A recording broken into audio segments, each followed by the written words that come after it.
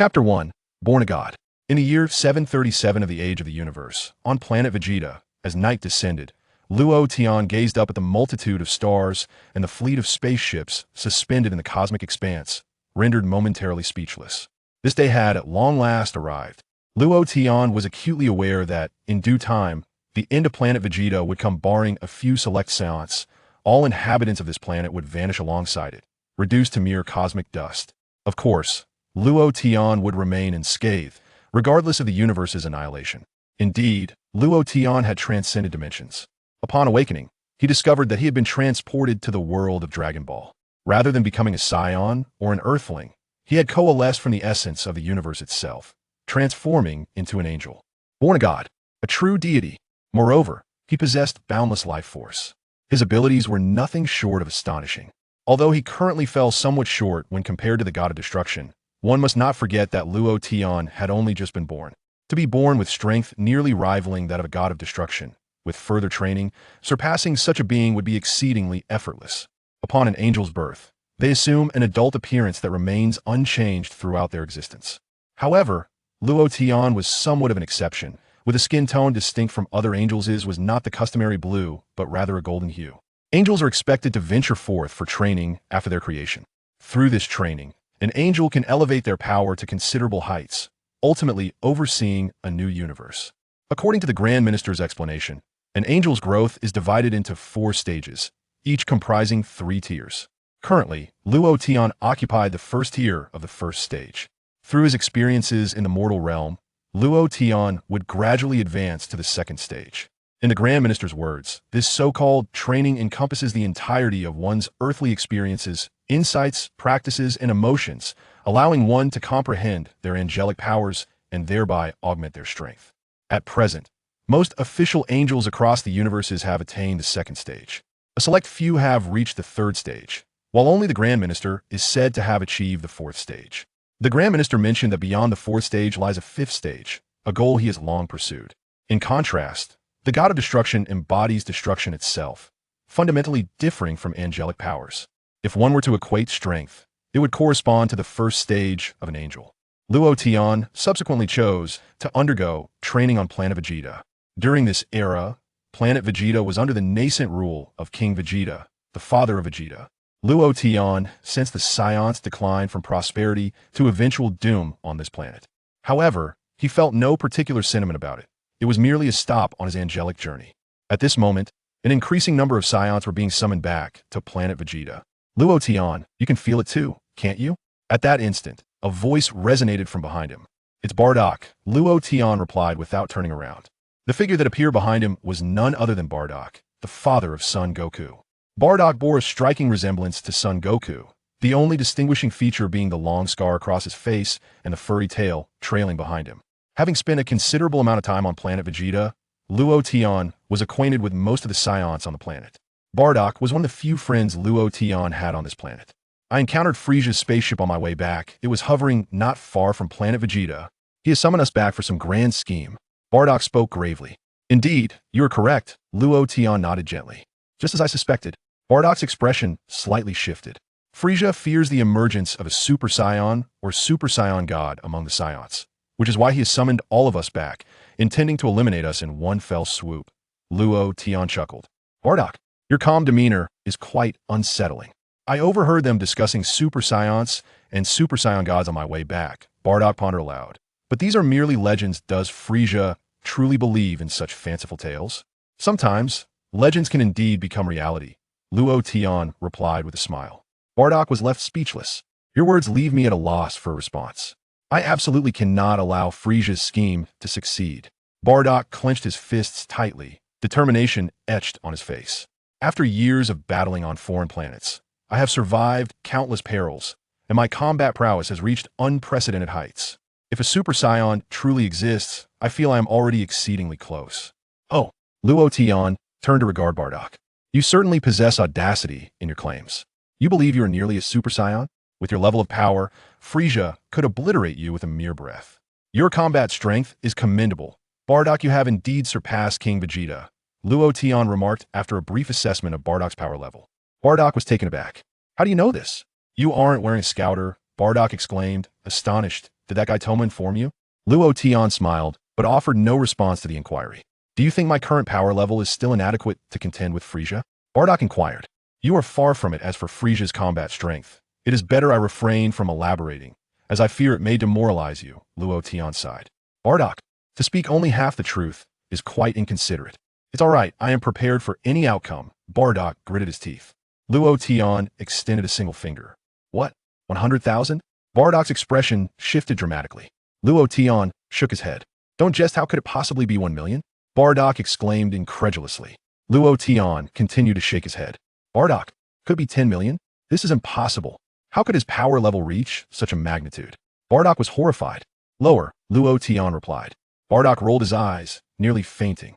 Frisia's combat strength is 100 million, Luo Tian stated. To be precise, it is 120 million. I merely omitted the 2 million remainder for your sake. Bardock trembled violently, his complexion turning ashen. Frisia's power level was otherworldly.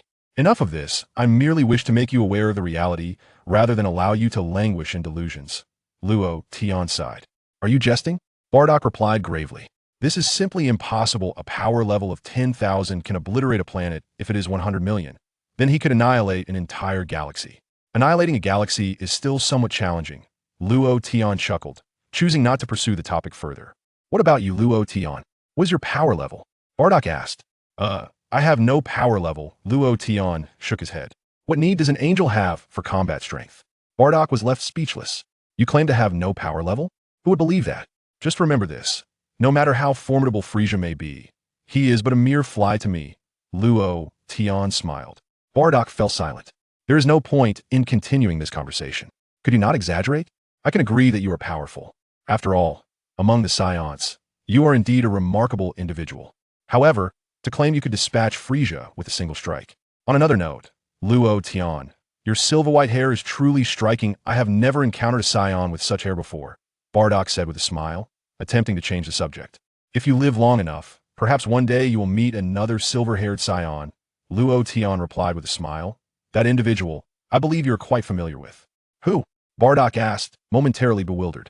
Bardock, if I were you, instead of chatting with me here, you should be finding a way to send your son Kakarot away as quickly as possible that way. Even if planet Vegeta is destroyed, he may still have a chance to survive, Luo Tian smiled. Perhaps one day, he will avenge us Scions. Bardock, enough already. My son Kakarot? That little fellow with a power level of only 2. However, Luo Tian's words ring true. We must find a way to ensure Kakarot's survival. I do not expect him to avenge us, but as long as he can lead a healthy life on that distant planet, that would suffice. And what about you, Luo Tian? What are your plans? Bardock inquired. I intend to share the fate of this planet. Luo Tian replied with a smile. Bardock was momentarily speechless. Why do I feel as though you have come to terms with everything? Never mind. It is your choice. Very well, I understand, Bardock said gravely nodding. Kakarot's combat power is merely 2. I believe that even if he were to leave Frisia's grasp aboard a spaceship, he would remain undetected. Perhaps he truly can escape this calamity. Go ahead, Luo Tian chuckled softly.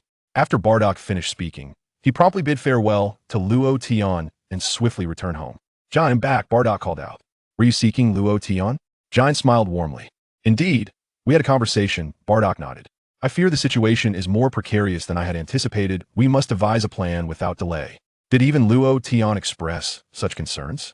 Jine's expression shifted.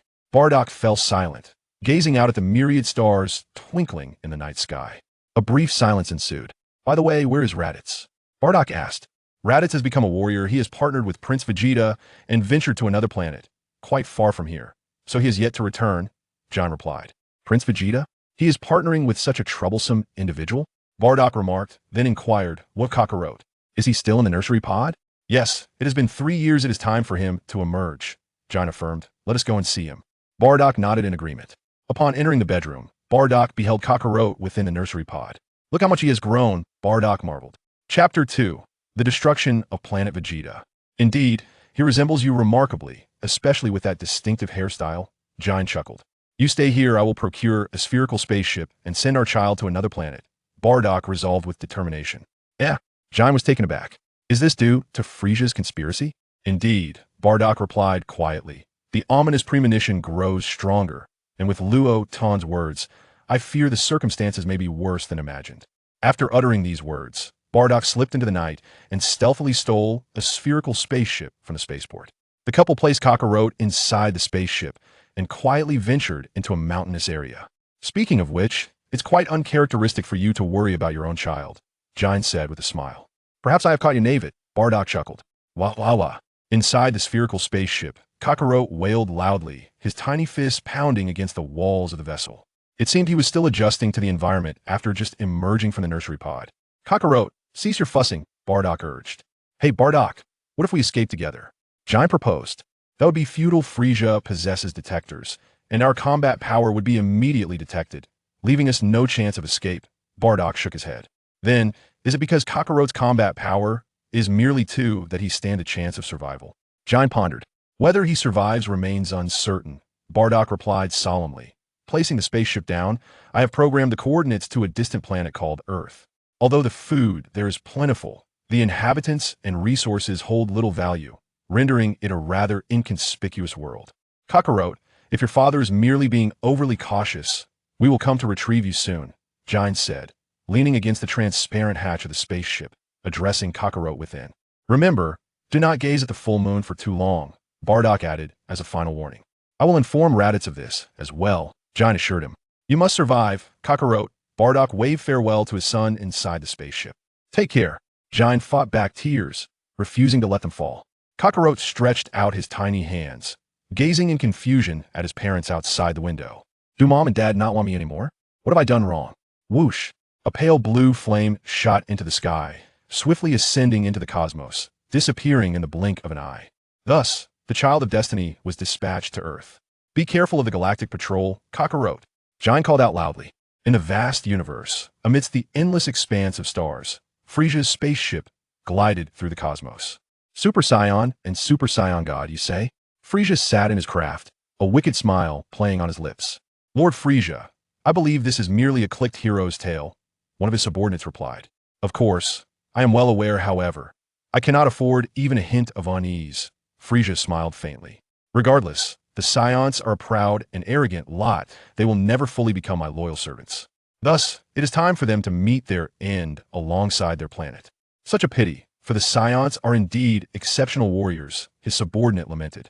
By the way, how many Scions have returned to planet Vegeta? Frisia inquired. They should all return within a month. The subordinate responded. Currently, only a handful of Scions remain, requiring additional time to arrive. I cannot wait that long. The preliminary plan is set for a month from now. Frisia chuckled.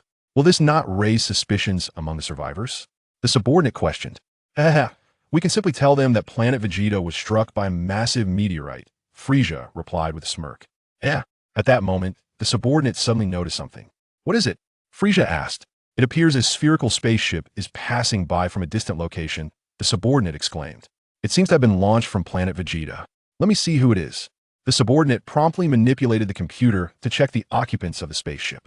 In the vast expanse of the universe, there lay a diminutive Scion infant, his battle power a mere 2. His subordinates nearly chuckled at the absurdity of the situation. Lord Frisia, shall we bring this ship down? One of his minions inquired. With such a feeble battle power, even survival seemed a daunting task in this cosmos. Frisia, with a subtle smile, mused to himself, perhaps I should cultivate some benevolence. My lord, do you possess any kindness? The subordinate retorted, sensing Frisia's disdain for the thought of annihilating the infant. On a distant planet, Vegeta, Nappa, and Raditz had already decimated the majority of the human populace.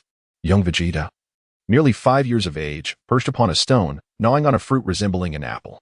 Are you truly unconcerned about not returning? You are a prince, after all. Raditz questioned, nursing minor injuries from the recent skirmish, while Vegeta and Nappa remained unscathed. What of it? I shall simply pretend I did not hear you, Vegeta replied nonchalantly. Raditz found this notion agreeable.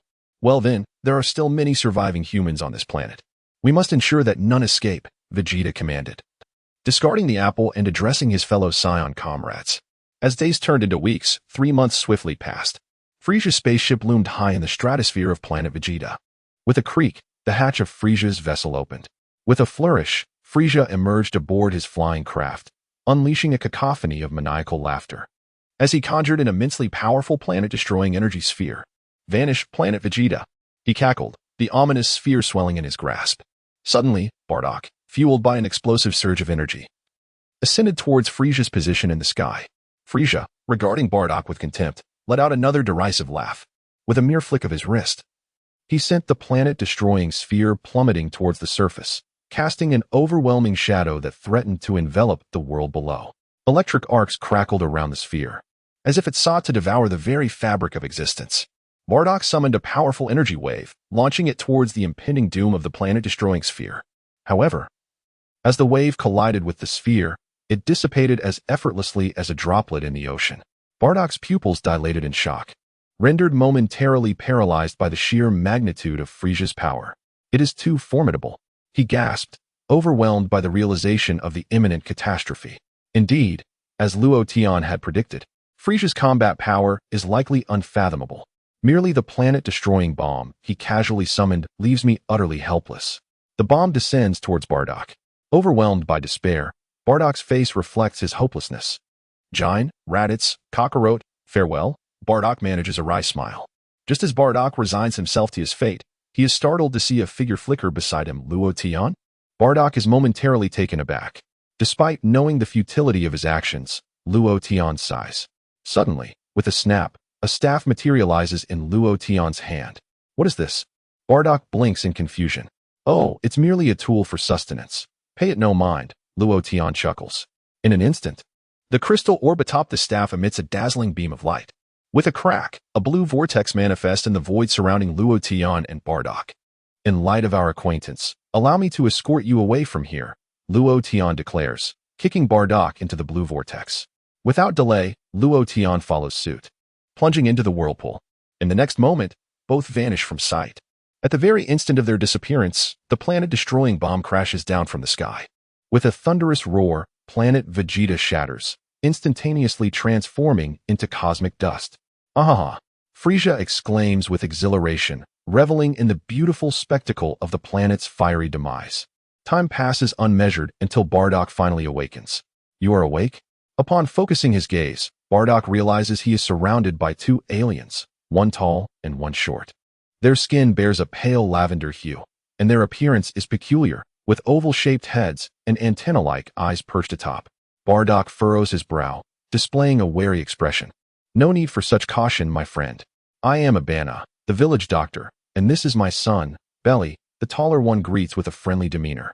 "We found you unconscious in the nearby forest. It was Belly who brought you here. This is a healing potion from Planet Plant." As he speaks, Abana gently takes Bardock's arm and pours the healing liquid onto his injured forearm. Bardock is momentarily taken aback. This substance closely resembles the healing fluids from a medical device. Just moments ago, this fellow mentioned being on Planet Plant. Isn't that the former name of Planet Vegeta? What on earth is happening? How did I end up in this place? Chapter 3. We shall meet again in 1,000 years. Rest well. I believe your injuries will soon heal completely. Abana remarked with a smile. Bardock remained silent. After Abana finished speaking, she departed with Bailey.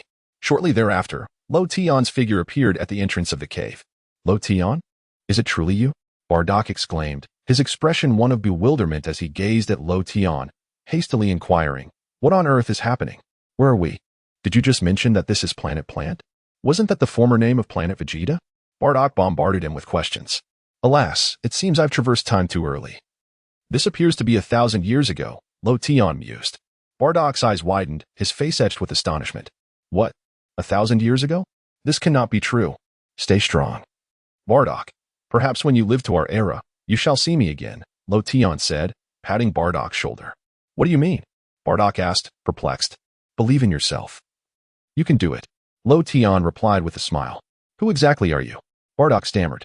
"You may consider me a deity," Lo Tian said with a slight grin. Bardock fell silent. A deity? Such words were difficult to digest.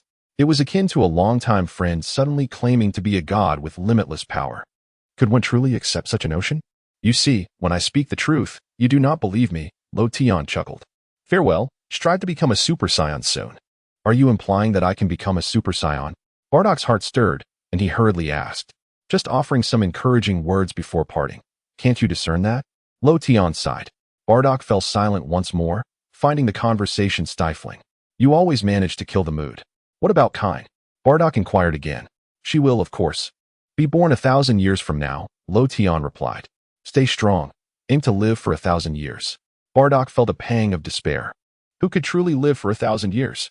The lifespan of a scion reaches a maximum of merely a century, with the fortunate ones possibly living up to 200 years. Such an age is indeed considered remarkably long. After all, the longevity of scions is not vastly different from that of humans on Earth.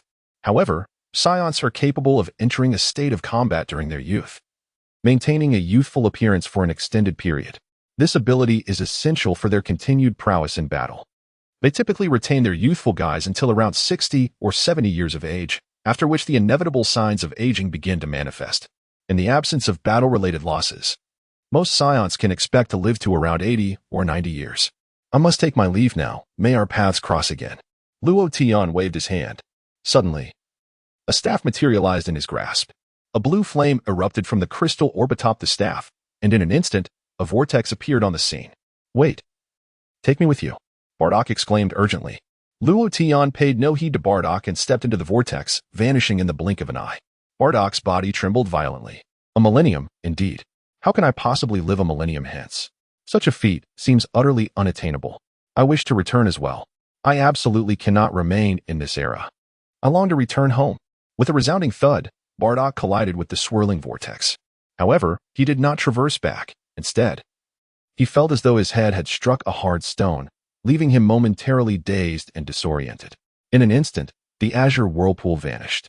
Wait, do not disappear, Bardock shouted, but there was no further response. The entire world seemed to fall into a profound silence at that very moment. The cave remained unchanged, yet it was imbued with an added sense of solitude and resignation. What vanished? Did you have a nightmare? At that moment, Bailey approached with food in hand, gazing at Bardock with a look of astonishment. Bardock silently regarded Bailey. Are you all right? Bailey inquired with genuine concern. Leave me alone. I do not wish to converse with you, Bardock huffed in reply. Suddenly, Luo Tian traversed the time-space tunnel, returning to his own era. Yet by this time, planet Vegeta had already been obliterated. Even Frieza had departed aboard his spaceship. Luo Tian found himself suspended in the vastness of space. What? Save planet Vegeta? That is an impossibility. As an angel, one is expected to maintain a neutral stance. However, this principle could be bent. Ultimately, Luo Tian believed there was no necessity to save planet Vegeta. The demise of this planet was an inevitable fate. It is quite natural for a race to decline from its zenith in the vast cosmos. Concerning the notion that angels would vanish if they fought with all their might, Luo Tian had sought counsel from the Grand Minister. The Grand Minister advised that as long as one is sufficiently powerful, there is no need to exert oneself fully.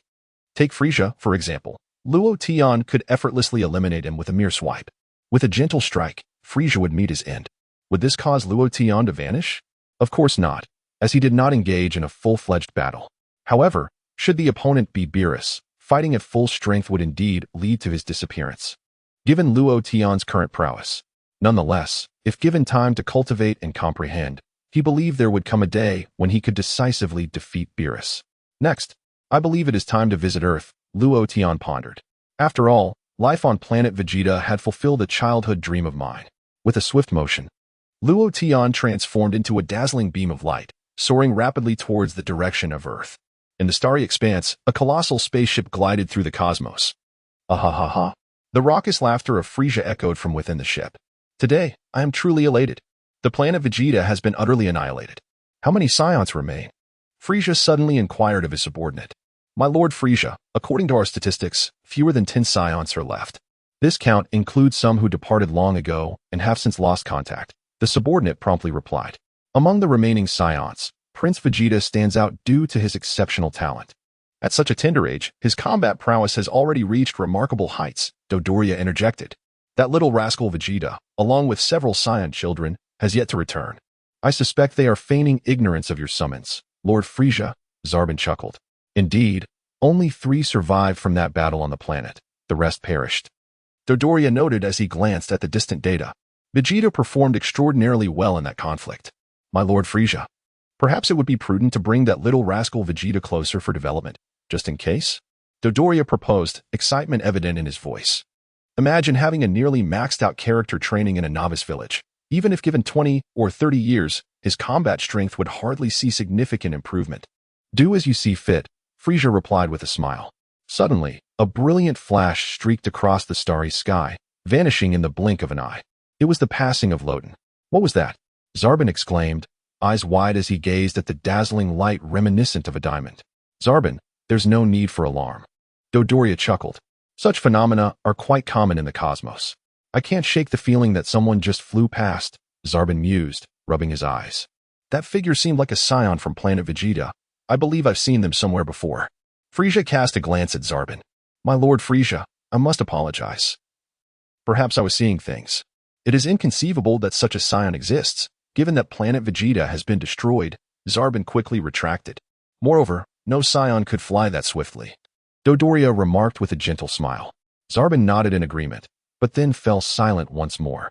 That figure truly resembled a scion I once encountered, especially with that striking silver hair that remains etched in my memory. Yes, Loden. The scion named Loden. But how could this be? Was he not perished alongside planet Vegeta? Surely, I must be mistaken. Indeed, I shall refrain from meddling further. Sabo, what is it? Are you still contemplating the recent events? Frisia squinted at Sabo with his triangular eyes. No. Sabo vigorously shook his head. It is well then, Frisia replied with a gentle smile. Once again, Sabo fell into silence, prompting Frisia to furrow his brow. Just moments ago, an unsettling feeling had unexpectedly emerged within him. What could it be? This disquiet seemed to be linked to that dazzling beam of light. Was that resplendent light truly a scion in flight? Frisia contemplated pursuing it. Yet the speed of that light was astonishing, surpassing even that of a spaceship. What a futile endeavor, given the current technological capabilities of Frisia's army. Such a pursuit was impossible. Moreover, there was no way to capture an image of the entity. On an unnamed planet, Vegeta had just received a communication.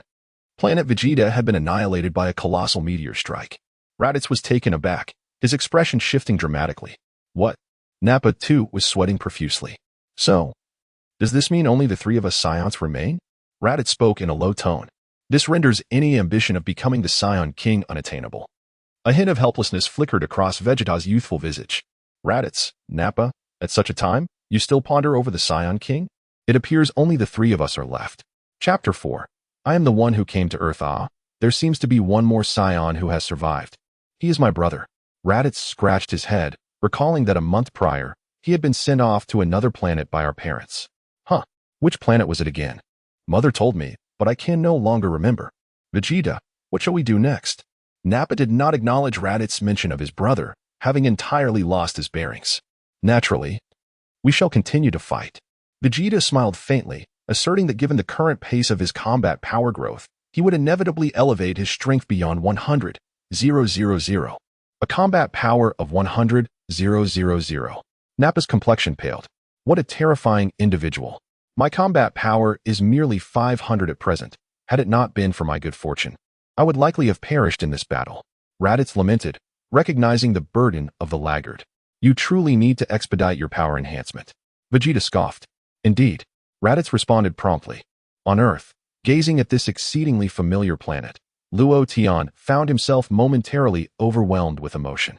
Observing Earth from the vastness of space evoked profound reflections. Whoosh. In the next instant, Luo Tian descended rapidly towards Earth. Someone please save me. Help. At that moment, Luo Tian suddenly heard a voice emanating from below. He focused his gaze and beheld two ruffians intent on inflicting harm upon a beautiful girl. The girl retreated step by step, her face pale with fear. What filled her with despair was the stark realization that there was no one around to help. This desolate area could aptly be described as a wilderness. Miss, why don't we have some fun? It's just the three of us here. As long as you make us happy, one of the thugs, bearing a scarred face, grinned wickedly. Such a stunning lady, we are indeed fortunate today, chimed in another youth with braided hair. The two men advanced menacingly toward the girl, who continued to back away until she stumbled, collapsing to her knees. Do you enjoy kneeling, my dear? The scarred man sneered, his smile widening. The girl cried out in desperation, someone help me.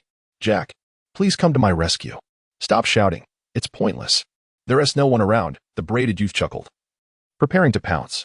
Suddenly, Luo Tian descended from the heavens, landing beside the girl with remarkable grace. With a swift kick, he sent the braided youth flying through the air, rendering him unconscious upon impact with the ground. Alas, I may have been a tad too forceful. He might end up a vegetable, Luo Tian sighed, lamenting the necessity of violence. What? Who are you? The scarred man's demeanor shifted dramatically as he brandished a handgun, aiming it at Luo Tian. In a flash, Luo Tian struck, disarming the thug and sending the gun flying. The man stood frozen in disbelief. After a brief silence, the scarred man regained his wits and drew a dagger from behind him. With a swift motion, Luo Tian seized the blade and, with a gentle twist, snapped it in two. "What other weapons do you possess?" Luo Tian inquired with a smirk. "None. Please spare me." The scarred man stammered, collapsing to his knees in terror. With a decisive kick, Luo Tian sent the thug soaring through the air, his head striking the ground with a thud. Whether he lived or died was of little concern to Luo Tian. "How dare you lay a hand on an angel? You are unworthy of existence." "How handsome." The girl's eyes sparkled with admiration, her heart aflutter. "You are truly magnificent. Are you all right?" Luo Tian gazed at the girl, and upon doing so, he found himself momentarily taken aback. There was something familiar about her. It seemed he had encountered her before, perhaps within the pages of a comic book. The girl possessed long, golden hair and bore a striking resemblance to Bulma. Could it be that she is Bulma's sister? "Greetings, I am Tais, and I am profoundly grateful for your rescue. I assure you, I shall repay your kindness." The girl hastily introduced herself and bowed respectfully to Luo Tian. "Tais?" Luo Tian was taken aback. Indeed, she was Bulma's sister. He had not anticipated encountering Bulma's sibling so soon after arriving on Earth. "I am Luo Tian," he said with a smile, inquiring, "What brings you to this desolate and uninhabited place all alone?" "I am a novelist seeking to gather inspiration from my writing. Who could have foreseen that I would encounter those two villains?" Taisi still feels a lingering fear. "Once again, I express my deepest gratitude for your life-saving intervention. I am determined to show my appreciation in every possible way. Must I offer my heart in return?" Luo Tian chuckled. Taisi remarked, "I thought you were quite serious just a moment ago. I never expected that after just 2 sentences, you would make such a joke." Smack. At that moment, Jack descended from the heavens, swiftly appearing on the scene. "Tai, were you the one calling for help just now?" Jack inquired hastily. "Indeed." Tai wiped the sweat from her brow. "At the pace you are moving, by the time you arrive, I will have already been bullied by them. Are you intending to be disrespectful towards Miss Tai?" Jack pointed at Luo Tian. Luo Tian was acquainted with Jack and was aware that he was a galactic patrol officer. "No, that's not the case," Tai hastily clarified. "You need not say more. Allow me to handle him," Jack declared, assuming a combat stance. Bang! With a swift motion, Luo Tianming delivered a resounding slap. Before Jack could even comprehend the situation, he was sent flying. Tai Si remarked, "Wasn't it promised to repair others? Why is he so fragile? Aren't you the so-called elite of the Galactic Patrol? Is it possible that this individual is an imposter?" Jack swiftly adjusted his posture and returned to the scene once more. "Who are you?" The color drained from Jack's face. How could the silver-haired youth possess such formidable strength? Currently, among the inhabitants of Earth, it is said that there should not exist such a formidable individual. Goodness, he is not a bad person. He saved me. Taze explained hastily. "Not a bad person?" Jayak was taken aback. "Indeed, his name is Luo Tian." Tai Si introduced. "Luo Tian, this is Jayak. He is my friend. You must have misunderstood earlier." "Oh, I see. Then forget it," Luo Tian nodded. Jayak replied, "You think that being struck is simply to be forgotten? Though your previous move was commendable, it was primarily due to my lack of preparation. If I were to truly engage, you might not stand a chance against me." Gak chuckled heartily, addressing Luo Tian with a friendly demeanor. "That said, you possess considerable skill. Would you be interested in joining the Galactic Patrol? With your abilities, you could swiftly ascend to become an elite member of the patrol." "Not interested," Luo Tian replied, shaking his head. "What? Becoming an elite of the Galactic Patrol is a dream for many humans." Gak was momentarily taken aback, astonished by Luo Tian's response. "By the way, Melis has already become an elite, hasn't he?" Luo Tian inquired with a smile. "Melis?" Gak was once again stunned, staring at Luo Tian in disbelief. "Do you know Melis?" "I am his brother," Luo Tian chuckled. "Gak, I am astonished. I pondered how this individual could possess such remarkable prowess, only to discover that he is, in fact, the brother of Melis. How astonishing. This certainly complicates matters. It is no wonder that he shares the same silvery locks as Melis. However, Melis boasts azure skin, marking a stark contrast between their complexions. But we are not technically brothers," Gak inquired. "We share no blood relation, which explains our differing skin tones." Luo Tian chuckled softly. "Ah, I see." Gak wiped the perspiration from his brow. "Do you know each other?" Tai Si interjected. To be precise, I am acquainted with Melis of the Galactic Patrol. Luo Tian replied with a slight smile. By the way, Gak, Melis must now be the preeminent figure within the Galactic Patrol, correct? No, no, no. I am the foremost. Gak hastily asserted. Luo Tian merely smiled, choosing not to expose Gak's exaggeration. Gak has a penchant for grandiloquence, a trait Luo Tian is well aware of. Miss Taisi, how is your quest for novel material progressing? Gak inquired. This region should adequately serve as the foundation for your narrative, should it not? It feels as though something is amiss, Taisi mused. Hey, we had an agreement. I would assist you in sourcing material for your novel, and in return, you would provide me with energy for my spacecraft, Gak insisted, growing anxious. I do not wish to be stranded on this ancient planet, devoid of any communication with our headquarters. At this point, Gak turned to Luo Tian, his eyes sparkling with determination. You are Luo Tian, correct? How did you arrive on Earth? Surely, you must have come via spaceship. May I borrow your spacecraft? Gak seemed to have discovered a glimmer of hope. Promptly directing his query to Luo Tian, Gak had arrived on Earth after receiving information from the Galactic Patrol headquarters. Warning of a fearsome scion destined to land on this planet and unleash devastation. To thwart this malevolent scion, Gak, embodying a figure of justice, piloted his spacecraft to Earth. Unfortunately, during the descent, the vessel's engine inadvertently collided with a rugged stone, resulting in a malfunction. To repair the spacecraft, a rather unique energy source is required, one that is exceedingly precious. Alas, Gak finds himself devoid of funds. Surely, he cannot resort to thievery? I am indeed the embodiment of justice. Fortunately, Jack encountered the novelist Thais. She mentioned that there should be such energy present in her home. Yet she is reluctant to return, preferring instead to seek out inspiration for her writing, in order to expedite their return to the Galactic Police headquarters. Jack reluctantly agreed to accompany Thais on her quest for novelistic material. As for the matter concerning the scions, Jack had conducted an investigation upon arriving on Earth. It appears that no fearsome scions have emerged. It must surely be a case of misinformation. I flew to Earth without the use of a spaceship, Loden replied. Jack retorted, you certainly have a talent for boasting. Can we refrain from boasting about Mel's brother? Even if you were to claim that your spacecraft is malfunctioning, it would still be a more palatable excuse than the current one. Chapter 5. So, does this mean I am to become a son-in-law? Well, since you believe my spacecraft is damaged, let us proceed with your perspective, Luo Tian smiled. Jack was momentarily taken aback. How did he discern my innermost thoughts? Indeed, it must be a mere coincidence. Never mind. Seeing your urgency, I shall accompany you back home to search for the energy you mentioned. Thais sighed. You two continue your conversation. I must take my leave now. Luo Tian waved his hand. After uttering these words, Luo Tian was about to depart. Wait a moment. Thais hurriedly stepped forward and grasped Luo Tian's hand. Is there something else? Luo Tian inquired. Luo Tian, I have mentioned my desire to repay you well. Would you accompany me home? Taisi extended her invitation. Surely you do not intend to offer yourself so readily? Luo Tian inquired. Taisi wiped the sweat from her brow. What? Taisi, are you to wed him? Jake was equally exhilarated, exclaiming with delight, how wonderful. I truly relish attending others' weddings, as it grants me the opportunity to indulge in a lavish feast at the banquet.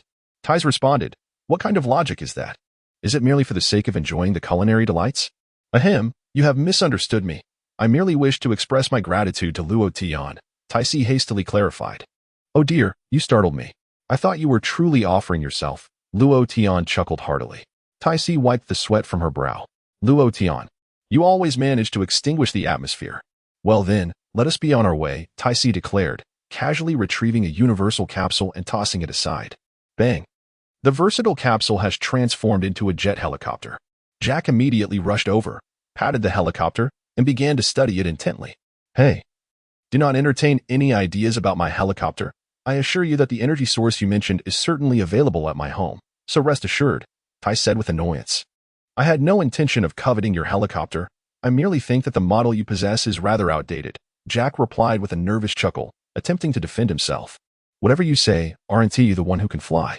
This helicopter is perfectly suited for 2 passengers, so do stay close to us. Thais, speaking as she grasped Luotian's hand, stepped onto the helicopter. The helicopter roared to life. Jekka exclaimed, Hey, you can't be serious. Are you really leaving me behind? Jekka appeared truly innocent in his plea. I was the one who became acquainted with you first. It seems that upon encountering a handsome gentleman, you have chosen to overlook my presence. Whoosh. Taisi ignored Jack, maneuvering the helicopter through the sky, leaving a white trail as it swiftly headed towards the direction of the West City. Jack soared into the air on his fiery feet, following closely behind. Before long, Taisi landed at the headquarters of the Universal Capsule Corporation with Luo Tian in tow. Hey, Taisi, this is the Universal Capsule Group on Earth, right? I've heard it is the wealthiest company on the planet. How did you land the helicopter here? Jack exclaimed in astonishment from behind. Fool, this is my home. Taisi replied with a mysterious smile. Jack was momentarily stupefied. Your home? Huh, who would have thought? In truth, I am the daughter of a wealthy family. Taisi said with a grin. Jack was genuinely speechless. You, a daughter of a wealthy family, are pretending to be a poor scholar. I have come of age. I no longer wish to rely on my family's fortune to sustain my life, Taisi stated earnestly, though our family's wealth could last for generations. Well, the mindset of the wealthy is truly peculiar. Jack shook his head. However, during my time away, I have come to realize that while I also desire to be self-sufficient, I believe that if the family fortune is available, it should be utilized. After all, it won't be exhausted regardless. Taisi smiled. It is good that you have come to such an understanding. Jack nodded in agreement. Luo Tian remained silent, his expression appearing quite serene. How about it? Has Luo Tian been startled? Taisi chuckled. Noticing Luo Tian's silence, Taisi naively assumed he was merely taken aback. After all, who could anticipate that an ordinary-looking beautiful girl would suddenly reveal herself as the heiress of the world's wealthiest family? The contrast was indeed quite striking. Does this mean I am to become a son-in-law? Luo Tian pondered aloud. Taisi, Jack, this lad certainly knows how to converse. Oh, Taisi, you're back. At that moment, Dr. Brevis arrived on a bicycle, adjusting his glasses and gazing affectionately at Taisi. Father, this is Galactic Patrolman Jack, who supposedly hails from the distant galaxy. He inquired if we possess a special energy source here. Taisi informed her father, gesturing casually towards Luo Tian and Jack. What? Remarkable indeed, coming from a distant galaxy. Dr. Brevis approached Luo Tian, adjusting his glasses as he scrutinized him. So, you are an alien? Strangely enough, you seem not too different from Earthlings. Your silver hair is somewhat exceptional, yet Earthlings are not entirely devoid of such features. Luo Tian, Jack, Taisi, father, this one is indeed the Galactic Patrolman. Tais frowned and remarked, Ah, it's you. Indeed, you look quite different from Earthlings. Is that a mask you're wearing? Doctor Brevis inquired with curiosity. This is not a mask. My face has always appeared this way, Jack replied, wiping the sweat from his brow. Your attire also seems rather unique. What material is it made from? Dr. Brevis continued to probe. The top is standard issue from the Galactic Patrol, Jack responded. Dr. Brevis reached out and examined Gak's trousers. Marveling, the fabric of these pants is remarkable. It feels like they're in complete contact with your skin. Could this be a form of fusion material? Gak, wiping his sweat once more, replied, I'm afraid I'm not wearing pants. Don't look at me. Tais interjected. Our anatomical structures are inherently different. There is nothing astonishing about not wearing pants. Gak exclaimed loudly. It's really not a big deal, Luo Tian nodded, unfazed. Gak cast a grateful glance at Luo Tian, acknowledging his composure. Just like our little pets over there, such as the kittens and puppies, and even the small dinosaurs, they aren't dressed, are they? Luo Tian chuckled. I am not a pet. I am the most powerful human on our planet. Gak retorted angrily. Luo Tian nodded in response. Gak felt tears welling up. Your nonchalant attitude leaves me at a loss for words. This is Dr. Brevis. He turned to Luo Tian. Father, this is Luo Tian. He came to my rescue when I was in danger. He is my savior. Tais quickly interjected. So, are you planning to pledge yourself to him? Dr. Brevis asked. Father, can we please have a serious conversation? Tais exclaimed, her cheeks flushing. Cough, cough. Let us get back on track. What materials do you require? Dr. Brevis turned his attention to Gak. Gak subsequently outlined the energy sources needed for his spacecraft. There should be some. Come with me and take a look. The terminology might differ. Dr. Brevis beckoned to Gak. All right, thank you, Doctor. Gak expressed his gratitude. Tais, why don't you take your friend around for a bit? Dr. Brevis suggested. Father, he is not my boyfriend. We have not yet established our relationship. Tais protested playfully. Dr. Brevis refrained from further comment and led Gak to find the energy source he required. I truly apologize, Luo Tian. My father has a penchant for such tedious jokes. Tais said, her face still flushed. I find him quite humorous, Luo Tian chuckled. Come, Let me show you around, Tai's invited. All right, I appreciate your kindness, Gak replied. Luo Tian nodded. Taisi was momentarily taken aback. You can finally engage in a proper conversation, she remarked, gesturing toward an expansive courtyard ahead. As she spoke, a little girl ambled over leisurely. The child appeared to be around 5 years old, with a blue ponytail adorning her head. In her hand, she held what seemed to be a toy gun. Upon closer inspection, Luo Tian realized it was no mere toy. It was a powerful laser gun. He was all too familiar with this little girl, who was none other than Bulma, the heroine of the Dragon Ball universe. Sister, you're back, Bulma exclaimed, looking up at Taisi. Luo Tian, this is my younger sister, Bulma, Taisi introduced her. Who is he? Is he your boyfriend? Bulma inquired. Scrutinizing Luo Tian with curiosity, Taisi's expression darkened instantly. What is this little girl thinking? You're only 5. Do you even know what a boyfriend is? You must be spending too much time on Douyin, which has made you so precocious. He is just a friend, Taisi admonished Bulma. Really? This is the first time I've seen my sister bring a boy home, Bulma retorted, her youthful face displaying an unusual maturity. Taisi sighed. I can't even have a conversation anymore. Chapter 6. The entire universe is my home, but this young man is quite handsome, Bulma remarked, gazing at Luo Tian. Much more attractive than the boys in our kindergarten. Taisi wiped the sweat from her brow. Luo Tian remained silent. You're comparing me to your kindergarten classmates? Oh dear, it's Taisi who has returned. At that moment, another female voice floated over. Luo Tian looked up to see a middle-aged woman approaching from a distance. It was Bulma's mother. Is this your boyfriend, Taisi? Bulma's mother greeted with a smile. Taisi was on the verge of tears. I can't stay in this house any longer. Perhaps I should find a job right after graduation. Just look at this family. Not a single sane person among them. I suspect I might have been adopted. Luo Tian, this is my mother, Taisi introduced. Hello, Auntie. I apologize for the intrusion, Luo Tian said politely, bowing. What a handsome young man. Surely he cannot be Taisi's boyfriend? If not, then let him be my boyfriend, Bulma's mother remarked with a smile. Taisi felt her anger bubbling to the surface. Mother, enough already. Aren't you afraid of what father might think upon hearing that? It seemed that even if father were to hear it, he wouldn't care. What a blunder it was to bring Luo Tian to our home. Such a charming young man. You must wait for me to grow up quickly. If my sister doesn't want you, I shall be your girlfriend, Bulma declared with conviction. Go play, you child, Taisi scolded in annoyance. Sister, you are still so fierce, Bulma giggled. A girl must learn to be gentle. That way, Luo Tian will like you, she added. Would you like something to drink, Luo Tian? Bulma's mother inquired. Please, make yourself at home. Anything is fine.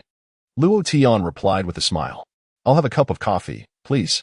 Speaking of which, during his training on Vegeta, he had never tasted coffee, as the planet lacked such a plant. Now that he had returned to Earth, indulging in a cup of coffee seemed a delightful choice. Moreover, the food on Vegeta was truly unpalatable. Thankfully, Luo Tian could manage without eating or drinking, but after a prolonged period, he always felt a pang of hunger. I'll prepare the coffee for you, Taisi said, eager to escape the current atmosphere, and hurried off to the kitchen. Luo Tian, have you kissed Taisi? Bulma's mother asked. Taisi had not gotten far before nearly stumbling upon hearing her mother's words. Mother, is it appropriate to say that in front of Bulma? She is only 6, Taisi exclaimed, her chest heaving with frustration. Oh dear, teenage girls can be quite volatile. I remember those days well, Bulma's mother chuckled. Taisi was on the verge of tears. It's just a kiss. Don't treat me like a naive child. Bulma, unfazed, chimed in. I've seen it on television. Not yet. We just met. Luo Tian wiped the sweat from his brow. This family was truly one of a kind. However, upon reflection, he realized that Bulma's family was indeed unique. Regardless of what transpired, they maintained an optimistic outlook. Even when Majin Buu threatened to destroy the entire West City, Bulma's parents chose to remain in their home, ready to face whatever came alongside their beloved pets. I can't continue this conversation, Taisi exclaimed. I suppose I shall go and brew some coffee. Where are you from, young Master Luo Tian? Bulma's mother casually inquired. I consider the entire world my home. Luo Tian replied. Doesn't that mean you have no home? Bulma murmured softly. To be precise, the entire universe is my home, Luo Tian chuckled. What an audacious claim. You've left me utterly speechless, Bulma retorted. Her mother was equally taken aback. After exchanging idle chatter for a moment, Jace had successfully located the energy source for the spaceship and was now approaching with doctor briefs. I cannot thank you enough, Doctor, Jace expressed his gratitude. Without your assistance, I would have found it exceedingly difficult to return to the Galactic Patrol headquarters. Oh, it's nothing, really. Just a small favor, the doctor smiled. Oh, is this fellow an extraterrestrial? Bulma's eyes sparkled upon seeing Jace. Indeed, I hail from another planet. By your vernacular, I am indeed an alien. Jace proudly patted Bulma on the head. At last, I have encountered a living extraterrestrial. Bulma observed Jace intently. Ha ha ha. What a spirited young lady, Jace chuckled awkwardly. Hey, alien. Can you fly? Bulma inquired. Certainly. I am an elite member of the Galactic Patrol. Flying is a mere trifle for me, Jace replied. A smile gracing his face as two golden flames erupted beneath his feet, lifting him into the air. Absolutely marvelous. Bulma clapped her hands in delight. Oh my, an extraterrestrial. Bulma's mother finally realized, gazing at Jace with curiosity. By the way, Jace, are you suggesting that you came to Earth because of some scion who has descended and poses a catastrophic threat to our planet? Dr. Briefs suddenly asked. Ha ha ha. Yes, indeed. The scions are formidable. They are a warrior race. Jace nodded vigorously. However, it seems there may have been some misinformation, as I needlessly worried. Is this gun powerful? Bulma asked, shaking the handgun in her hand. Jace wiped his brow. Young lady, you hold a toy gun. Do you think this is merely child's play? Haha, certainly not. You should be able to scare off that villain with just one shot. Jace replied with politeness. Well, I believe this gun of mine possesses considerable power. Bulma nodded gently before aiming the handgun at a nearby lake. Bang! Bulma pulled the trigger. A beam of light shot from the barrel, striking the lake. With a thunderous roar, the water surged to great heights. Jace was utterly stunned, trembling all over. Where did this little girl acquire such a powerful weapon? He wondered. Not too shabby, is it, alien? Bulma smiled and remarked, despite her tender age, she is truly a prodigy in the realm of science. Dr. Briefs chuckled with satisfaction. She must have inherited my remarkable genes. Indeed, she is extraordinary. Yak wiped his brow and said, Well, doctor, I shall take my leave now. Please continue your conversation. Very well, Dr. Briefs nodded gently. Do visit us often. Of course. Gak waved farewell and ascended into the air. Whoosh. He swiftly departed from Bulma's residence. Truly, all scientists possess their eccentricities. In this family, apart from Miss Tights, who remain somewhat normal, the rest are all rather peculiar. I believe it would be wise for me to maintain some distance from them. Is there truly an alien invasion imminent? Dr. Briefs murmured softly, only to dismiss the thought shortly thereafter. If malevolent extraterrestrials truly exist, it would be far more enlightening to capture them for thorough examination. Bulma pondered this notion with a thoughtful expression. Coffee has arrived.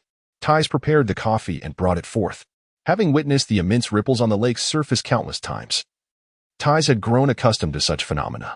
After all, none of her family members were particularly normal. Ah, how delightful it smells. It has been ages since I last savored coffee. Luo Tian lifted his cup, inhaling deeply. Is it due to your allergy to coffee? Tais inquired. Luo Tian replied. I can hardly keep pace with your thought process. Ahem, it sounds simply that the place I inhabit lacks this particular plant. Luo Tian relished the flavor, remarking that it had been over 20 years since he last enjoyed coffee. It still possesses the same taste. By the way, Luo Tian, where is your home? Tais asked. The young man replied that the entirety of the universe was his home. Bulma interjected. Tais continued. Speaking of which, may I request a favor? What is it? Luo Tian asked. As long as it is within my capabilities, I shall certainly assist you. It is a promise I made. Tais responded. Please help me find a place to stay. Luo Tian pondered. I may need to remain on Earth for an extended period. Humph, how boastful. You truly consider yourself an alien, don't you? Bulma shot him a disapproving glance. I thought it would be something substantial. Just stay at our house. It's quite spacious. Tais readily agreed. Oh dear, am I truly going to become a live-in son-in-law? Luo Tian scratched his head. No, it's not as you imagine. Tais exclaimed with a blush. Bulma, look, your sister is all flushed. Bulma's mother chuckled at her daughter. Sister, have you truly never shared a kiss? Bulma asked curiously. Tais was moved to tears. This household is truly unbearable. Thus, Luo Tian temporarily took up residence in Bulma's home. Days turned into weeks, and weeks into years. 10 years later. Wow, Bulma, I am finally an adult. Bulma extended her arms, her curvaceous figure revealed before Luo Tian. It's merely a year. Is it truly worth such joy? He remarked. Reflecting on his time here, he realized he had unwittingly spent a decade in this place. Gradually, he had grown accustomed to life on Earth, as well as to the playful companionship of Bulma and her sister, Thais. Though this existence may seem mundane, it was far from dull. During these tranquil days, Luo Tian had also managed to elevate his angelic powers to the second tier of the first stage. The pace of his advancement felt somewhat sluggish, yet upon deeper contemplation, he recognized there was no cause for concern. Angels from various universes had existed for eons. Among them, the most formidable had only reached the third stage, and even that was limited to a select few. Most angels resided comfortably in the second stage, indicating that his progress was relatively swift. He resolved to consult Mers about it when time permitted. The Grand Priest had mentioned that Mers was born on the same day as Luo Tian, but it seemed Luo Tian had taken the initiative to emerge first. Eager to assume the role of elder brother, he was curious to see how Mers' training had progressed, but there was no rush. Chapter 7 Brother-in-Law. Shall we seek the Dragon Balls? Brother-in-law, do you think I'm beautiful? Bulma giggled, showcasing her figure and stunning beauty to Luo Tian. Ahem. How many times must I tell you? Do not call me brother-in-law. There is nothing between me and your sister, Luo Tian admonished. Hee, I'm used to it. Bulma replied, her smile radiant as a blooming flower. You're 16 this year, right? I remember when we first met. You were just 6, Luo Tian chuckled. Yes. I'm already an adult, Bulma nodded.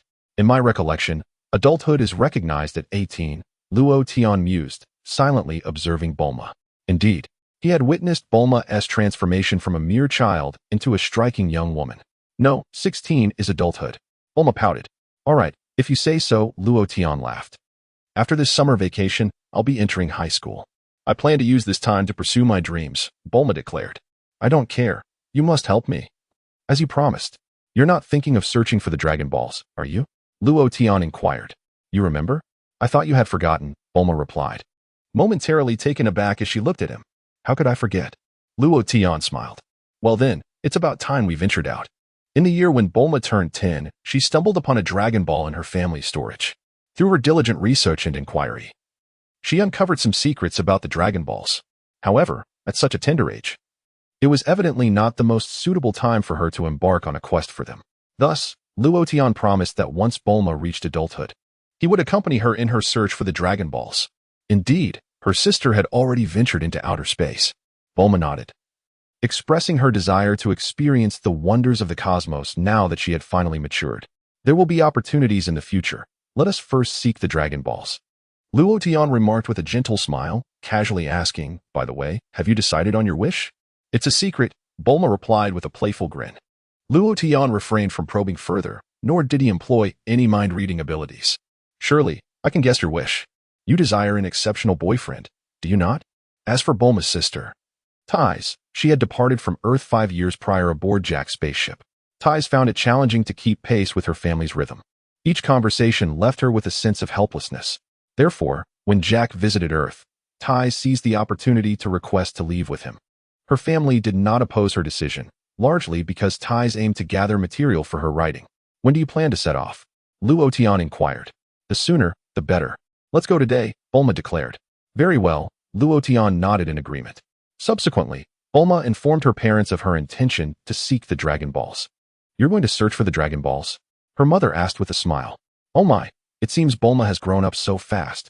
Doctor. Brief adjusted his glasses and looked at Bulma, asking, is it true that any wish can be granted?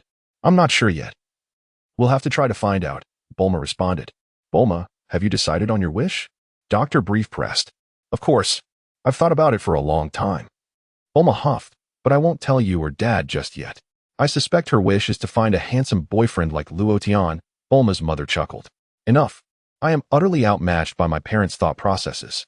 My sister is so frightened by both of you that she hasn't dared to return. I must hurry and leave. Bulma exclaimed, turning to depart.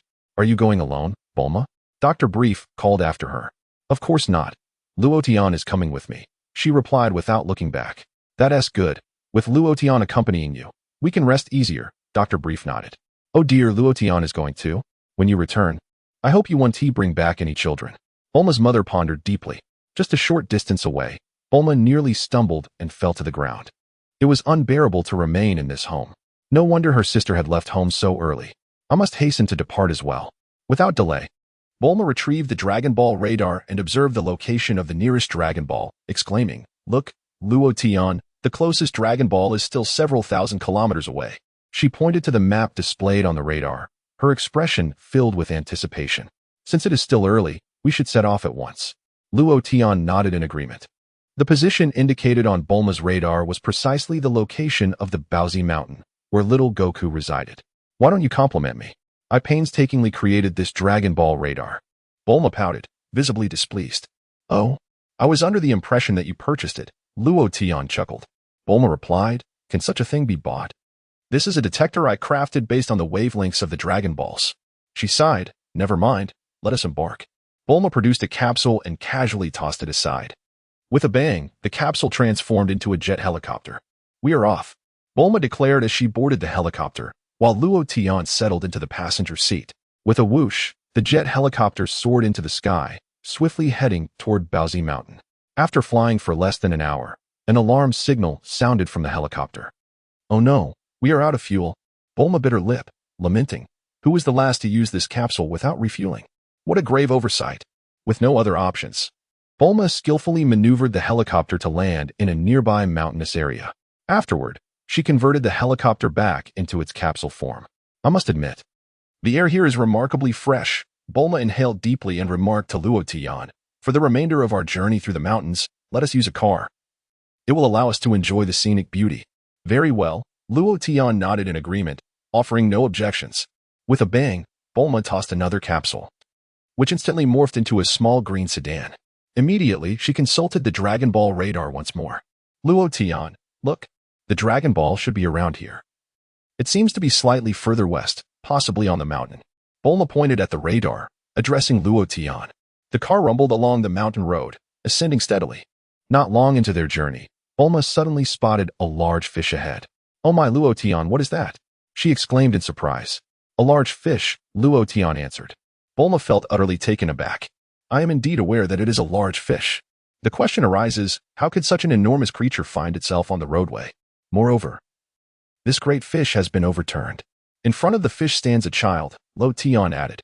The child, whom Luo Tian knows all too well, is none other than little Wukong. A child? Bulma paused, rising to take a glance. Indeed, Bulma spotted a small child in front of the great fish. Ahem. Are you intending to run him over? Luo Tian observed Bulma's lack of intention to break. Bulma, how could I possibly desire to bring about his demise? I was momentarily taken aback. With a screech, Bulma hastily pressed the brakes. Nevertheless, her vehicle grazed the large fish, nearly colliding with the little Goku. At that moment, Goku was equally startled, his expression shifting with alarm. Hey, you startled me. That was far too dangerous. Why are you walking down the middle of the road with that enormous fish? Bulma exclaimed, poking her head out to scold Goku. Luo Tian remarked. She truly embodies the archetype of a female driver. You nearly caused an accident, yet you still seem to have a sense of justification. You monster. Are you trying to steal my fish? Goku shouted. Bulma was taken aback, bewildered. What do you mean? How is it that I can no longer keep pace with this child? Who do you deem a monster? Hey, little Wukong stepped forward and effortlessly lifted the green vehicle. Alas, Bulma lost her balance and fell directly into Luo Tian's embrace. This should be enough for you, little Wukong exclaimed, suddenly swinging his arms forward, flinging the car away. Bang! The vehicle flipped several times in the air before crashing to the ground. Naturally, with Luo Tian's protection, Bulma was assuredly unharmed. Nevertheless, she was left pale with fright, trembling uncontrollably. Is this child a savage? Bulma fumed, breaking free from Luo Tian's hold, and hastily drew a handgun, declaring, watch how I deal with him. Bulma aimed the firearm at son Wukong's body. Ah, a fairy has emerged from that monster, little Wukong shouted. Bulma retorted, you are the fairy. Your entire family is composed of fairies. Bang! Bulma fired, the bullet striking little Wukong squarely on the forehead. Ouch! Ouch! That hurt terribly. What kind of sorcery is this? Little Wukong clutched his forehead, wincing in pain. No way. How can he not be killed? Luo Tian, what should we do? Bulma was dumbfounded. Fool! How could such a trivial thing possibly kill me? My body is as sturdy as steel, little Wukong declared. Fairy, allow me to teach you a lesson. Take this. We are doomed. We shall be devoured by this savage. Woe is me, shall I really perish at the hands of such a beautiful savage? Bulma cried. Truly remarkable. Initiating a fight right away, let me take charge. Luo Tian chuckled as he stepped out of the vehicle, beckoning to little Wukong. We are not fairies. We are human beings. Human? Is it truly human? Little Wukong paused slightly. Yes, indeed. Human. Just like you. Look, look. Bulma hurriedly added. Don't move. Stay right where you are. Little Wukong glared at Bulma with suspicion. Bulma wiped the sweat from her brow. Why can Luo Tian move while I cannot? Your suspicion is quite excessive. Bulma was at a loss for words. He is human. I have no objections. But you, on the other hand, appear rather fragile. Little Wukong scrutinized Bulma with doubt. Bulma inquired, Hey, Luo Tian, what does he mean? Unsure how to respond, she looked to Luo Tian. He likely has never encountered a girl before. Luo Tian chuckled. Ah, this country bumpkin. Bulma was speechless. Little one, we are all boys. She is a girl. Luo Tian smiled at Little Wukong. A girl? She is a girl? Little Wukong exclaimed in astonishment. You truly are a simpleton. Have you never seen a girl before? Bulma was truly at a loss for words. It was the first time she had seen a girl. Little Goku, lost in thought, quietly examining her. Her grandfather had once said that one should treat girls with a touch of courtesy. Your grandfather was absolutely right. Bulma nodded emphatically. A girl without a tail, Little Goku remarked as he glanced behind Bulma. What is this? You have a fake tail that you think looks rather nice. Bulma shot him a glare and retorted, and what about Luo Tian? Doesn't he also lack a tail? Ah, this big brother also doesn't he have a tail? Just like my grandfather. What an oddity, Little Goku pondered. Strange people are you, not me. Bulma exclaimed. Oh well, why should I bicker with a child over such trivialities? What is this creature? Did you catch it? Little Goku pointed at the car. That is not a creature. It is a car, created by humans, Bulma explained. So this is a car? I've heard of it. It seems quite impressive, though not very sturdy. It falls apart with a single hit. Little Goku hopped onto the car and lightly pressed down on it. You must have come from the city, Bulma remarked. Little Goku jumped down and inquired, Indeed. We traveled from the distant west capital. Bulma nodded. Come with me. Since you're a girl, I shall treat you to a meal, Little Goku invited. What? Aren't you inviting me? Luo Tian chuckled. Of course, you're welcome too. Little Goku innocently replied. After saying this, he led the way, dragging a large fish behind him. Luo Tian, despite this little fellow's rustic demeanor, he possesses considerable strength. If he assists us in our quest for the Dragon Balls, he might prove quite useful, Bulma whispered to Luo Tian. Yes, that sounds good, Luo Tian nodded in agreement. Soon, Little Goku brought Luo Tian and Bulma to his humble abode on the Baozi Mountain. Goku's home was modest, furnished simply with a bed and a dining table. Opposite the entrance, a 4-star Dragon Ball radiated a golden glow. Grandpa, I'm back. Look, I've brought a girl to our home. Little Goku declared to the Dragon Ball. Bulma's eyes sparkled with excitement. I found it. Luo Tian, look. That's the Dragon Ball. It's indeed right here, she exclaimed, grabbing Luo Tian's arm. Just as my radar indicated, it hasn't failed me. With that, Bulma rushed forward to claim the Dragon Ball for herself. Don't touch it. That belongs to my grandfather, Little Goku protested. How can this Dragon Ball belong to your grandfather? You silly bumpkin, let me show you something, Bulma said, pulling out her 2 Dragon Balls. See? How about this? Ah, it's also for my grandfather. You have 2 grandfathers. Little Wukong was astonished. This object, known as the Dragon Ball, had appeared in my family's warehouse many, many years ago. At the time, I was unaware of its significance. So I sought answers from numerous individuals and even delved into various texts and ancient tomes. Bulma explained that after extensive research, she finally discovered in an ancient manuscript that this object was indeed called a Dragon Ball, of which there are a total of 7. They emit a faint golden glow. And within each Dragon Ball are 1 to 7 stars. Lo Tian, how can you say it was ages ago? It was merely 5 years ago, Wukong exclaimed. That is quite a stretch.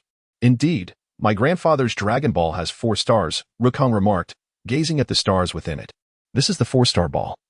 The one I found was the 2-star ball, and the other was discovered by Lo Tian 3 years ago. Are you in search of the Dragon Balls? Little Wukong innocently inquired.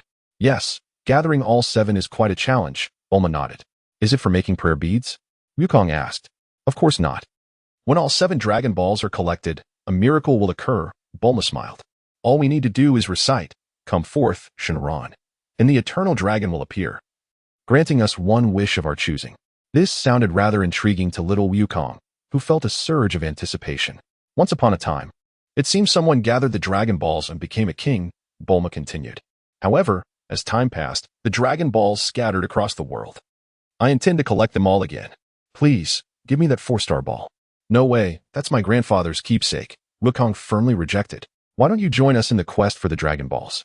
It would be a valuable experience for you, Lo Tian interjected. A man should venture forth and hone his skills. I believe your parents would feel immense pride witnessing your growth one day. What you say makes sense. But this ball must remain with me. Wukong nodded in agreement. Lo Tian, you speak as though you know his parents, Bulma remarked. Believe it or not, I have a good relationship with his father, Lo Tian chuckled. Are you claiming to know his father? You certainly have a way with words, Bulma responded, rolling her eyes.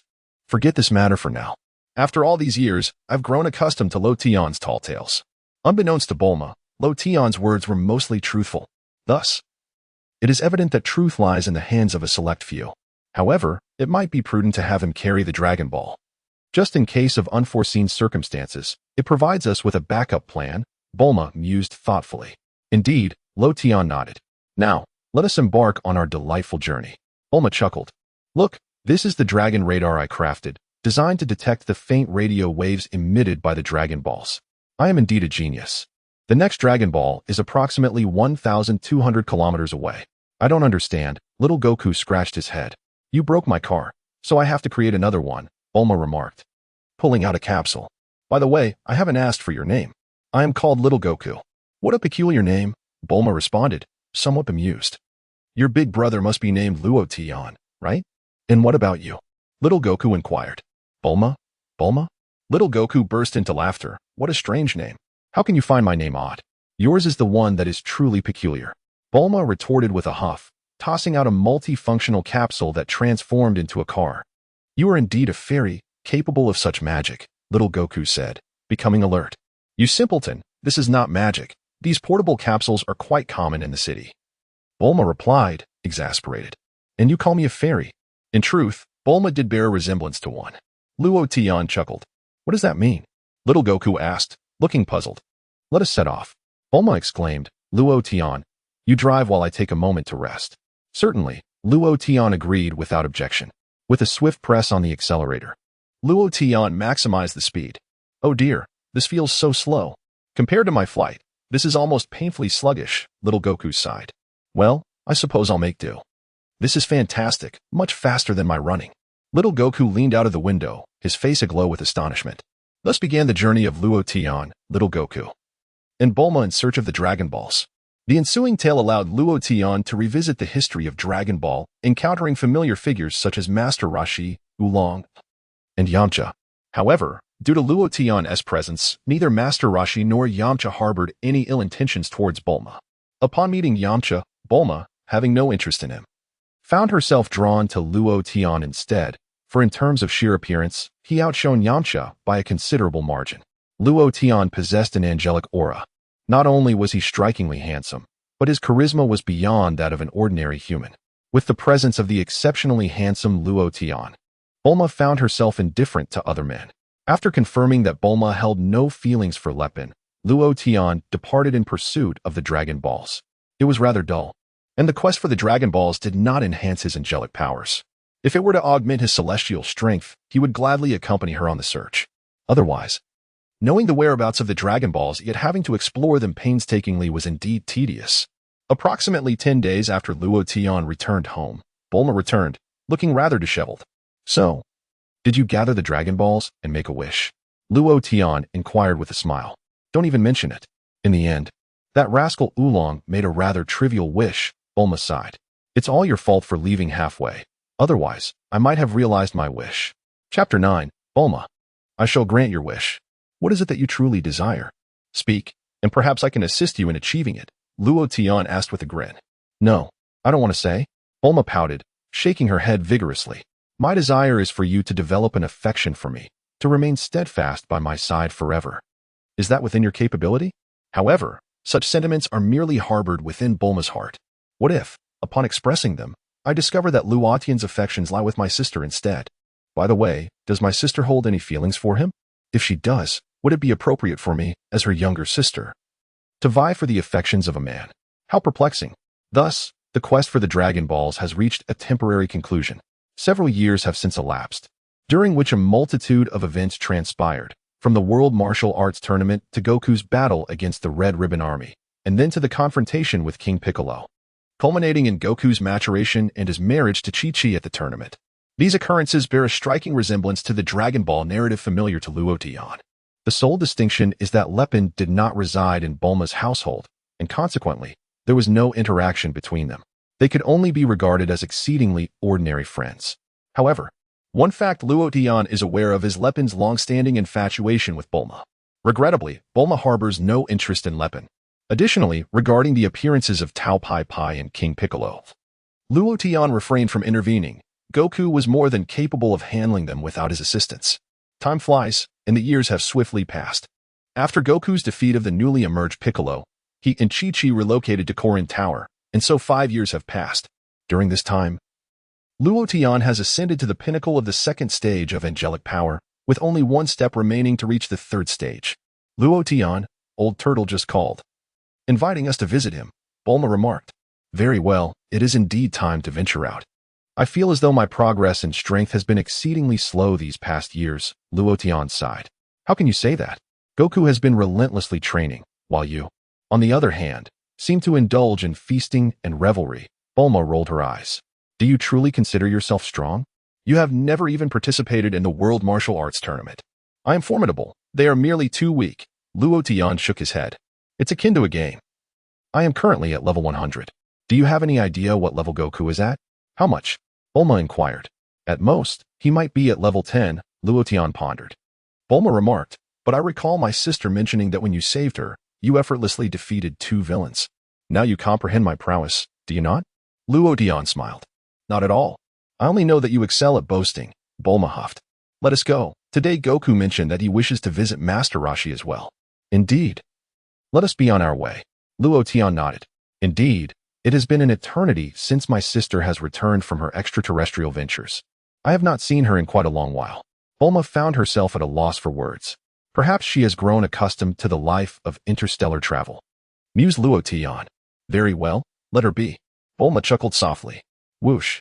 In an instant, Bulma commandeered the jet helicopter, swiftly directing it towards the small island where Master Roshi resided. The helicopter descended onto the island. It has been ages. Bulma pushed open the door. Ah, Miss Bulma. And Luo Tian. Krillin hurriedly greeted them. Oh my, it truly has been a long time. Master Roshi nodded, exclaiming, You are quite heartless. I have called you several times, inviting you to visit, yet none of you came. At this point, Master Roshi leaned closer to Bulma, whispering, So, have you confessed your feelings to Luo Tian? Bulma rolled her eyes in response. Absolutely not. I am still awaiting Luo Tian's confession. Are you not nearing 30 this year? Master Roshi sighed, observing that Goku has already married. Bang! Bulma delivered a punch to Master Roshi's forehead. Mind your own business. Bulma exclaimed angrily, forbidding any discussion of my age. I shall forever remain an 18-year-old maiden. Master Roshi wiped the sweat from his brow. What were you discussing? Luo Tian inquired with a smile. Oh, nothing. Master Roshi quickly shook his head, hastily denying his previous words. Luo Tian merely smiled, choosing not to elaborate further. He was well aware of Bulma's feelings for him. As an angel, if he could not perceive such emotions, then his celestial radiance would be of little consequence. Yet, Luo Tian had not yet decided whether to pursue a relationship with Bulma. My dream lover is not merely Bulma. By the way, where is Launch? Why isn't she home? Bulma inquired. She eloped with Tien 5 years ago, Krillin replied. Bulma exclaimed, Eloped? That Launch, how could she run away with Tien?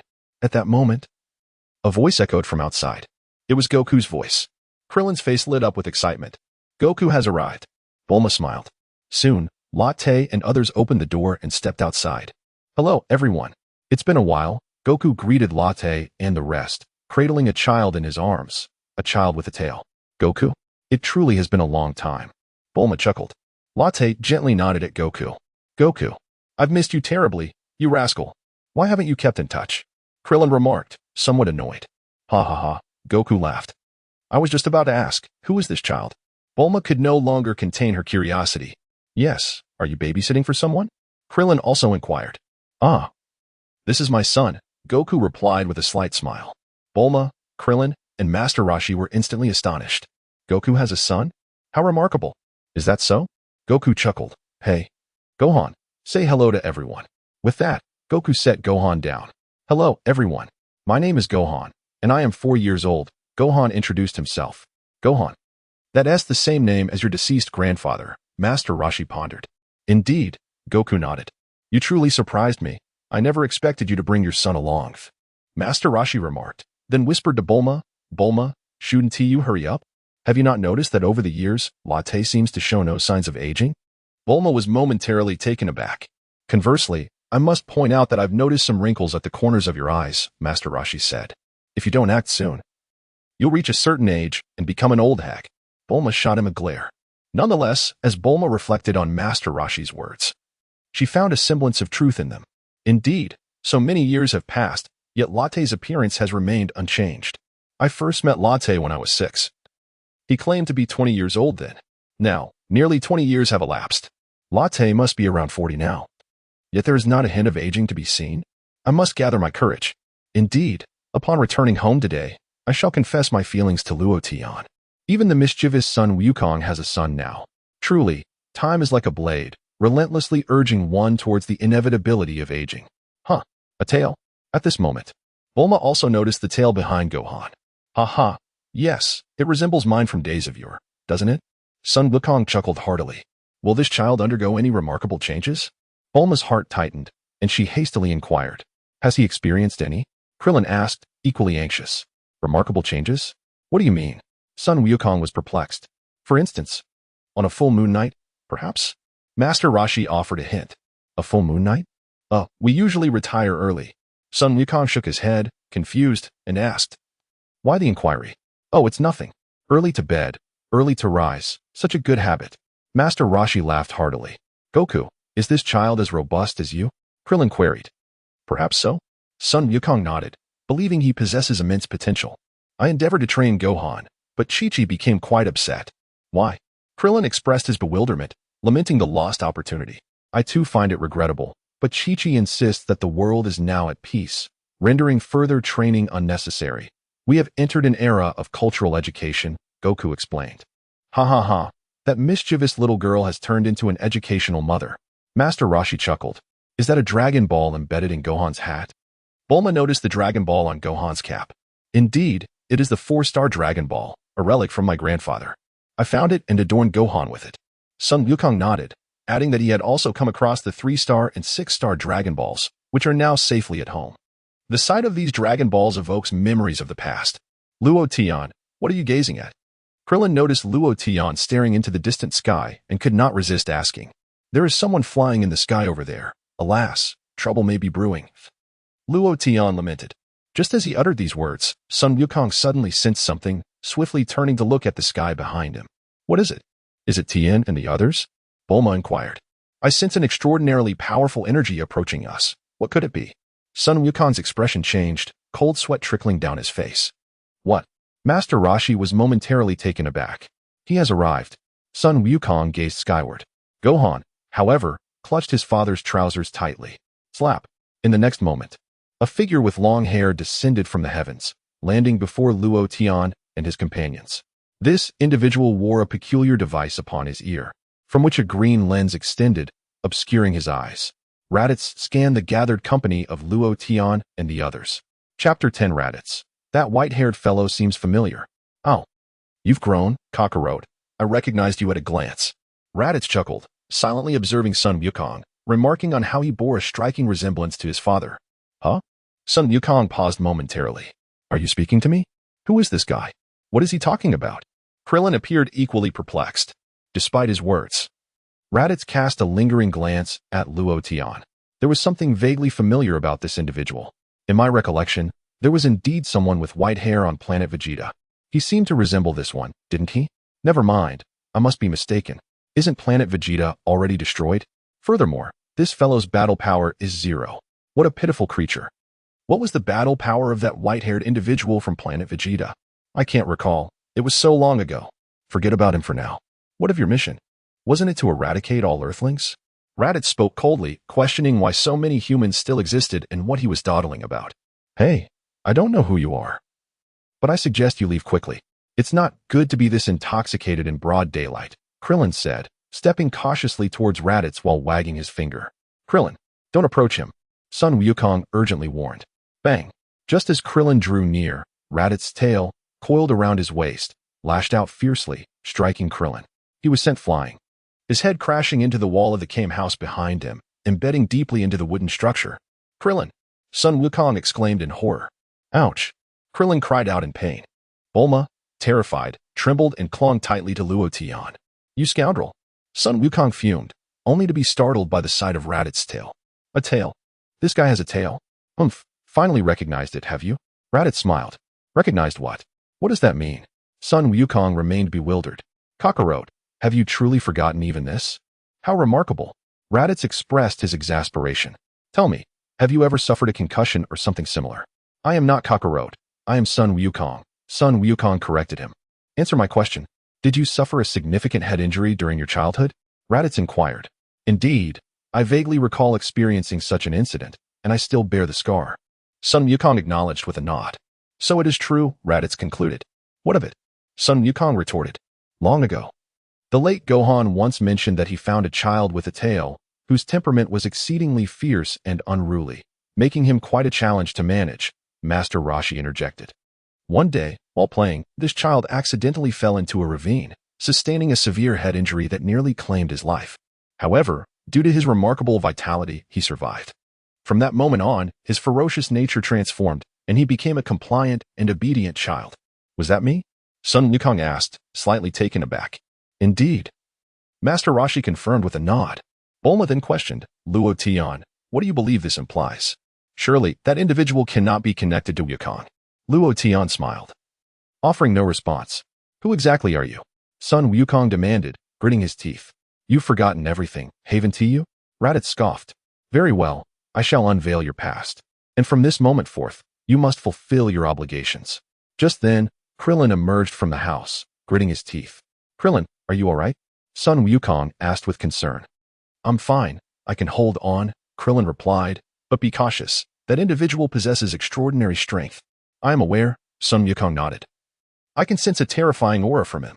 Let me tell you, Kakarot, you are not of this planet. You were born on planet Vegeta. Belonging to the illustrious Scion race, the mightiest warriors in the universe, Raditz declared emphatically. Sun Wukong was left in shock, while Master Roshi and Krillin stared wide-eyed, equally astonished. I lament that no matter how hard I strive, I cannot surpass him. It turns out that Goku's little companion is an extraterrestrial. A Scion? That name seems vaguely familiar. As Bulma muttered softly, and I am your brother, Raditz. Raditz continued. Goku and the others were once again taken aback. Goku's elder brother? Krillin chuckled wryly. Are they truly blood relatives? Bulma silently regarded Raditz. They do not resemble each other at all. Goku was also instantly dumbfounded. Is this fellow truly my brother? You must be mistaken. Goku could not believe it. If Goku is an alien, why is he on Earth? Krillin questioned. That query is quite simple. Kakarot was sent here to annihilate the humans inhabiting this planet, Raditz scoffed. We Scions are a warrior race. Our purpose is to seek out habitable planets, eradicate their human inhabitants, and subsequently sell the planet at a premium to extraterrestrials. Goku and the others fell silent. Should we encounter beings with formidable combat prowess on a planet, we dispatch adult warriors to confront them. However, for a low-level world like Earth, sending an infant like you suffices, Raditz elucidated. Conveniently, this planet also has a moon, and you could eradicate the human population here in a few years. Have you forgotten even the most basic of commands? If that is indeed the case, it is truly terrifying, more so than that demon King Piccolo. Krillin trembled. Hey, what does the moon here have to do with me? Goku inquired, perplexed. Do not feign ignorance. During a full moon. Is it not when we Scions unleash our most formidable power? Raditz chuckled. Bulma and the others were immediately struck dumb. Bulma and her companions had witnessed the terrifying transformation of Goku into a giant ape. Please clarify, Goku requested, for he had forgotten everything about his transformation after reverting from the giant ape form. Where's your tail? Raditz asked, momentarily taken aback. I severed it long ago. Goku replied. You fool. It is no wonder you have been able to coexist amicably with the inhabitants of this planet. You have cut off your tail, Raditz exclaimed furiously. Enough. I am neither an alien from another world nor a Scion, and none of this pertains to me, Goku asserted. You lot are the most despicable. I am Goku. Raised here. You should leave at once. Indeed, Bulma waved dismissively at Raditz. You should depart. You should depart. Regardless of the past, Goku has become a true Earthling. Master Roshi then remarked. Yes, Goku has saved our world. You should leave promptly. Clint exclaimed loudly. Humph, things are not as simple as you suggest. Raditz chuckled softly, explaining that the Scions were a minority race. After the planet Vegeta was struck by a colossal meteor, it exploded, and nearly all Scions were reduced to cosmic dust, including our parents. Goku remained silent, feeling a profound unfamiliarity toward his biological parents. Among the remaining Scions, only 4, including yourself, exist. Raditz continued. I and 2 others were preoccupied with conquering other planets at that time. Thus we survived. Recently, we discovered a planet that could be sold at a high price. However, the 3 of us found it somewhat challenging to attack. This is when I thought of Kakarot. Your combat power, although not fully developed, could prove advantageous when combined with ours. Goku remained speechless. Awaken quickly, Kakarot. You should feel exhilarated. The blood of the Scions is boiling within you. Raditz persisted. Don't be absurd. I would rather die than assist you. Goku retorted fiercely. I noticed just now that standing behind you is your son, isn't he? Raditz glanced at Gohan. No, it's not. Goku hurriedly exclaimed. You cannot deceive me. His tail is the best evidence. A smile spread across Raditz's face. What do you intend to do? Goku gasped in surprise. As a father, you seem rather unwise, so I plan to make use of your son, Raditz smirked. If you dare to come any closer, I will not hold back. Goku shouted, clenching his fists as he watched Raditz approach menacingly. Suddenly, Raditz's knee forcefully struck Goku's abdomen, propelling him into the air before he collapsed weakly onto the ground. With a single blow, Raditz had brought Goku to his knees. Ah! My body feels as though it is on the verge of disintegration. This guy is far too powerful. I am utterly no match for him. Father! Gohan hastily rushed towards his father, only to be seized from behind by Raditz. Master Roshi raised his staff, intending to strike. Yet he was acutely aware of his own inadequacy in this confrontation. Krillin trembled in sheer terror, while Bulma nestled into the embrace of Luo Tian, her delicate form quivering in fright. Gohan wailed loudly. Chapter 11. Goku, fight. Kakarot, I shall take this child with me. If you wish for him to return alive, you must adhere to your brother's commands. Raditz chuckled. I will grant you a day to ponder this matter. By tomorrow, I expect a demonstration of your obedience. It is quite simple. By this time tomorrow, you must take the lives of 100 individuals on this planet and pile their corpses here. Do you understand? I shall await your favorable news, for I have no desire to personally slay my own brother or his child. This is utterly outrageous. Krillin shivered uncontrollably. Allow me to reiterate. By tomorrow, you must kill 100 Earthlings and leave their bodies here, Raditz stated coldly. If you succeed, you may join our ranks. However, should you fail, I shall take your son's life. How despicable to use a child as leverage, Krillin gritted his teeth. Meanwhile, Goku, gravely injured, struggled to speak. If you wish to prevent this child's demise, prepare 100 corpses swiftly. Raditz smirked. Yet the inhabitants of this planet cannot escape impending doom. Once we finish with this planet, Earth shall be our next target. What did you say? Krillin's pupils dilated in horror. Surely not. Master Roshi's expression shifted drastically. Humph. It would take us merely a month to obliterate all life on this planet, Kakarot. Is it not the same whether you kill 100 people now or face the inevitable consequences later? Raditz smiled.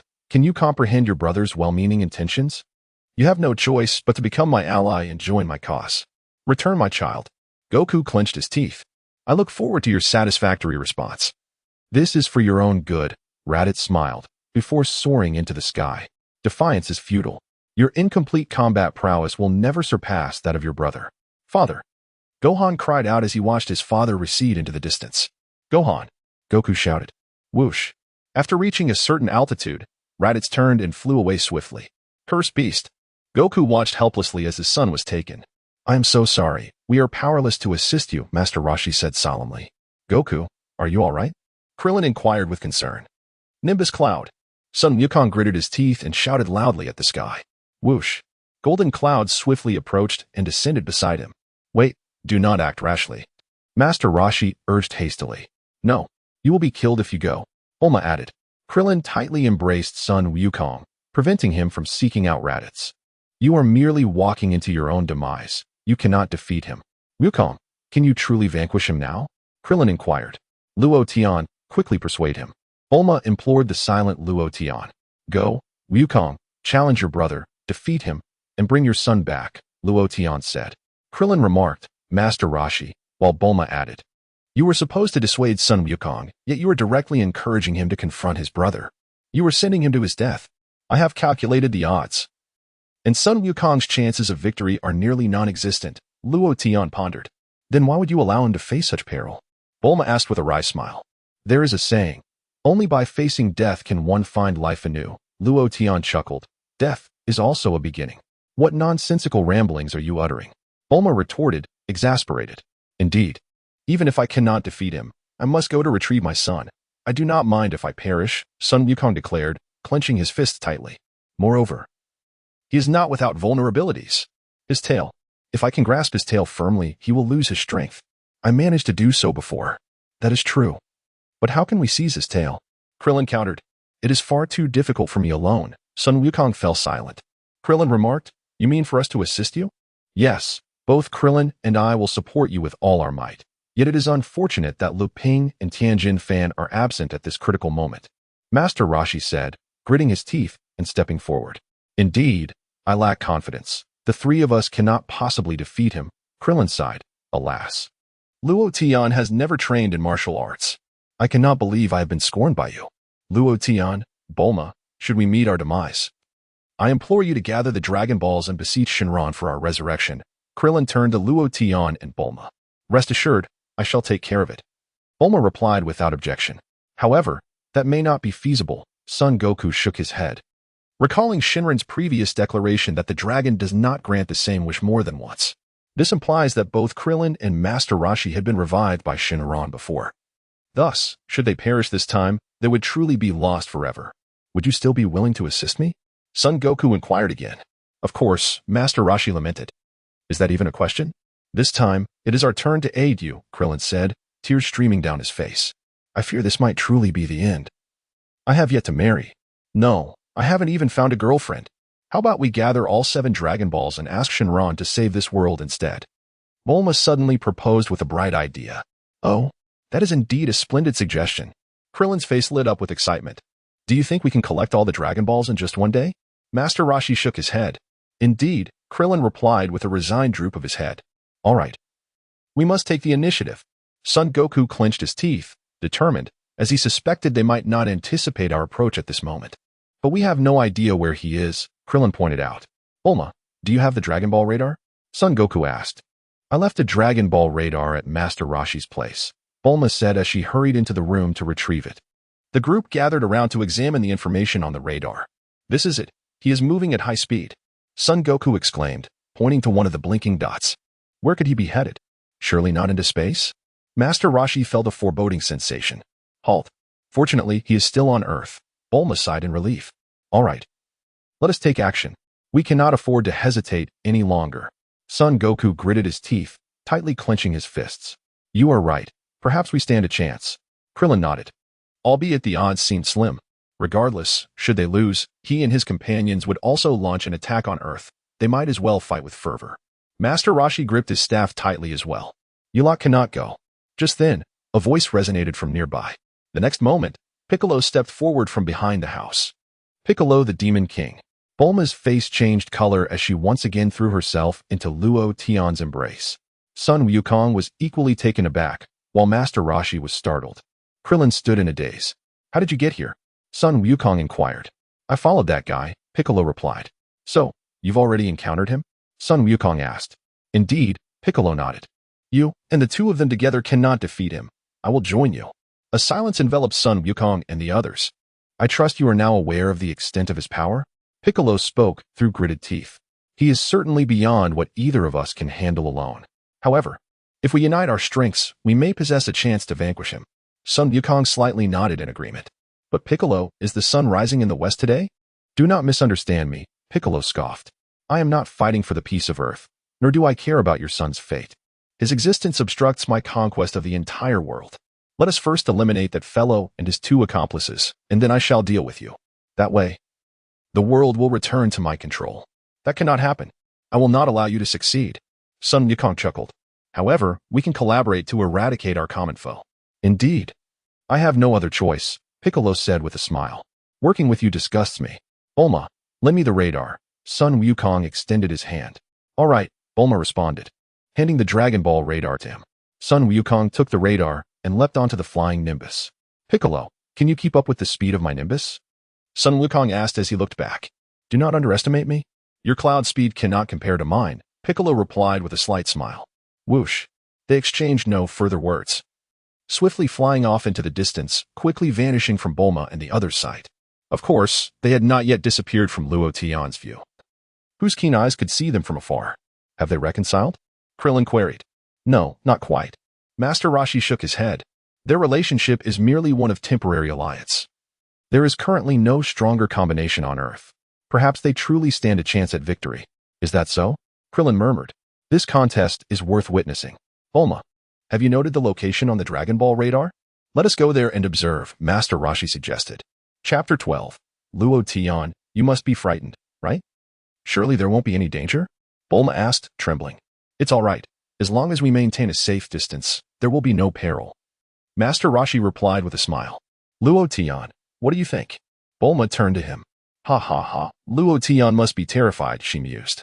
Over the years, the emergence of the formidable Big the Great Demon has been met with the absence of Luo Tian, until today, when he finally encountered the terrifying figure of Krillin, who chuckled, that is simply because Luo Tian chooses not to intervene.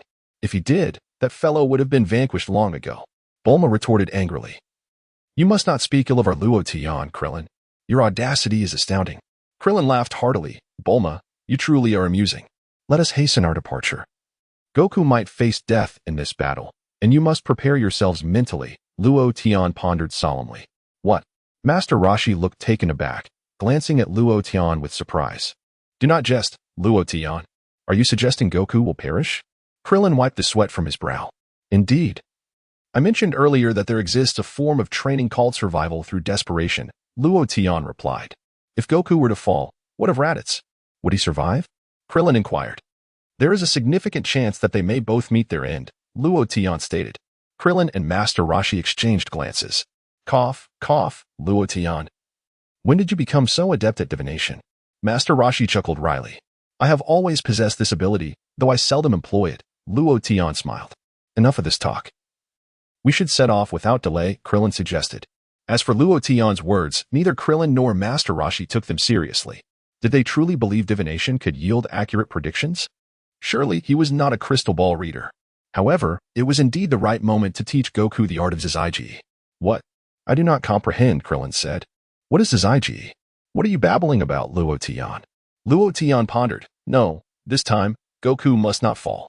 Perhaps it would be better to wait until he has visited King Kai before imparting the teachings of Zaiji.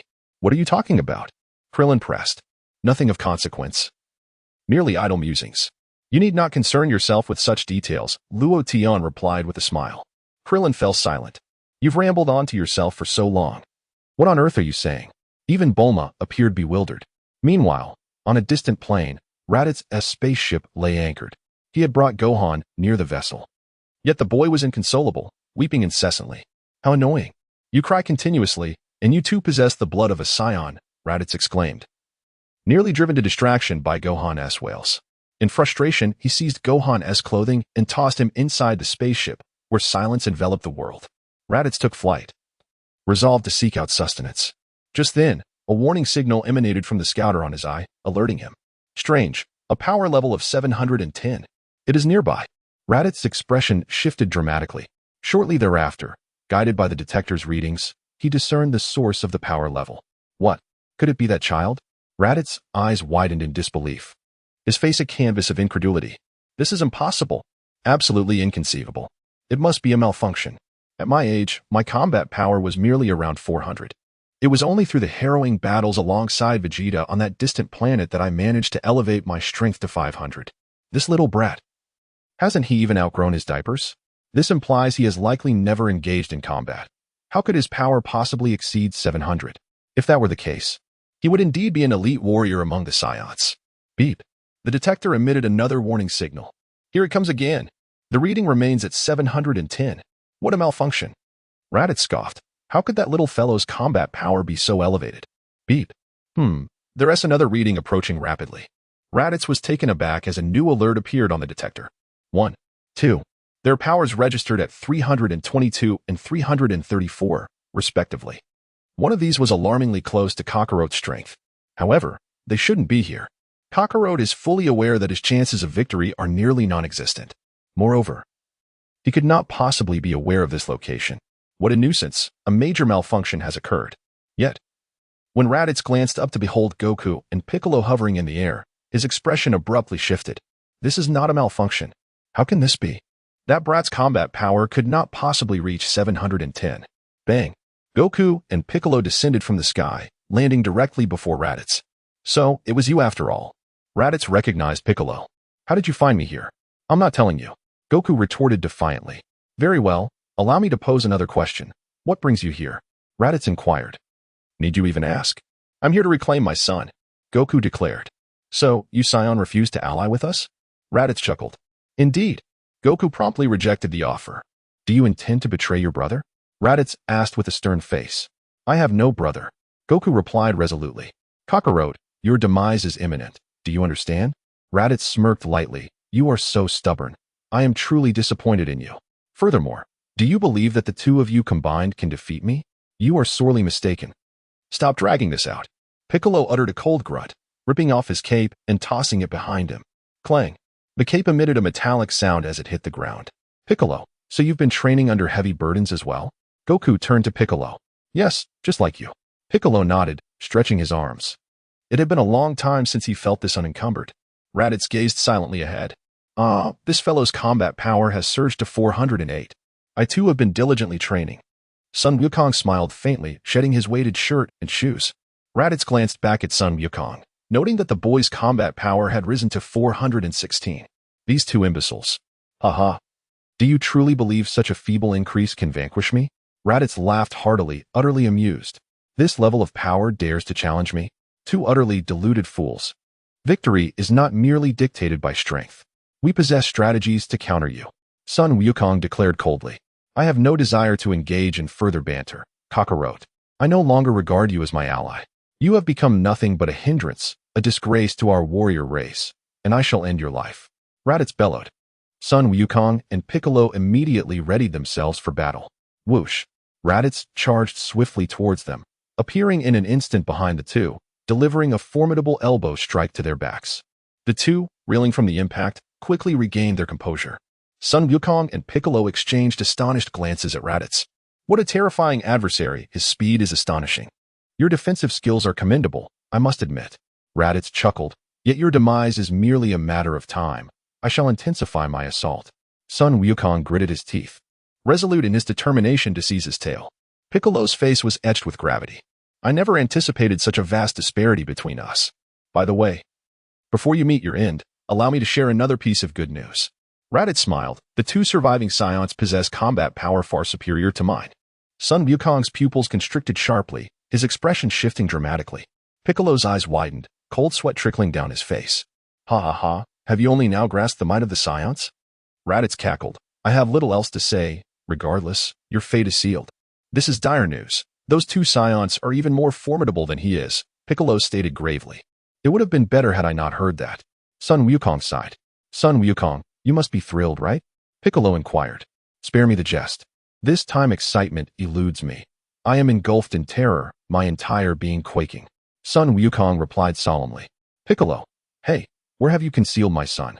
Sun Wukong asked. I have no leisure to hide him. He was locked in that spacecraft because of his incessant crying. Raditz replied nonchalantly. There is a large pit behind you. The spacecraft is located there.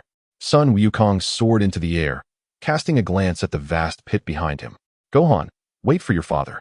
I shall bring you home once I defeat that foe, he murmured softly. Ha ha, I advise you to abandon such foolish fantasies. Do you truly believe you can rescue him? Raditz bellowed with derision.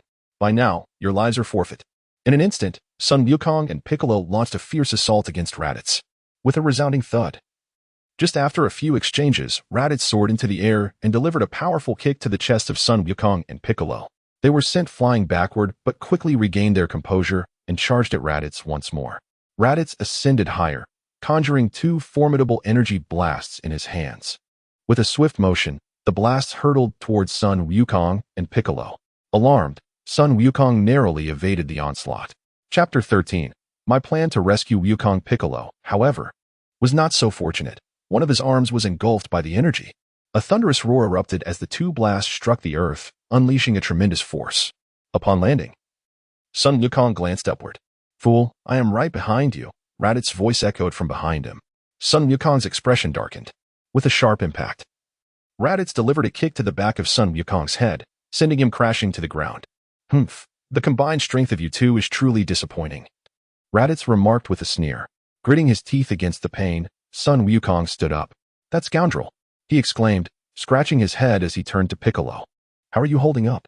But upon seeing Piccolo's severed arm, Sun Wukong gasped in shock. "It hurts a bit," Piccolo replied with a faint smile, beads of sweat forming on his brow. "But do not worry. Even with one arm, I can continue to fight." "Ha ha ha, you two imbeciles. Your demise is imminent," Raditz cackled. "With your meager skills, you dare challenge me? You are light years away from being my equal." "Sun Wukong, do you have any new tricks up your sleeve?" Piccolo inquired. "Apologies, but I do not," Sun Wukong replied, shaking his head in resignation. "In these past 5 years, I have spent 4 of them raising a child. I scarcely have the time to delve into novel tactics. Initially, I intended to conserve my energy, but I, Piccolo, have diligently honed my skills and achieved a new breakthrough." "Hey, what are you whispering about?" Raditz scoffed. "Let me tell you, the strategies you discuss are utterly futile against me. You might as well come over and meet your demise. Is it true that you have mastered a new technique?" Sun Wukong inquired, disregarding Raditz and turning to Piccolo. "Indeed," Piccolo affirmed with a nod. "But with only one arm, can you manage?" Sun Wukong asked. "It's manageable. It merely requires a moment to gather energy. You engage him first to draw his attention," Piccolo replied. "Understood." Sun Wukong nodded slightly. "But will this technique be effective against him?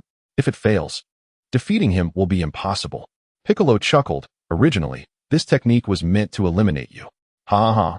It has now inadvertently proven to be of great assistance. Don't rejoice too soon. If you defeat this fellow, you'll be next." Piccolo smiled faintly. "Humph. Even at death's door, you can still laugh," Raditz scoffed coldly. "Very well, I shall challenge him," Sun Wukong declared, his expression grave. "You must hold your ground," Piccolo encouraged with a smile. With a swift motion, Sun Wukong soared towards Raditz, unleashing a ferocious assault.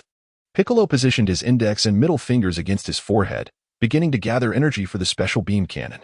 Boom. After a few exchanges, Sun Wukong found himself severely overpowered by Raditz. Raditz launched a powerful kick, sending Sun Wukong hurtling away. Rolling on the ground, Sun Wukong quickly ascended into the sky, channeling a formidable energy wave.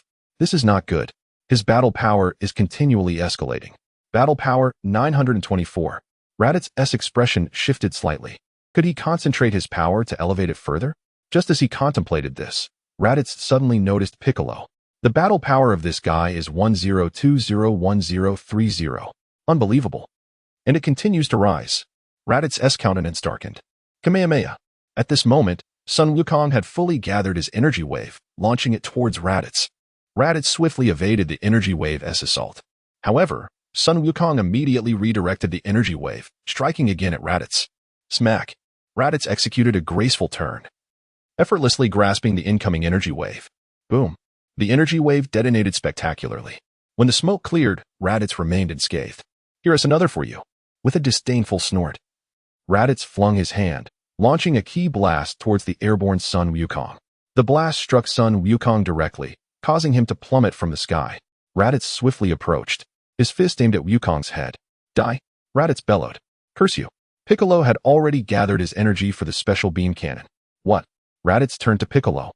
Sensing his battle power at 1330, he had concentrated all of his power into his fingertips. "This is bad. They can freely manipulate their strength." Special beam cannon. Piccolo swung his arm forward, unleashing a spiral of violet flames towards Raditz. "Hey." Raditz's expression turned pale as he hurriedly dodged at the critical moment. Nevertheless, the blast grazed his shoulder, shattering his shoulder pad and drawing blood. Piccolo was utterly stunned. He actually evaded it. This guy is incredibly fast, even able to dodge that. The ability to damage my armor indicates that your last attack was formidable. Had it struck directly, it would have surely killed me. Raditz was also shaken. Missing that shot could spell trouble. "I won't spare you. This game ends here." A fierce murderous intent surged on Raditz's face. Initially, He intended to toy with these two like mere mice, but who would have thought that these two little rodents would nearly obliterate him? The cat? A sense of crisis suddenly washed over Raditz. If this continued, I might end up being the one who gets played. No. I must eliminate them immediately to avoid future complications. I will make you disappear in an instant, Raditz declared coldly. As he spoke, Raditz raised his hand to obliterate Piccolo. Just then, he felt a sudden tightening at his tail, as if it had been grasped by someone. What? Raditz's face changed. Piccolo also paused, glancing at Sun Wukong, who had appeared behind Raditz. Haha, you were too careless. I've caught your tail, Sun Wukong chuckled, gripping Raditz's tail tightly. Raditz felt a wave of weakness wash over him, collapsing to his knees. Piccolo, quickly, use that technique again, Sun Wukong called out loudly. All right, Piccolo quickly responded, once more placing his index and middle fingers to his forehead. Well done, Sun Wukong. You must hold on tight. Using this technique again will push it to its limit. Kakarot, do you wish to kill your only brother? Raditz began to play the emotional card. How can a villain like you be worthy of being my brother? You even wish to take the life of my child? Sun Wukong exclaimed, momentarily taken aback, his voice laced with fury. I would never harm him. I have sincerely repented and wish to leave this planet peacefully, Raditz replied earnestly. Do not be deceived, Sun Wukong. Do not listen to his sweet words. He will never follow through. Piccolo warned loudly. I beg you, please trust me. Brother, I admit my previous actions were utterly excessive. Raditz insisted once more, his expression genuine. I will keep my promise. Sun Wukong hesitated, feeling a pang of compassion. Fool, do not let go of his tail. It is his cunning trap. Piccolo shouted. I implore you, Kakarot. Believe me, Raditz proclaimed loudly. Ultimately, Sun Wukong's heart softened, and he loosened his grip, allowing Raditz's tail to slip from his fingers. Sun Wukong. Piccolo shouted in anger. What a fool. Is he so easily deceived? Raditz smirked, relishing the moment. Once freed. Raditz chuckled softly and struck Sun Wukong in the chest with a powerful punch. Sun Wukong fell to the ground, with a series of blows. Raditz unleashed a relentless assault on him. Ha ha ha. It is rare to find a simpleton like you. You fell right into my trap. It is evident you cannot become a formidable warrior. You are despicable. Sun Wukong gritted his teeth. But I am different. I am a top-tier warrior. Capable of ruthlessly eliminating my own brother, Raditz grinned. Would you like to witness it? With that, he intensified his assault. Ah! Sun Wukong cried out in anguish. In the distance, a helicopter was swiftly approaching. Oh dear, it seems the situation is quite dire, Luo Tian sighed. What's wrong? Krillin inquired hastily. I have made up my mind. This time, I plan to rescue Wukong, Luo Tian replied with a smile. What? Krillin was taken aback. So you still believe Wukong will be defeated by him? You will see, Luo Tian nodded. Mysterious as ever, Krillin thought to himself, unsure of how to respond. All right, Krillin. Keep your comments to a minimum. Bulma glared. It's not me who is speaking, it's Luo Tian. Krillin retorted. Bulma, you are biased. Hurry up, Bulma. We might still be able to help. Master Roshi urged. Okay, Bulma accelerated the flight. Can I be of assistance as well? The turtle asked. Beads of sweat forming on his brow. Master Roshi, Bulma, Krillin. Cough, why did you come along? The turtle hermit said irritably. It was clearly you who brought me up here. The old turtle wiped his sweat. Chapter 14. Is Wukong about to self-destruct? Do I have it? Why can't I recall? The old turtle feigned forgetfulness. The elder turtle remarked, You mischievous old man. You surely intend to use me as a weapon, hurling me at that fellow to knock him unconscious, do you not? The battleground was charged with tension. So, how does it feel? You shall be next. Let's give that trick another try. Raditz gazed at Piccolo with a sly smile, while Piccolo found himself at a loss. He was acutely aware that even if he unleashed the previous attack, the fiend would effortlessly evade it. Meanwhile, Son Goku continued to emit anguished cries. Rather than hastily ending Goku's life, Raditz relished in the slow torment of his adversary. After all, who dared to grasp my tail? What does I make you suffer?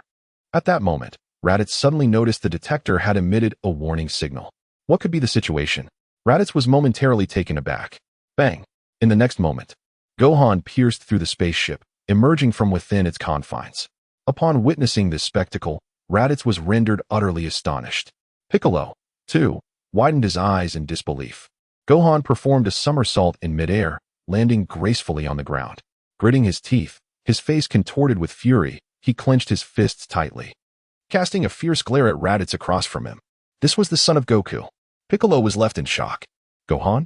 At this moment, Sun Wukong was momentarily taken aback, having failed to notice how Gohan had managed to escape. What on earth is happening? This little rascal. Raditz' expression grew increasingly grim. Gohan wept softly, tears streaming down his cheeks. Gohan, flee swiftly, depart from this place, Goku uttered weakly. Battle Power, 1307. Upon witnessing the formidable power of Son Gohan, Raditz was rendered utterly speechless, beads of cold sweat swiftly coursing down his face. You shall not bully my father, Son Gohan shouted loudly. After uttering these words, he transformed into a golden beam of light, crashing forcefully into Raditz. Bang! Son Gohan's head collided forcefully with Raditz's chest, causing Raditz to stagger backward several paces, nearly losing his balance. Simultaneously, Raditz felt a significant impact on his chest. Goku, taken aback, stared in astonishment. Ah, father! Gohan, regaining his senses, displayed a look of utter confusion. Gohan, are you all right? Sun Wukong promptly inquired with concern, what is this little creature? Raditz clenched his fists, realizing that his power level had dwindled to a mere one. With the ebb and flow of emotions, such tremendous transformations can indeed occur. Bang! Raditz stepped forward and delivered a powerful slap that rendered Gohan unconscious. This detestable little brat just delivered quite a blow. If he were to strike again, I might very well meet my demise. How is this fellow's combat prowess so formidable? I must eliminate him swiftly. The consequences of allowing him to grow stronger are simply unimaginable. With this thought, Raditz advanced step by step towards Gohan, intent on extinguishing his life right there. Hey, what are you doing? Stop. You shall not harm him. Goku shouted fiercely. Are you trying to claim that he is merely a child? What a joke. That child possesses a combat strength that surpasses yours. While he remains oblivious to how to harness this power, I must ensure he is extinguished. Raditz clenched his fists, a cold smirk crossing his face. But there is no need for concern. You will soon reunite, albeit in another world. Ha ha. He laughed heartily, moving once more toward Gohan. Just then, Goku leapt into action, wrapping his arms around Raditz from behind. Raditz was taken aback. How do you still possess such strength? He exclaimed, struggling to break free from Goku's grasp. Piccolo, quick, use that technique again. Goku urged urgently. I anticipated your request. I have been prepared for this moment. Piccolo replied with a slight smile. Just a moment, I will be ready shortly. But why not grab his tail? Unreliable. He can sever it himself. Goku responded. What? You know that as well? Raditz gritted his teeth. After saying this, he struggled fiercely to escape Goku's hold, but Goku held on tightly to Raditz's shoulders, refusing to let go. Piccolo, hurry. I can barely hold on. Goku called out. This is bad. That child just collided with me, causing a significant energy loss. Raditz gritted his teeth, panic etched across his face. Let go of me, Kakarot. You fool. If you cling to me, you will perish as well. Heh. I intend to perish alongside you, Goku replied, grinning. What do you mean? Do you truly wish to do this? Raditz was momentarily stunned. You fool. Why go to such lengths? Indeed. This is the only way to defeat you, Goku nodded. Then I shall not hold back. Piccolo's smile reappeared as he concentrated his energy, stating, to eliminate you both would be a most opportune outcome for me. However, your comrades will soon use the Dragon Balls to resurrect you. He added, Hey, are you not done yet? I feel as though my ribs are about to break. Goku shouted. Hurry. What are you dawdling for? Let go of me. It is my fault. I assure you, I shall never set foot on this planet again. Raditz was in a state of panic. Fool. Do you truly believe I would fall for your tricks again? Goku scoffed. Raditz thought, this is bad. I apologize for making you wait. Are you all mentally prepared? The index and middle fingers of Piccolo began to emanate a crimson glow.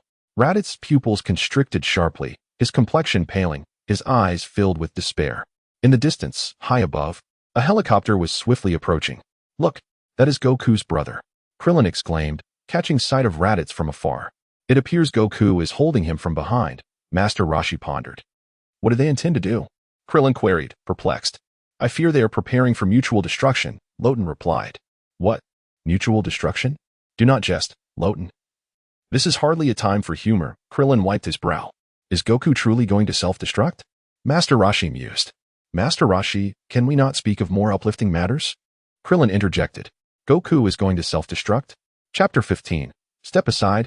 I shall heal. Hey, what is Piccolo doing? Bulma inquired. Special beam cannon.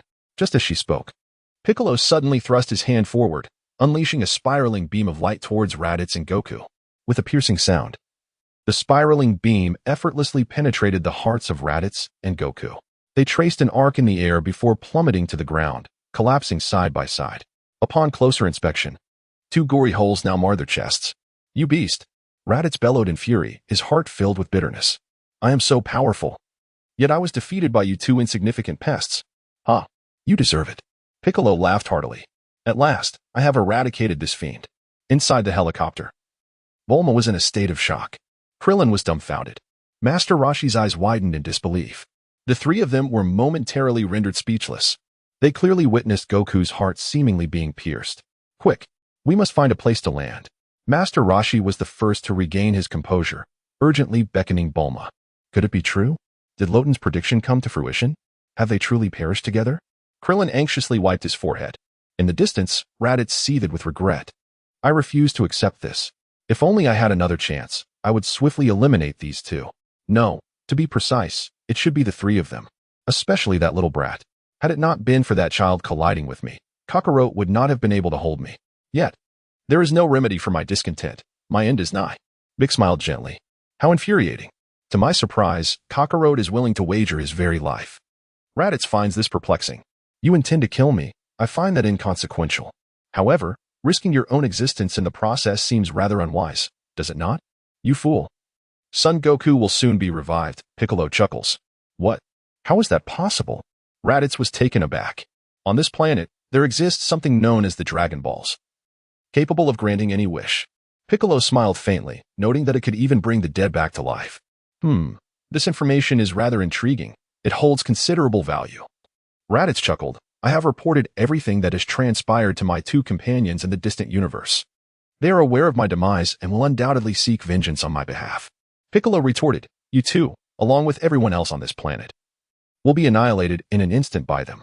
At that moment, let that thing revive me." Raditz's smile reappeared. "When will those two arrive here?" Sun Wukong asked weakly. "What about a year from now?" Raditz replied, "In a year, two even more formidable scions will arrive." A cold sweat broke out on Piccolo's brow. "Next time, your chances of victory will be 0. You should take this year to truly savor the joys of life." Raditz burst into hearty laughter. "Ha ha ha." As the conversation unfolded, the distinct roar of a helicopter engine resonated through the sky. It was none other than Bulma, skillfully piloting the helicopter, arriving with a flourish. Bang!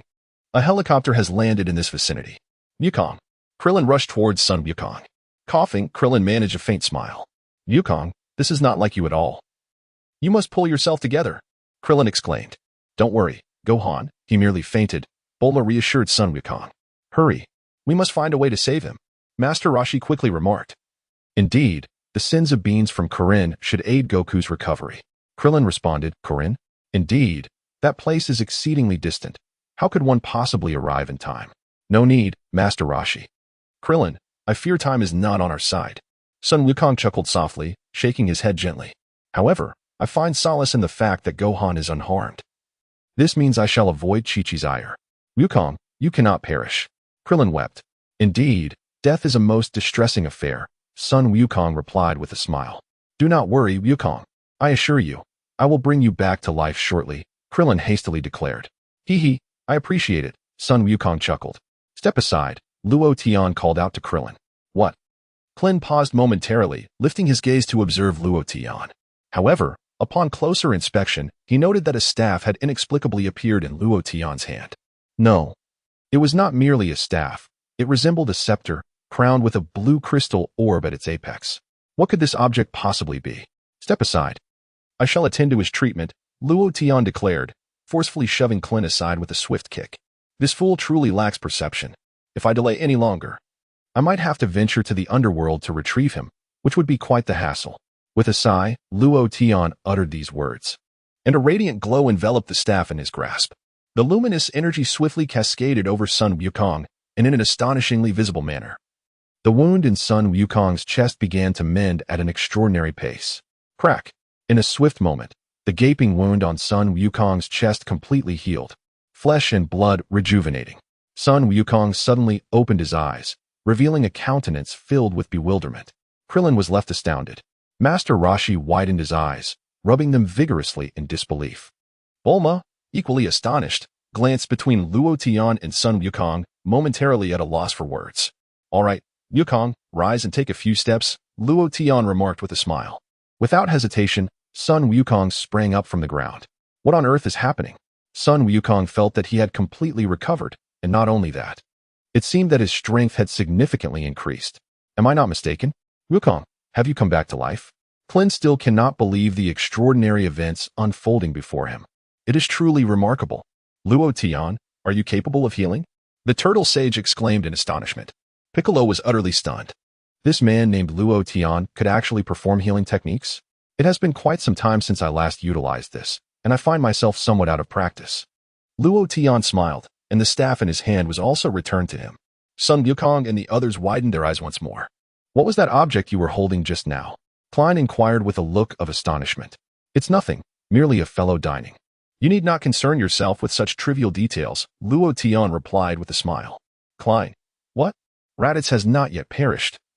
Upon witnessing the lively presence of Son Goku nearby, he was utterly taken aback. Chapter 16, Healing Techniques? In his final moments, I instinctively realized that it was, perhaps, that white-haired individual who administered treatment to Kakarot. Could there truly be such an exceptional healer on Earth? This is simply implausible. I must swiftly convey this message to Vegeta and Nappa. Alas, I find myself utterly speechless at this moment. I feel as though I am on the brink of collapse. Luo Tian, have you truly saved me? Inquired Sun Wukong. What else could you possibly believe? Otherwise, you would have already reported to the underworld by now. Luo Tian chuckled softly. Luo Tian, so you possess the ability to heal. Sun Wukong was utterly astonished.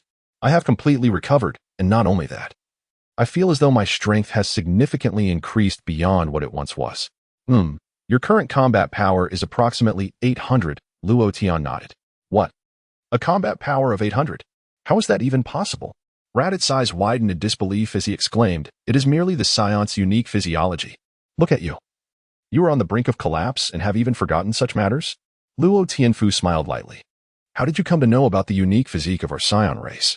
Raditz was utterly astonished.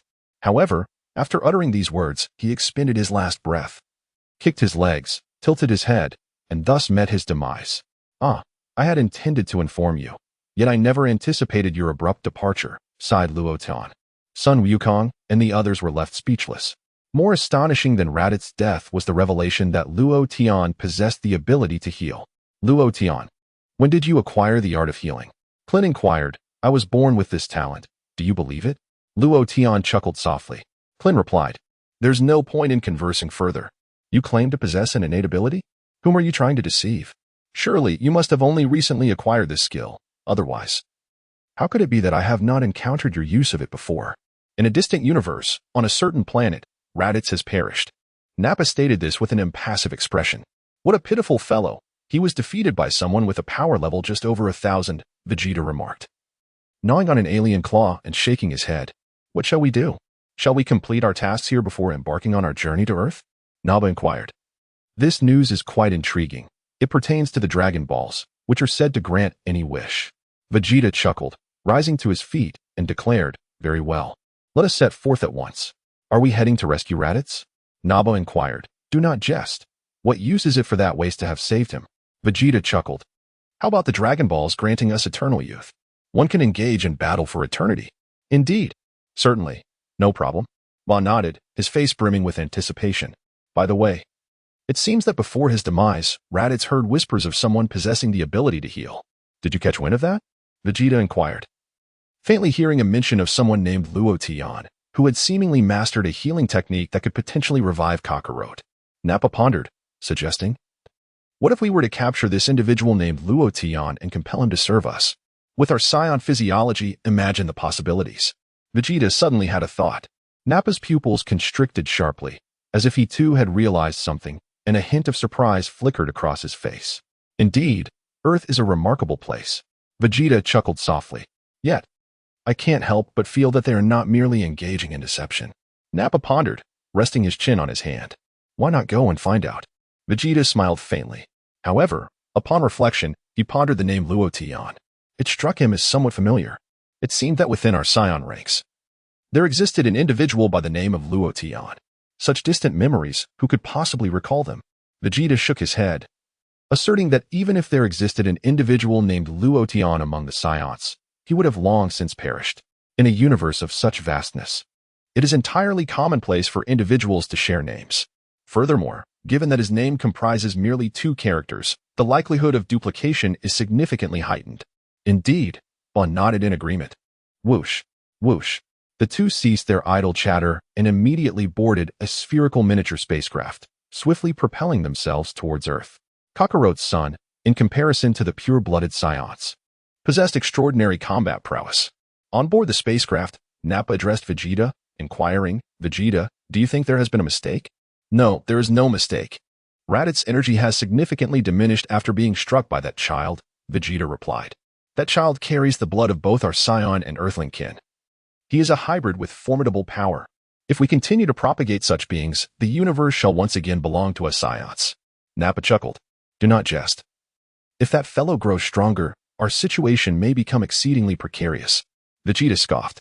"You are correct. We should first eradicate all humans on Earth." Nappa concurred. "It has been ages since I enjoyed a peaceful slumber." Vegeta closed his eyes. "Then let us reconvene in a year." Nappa responded. "On Earth?" Upon accepting the reality of the treatment provided by the lookout, the group gradually calmed down and began to devise plans for the forthcoming events. In a year's time, 2 even more powerful Scions would descend upon the Earth, Goku pondered. "By the way, how did Goku's brother ascertain our exact location?" Bulma suddenly inquired. Her face adorned with a peculiar device capable of measuring an opponent's energy and position. Piccolo responded briefly, casting a silent glance at Gohan, who had now succumbed to unconsciousness. "Being cradled by Master Roshi. Is that the one?" Bulma pointed to the detector on Raditz's face and said, "Hey, can you help me remove that?" "Sure," he replied. Luo Tian smiled as he approached and removed the detector from Raditz. Bulma immediately donned it, pressed several buttons, and carefully examined the back cover. "So this is how it works," she mused, marveling at the advanced technology. Although it had some faults, it was still operational. Bulma nodded, declaring her intent to take it back for further study and improvement, and to find Lu Ping and Tianjin Fan along the way. "Let us return to the Kame House first," Master Roshi suggested. "By the way, Piccolo, what are your plans moving forward?" Sun Wukong inquired of Piccolo. "Oh dear." Piccolo gritted his teeth, channeling his energy into his severed arm. With a sharp sound, it connected. In an instant, Piccolo's severed arm miraculously reformed. However, this regeneration took a considerable toll on his stamina. Master Roshi observed with astonishment on Bulma's face. Chapter 17. It is time to learn the Ultra Instinct. Like a lizard's tail, Krillin wiped the sweat from his brow. "Remarkable, Piccolo. I had no idea you possessed the ability to regenerate," exclaimed Goku with a smile. "Goku, I intend to take your son to train," Piccolo declared, gazing at Goku. What did you say? You want to take Gohan away?" Sun Wukong was taken aback. "Indeed." Piccolo nodded. "I see. You wish to devour him." Krillin exclaimed with a sense of urgency. "Why would I want to consume him?" Enraged, Piccolo bellowed. Sun Wukong remained silent, casting a contemplative glance at Piccolo. With diligent training, Gohan could undoubtedly evolve into a formidable warrior. Thus, in a year's time, he might wield considerable influence against those 2 Scions. Piccolo pondered, and therefore, I have resolved to train Gohan. After all, is it not true that Wukong is also available to assist in Gohan's training? Klin quickly interjected. Humph, while Sun Wukong's prowess is indeed remarkable, he would never qualify as a suitable teacher. Piccolo chuckled lightly. "Very well, take Gohan with you." After a moment of contemplation, Sun Wukong gently nodded in agreement. "Are you certain you are not mistaken, Wukong?" Klin exclaimed. "Wukong, you truly possess an immense heart. That is your son. How can you permit Piccolo to take him for training without seeking your wife's counsel? Let's meet again in a year." Piccolo smiled as he took Gohan from Master Roshi's hands. Whoosh! Big sword into the sky, swiftly departing from the scene. "Hey, Goku. Do you think Gohan will be led astray by him?" Krillin was rendered speechless. "It's all right. I trust him," he said. Sun Wukong chuckled softly, acknowledging Krillin's words. "He may indeed be more suited than I to serve as Gohan's mentor." Krillin then remarked, "Master Roshi, is Gohan really your biological son? You truly possess a formidable resolve. So, Wukong, what are your plans moving forward?" Krillin inquired. "Naturally, I too shall dedicate myself to diligent cultivation. Otherwise, a year later, they may not stand a chance against those 2 individuals." Sun Wukong wore a serious expression. "Why don't we train together? It would serve as a fitting competition," suggested Krillin, though he acknowledged his current inferiority. "All right, let us keep the chatter to a minimum," replied Luo Tian. Now, allow me to train Yukong. Krillin, Master Rashi, and Bulma exchanged glances, rendered speechless. Sun Wukong gazed at Luo Tian with curiosity. Wukong, I happen to possess a new technique. Once you master it, those two scions will be no match for you, Luo Tian said with a smile. What? Sun Wukong was momentarily taken aback. The ultimate freedom? He inquired. The term ultimate freedom refers to a skill rather than a technique, as noted in the manga. The manga, being the original work of Akira Toriyama, is considered the canonical version, and it is still ongoing. Therefore, this book will adopt the manga's translation and will not refer to it as the ultimate freedom technique. Ultimate freedom? What is that? Klin, perplexed, interjected, inquiring about the body's innate ability to evade. Luo Tian elucidated that once one masters this skill, no matter how formidable the adversary, one would effortlessly navigate through challenges. What must one do? Sun Wukong inquired. The essence is quite simple. It merely involves comprehending the sky, the earth, and the wonders of nature. When you one day perceive yourself as one with the entire universe, you will have made a modest achievement in the pursuit of ultimate freedom. Luo Tian responded with a smile. Sun Wukong, scratching his head, replied, What on earth does that mean? What is this business of understanding the sky and the earth? Luo Tian, this is not the time for jesting.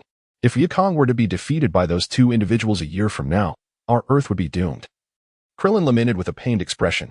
Wukong, I shall not compel you to master my technique, Luo Tian remarked with a faint smile. There is another option. I could send you to the King of the Universe, where you could learn his universe fist. Once you have mastered it, your strength will multiply, provided your body can withstand the requisite pressure. Who is the King of the Universe? The turtle hermit appeared contemplative, having never heard of it. Krillin shook his head. One is the ultimate freedom technique, and the other is the Kaioken. There is no need for you to rush your answer. I shall grant you 3 days to ponder it. Once you have reached a conclusion, feel free to come and find me. Luo Tian chuckled. Goku.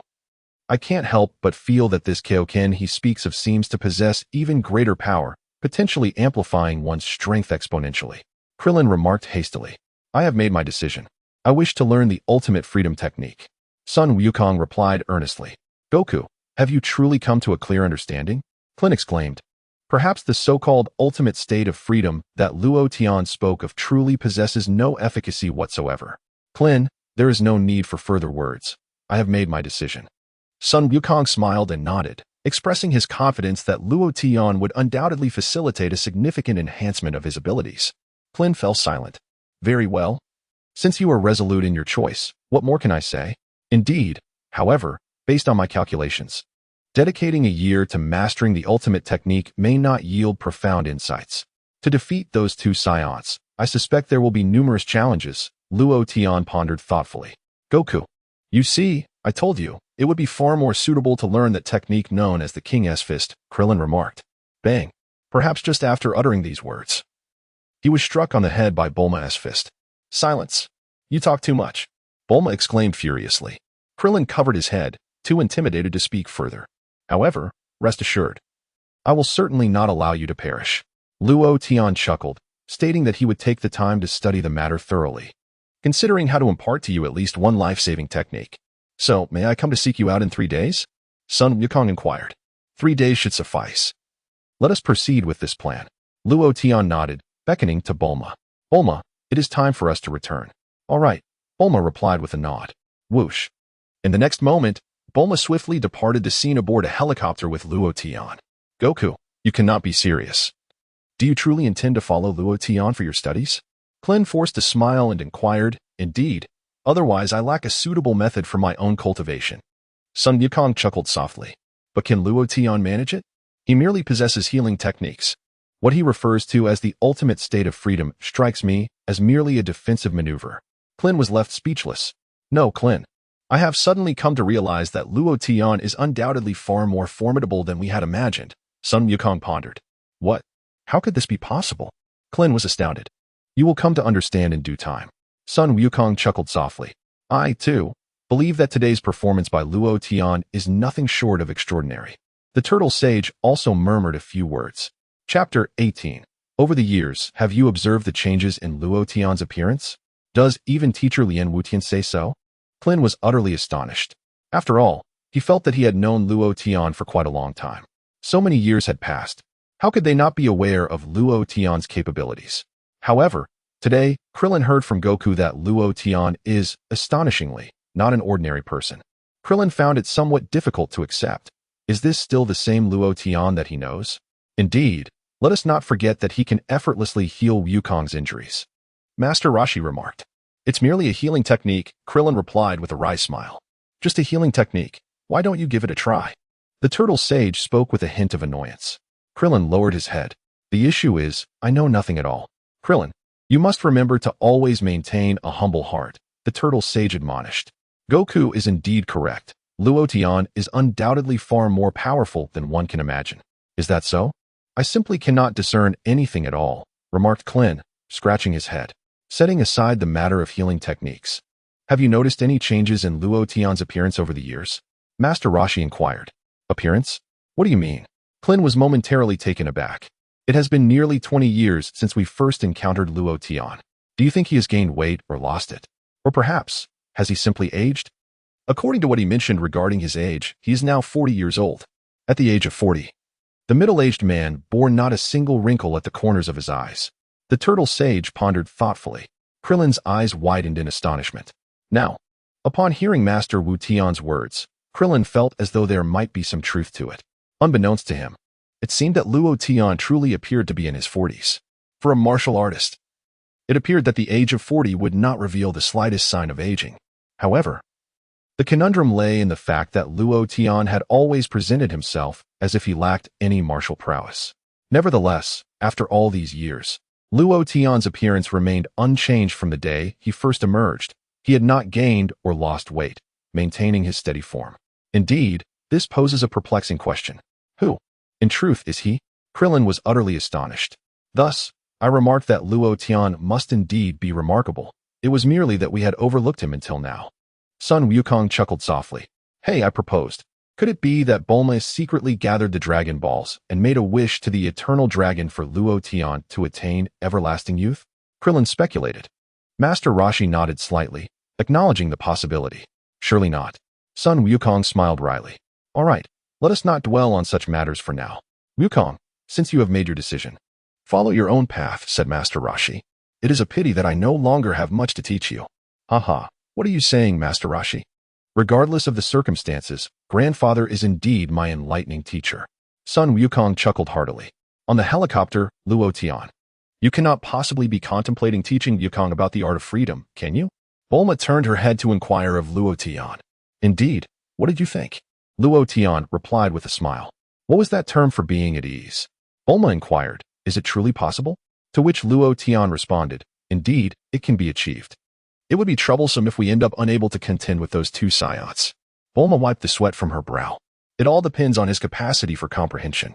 If he cannot grasp it, he may indeed struggle against those two Saiyans.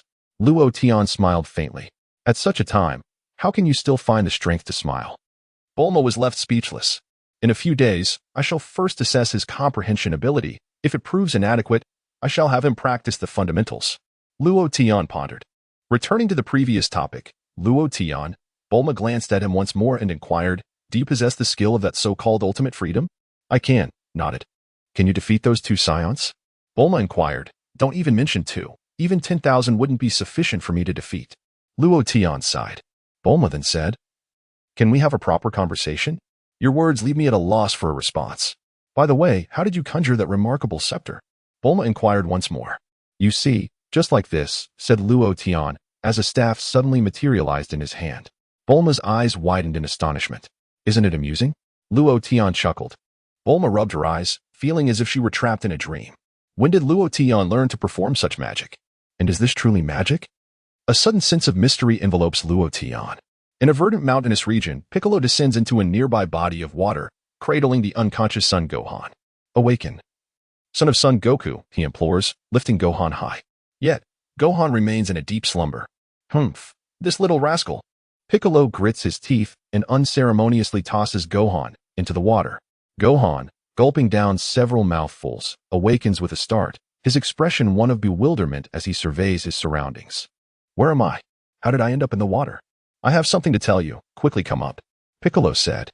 Sun Wukong was taken aback and turned to look at the Piccolo behind him. However, Piccolo wore a stern expression, revealing a rather fearsome visage. Huh? Who are you? Son Wukong was taken aback, suddenly realizing, where's my father? Where has he gone? Help! Father! Son Gohan thrashed about in the water, desperately searching for his father. Father! I'm frightened, he cried out. How bothersome. With a determined grimace, Piccolo declared, allow me to take care of you. With that, he soared into the air and unceremoniously tossed Gohan onto the nearby grass. Gohan cried out in distress, his wails echoing through the air. Cease your shouting. If you continue to weep, I shall break your neck, Piccolo threatened. This tactic proved somewhat effective as Gohan refrained from crying out loudly. Now, listen to me. Piccolo spoke coldly. First and foremost, your father is still alive, but he lacks the time to attend to you. Do you recall, to some extent, that in order to vanquish that individual, he nearly lost his life? What? Father, he sobbed, and Son Wukong's expression was one of utter grievance. On the verge of tears once more. Hey, your father is not dead. Why are you crying? If you continue to weep, I shall truly be compelled to silence you. Piccolo extended his arms, attempting to intimidate Gohan. Gohan trembled in fear, refraining from further tears. Even if your father has perished, it matters not. Surely you have heard of the legend of the Dragon Balls? Even if he perishes, he can be resurrected through the Dragon Balls, Piccolo remarked casually. The issue lies not there. The terrifying individual who abducted you has already met his demise. However, a year hence, two even more formidable companions will arrive on Earth. Neither your father nor I stand a chance against them, thus we require your strength. Dedicate yourself to your training, and together, let us safeguard our planet.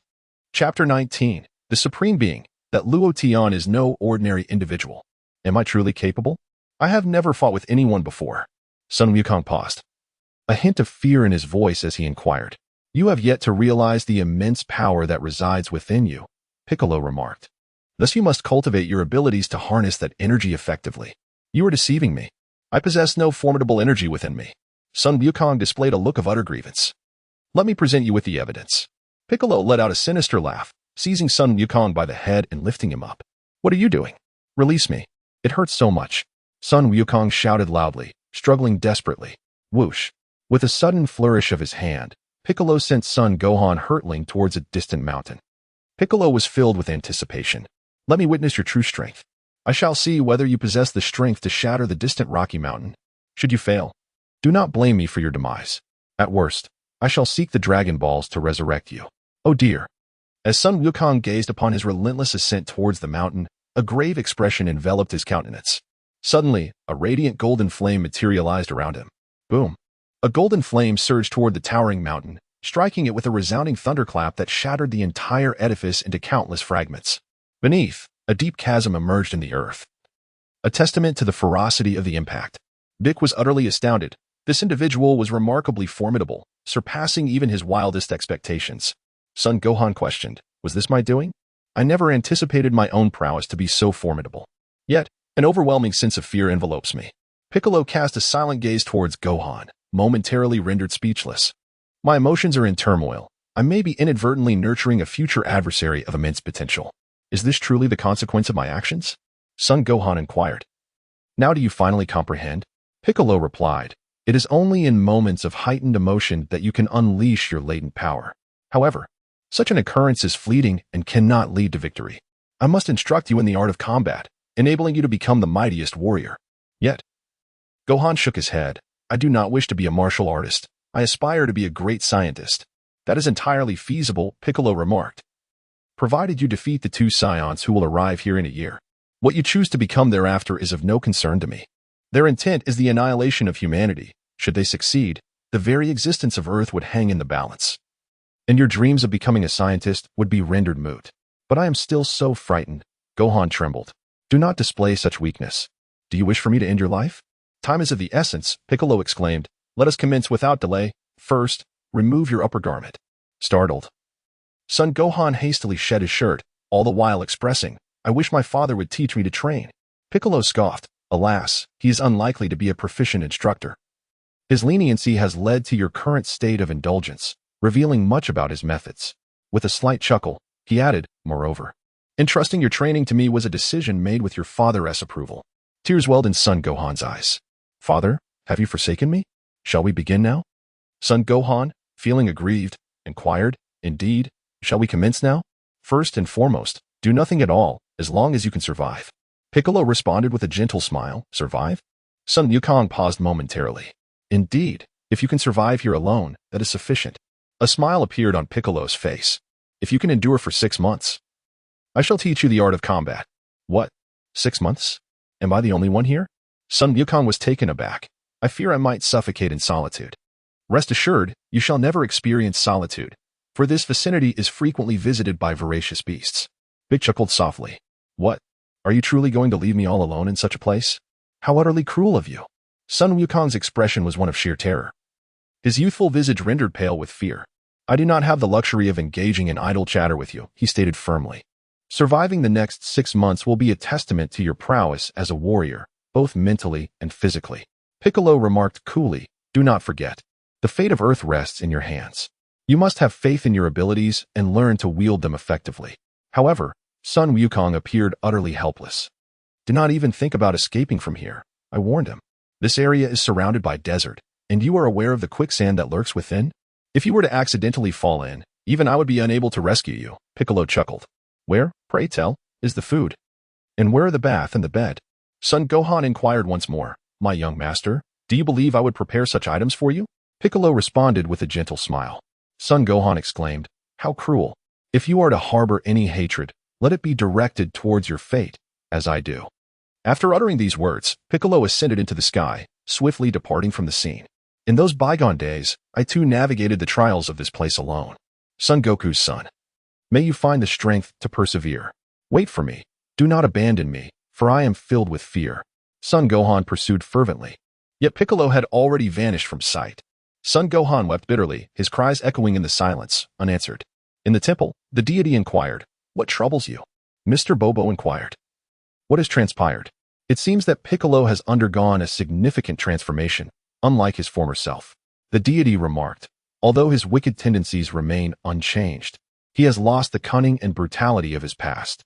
I too have sensed this change. The former Dark Lord would never have allowed the son of Sun Wukong to attain such strength. Bobo nodded in agreement. This transformation in Piccolo may stem from his awareness that the soul of Raditz, whom he killed, has successfully transitioned to another realm. The deity lamented that, thus far, those slain by the demon clan are unable to be reincarnated, destined to drift in torment through the void, yet Raditz has reached another world. Mr. Bobo remained silent, contemplative. Moreover, perhaps he has already realized that we will meet our demise in a year's time, the deity continued. A year?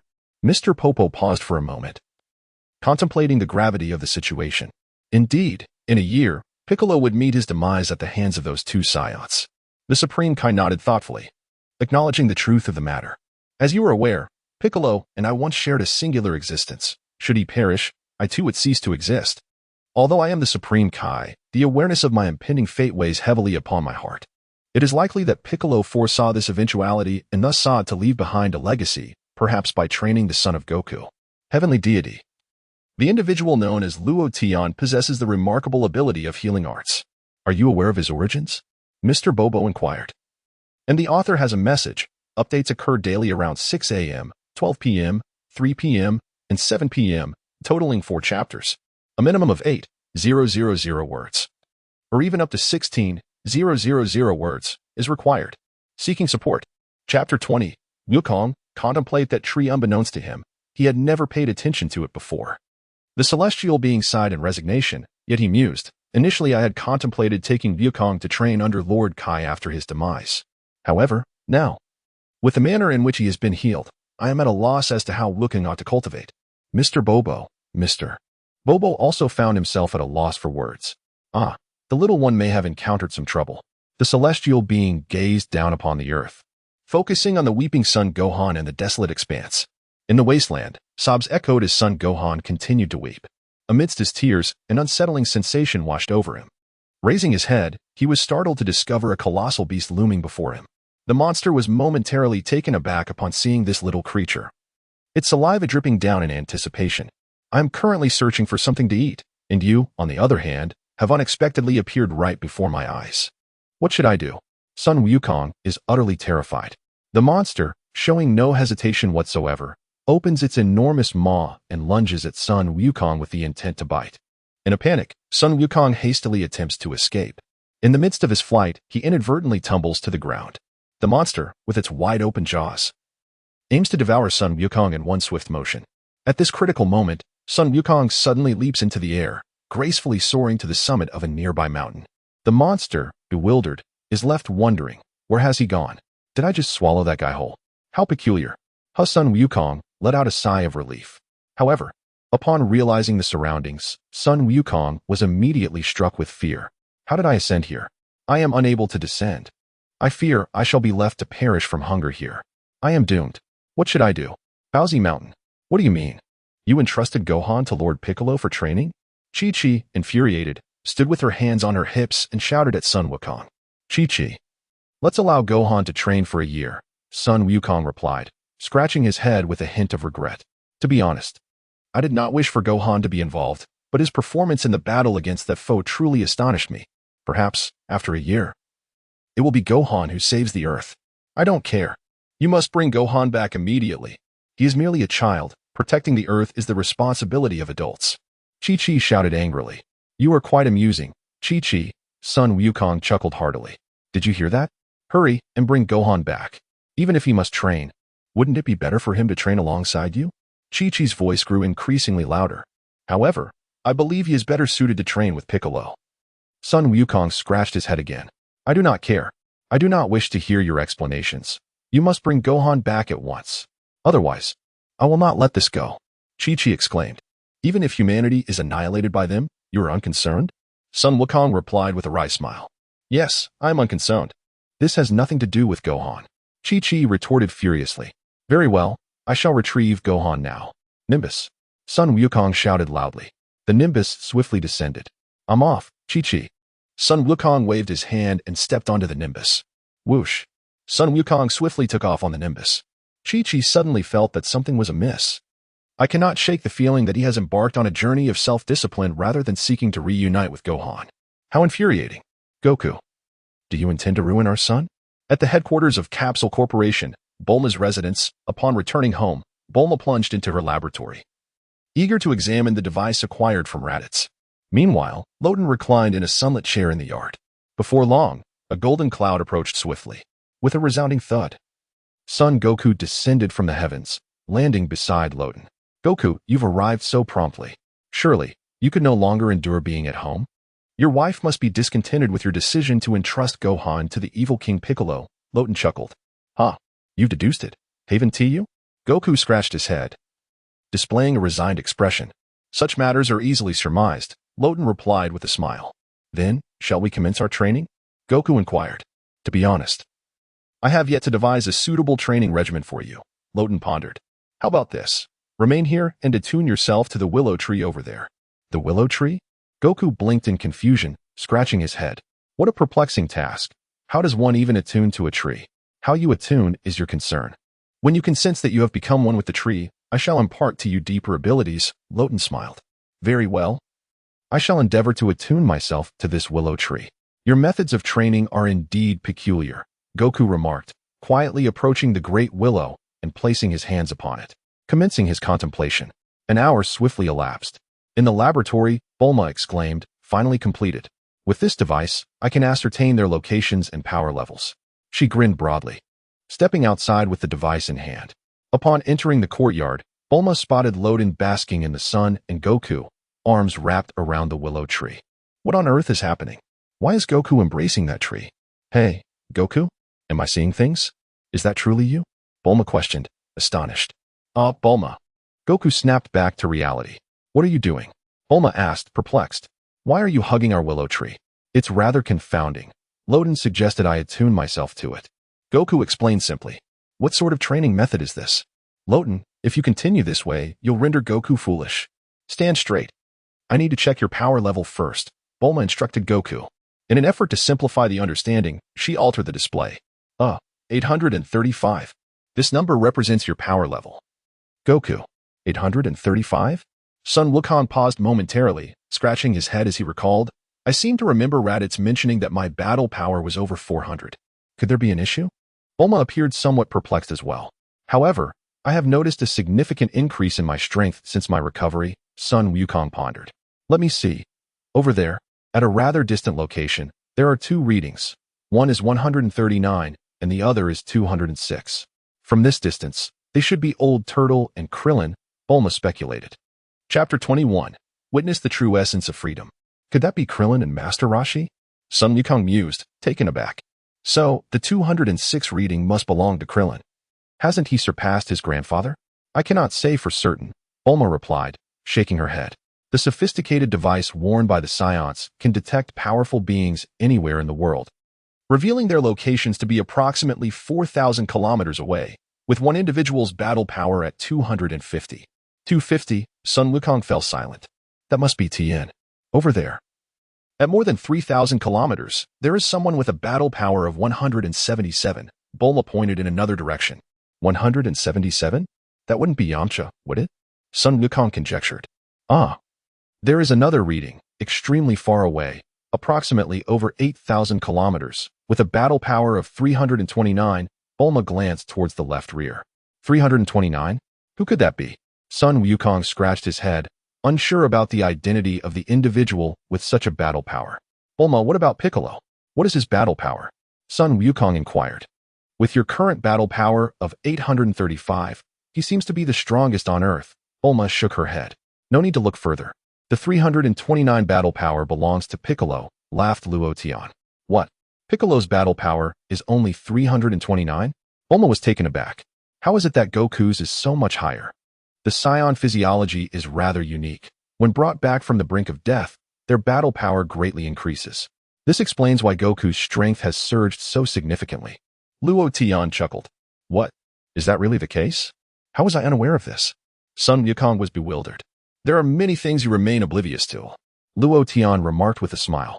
Bulma, quickly check Luo Tian's battle power. Sun Wukong urged. No need to check me. I possess no battle power. Luo Tian replied with a grin. Sun Wukong, Bulma. Nonetheless, Bulma swiftly turned her attention to Luo Tian and examined his battle power reading. Battle power, 0. Bulma was left speechless. What? That can't be right. Sun Wukong exclaimed, rendered speechless upon learning this outcome. Wait, something feels off. My combat power is at least 1. So how can Luo Tian's be 0? Bulma pondered, feeling a sense of unease. Could it be that I could easily defeat Luo Tian? Unlikely, isn't it? Do not rely on such trivial devices. Combat power merely measures the energy within you. Luo Tian replied with a smile. Moreover, it is often the case that one's energy fluctuates with emotional shifts. Take Goku's son, Gohan, for instance. His combat power can soar to over 1,000 with emotional surges. Yet at times, it may dwindle to merely 1 or even 0. Hee, Luo Tian, with such an elaborate explanation. Do you seek to prove that you are mightier than I? Bulma teased. Goku, how is your comprehension coming along? Luo Tian chose to ignore Bulma. This is quite difficult. Sun Wukong scratched his head. How about this? I will give you 3 days. If you can lower your combat power to below 100 by understanding this willow tree, then you may continue your training, Luo Tian proposed. Bulma and Sun Wukong both wore puzzled expressions. Why does my combat power seem to decrease the more I train? Sun Wukong questioned. As I mentioned before, combat power is merely an index of energy, Luo Tian elucidated. For example, if your current combat power is 835, are you certain you can defeat me? What do you mean? Are you challenging me to a fight? Sun Wukong gazed intently at Luo Tian. Fight me? You are not yet qualified. Only after you grasp the true essence of freedom can you challenge me, Luo Tian sighed. Sun Wukong fell silent, and Bulma remarked, Luo Tian, you are rather dismissive of others. If you provoke Goku's fighting spirit like this, how will you resolve it? Be careful, he might knock you out with a single punch. Sun Wukong was at a loss for words. Although he found Luo Tian enigmatic, he was confident in his ability to defeat him. After all, my combat power is currently among the strongest on Earth. It seems you cannot let go of your doubts, Luo Tian sighed. Suddenly, a piece of black cloth materialized in Luo Tian's hand. Bulma was once again astonished by Luo Tian's seemingly magical ability to conjure the cloth out of thin air. Sun Wukong's eyes widened in disbelief. How did that cloth appear? Luo Tian, what are you planning? Bulma inquired. Luo Tian demonstrated through his actions, wrapping the cloth around his eyes. I can see nothing now, he grinned at Sun Wukong. Now, give it your all and attack me. Today, I shall show you what true freedom entails. Sun Wukong and Bulma exchanged a swift glance. Do you believe that Luo Tian is serious? Sun Wukong inquired. I don't know. Bulma replied, speechless, and hurriedly asked Luo Tian, you can't be joking. Wukong's combat power exceeds 800. A single misstep could result in your demise. Rest assured and attack. Do I appear to be jesting? Luo Tian responded with an air of nonchalance. Fine, I won't concern myself with you. Bulma pouted, feeling discontented. Regardless, if you get injured, I trust you will tend to yourself. Exactly, Luo Tian smiled. All right then, I shall give it a try. I am about to strike you. Luo Tian. Sun Wukong's face radiated excitement, anticipation, and boundless confidence. I now consider myself one of the most formidable entities on this planet. I shall see, Luo Tian, whether you can evade my onslaught. Whoosh. Sun Wukong swiftly launched an attack towards Luo Tian. However, he refrained from unleashing his full strength. For if by chance he were to accidentally strike Luo Tian down, Bulma would surely come after me in a fury. I shall proceed with caution. Sun Wukong's fist approached Luo Tian's body at a leisurely pace. However, just as Wukong's fist was about to make contact with Luo Tian's shoulder, Luo Tian deftly sidestepped, evading Wukong's assault with grace. Wukong, unleash your full strength. I am not destined to perish, Luo Tian sighed. Chapter 22. In the realm of martial arts, speed is unassailable. Bulma's eyes widened in astonishment. Luo Tian actually managed to avoid it. Yet, it seemed that Wukong had not employed his full power. Luo Tian, it would be wise to know when to retreat. You may evade Wukong once, but you cannot guarantee to escape his strikes every time. Impressive. He truly evaded it. Sun Wukong exclaimed, his expression brimming with excitement and anticipation. He managed to dodge that? Wait a moment. Why does it seem to me that his move bears a striking resemblance to those taught to me by Master Popo? Clear as the sky, vast as the earth. A certain feeling suddenly enveloped Sun Wukong's mind. Very well. I shall unleash my full strength. You had better be cautious, Luo Tian, Sun Wukong declared. Bring it on. Luo Tian responded with a slight smile. Here I come. Sun Wukong unleashed all his might. He accelerated to the pinnacle of his speed, delivering a rapid punch aimed at Luo Tian. Just as Sun Wukong's fist was about to make contact, Luo Tian deftly tilted his body, evading the attack with ease. What? You've dodged again? I refuse to believe it. Sun Wukong exclaimed in astonishment, quickening his pace. Whoosh, whoosh, whoosh. Sun Wukong's fists relentlessly pursued Luo Tian. Yet, Luo Tian refrained from retaliating, merely dodging left and right with his eyes covered. Stop fooling around. If I were to be struck by someone with a mere combat power of slightly over 800, it would be utterly humiliating, not to mention a combat power of 800. Even if one possessed a staggering 800 million in combat prowess, it would be quite the anomaly to land a blow on me. Given my current capabilities, only a god of destruction might barely manage to hit me. Sun Wukong had been engaged for a good 5 minutes, exhausting himself to the point of breathlessness. Yet he hadn't even brushed against Luo Tian's garment. Sun Wukong's eyes widened in disbelief, and Bulma was equally astonished. Is Luo Tian truly this swift? It didn't appear as though Wukong was holding back. Could one exhaust themselves to such an extent while sparing their opponent? When did Luo Tian become this formidable? Are we still fighting?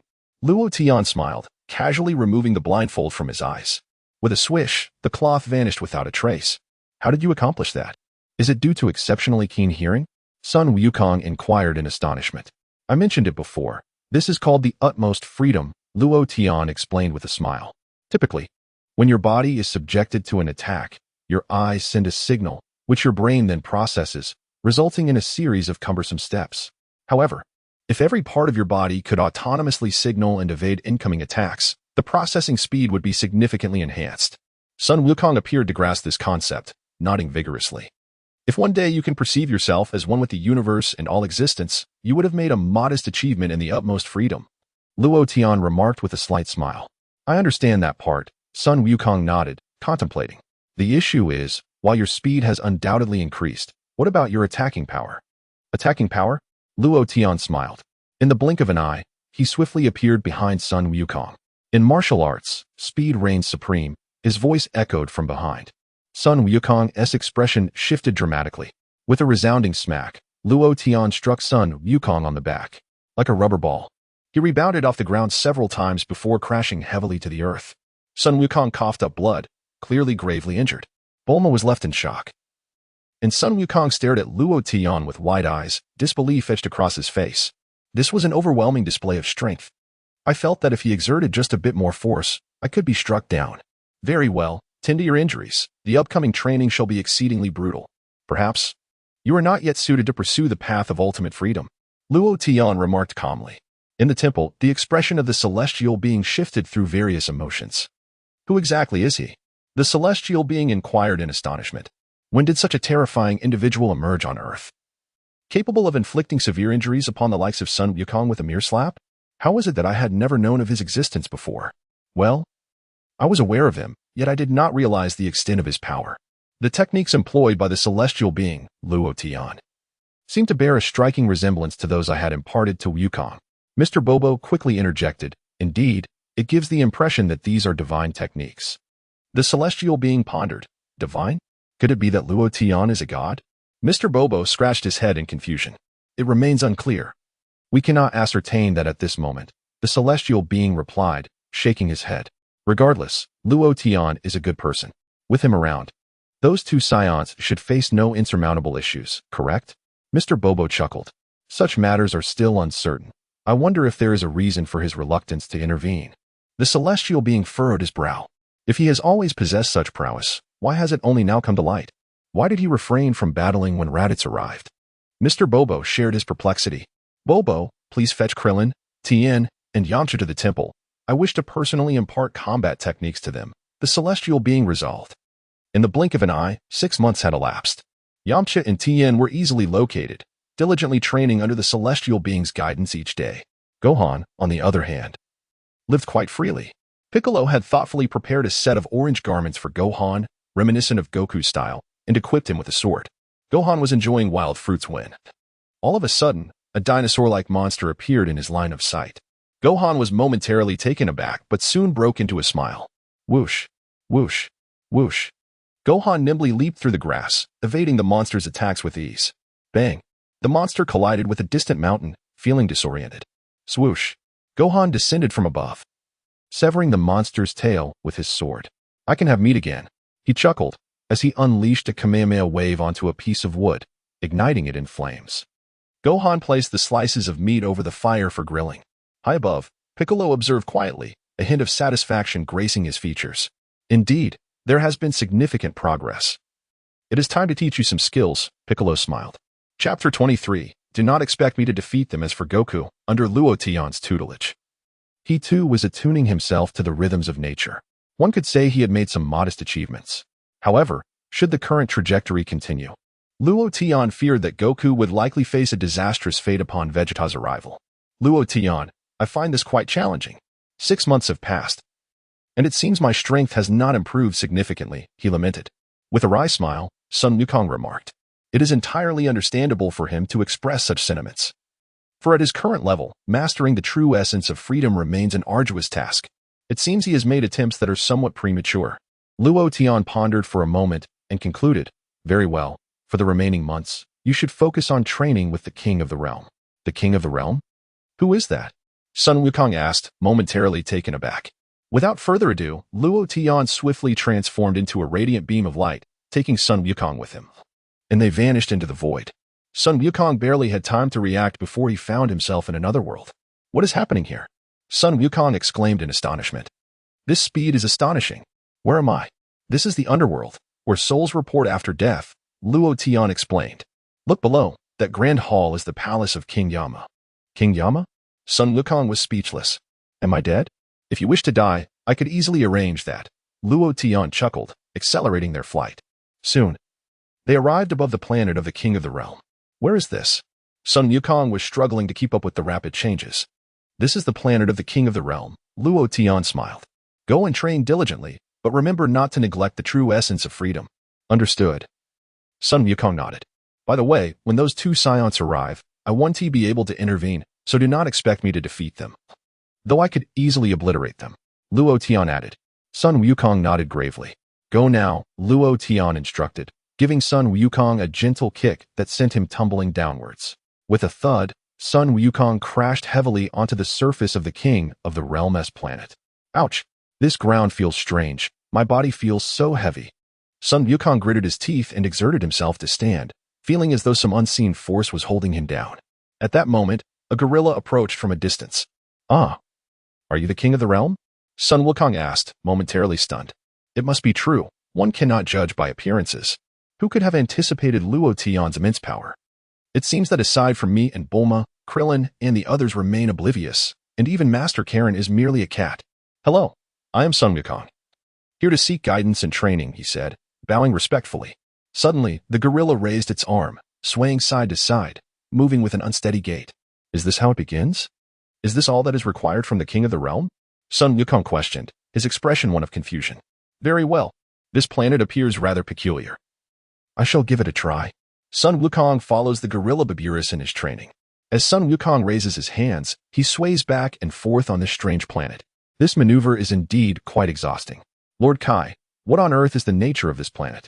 My body feels extraordinarily heavy. Unable to contain his curiosity, Sun Wukong inquires further. By the way, Lord Kai, are you familiar with the concept of Zizai-ji? Baburus remains silent, continuing to advance with a steady rhythm. Gasping for breath, Sun Wukong quietly trails behind. Is this what the Kaioken entails? I feel compelled to return and continue my communion with the earth and nature. This king of the world technique is utterly beyond comprehension. Hey, what are you doing? At that moment, Sun Wukong suddenly heard a voice emanating from beside him. Upon closer inspection, he discovered a somewhat rotund figure. This individual appeared to be wearing sunglasses, possessed blue skin, and sported two antenna-like protrusions atop his head. Who are you? Sun Wukong inquired, momentarily taken aback. I am the king of the Dong Dong, the figure replied with a grin. You are Dong Dong? Sun Wukong scratched his head, puzzled. Isn't it the king of the world? The king retorted, you are the Dong Dong. This fellow is hardly likable. Fool, I am the king, he exclaimed irritably. Oh, then who is he? Sun Wukong pointed at a nearby chimpanzee. He is my pet, Baburus, the king explained. Ha ha, so that's how it is. I thought something was amiss. Sun Wukong chuckled heartily. You are the one who is amiss. Do you not find my earlier quip amusing? The king replied, his expression darkening. A quip? That Dong Dong thing? Sun Wukong pondered for a moment, slightly taken aback. The king chose to remain silent thereafter. I cannot shake the feeling that I have become the subject of his jest. Is this lad here to disrupt the gathering? Could it be that the East Kai sent him? I shall grant you one final opportunity. Let me utter another quip and see what unfolds, the Kai remarked with a grim expression. Sun Wukong appeared utterly bewildered. Hello? Is no one answering the phone? The Kai muttered to himself, followed by a fit of uncontrollable laughter. Ha ha ha, that is simply hilarious. I have never encountered such a hilarious joke. What on earth are you saying? Sun Wukong gazed at the king of the universe as if he were a fool. Luo Tian, please take me back at once. I no longer wish to cultivate with him. The king of the world remarked. This lad must certainly be a jester summoned by a monkey. What brings you here? His expression was severe, as communication with this individual seemed nearly impossible. I was introduced to you by a friend and sought your esteemed guidance in martial arts. Sun Wukong replied. Return at once. The fact that you fail to laugh at such a delightful jest indicates a lack of character. And I am not fond of such individuals, the king of the world retorted, visibly displeased. Ha ha ha, this is truly amusing. You are indeed the king of the world. It is my first time hearing such a hilarious remark. Sun Wukong responded with remarkable swiftness, bursting into laughter. You can't be just now catching on, can you? The king of the world chuckled. Can you teach me martial arts? Sun Wukong inquired eagerly. Of course, that is not an issue. However, you must pass a test. The king of the world smiled. You must deliver a witty quip that can amuse this genius of wit. Ah? Sun Wukong was momentarily speechless. You want me to deliver a witty quip? This is quite a challenge. How suddenly I feel such bliss while cultivating under Luo Tian. What do you think? If it isn't a witty remark of high caliber, I shan't find it amusing. The king of the realm chuckled and said, if it's not feasible, then hasten back whence you came. Chapter 24, Keeping Secrets from the Divine? The blanket was draped across his back. Sun Wukong exclaimed suddenly. The king of the realm appeared as though struck by lightning, utterly astonished. This is simply too amusing. The king could no longer contain his laughter. You laughed. The king of the realm laughed. Sun Wukong exclaimed hurriedly. Oh no, I accidentally let out a laugh. The king wiped his brow, remarking. You truly are quite remarkable. Are you a professional at this? Well, considering you possess a modicum of talent, I shall impart to you the most entertaining methods of amusement. I do not wish to learn that. Teach me martial arts instead, Sun Wukong replied. What? Martial arts? Why didn't you say so sooner? The king of the realm was left speechless. I had thought you were here to learn the art of language. Very well. Let me test your abilities and see what you are truly capable of. The King of Worlds beckoned, urging an all-out assault. I find myself somewhat perplexed. Why does my body feel so heavy and my movements so constrained? Sun Wukong scratched his head in inquiry. From where do you hail? The King of Worlds asked. Earth, Sun Wukong replied. Earth? The King of Worlds paused in astonishment. How could one traverse from Earth to here? Has the passage between the divine realm and the mortal realm been opened? He scanned his surroundings. No, I see no such passage has been revealed. How did you arrive? The King of Worlds inquired with keen curiosity, for it is said that a person from Earth can only reach this place upon death. What? Death? Sun Wukong exclaimed in disbelief. After dying, one must traverse an infinitely long serpent path to arrive here, the King of Worlds explained. Serpent path? What is that? Sun Wukong asked, bewildered. The King of Worlds, I feel as though I have been looked down upon by this fellow.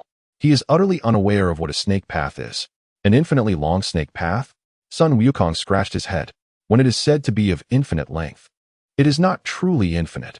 Rather, it is sufficiently long, though no one has yet measured its exact length, the King of the Realm explained succinctly.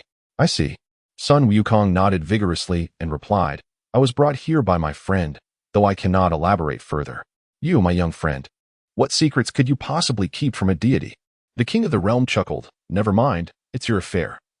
I am not the type of god who pries into others' privacy. Since you hail from Earth, it is only natural that you perceive this planet as quite heavy. Despite its modest size, its gravity is tenfold that of Earth. Thus, your weight is magnified 10 times. Sun Wukong was taken aback. No wonder I feel particularly weighed down. Try jumping with all your might, the King of the Realm instructed. Very well, Sun Wukong nodded earnestly. Bang! Sun Wukong leaped, achieving a notable height. Immediately thereafter, he plummeted rapidly to the ground. This is my limit, he scratched his head. To manage such a height under tenfold gravity is indeed impressive. The King of the Realm nodded in satisfaction. Well then, since you intend to train with me, let us commence. By the way, how long do you plan to train here? The malevolent scions are soon to arrive on our Earth, so I must hasten to enhance my strength. Sun Wukong clenched his fists. Scions? They are indeed extraordinary. The King of the Realm nodded, his antennae twitching slightly. Very well. Let me check when the scions will reach Earth. Currently, 2 scions are aboard a spaceship, rapidly heading towards Earth. They are due to arrive in 158 days. Remarkable. You are aware of this as well. Sun Wukong was astonished, his expression shifting to one of gravity. Only 158 days left. The situation is rather urgent. Do not worry. 158 days is ample time, the King of the Realm replied with a confident smile. Is it? Sun Wukong expressed a hint of skepticism.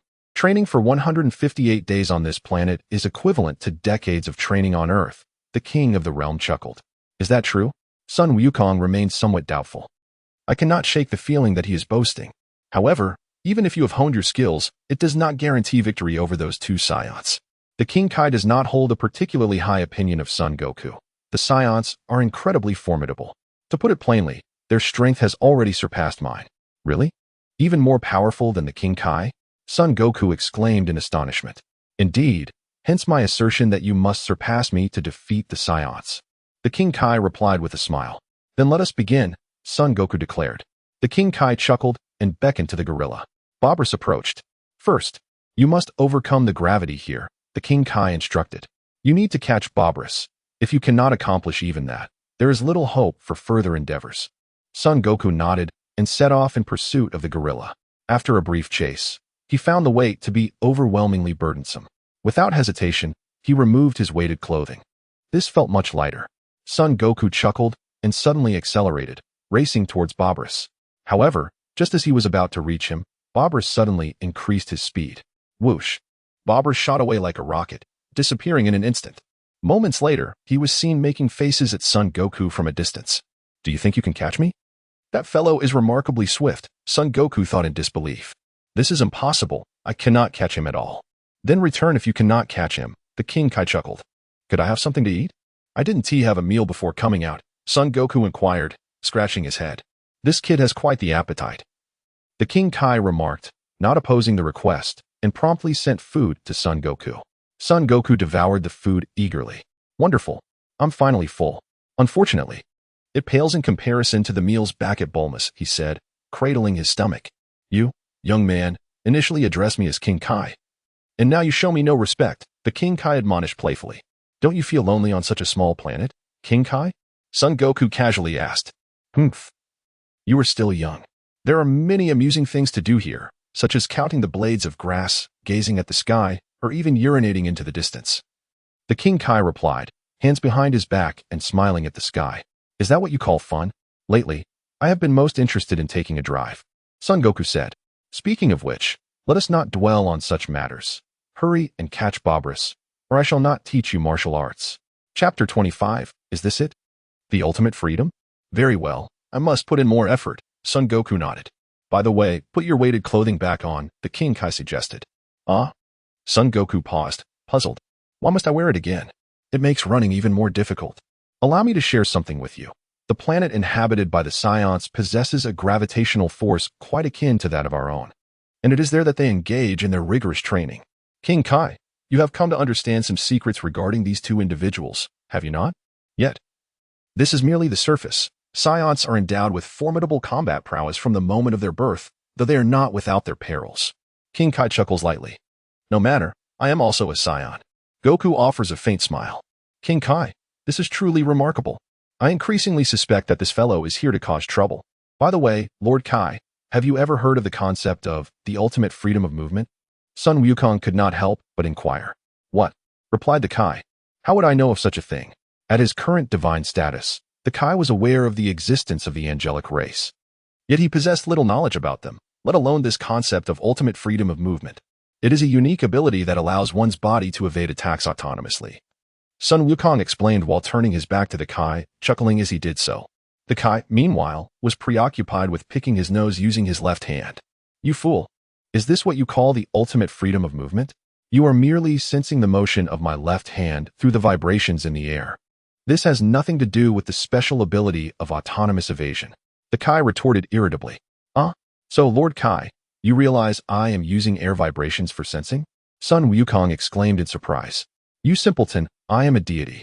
If I were unaware of that, I wouldn't deserve to be the Kai. The Kai exclaimed angrily. Sun Wukong scratched his head. All right, enough chit-chat. Let's begin training. The Kai commanded. And about your so-called autonomous evasion ability, this lad is truly unlikable. On Earth, within the divine temple, the deity suddenly paused, perplexed. What is it, Lord Deity? Mr. Bobo asked from the side. It's strange. I suddenly cannot locate Sun Wukong. The deity replied, his eyes widening. And Luo Tian has vanished as well. Could he have gone to the restroom? Mr. Bobo suggested. Where else could he possibly go? The deity pondered. It feels as though he has left Earth entirely. Left Earth? Surely not. Mr. Bobo exclaimed in astonishment. Luo Tian is right in Bulma's house. The deity said, rubbing his eyes in confusion. I distinctly did not see him just now. How could he appear so suddenly? The deity gazed intently at Luo Tian in Bulma's home. Hey old man, have you seen enough? At that moment, the deity suddenly heard a voice resonating in his mind. His body trembled violently, and his expression shifted dramatically. Is that Luo Tian speaking? The deity was soon filled with dread as he noticed Luo Tian looking directly at him. A hint of cunning glimmering in his eyes. You have been observing me for 6 months, a total of 18 instances, each lasting 2 to 3 minutes, accumulating to 210 minutes in total. Fortunately, you did not watch Bulma or Ties. Otherwise, you would likely no longer exist. Luo Tian's voice echoed once more, causing cold sweat to bead on the deity's forehead. Luo Tian could discern his observations, and he had even kept track of the duration of each instance. You are also a deity? The deity questioned immediately. It is good that you know, Luo Tian replied. Luo Tian smiled, addressing the celestial being. You, a mere deity of Earth, conversing with me, could very well be the pinnacle of your existence. The celestial being replied, considering the principle of not punishing the ignorant, and the fact that you are destined to perish in half a year, I shall overlook your transgressions. Luo Tian smiled slightly. The celestial being was taken aback. Indeed, you possess knowledge of all things. Very well, let us leave it at that. Luo Tian responded. I merely wish to inquire about one matter. The celestial being said hastily. Speak. Luo Tian replied nonchalantly. Where is Wukong? The celestial being asked. I have sent him to the King of Worlds. Since you have asked, once his training is complete, do visit the underworld to retrieve him. Luo Tian chuckled. What? The King of Worlds? The celestial being's expression shifted dramatically, with a swift motion of his hand.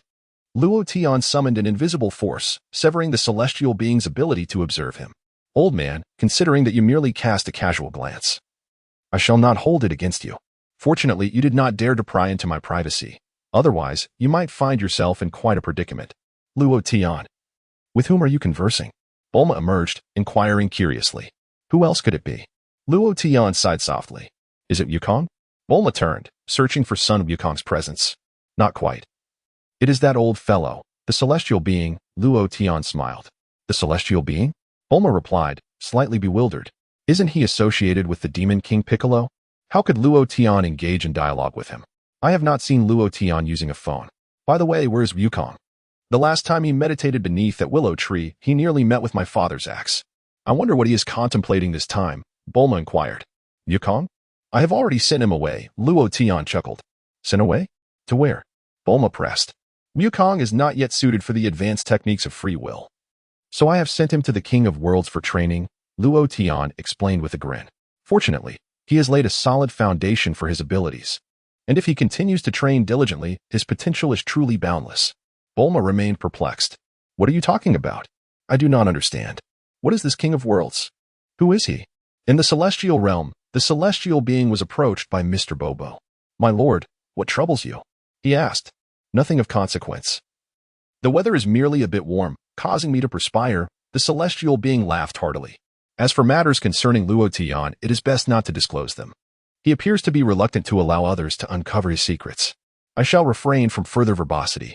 Mr. Bobo, is the weather warm? Are you a deity? Do you truly fear such conditions? Yet, what could have caused the divine being to display such a visage of terror? Ah, summon them all here, if you will. The deity hastily shifted the subject. Mr. Bobo nodded gently and swiftly gathered Tianjin Fan, Krillin, and others to the divine being's side. Your abilities have surpassed mine. There is little left for Mr. Bobo and me to impart. From this moment until the final battle, return to the surface and continue to enhance your strength. The deity addressed Krillin and the others, entrusting the future to you. Author's note, given my diligent updates, I kindly request some gifts from the esteemed readers. Chapter 26, is the spirit bomb similar to Ultra Instinct? Indeed. Krillin and the others promptly responded. May I shed this cumbersome attire? Asked Yachirobe. Why must I be included? I have no desire to engage in battle. In a certain mountainous region, Sun Wukong sat on the ground, his face bruised and swollen, wincing in pain. Humph. After half a year, I have finally managed to overcome my tendency to cry. Piccolo sat beside Sun Wukong. He chuckled and asked, Uncle Piccolo, did you ever fight with my father? Our battle is far from over. After defeating the Scions, it will be your father's turn, Piccolo grunted. However, my father once remarked that the resurrected Piccolo is not as ruthless as he once was. Sun Wukong smiled playfully. Humph. Piccolo bared his teeth. You little brat. Why speak such harsh truths? I think the same, even though your mother and grandfather are quite afraid of you. Sun Wukong replied with a grin. Enough chatter. Get to sleep. Tomorrow's training will not be so lenient. Piccolo reprimanded. Yes, yes. Sun Wukong quickly responded. He then laid down to sleep. That foolish child. Piccolo gritted his teeth. Thus, another 40 days passed. Sun Wukong had already acclimatized to the tenfold gravity of King Kai's planet. With a swift motion, Sun Wukong seized the chimpanzee Baburus. I finally caught you. How wonderful. Sun Wukong exclaimed, joyfully embracing the chimpanzee. Well done. King Kai praised Sun Wukong for his remarkable performance.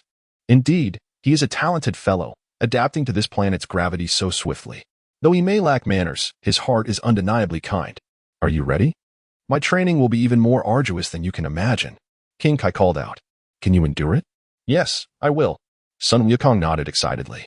After these 40 days of rigorous training, Sun Wukong suddenly felt a significant enhancement in his strength. My goodness. This seems to be far more effective than the effortless mastery of Luo Tian. I find myself in a state of indecision. Should I continue my training here? Or pursue the path of the supreme freedom of Luo Tian? However, I am acutely aware that the supreme freedom of Luo Tian holds greater promise. Yet, if I am unable to defeat the two Scions who are soon to arrive on Earth, then the pursuit of supreme freedom would be rendered futile. I shall first hone the techniques of the King of Worlds. Once I have dealt with those two Scions, I will continue my training in the Ultra Instinct under the guidance of Luo Tian. You must strive to become the preeminent force in the universe, both physically and mentally. Are you capable of this? The King of Worlds inquired. Understood. Sun Wukong clenched his fists, his face radiating confidence. Before we proceed, I shall indulge in a cup of tea, the King of Worlds stated. Sun Wukong collapsed to the ground. After finishing his tea, the King of Worlds engaged Sun Wukong in a sparring match. Bang! A dull thud resonated as the King of Worlds struck Sun Wukong, sending him flying to the ground. Astonishing! Sun Wukong exclaimed in surprise. Very well, let us continue, the king beckoned. Bang bang bang. The two engaged in a fierce exchange atop King Kai's planet. The King of Worlds unleashed the King of Worlds' fist, delivering a severe beating to Sun Wukong. With a bruised visage, Sun Wukong winced in pain. Indeed. As you can see, this is the King of Worlds' fist, capable of significantly amplifying one's strength, the King of Worlds remarked with a smile. Remarkable. No wonder Luo Tian advised me to train with you, Sun Wukong chuckled heartily. Who is Luo Tian? The king asked. If you are unfamiliar. Explaining it would be rather cumbersome. Perhaps it is best left unsaid. Sun Wukong scratched his head. You rascal. You leave me hanging. The king chided. The training continued. The arrival of Vegeta and Nappa on Earth drew ever closer. Back on Earth, Krillin and the others had commenced their grueling training. On King Kai's planet, Sun Wukong had already mastered the King of Worlds' fist. The King of Worlds generously taught Sun Wukong the Spirit Bomb technique. Bang! Just moments ago, Sun Wukong successfully controlled the Spirit Bomb, striking down a rapidly moving stone from the sky. Excellent work, Sun Wukong. I did not expect you to wield the Spirit Bomb with such proficiency, the king expressed with astonishment. Hee, it is the fruit of diligent training, Sun Wukong grinned. As I mentioned before, the Spirit Bomb harnesses the energy from all living things, plants, animals, and humans alike, along with the ambient energy in the atmosphere, and then releases it. The king explained, on such a small planet, the Spirit Bomb possesses such immense destructive power. The Earth you defend is many times larger, bolstered by the sun's vast energy. You will wield a Spirit Bomb of unimaginable potency. Inadvertently, you may even devastate the very planet you are meant to protect. Therefore, use the Spirit Bomb sparingly. Only in dire circumstances. Understood. I shall defeat them using the King of Worlds' fist. With a laugh, Sun Wukong remarked, however, it must be said that this Spirit Bomb bears a slight resemblance to the Ultimate Instinct I have been studying. Not again. Do not mention Ultimate Instinct before me. The King of Worlds retorted, exasperated. The last time you trained in Ultimate Instinct, your power noticeably diminished. This Ultimate Instinct makes it seem as though my strength is waning. Sun Wukong chuckled heartily, but in truth, my power has indeed increased. What nonsense is this? The King of Worlds rolled his eyes and changed the subject. Let us not dwell on that. The day of the final battle draws ever closer. The Scions will arrive on Earth tomorrow. You should hasten back to Earth to make your preparations. Return now? Sun Wukong was slightly taken aback. What else would you have me do? Do you wish to stay here until the new year? The King of Worlds glared. Very well. I suppose I must return to Earth. Sun Wukong nodded. I still need to acclimate to Earth's gravity. Indeed, the King of Worlds agreed. Then, they exchanged a long gaze. Lord King, are you not going to send me back to Earth? Hurry and transport me, Sun Wukong urged. The King of Worlds replied, You expect me to send you back? You shall return the way you came. I cannot assist you in that. What a conundrum. I do not know the way, Sun Wukong scratched his head, displaying a look of helplessness. Did you not say someone brought you here? Have that person come back to fetch you, the King of Worlds suggested. Chapter 27. Brought here by Luo Tian. That is indeed a problem, but I do not know how to contact Luo Tian. Do you have a phone? Sun Wukong inquired. Place one hand on my back and think of a specific person. You will be able to communicate with him telepathically, the King of Worlds explained. Is that so? Sun Wukong said, somewhat skeptical, and then placed his hand on the King of Worlds' back. Is this sufficient? Hurry, the king urged. Luo Tian, can you hear me? It is Sun Wukong. I have completed my training with the King of Worlds. Can you come to retrieve me? Sun Wukong attempted to establish a telepathic connection with Luo Tian. However, there was silence. What is happening? It seems he did not respond, Sun Wukong said, puzzled. Does this method truly work, King? Is he perhaps asleep? The King of Worlds was at a loss. I do not know. Sun Wukong scratched his head. Find a way to contact your friend. Do not just stand there. The king insisted. Bulma. I can reach out to Bulma and through her, find Luo Tian. Sun Wukong exclaimed excitedly. After uttering those words, he immediately attempted to contact Bulma. Bulma, it's me. It's Wukong. Can you hear me? He called out eagerly. Huh? Wukong, where are you? Have you come to our home? Bulma was engrossed in her research when she heard Goku's voice, which left her utterly bewildered. I am communicating with you telepathically from the King Kai's realm. I just tried to contact Luo Tian to bring me back, but he did not respond. Could you please call him for me? Is he perhaps asleep? Goku inquired. Luo Tian mentioned he was in seclusion and advised me not to disturb him. Bulma replied promptly. What? How am I supposed to return? Goku expressed his frustration. Where exactly are you? Bulma asked with curiosity. Well, I am in a very distant place, Goku explained. But this is not the time for such discussions. The Scions are arriving on Earth tomorrow, and I must hurry back to prepare. What? The Scions are coming tomorrow? Bulma's face went pale. Yes, you must find a way to get me back quickly, Goku urged. I just remembered that Luo Tian told me during his retreat that if you wish to return, you should contact the God of Heaven and ask him to assist you. Bulma pondered. The God of Heaven? Can he really bring me back? Goku nodded. All right, I will call the God of Heaven right now. With that, Goku immediately established communication with the God of Heaven. You little rascal, did you think of me as a telephone? King Kai exclaimed. Just after Bulma finished her conversation with Goku, Luo Tian opened the door and walked in. Luo Tian, did you not say you were going into seclusion? Bulma was taken aback. Well, I just concluded my seclusion. Luo Tian smiled, shaking his head in disappointment. It's a pity that I still haven't broken through. Break through what? Bulma couldn't help but inquire. The third layer of the first stage, Luo Tian replied, I feel my progress is far too slow. By the way, Goku just communicated with me telepathically, saying he completed his training with King Kai and wants you to help bring him back. Bulma added, also, Goku mentioned that the Scions will arrive on Earth tomorrow. What am I still doing here with my research? I told you, have him contact the God of Heaven, Luo Tian reiterated. I informed him, Bulma nodded. Then, that's settled. Take your time, Luo Tian smiled reassuringly. Don't worry, everything will be fine. Even if the sky were to fall, I would be here to support you. God of Heaven. This is Goku. I have completed my training with King Kai. Could you come and fetch me? Goku quickly contacted the God of Heaven. Goku? You truly went to King Kai's realm? The God of Heaven was taken aback. Haha, yes. Goku chuckled. Did Luo Tian send you there? The God of Heaven asked. God of Heaven, let's skip the questions for now. The Scions are arriving on Earth tomorrow. Please hurry and bring me back, as I cannot return on my own. Sun Wukong urged. Do you know if you've returned to the starting point of the snake path? The celestial being inquired. The snake path? The starting point? Sun Wukong replied. Somewhat bewildered. After all, he had not traversed the snake path on his way here. Did you not take the snake path to Lord King Kai? The celestial being continued. Indeed, I did not. It was Lord Luo Tian who brought me here directly, Sun Wukong responded. The celestial being remarked, Lord King Kai, directly flown here? Who possesses such extraordinary prowess? Unfortunately, I cannot go directly to Lord King Kai myself. I can travel to that realm to fetch you. But you must first reach the starting point of the snake path. Sun Wukong sighed. How troublesome. But why not allow Luo Tian to come and fetch you? The celestial being explained. Luo Tian is currently in meditation, insisting that no one disturb him, and instructed me to find you. Sun Wukong replied. It seems Luo Tian indeed mentioned that. Then you must swiftly traverse the snake path. If you reach it in a timely manner, I will sense your presence and come to retrieve you, the celestial being proposed. However, I must warn you, the snake path is exceedingly long, over countless years. Only the King of Hell has reached its end to meet Lord King Kai. I cannot ascertain how long your return will take. Sun Wukong felt a wave of despair wash over him. All right, I will give it my all, he declared. I shall immediately inform Krillin and the others.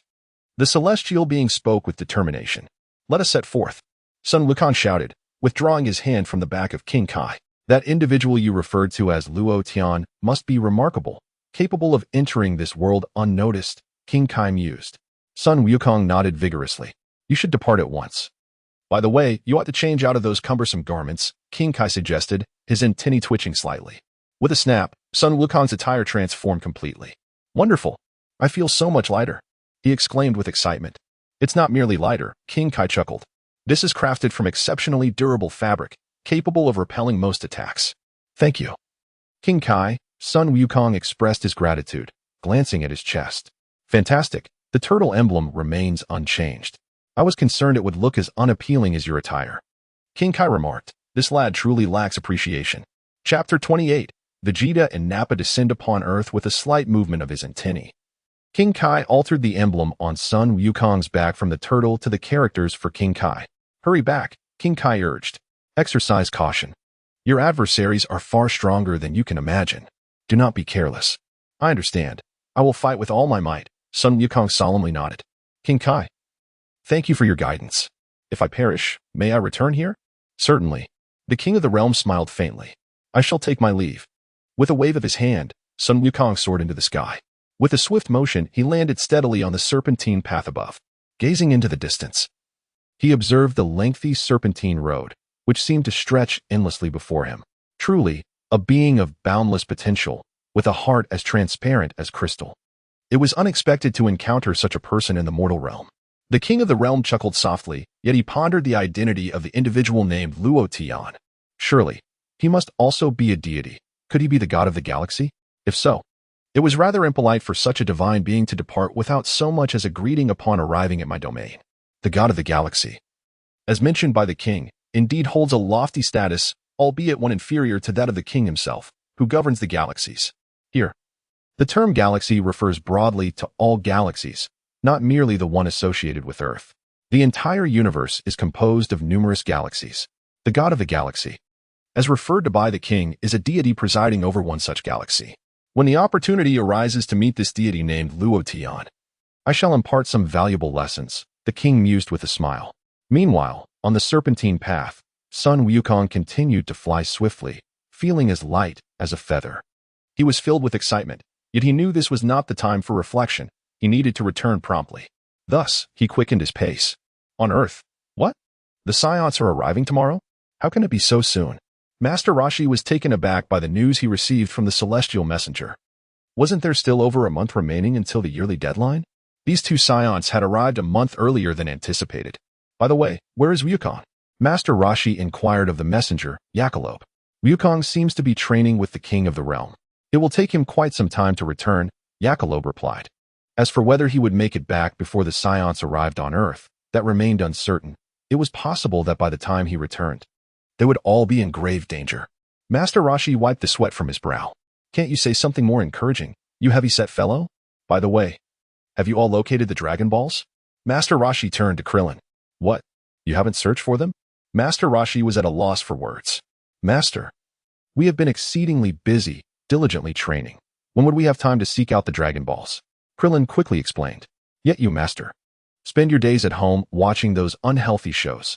Why not use that time to search for the Dragon Balls? What? Are you questioning your master? Master Roshi adjusted his sunglasses. I merely speak the truth, Krillin murmured, lowering his head. Enough of this chatter. Let us swiftly inform Tien and the others. The turtle hermit, with a hint of irritation, exclaimed, had we gathered the Dragon Balls sooner, we might have summoned the eternal dragon to bring Goku back to us immediately. Shall we search for them now? Krillin inquired. I fear it may be too late, the turtle hermit sighed. At the headquarters of the Capsule Corporation, Bulma's residence, a thought struck her. Have Krillin and the others forgotten to look for the Dragon Balls? Suddenly, she spotted the dragon radar resting on the table. It seems so, Lowton nodded. When will Goku return? Bulma asked. At least a day's time, Lowton pondered. What? Will it really take that long? Bulma exclaimed in disbelief. Do not worry. All will be well, Lowton said with a gentle smile. Is that truly the case? Bulma responded, half skeptical. How could there be no trouble? That Raditz is formidable. His two companions must be even more powerful. If necessary, a few lives may be lost, but it is of little consequence, Lowton chuckled lightly. The following day at 11:43 a.m., the spaceships of Vegeta and Nappa descended rapidly from the sky. Boom. The two spacecraft traced golden arcs through the air before crashing into a town, creating two massive craters at their impact sites. The local residents were left in shock. What fell from the sky? Was it a meteor? It feels as though a round object has landed here as well. Many gathered at the edges of the craters, peering downwards. Creak. The hatch of the spaceship opened, and Vegeta emerged first. It's a person. Someone is coming out. Vegeta looked on with a smile. In the next moment, Nappa flew out of the spacecraft and landed beside Vegeta. Who are they? What are they? Are they aliens? The onlookers were filled with astonishment, debating the origins of these two figures. Is this Earth? The environment is quite pleasant, Vegeta remarked, surveying his surroundings with an endless smile. Is it worthwhile to greet these fellows? Nappa chuckled lightly before suddenly raising his hand. Instantly, a powerful surge of energy erupted forth. Boom. In the next instant, all structures surrounding Nappa were obliterated, leaving the town in ruins. Ha ha ha, my greeting seems to have been rather enthusiastic, Nappa grinned. You have gone too far, Nappa, Vegeta huffed. If this planet is excessively damaged, it will not fetch a high price. No worries. Trust me, Vegeta, Nappa reassured him. Nappa remarked with a smile, if we could locate that mysterious orb capable of granting wishes. Wouldn't that suffice? You must be referring to the Dragon Balls, Vegeta interjected with a dismissive grunt. First, we must track down the one who killed Raditz and ascertain the whereabouts of the Dragon Balls. Additionally, we must find that healer. Indeed. Nappa nodded vigorously. If the Dragon Balls are nearby, our wish for eternal youth would be in vain. Vegeta glared. This is all your fault for your brutish inquiries, you fool. My apologies. I had forgotten about that. Nappa quickly offered his contrition. Our first task is to locate the individual with the highest battle power. He is likely the murderer of Raditz. Vegeta activated his scouter, beginning to scan the battle power levels on this planet. Chapter 29. Leave it to Goku and the others, Vegeta. This is quite peculiar. There are more than just 1 or 2 readings exceeding a battle power of 1,000 on this planet. How can that be? Nappa also activated his scouter, his surprise evident upon viewing the readings. Do not panic. They are no match for us. We need only seek out the strongest among them. Once we find him, gathering information will be much easier, Vegeta reassured with a smirk. He turned his gaze toward a specific direction. Found them. There were 2 powerful readings in the same location. All right, Nappa. Let us proceed and have some fun with them. The pair swiftly took to the skies. Haha, the gravity on this planet is so low. Our movements are incredibly agile. Nappa laughed heartily. As Vegeta and Nappa descended onto Earth, the moment they appeared, Krillin, Tien, Yamcha, Piccolo, and the others immediately sensed their energy. They're here? They intend to come for us. Piccolo clenched his fists, fully prepared for battle. Yes. Gohan nodded gravely. At the headquarters of Capsule Corporation, Bulma was piecing together the truth through television news reports. Lo Tian, they truly have arrived. Bulma quickly donned her scouter. Aren't you going to provide support? This device can pinpoint their location. No. Lo Tian shook his head. Let Goku and the others handle it. You must have faith in their strength. Honestly, I would rather not see you go to your demise. Bulma conceded with a nod. Your words imply that I could eliminate them in an instant. Lo Tian chuckled. Lo Tian, I acknowledge your formidable power. Even Goku from a year ago was no match for you. However, they are Scions. As Bulma spoke, her expression changed once more upon glancing at the scouter readings. Lo Tian, quickly look at the battle power on the scouter. Krillin and the others appear to have risen to around 1,000. Lo Tian remarked, yet those 2 Scions possess even greater strength. They are truly fearsome adversaries. Bulma spoke in a low voice. I have mentioned that battle power does not signify much. Look at my battle power. It is a mere 0. Yet I have still managed to best Goku. Leaving him utterly disoriented, Luo Tian replied, Bulma, you might want to take a moment to tidy up. Tidy up what? Bulma paused, turning to Luo Tian. It is likely that we shall soon depart from Earth, so you should prepare yourself mentally, Luo Tian remarked with a smile. Depart from Earth? I truly do not comprehend what you are saying, Bulma replied, exasperated. Never mind, this is not the time for such discussions. Where on Earth is Goku? In the mountainous region where Piccolo and Gohan were located, Piccolo had already removed his weighted clothing. There is nothing to fear. We are significantly stronger than we were a year ago, Piccolo assured Gohan. Indeed, Gohan responded, feeling slightly anxious. Something is approaching from that direction. Piccolo suddenly became alert. Noting more presences nearby. Are they Scions? I thought there were only 2 Scions, Gohan exclaimed in panic. Just then, Krillin descended from the sky. Are they Scions? Gohan gasped. Long time no see. Piccolo, Krillin greeted with a smile. So it is you. What brings you here? Piccolo grunted. Are you here to challenge the Scions as well? Yes, I have been training diligently, Krillin nodded. Which means there are other fools who will come here too. Piccolo replied with a slight smirk. Indeed, everyone will be coming. I arrived first since I lived closest, Krillin said with a wry smile. You had the audacity to call us fools. Fine, I may not be able to defeat you, so I shall not hold it against you. Suddenly, Gohan had a flash of realization. I remember now, you are from Master Roshi's place. Yes, my name is Krillin, he replied with a grin. You look quite robust. Just like Goku did when he was younger. My father often speaks of you, saying you were small in stature, but incredibly powerful, Gohan responded. Small in stature? How absurd. He thinks he is so tall, Krillin huffed, his expression darkening. Can you fight alongside us? Gohan asked excitedly. with just Piccolo and me. I suddenly feel a sense of unease. However, having this bald uncle with us is quite reassuring. But I imagine training with someone like Piccolo must have been quite arduous. Krillin inquired, speaking of which, Goku truly entrusted you to Piccolo. Uncle Piccolo is a good person, Gohan replied earnestly. Enough small talk. They're already here, Piccolo interjected. Piccolo's voice was cold. Krillin and Gohan looked up and were astonished to see two figures suspended in the sky. Both possessed tails, which they had wrapped around their waists, and their attire bore a striking resemblance to that of Raditz. Above them, Vegeta and Nappa were gazing down at Piccolo and the others. Ha ha ha, another one has joined, making 3 in total. Nappa chuckled. Kakarot is absent. I wonder what he is up to. It seemed they had anticipated this encounter. Perhaps Kakarot would emerge as their ultimate trump card.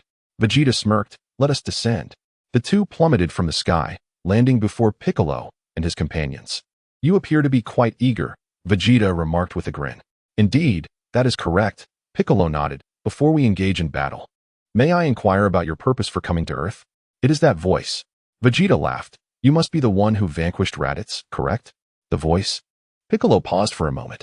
Did Raditz not inform you? This device also serves as a communicator. Vegeta indicated the scouter he wore. Vegeta. That fellow seems to be an Namekian. Nappa turned to Vegeta. Perhaps, no wonder Raditz was defeated by him, Vegeta acknowledged. A human could never triumph over Raditz. A Namekian? Piccolo was momentarily taken aback. Piccolo, so you are an alien. That explains much. Krillin wiped the sweat from his brow. Is that true, Uncle Piccolo? Gohan, too, was enlightened. Now I understand. The Namekians possess not only formidable combat prowess but also incredible magical abilities. I have heard tales of some who wield magic, Piccolo reflected. Vegeta suddenly grasped the situation. So, the Dragon Balls were created by you? Chapter 30. Even if the sky falls, I will protect you what? This fellow knows about the Dragon Balls? Krillin was utterly astonished. Searching for the Dragon Balls is our most vital objective. Hurry and hand them over, Nappa chuckled. A Namekian is nothing more than a mere fly to us. Regardless, I must express my gratitude. I have finally come to understand my identity. Piccolo smiled softly, however, regrettably. I did not create the Dragon Balls. I am merely skilled in battle. Whether I am a fly or not, you shall find out soon enough. With that, Piccolo readied himself for combat. In the temple, Heavenly One, I never anticipated you would be an alien, Mr. Popo remarked. It is no wonder I look different from others. The Heavenly One chuckled awkwardly. The Dragon Balls were crafted by me long ago. I always had a peculiar feeling, as though I had seen them somewhere before. Perhaps it is something akin to the Dragon Balls created by someone from Namek. The memories of my ancestors linger still within my mind. At the headquarters of the Capsule Corporation, Bulma's residence, could it be that those two scions are heading toward Piccolo and Gohan? Utilizing her scanner, Bulma observed a power level of 981 approaching. Who could it possibly be? It can't be Krillin, can it? Bulma, there is no need to be in such a fluster. Meanwhile, Loten reclined in a sunlit chair in the courtyard, assuring her, did I not say that even if the heavens were to fall, I would safeguard your safety? Bulma was left speechless. At such a critical moment, he still boasted. You are indeed formidable, yet why do you not join the fray? Never mind. It would sadden me greatly if you were to perish in battle. On the ground, one of them urged, quickly reveal the whereabouts of the Dragon Balls. Do you wish for us to force you to divulge it? Vegeta stated coolly, hardly acknowledging the three before him. With power levels of 981, 1220, and 1083. You three fools dare to contend with us. Nappa sneered, having already gleaned their power levels through his scanner. Nappa, remove the scanner, Vegeta commanded, taking it off himself first. Why? Nappa asked, momentarily taken aback. These individuals' power levels fluctuate with the tide of battle. The numbers here are utterly unreliable. Relying solely on the scanner's readings could distort our judgment during combat, Vegeta elucidated. You are correct, Nappa nodded, discarding the scanner. That coward Raditz had been defeated due to his overconfidence in the scanner's readings. Coward? Raditz? Piccolo wiped the sweat from his brow. Raditz was someone you and Goku struggled to defeat, was he not? Krillin spoke in a low voice. Coward, Piccolo echoed, eliciting a forced chuckle from Krillin, who felt increasingly uneasy. By the way, may I inquire about the whereabouts of the one who treated Kakarot? Has he not arrived? It wouldn't be you, Bald One. Would it? Vegeta directed his gaze at Krillin. It is not I. I cannot perform healing techniques at all. Krillin quickly refuted. Then who is it? Vegeta inquired with a smile. I heard from the scanner's communication that this individual seems to be named Loten. Am I mistaken? Krillin fell silent. Tell me. Where is he? Vegeta pressed. Krillin remained mute. I would never divulge such information to you. Although I harbor a deep-seated fear of death, I shall not betray my friend. To be precise, it is Bulma's prospective partner to whom I refer. If I were to speak, Bulma would undoubtedly kill me. In some respects, she is far more formidable than these two scions. Well, I knew you wouldn't say a word. Vegeta snorted. And thus, let me demonstrate our strength. Nappa, do we still have the seeds of the cultivator? Plant them all. There are 6 seeds left. Nappa nodded. You truly know how to have fun, Vegeta. Cultivator? What is that? Son Gohan and Krillin looked perplexed. Nappa casually produced a small vial from behind him. With a swift motion, he poked 6 holes in the ground and poured the seeds within, dousing them with a special liquid. Suddenly, the soil trembled, and 6 green-skinned aliens emerged. Excellent. Your target is those 3 individuals. Teach them a harsh lesson, Vegeta commanded. Just then, Tien, Kairatsu, and Yamcha descended from the sky, landing beside Krillin and the others. Sorry we're late, Yamcha smiled. Yamcha, you've come too, Krillin exclaimed excitedly. Humph, more useless ones have arrived, Vegeta chuckled. Why come here to meet your demise? Nappa sneered. Haha, just right, 6 of you. How interesting. Equal to the number of cultivators. Vegeta's interest was piqued, truly splendid. How about a match between your 6 and our little soldiers? Let us play a game together. What game? You scoundrels, stop dilly-dallying and get serious. Piccolo shouted angrily. Don't be so hasty, isn't this quite good? You can wait for Goku to arrive, Krillin quickly advised. Very well, I shall take the stage first, allowing you to witness the fruits of my recent training, Tien declared, stepping forward. Ha ha ha. If he knew how powerful the cultivators were, he would surely be terrified. Nappa laughed heartily. However, Vegeta did not share in the laughter, sensing that this 3-eyed man might be quite formidable. The cultivator may not be his match. Let us start with this fellow. Remember, give it your all. Do not underestimate him, Vegeta instructed. The first cultivator stepped forth, and an intense battle ensued between the cultivator and Tien. Tien struck fiercely, sending the cultivator flying. Upon landing, the cultivator's head split in 2, spraying a corrosive liquid. Tien swiftly dodged. Bang! Tianjin Fan took the initiative, forcefully striking the cultivator on the head with his elbow. The cultivator let out a cry of anguish and collapsed to the ground. Nappa stood in stunned disbelief. What is happening? How could this fellow be so fragile? After all, he is a cultivator, his strength nearly rivaling that of Raditz. Excellent job, Tianjin Fan. Krillin cheered for him. Chapter 31. Vegeta, this time, you have underestimated your opponent. Bravo. Tien, Diaozi shouted. Humph, as I anticipated, this is becoming increasingly entertaining, Vegeta remarked with a smile. The cultivator, gritting his teeth, found it difficult to even rise. Tianjin Fan silently regarded the cultivator. Impossible, the cultivator exclaimed. His battle power is 1,200. His energy is comparable to Raditz. Nappa spoke, somewhat incredulous. Perhaps that 3-eyed warrior's battle power has indeed surpassed that of the cultivator, Vegeta mused with a grin. But how can that be? Nappa retorted. He is merely an earthling. Vegeta, did you not just say that an earthling could never surpass Raditz? Oh, did I say that? Vegeta glanced at Nappa, who was taken aback and hastily shook his head. Ha, that was my mistake. I truly apologize, Nappa corrected himself. Vegeta ceased his responses. Clearly, you were the one who said it. Now you choose to deny it, Nappa protested. At that moment, the cultivator who had been struck down by Tianjin Fan finally managed to rise again. Tien, that guy is back on his feet, Diaozi exclaimed in surprise. Suddenly, Vegeta brought his index and middle fingers together, pointing toward the cultivator in the air. With a muffled sound, the cultivator was instantly obliterated, his body shattered completely. The onlookers, including Piccolo, were left in shock. What a fierce individual! Krillin trembled uncontrollably. Beads of cold sweat appeared on Piccolo's face. That scion annihilated the creature in an instant.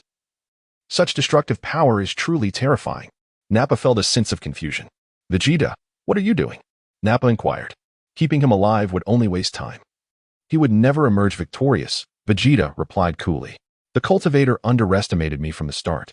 I stated that he should fight with all his might, yet he dismissed my words. The remaining cultivators were now trembling in fear, no longer daring to be careless. Who will step up next? Vegeta inquired. This time, we must defeat them. Don't bring shame upon us, do you understand? Nappa commanded. One of the cultivators stepped forward. Very well, allow me to take this one. Klin also stepped forward. But let me handle this. The game must come to an end.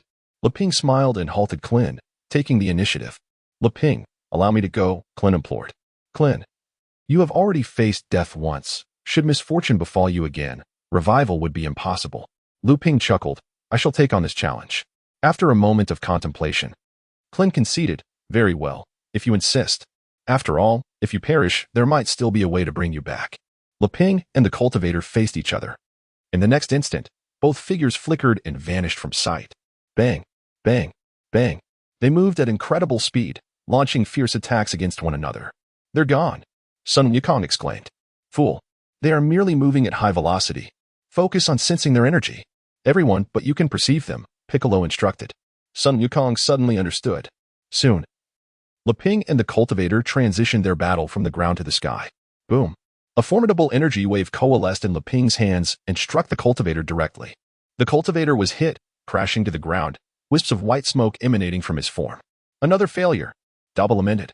When did the cultivator become so fragile? With a thud, Leping landed at the edge of the pit where the cultivator lay, seemingly devoid of combat capability.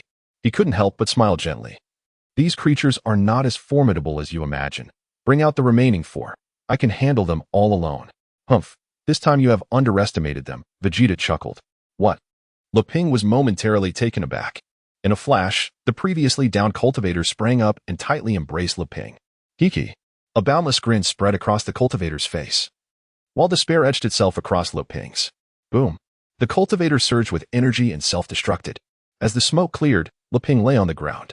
Piccolo and the others were startled. Humph, such ignorance, Vegeta chuckled. Impressive. To provoke a self-detonation, Piccolo's expression shifted slightly. Leping. Clin rushed towards him. Clin, I can't. I was careless, Leping said weakly. Leping, you needn't say anything. I shall summon Luo Tian to heal you. Clin quickly replied. However, Leping grasped Clin's hand firmly, shaking his head vigorously. What is the matter?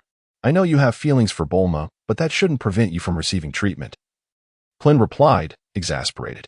At a time like this, do you still care about such matters? Leping responded. Do I truly care about such matters? What I mean to convey is that it is too late. If he were to appear, he would have done so long ago.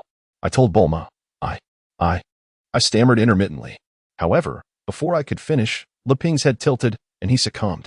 Are you trying to express that your affections lie with Miss Bulma? Am I correct? Krillin sighed, lowering his head, tears streaming down his face. Alas, while the flowers have intentions, the flowing waters remain indifferent. Leping still clung to that faint glimmer of consciousness. Leping, I wish to convey my heartfelt wishes for Bulma's happiness. You, my foolish companion. I can be resurrected. It's not impossible to return. Why would I utter such things? You, Clin, what is the matter with your reasoning? However, by the time Lepin regained his senses, he found himself transformed into a spectral entity, appearing in the realm of the underworld. I have perished once more, Leping lamented. It was evident that Leping harbored a foreboding sense of doom, which compelled him to take my place. Krillin gritted his teeth, feeling that it should have been me who met my demise. How infuriating. To think such a formidable cultivator merely achieved a stalemate is utterly preposterous. That Naba remains indignant over there. The prowess of these cultivators rivals that of Raditz. You should consider yourselves fortunate. Damn it. I shall not forgive you. Krillin's forehead lightly bulged, his face etched with unending fury, causing everyone to retreat. I will showcase the fruits of my training. At Bulma's residence. Someone has died. Bulma's expression shifted slightly. It seems to be Leping, Lo Tian mused. How do you know? Bulma asked, taken aback, turning to look at Lo Tian. I can sense it, Lo Tian replied with a smile. Bulma was rendered speechless. It was fortunate that it was Leping who had passed. Had it been Krillin, resurrection would have been impossible. Bulma let out a subtle sigh of relief. Leping has always harbored feelings for you. Were you unaware? Lo Tian inquired with a smile. I had no idea, nor do I wish to know. Bulma retorted angrily. I have been secretly infatuated with you all along. Did you know? Just thinking about it makes me feel frustrated. You can't possibly know, can you? I truly wish to witness the scene firsthand. This detector can only gauge their combat capabilities, but it remains oblivious to the events unfolding on site. Bulma clenched her teeth and pondered, yet to be present at the scene feels perilously risky. Perhaps it is best to observe through a projection. As Luo Tian spoke, a staff materialized in his hand. With a swift motion, a radiant beam emanated from the crystal orb atop the staff, materializing into existence. Instantly, this beam resembled the light cast by a projector, forming a holographic image near Bulma. The projection showcased none other than Vegeta, Krillin, and the others. Bulma's eyes widened in disbelief. Oh my, Krillin is about to unleash a powerful move. Luo Tian remarked with a smile. Bulma was utterly astonished, not by Krillin's impending attack, but by her unwavering gaze fixed upon Luo Tian. Hey, Luo Tian. How did you accomplish this? Bulma inquired hastily. It's quite simple. If one desires it, it can be achieved, Luo Tian replied with a grin. It's quite impressive. Akin to witnessing the event live. Who exactly are you? Bulma was now certain that Luo Tian was no ordinary individual. I say I am a deity. Would you believe that? Luo Tian smiled slightly. A deity? Bulma wiped her brow. The image of a divine being suddenly flickered in her mind, making it difficult for her to associate Luo Tian with such a celestial figure. She thought to herself that deity seemed rather weak.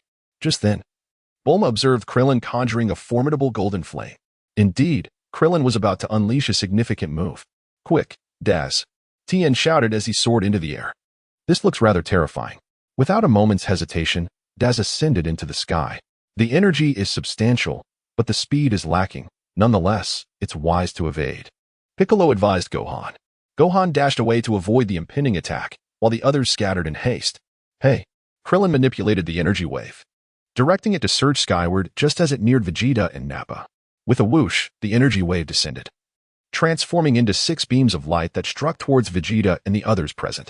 Vegeta and Nappa silently regarded the oncoming attack. Is that all? The ground erupted with a thunderous roar, sending up a cloud of dust. Krillin gasped for breath, having expended considerable energy on that maneuver. Impressive work, Uncle Baldy. Excitedly, Sun Wukong exclaimed. Just as he finished speaking, a cultivator soared out from the dust, hurtling towards Sun Wukong's direction. Sun Wukong was momentarily paralyzed with fear. Suddenly, just as the cultivator was about to strike him, a large hand grasped the cultivator's arm with force. Dare to seek your demise, Piccolo intoned coldly. With a resounding thud, Piccolo unleashed a powerful punch to the cultivator's chest. Subsequently, he effortlessly hurled the cultivator into the air, unleashing a torrent of energy. In an instant, the cultivator was reduced to mere ashes, vanishing without a trace. Both Krillin and Tien Shinhan stood in stunned silence, utterly astonished by the spectacle. We are simply incomparable to him. This individual is overwhelmingly powerful. Krillin is momentarily rendered speechless. Truly, he is a formidable force, regardless of the moment. He can swiftly annihilate any adversary upon detecting them. Tien Shinhan offers a wry smile. Thank you, Uncle Piccolo. Gohan expresses his gratitude. No need for special thanks. I am merely warming up before the battle, Piccolo responds with a smile. Do you truly believe those 2 Saiyans are dead? Such naivety, he asserts. As his words settle, the dust begins to reveal the figures of Vegeta and Nappa. It appears that you Namekian cannot contain your excitement. Vegeta's voice resonates from within. In the next moment, Vegeta and Nappa emerge. Gohan is taken aback, while Krillin breaks out in a cold sweat. Tien's expression shifts dramatically, and Kaiatsu's face pales. As you wished. The game has concluded, Vegeta chuckles. The real battle is about to commence. At Bulma's residence, she exclaims, these 2 are astonishingly powerful. Her eyes widen in disbelief. Wasn't he that Krillin's full force attack, just now? They appear completely unscathed. Indeed, Latian nods. Is Goku still not back? Bulma inquires. It's still early. Latian replies with a smile. By the way, how exactly is this projection achieved? Bulma curiously examines the holographic display, explaining that would be quite tedious. Ponder it yourself. Latian responds with a grin. Back at the battlefield, Nappa declares, allow me, I will eliminate all 5 of these foes in an instant. He smiles slightly.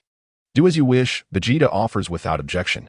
Let me entertain you thoroughly. Nappa's grin broadens as energy surges forth from him. The ground trembles violently. Tien. My psychic abilities are ineffective against him, Kaiatsu exclaims in shock. Moments ago, Kaiatsu had attempted to use his psychic powers on Nappa, hoping to induce pain. What a terrifying foe. Krillin trembles uncontrollably. Gohan's face turns pale with fear, and Piccolo's expression darkens considerably.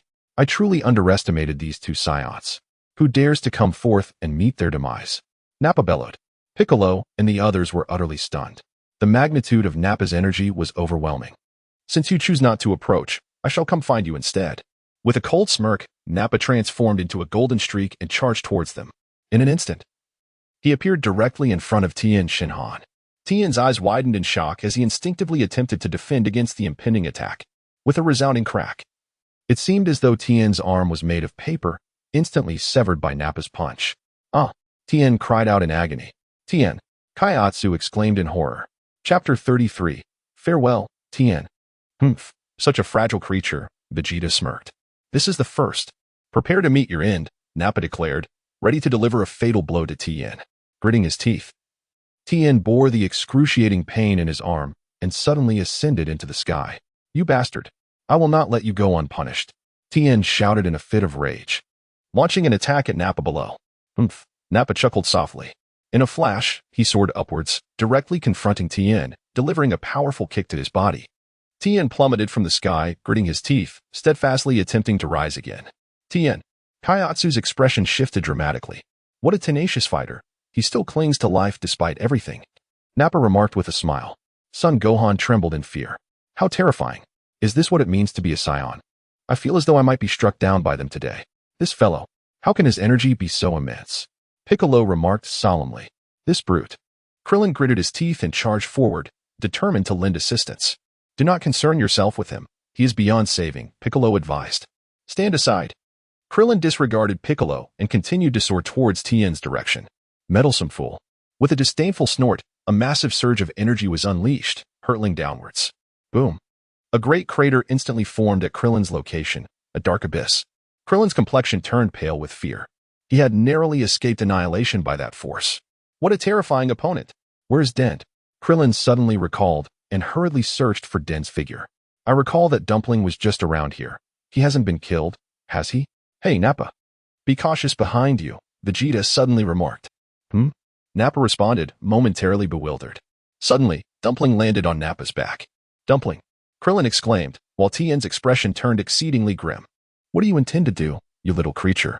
"Get down immediately." Nappa reached back to grasp Dumpling. But the little fellow was too small for him to catch at that moment. "Dumpling, what are you trying to do? Get away from here right now," Tien shouted. "Goodbye. Tien, do not perish." Dumpling smiled faintly. "Dumpling, are you truly attempting to make Tien tremble all over? Please, do not do this. Stop it at once." Tears streamed down Dumpling's cheeks. Suddenly, an overwhelming surge of energy erupted from Dumpling. He self-destructed. Dumpling self-destructed? Bulma's face turned ashen. Loden remained silent. Dumpling seemed to have perished once before. This time, even the dragon could not revive him, could it? Bulma said to Loden, "Do not worry. Since Piccolo is an Namekian, it indicates that higher-grade Dragon Balls exist on Namek." Loden replied, "We must find a way to reach Namek and gather the 7 Dragon Balls to resurrect Dumpling." "Namek?" Bulma was taken aback. "Why do I suddenly feel as though everything is perfectly fine?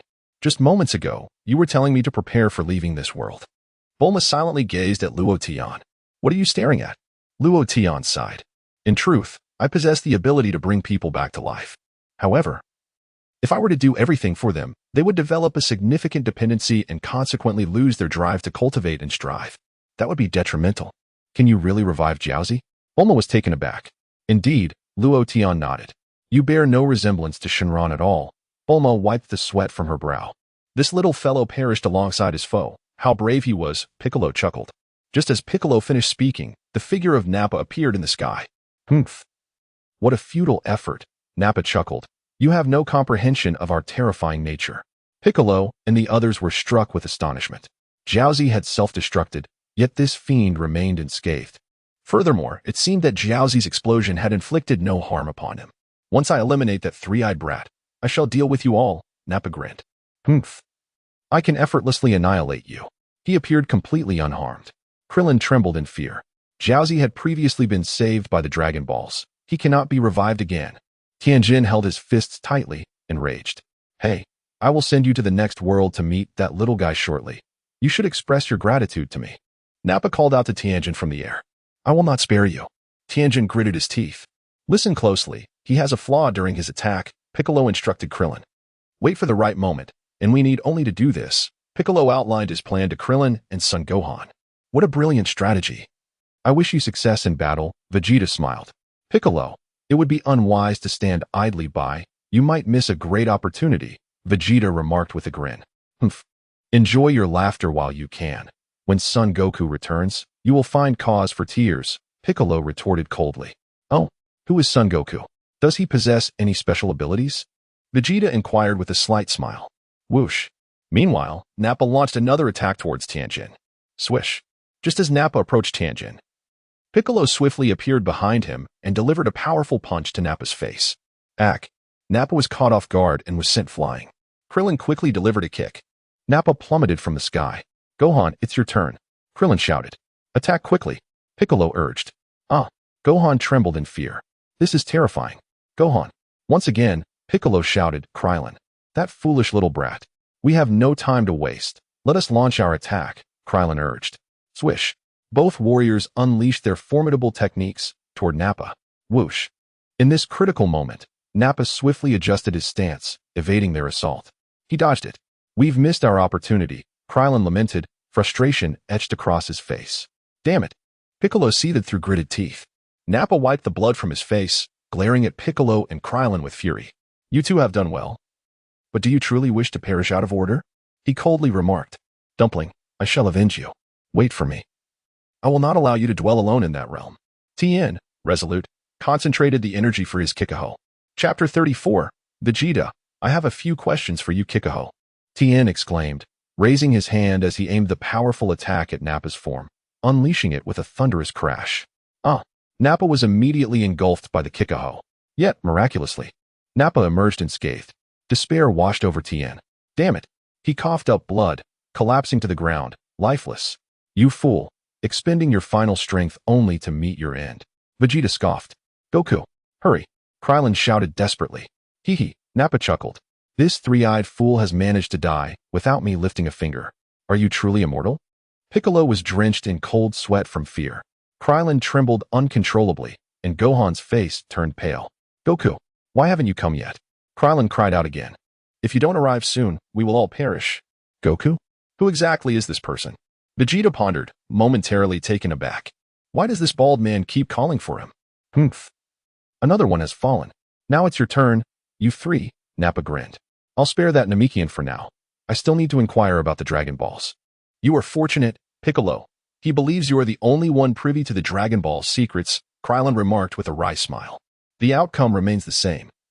His intent is to eliminate us all, Piccolo replied matter-of-factly. We have become companions in this dire fate. I never anticipated it would come to this, Krillin sighed. Do you have any confidence in victory? None, Piccolo responded bluntly. Damn you. At least offer me a modicum of comfort. Krillin retorted. Your answer is far too realistic. I never expected this monster to be so formidable. The scion who came before was far more terrifying. Big smiled gently. The temple. Goku has yet to return. The deity's complexion turned pale. Still unable to sense Goku's presence? Mr. Popo inquired. Hurry, Goku. If you don't come back soon, I fear I shall perish. The deity spoke in a grave tone, as Bick was on the brink of death. Deity, is it not possible for Loden to fetch Goku? After all, Loden could transport Goku to King Kai, but surely he could bring him back. Mr. Popo suggested. That is impossible. If Loden could do so, it would not be such a hassle. The deity shook his head. Perhaps there is a reason Loden cannot intervene. Mr. Popo fell silent. On the battlefield, let us descend to the ground to engage in combat, for it is more suitable for us, Bick remarked to Krillin. Krillin nodded slightly. The two descended from the sky, landing on the earth. Humph, it is all the same. You two are merely struggling in your death throes. Nappa sneered, diving from the sky towards Krillin and Bick. Father! Son Gohan cried out, covering his eyes in fear. He is coming. Krillin felt an overwhelming sense of despair. Bick clenched his fists, engulfed by a feeling of helplessness. Nappa, wait. Just as Nappa was about to annihilate the three, a loud shout suddenly rang out from Vegeta. Nappa came to an abrupt halt in midair. Bick and Krillin were momentarily taken aback, turning to look at Vegeta. What is he up to? Vegeta? Why are you stopping me? Nappa asked, bewildered. Do not rush. I have questions for them, Vegeta smiled. What? Nappa was at a loss for words. Is that the reason? Are you referring to Son Goku as Kakarot? Vegeta asked with a grin. Am I not correct? Yes, but what of it? Krillin nodded. What? At such a critical moment, why has he not yet arrived? Where are Kakarot and that fellow named Loden? Why have they not shown up until now? Vegeta inquired with a smile. Or do you suppose he intends to ambush us from afar? You should know well that even an ambush would be futile against us. Vegeta was indeed curious. Is Kakarot not still alive? Why has he yet to make an appearance? That little guy is his son, right? If he does not show up soon, he shall likely be defeated by Nappa. An ambush? That seems implausible. Humph. So the savior you were counting on is Kakarot. Vegeta chuckled lightly. Even someone who could not defeat Raditz would be of no use, even if he did arrive. He is not the same as before. He has become extraordinarily powerful. Krillin exclaimed hastily. You will never be able to defeat Son Goku. Piccolo gritted his teeth and exclaimed, Ha! Why hasn't he come? He must have fled in fear long ago. Nappa chuckled and inquired, Indeed. Father will surely come. He will deal with all of you. Gohan retorted. Humph. It seems you have great faith in him, Vegeta remarked with a smirk, finding it amusing. Very well, we shall wait until he arrives. What? Are you joking? That fool Kakarot will not show up. Do not be foolish. Eliminate them quickly. Nappa bellowed. 3 hours is all you have. After that, it will be too late. Vegeta declared, extending 3 fingers. 3 hours. What can we possibly do in that time? Nappa exclaimed in frustration. We've been idle, twiddling our thumbs. Waiting is utterly pointless. This is absurd. I shall destroy them. As he spoke, Nappa dove from the sky, intent on annihilating Piccolo and the others. Nappa, you are being disobedient again, Vegeta chastised. Suddenly, Nappa seemed to realize something and hastily halted in midair. I'm sorry, I'm just a bit out of control, he quickly apologized. Very well. I shall grant you a reprieve. You ought to be grateful, Vegeta smiled. Lo Tian, this little fellow is rather remarkable. That giant Nappa actually listens to him. Bulma exclaimed in astonishment. The little one is named Vegeta, the prince of the Saiyans, renowned as an elite warrior, Lo Tian explained. A prince, you say? He doesn't look it. Bulma mused, glancing at him and shaking her head gently. Will Goku return within 3 hours? It should be close, Lo Tian pondered. I wonder if Goku can defeat this Saiyan prince. I have my doubts. Perhaps he may struggle even against that giant, Bulma thought anxiously. We will find out once Goku returns, Lo Tian smiled. Author's note. I acknowledge that I may have borrowed from the original work. This should change slightly by the day after tomorrow. The overall direction will still adhere to the original storyline, albeit with some alterations. The main issue is that the protagonist is currently too powerful. These adversaries are insufficient to challenge him. Chapter 35, The Traitor Among the Saiyans in the Battlefield. Both sides had temporarily ceased hostilities, awaiting Goku's arrival. I apologize. I was afraid, Gohan said, his face a mix of apology and terror. Humph. What use is a coward like you? You have betrayed my expectations, Piccolo scoffed. Let it go. This is his first battle, Krillin interjected. However, Piccolo discreetly cast a glance at the distant Vegeta. The giant Nappa was already terrifying, but that small figure, Vegeta, was even more formidable. What were they to do? Even if Sun Wukong were to arrive, it would likely be exceedingly challenging for him to vanquish them. I said to Vegeta, why must we await Kakarot? Nappa inquired, perplexed. The rationale is quite simple. He is a traitor among the Saiyans. Vegeta donned the scouter anew, continuing, we must exact punishment upon this traitor and, before his very eyes, personally eliminate his son and his companions. Then we shall methodically dismantle him, allowing him to writhe in agony. With just a few additional hours today, we could orchestrate a hellish exhibition. Ah, I see now. That is splendid, Vegeta, Nappa exclaimed, enlightened. If he arrives within 3 hours, we shall proceed as you suggested. Vegeta smiled. Kakarot is yours. I shall personally deal with the other 3. Nappa expressed his eagerness, as you wish, but ensure that Namekian relinquishes the Dragon Balls. Agreed. Nappa nodded, if only Kakarot would arrive. Moreover, that healer, named Luo Tian, must be hiding. When we annihilate all of humanity, we must devise a means to uncover him. Vegeta mused. Having him serve us would be highly advantageous. Indeed. Nappa concurred. Bear in mind what I have said. I have already conveyed our purpose for being here. I hope I shall not need to repeat myself. In the distance, Goku wondered why he had yet to arrive. Where could he possibly be training? Krillin scratched his head. I heard that Luo Tian took him to train, but now we are utterly unable to reach him. Who knows when my father will return? Gohan sighed. We should hasten our escape. If victory is unattainable, there is no need to display our bravado here, Krillin suggested. You fool. Their objective is to eradicate all humanity. Fleeing would be futile, Piccolo scoffed. Goku, please hurry. Show them your might. Krillin gritted his teeth. Why hasn't that healer arrived? Is it due to fear? Piccolo suddenly inquired. Are you referring to Luo Tian? Krillin paused, responding. Aside from him, are there any other healers? Piccolo remarked coolly. Surely Luo Tian cannot fight. If he were to come, he would be swiftly eliminated by them. Best to forget it. Krillin shook his head, adding, moreover, even if he could save us now, we would still be no match for those two. 3 hours swiftly elapsed. Sun Wukong continued to soar rapidly along the Snake Way. However, the path seemed endless, with no end in sight. Damn it. I have been flying for so long. Why have I yet to reach the starting point? Sun Wukong was utterly speechless. Suddenly, he remembered that Luo Tian had whisked him away to the King of Worlds planet in the blink of an eye. Why had he been flying for so long? How incredibly swift must Luo Tian be? The very thought was staggering. My friends, you must hold on, Sun Wukong exclaimed anxiously. It is time. There is no need to wait any longer, Vegeta remarked coolly. That coward Kakarot will not be coming. My father is not a coward, Gohan retorted loudly. Why hasn't Goku returned? Krillin's face paled. Very well, I shall deal with them slowly, though regrettably, that fellow Kakarot is not here, Nappa said, clenching his fists. I could die. I still don't have a girlfriend, Krillin lamented, nearly in tears. We have a slim chance of victory, if we succeed. Piccolo began. Krillin paused, and Gohan turned his attention to Piccolo. First, Krillin will attract his attention, and then I will seize his tail, Piccolo explained. The tail is his weakness, and when he is too weak to struggle, Gohan will strike him with all his might. Yes, yes, Gohan nodded vigorously. This time, I will not flee in fear. You can count on me. Yet, despite his words, Gohan was sweating profusely from anxiety.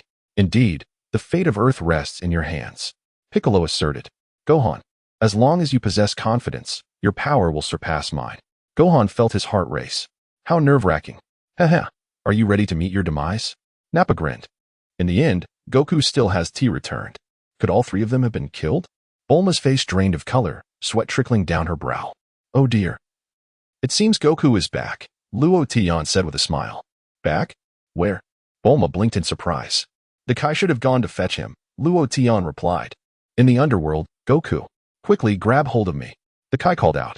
Please, Kai, Sun Wukong hurriedly implored. King Enma looked utterly bewildered. Who is this brat? Where did he come from? He seems to have gone to the King of Worlds. But how did he get there? In a flash. The Kai whisked Sun Wukong to the Earth's temple. All right, I must take my leave, Sun Wukong waved at the Kai. It's all up to you now. The Kai said. Good luck, Goku, Mr. Popo encouraged. Whoosh. Sun Wukong leaped swiftly down from the temple. Everyone, Gohan. You must take care. As Sun Wukong traversed the Tower of Garlic, he was presented with the last 2 magical beans. Without hesitation, the Garlic Sage tossed the precious beans to Sun Wukong, who promptly consumed one, restoring his strength to its peak. Nimble cloud, Sun Wukong exclaimed as he planted his foot upon the golden cloud. With a swift whoosh, the nimbus carried him rapidly toward the direction of Piccolo and the others. Wow, Krillin shouted, charging fiercely towards Nappa. What is going on? You actually intend to attack me? Nappa was taken aback, incredulous at the audacity of the little bald warrior approaching him. Chapter 36. Has Wukong returned? It seems like a trap, mused Vegeta with a smirk. As Krillin drew near to Nappa, he suddenly unleashed a tremendous energy with both hands, striking the ground forcefully. Instantly, Krillin launched himself into the sky. Nappa, bewildered, gazed upward at Krillin. What do you intend to do, little bald one? Is this your idea of an attack? An opportunity arose. Piccolo swiftly appeared behind Nappa, seizing his tail with a firm grip. Nappa was momentarily stunned. Gohan. Now, Piccolo urged. All right. Son Gohan gritted his teeth, stepping forward to launch an attack against Nappa. This is fantastic. We've done it, Krillin exclaimed with excitement. You fool. Nappa retorted with a cold laugh as he delivered a powerful elbow strike to Piccolo's head. What is happening? Piccolo questioned, bewildered. Isn't this guy supposed to be restrained by my grip on his tail? How does he possess such strength? I feel quite dizzy. Just as Son Gohan was about to launch an attack on Nappa, he abruptly halted, his face paling in fright. Krillin was equally stunned. What is happening? Piccolo sensed that his body was starting to exhibit signs of fatigue. Hey, you must not perish. You have yet to reveal the whereabouts of the Dragon Balls. Nappa seized Piccolo by his clothing. What is going on? Krillin appeared utterly bewildered. Ha ha ha. You have miscalculated, Vegeta laughed heartily.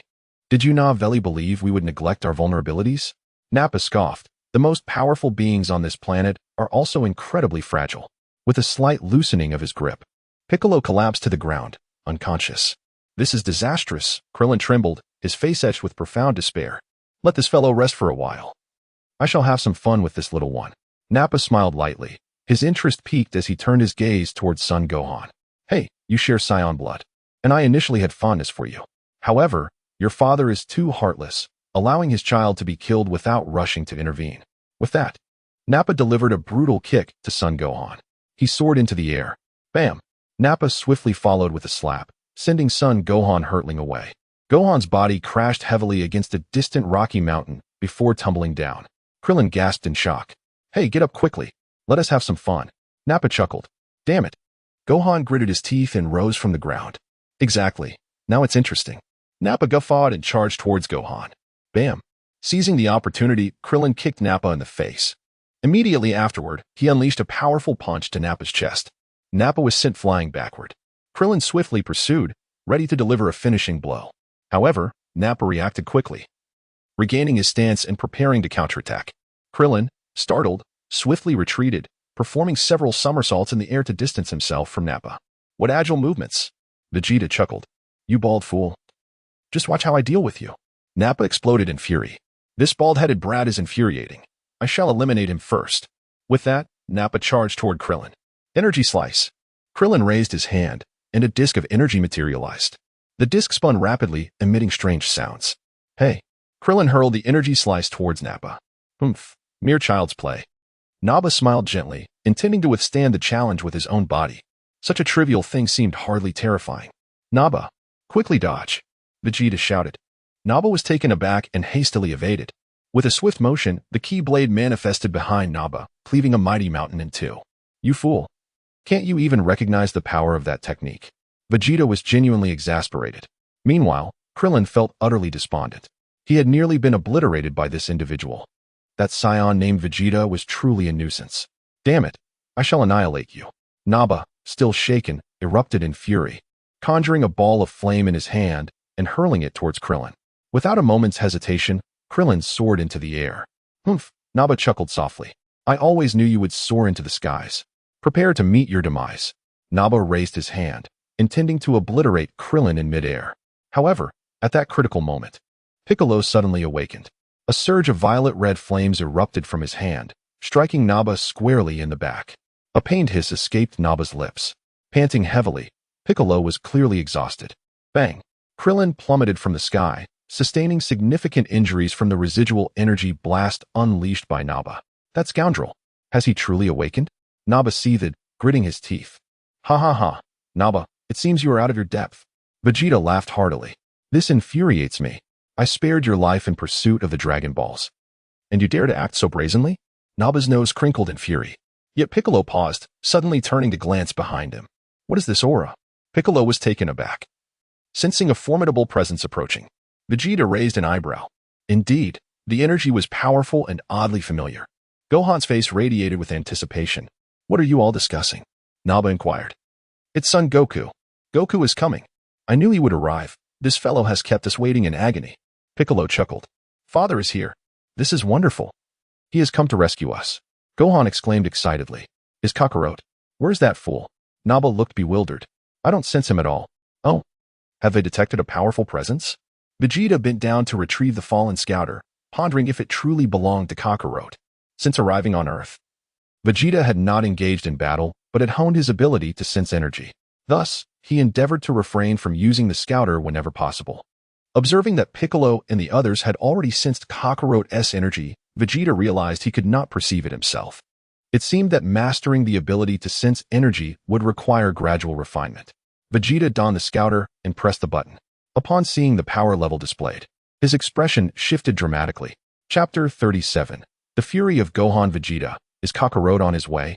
Nappa asked. I cannot confirm if it is Kakarot, but he will arrive in 4 minutes, Vegeta replied, casting his gaze toward the distance, his tone grave, indicating a fighter with a power level of approximately 5,000. What? A power level of 5,000? Are you serious? Nappa's eyes widened in disbelief. This is impossible. This is absolutely inconceivable. It must be that Vegeta has made a mistake. Vegeta himself is utterly astonished. This lowly warrior has unexpectedly managed to elevate his combat power to such an extent. It appears to be somewhat troublesome. Moreover, the power level of 5,000 should merely be a FAAD. It is entirely possible that this individual can further enhance his combat capabilities. Humph. They seem to be rather flustered now, remarked Piccolo. Indeed, Goku will surely defeat them. Krillin's face was alight with anticipation. How wonderful, Father is coming, Gohan exclaimed excitedly. Nappa. Swiftly eliminate those two. If they band together, it will become quite troublesome. Vegeta decisively instructed Nappa, simultaneously serving as a warning to Kakarot. What? Piccolo's expression changed drastically. Gohan was taken aback as well. Krillin's face turned pale. What about the Dragon Balls? Nappa inquired. No need to worry. I have other means, Vegeta replied with a smile. We can certainly travel to the home of the Namekians, to their planet, in search of superior Dragon Balls. Although the reliability of the Dragon Balls might be in question, I believe they are indeed authentic. Kakarot's combat power has reached 5,000. Surely the scouter cannot be malfunctioning? Nappa still could not believe that Goku's power level could soar to such heights. This scoundrel named Vegeta is utterly shameless. He promised to wait for Goku's arrival, yet suddenly changed his mind. Bulma clenched her fists. It's only natural. If several of them join forces, they could indeed be in peril, remarked Loten with a smile. Has Goku truly become that formidable? Bulma pondered momentarily. He seems to be doing well. Loten nodded. Yes, Goku's current combat power is indeed around 5,000. Bulma also saw Goku's power level through the scouter, adding, however, that the combat power of this Vegeta fellow is even higher, reaching an astonishing level. Even if Goku were to go, he would not stand a chance against him. Rest assured, Goku also has the Kaioken technique, Loden replied with a grin. Moreover, if he can master the principles of Ultra Instinct, Vegeta will be thoroughly outmatched. It all depends on how much Goku can comprehend in this battle. Uncle Piccolo, please step aside. Before Father arrives, let me handle him. Gohan gritted his teeth and said to Piccolo, if Uncle Piccolo were to perish, the Dragon God would also fall, and the Dragon Balls would be lost. Humph, stop uttering such futile words. How could you possibly deal with this guy? Piccolo shook his head. The consequences of this situation are simply unimaginable. How infuriating. I can no longer move. Krillin, who had just been injured, lay on the ground, finding it difficult even to budge.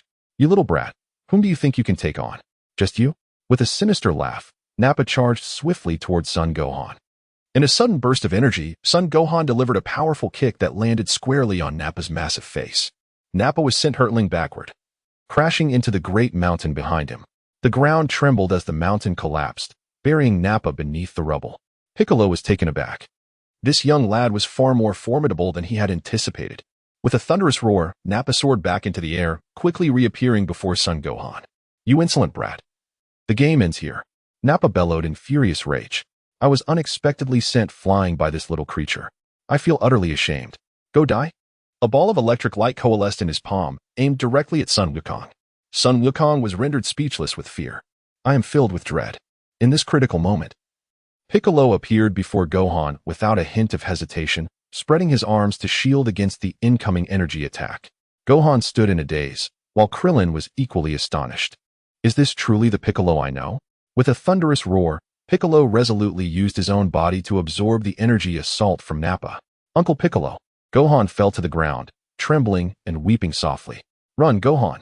Piccolo urged before collapsing with a resounding thud. Ah! Gohan was terrified, hurriedly throwing himself onto Piccolo. Uncle Piccolo, why did you save me? Please, don't die. Run, Gohan, run. Piccolo weakly replied. Uncle Piccolo, don't leave me. Father is coming soon. I beg you. Please don't die. Gohan cried out in agony. Humph, this fool has disrupted my plan. Nappa gritted his teeth, thinking it was all the same. They would perish sooner or later. How tragic it is, the great Piccolo, reduced to protecting a child. It is because of your kindness that I have been affected. Piccolo said with a smile. Gohan, you are the only one I can speak to now. I have enjoyed our time together over these past few months. As he spoke, tears rolled down Piccolo's cheeks. I cannot die, he murmured before closing his eyes. Meanwhile, in the temple, the Supreme Kai gasped for breath, drenched in sweat. Mr. Popo was taken aback. My time is nearing its end, and Goku has not yet arrived. The Supreme Kai sighed. Yet, in the end, Piccolo surpassed me, and for that, I am truly glad. Mr. Popo fell silent. Mr. Popo, I entrust this place to you from now on. With those final words, the Supreme Kai's body began to fade. And in an instant, he vanished. Gohan cried out in despair. Beep, beep. A new power level appeared on Vegeta's scouter. tears streaming down his face. Gohan glared fiercely at the murderer before him. Special beam cannon, Gohan shouted, gathering a powerful energy in his hands. A power level of 2,800? These adversaries indeed possess unpredictable strength, Vegeta remarked in astonishment. What? A power level of 2,800? Nappa was slightly taken aback as he watched the energy blast approach, slapping it away with a fierce swipe. Chapter 38. Unfortunately, not the ultimate instinct. Bang. The energy blast immediately altered its trajectory, soaring off to the side. Boom. A tremendous explosion erupted across the distant land. Son Gohan's complexion turned pale, engulfed in despair. He had never anticipated such immense energy from this little rascal. My hand is still numb from the shock. The creature grinned widely. His combat power suddenly diminished, perhaps due to having expended all his energy moments ago. Vegeta glanced at the combat power readings on his scouter. I'm sorry, Uncle Piccolo. I failed to strike the enemy, and now I lack the strength to even flee. Son Gohan turned to Piccolo, offering a foolish grin. With a resounding thud, Son Gohan collapsed to the ground, having lost all confidence in his ability to fight. Damn it. How infuriating. Krillin gritted his teeth. However, Krillin was also gravely injured and could no longer rise. Ha ha ha, Kakarot's son, prepare to meet your demise. The creature laughed heartily, lifting his foot to crush Son Gohan beneath it. Krillin could no longer bear to watch. Wait, is Gohan going to die too? Bulma, too frightened to look, lamented. He's only 5 years old. He won't die. Goku has arrived, came the reply from a voice in the distance. Really? Goku's here? Bulma immediately began searching for Son Goku's figure. With a resounding stomp, the creature's foot descended upon Son Gohan. Yet, in the next moment, he realized he had merely stomped the ground. The earth trembled beneath him. What is happening? Where is he? Vegeta exclaimed in astonishment. That guy is incredibly fast. Upon closer inspection, the creature was shocked to see Son Gohan had somehow leaped onto a golden cloud. What is that? Oh, is it the Nimbus? Son Gohan quickly realized. Up there, Vegeta exclaimed, glancing skyward. In the heights above, Son Goku hovered, gazing down at the creature and Vegeta. With a swift motion, Son Goku descended from the heavens. Humph, he has finally appeared. A smile crept across Vegeta's face. Goku, you've finally come. We've been waiting for you. Krillin cried, tears brimming in his eyes. Dad! Son Gohan exclaimed, his face alight with excitement. Kakarot, you've chosen a rather foolish time to appear, Vegeta chuckled. Wouldn't it have been wiser to stay hidden? Son Goku remained silent, walking steadily towards Piccolo. What is going on? The creature asked. Son Goku reached out, testing Piccolo's body, only to discover it had become rigid. Uncle Piccolo died protecting me, Son Gohan spoke softly. Son Goku surveyed his surroundings, noticing the lifeless forms of Tien and Yamcha sprawled on the ground. His fists clenched tightly. Fury etched across his face. Ha, your foolish companions have all perished. Are you surprised? By the way, one of them was utterly obliterated.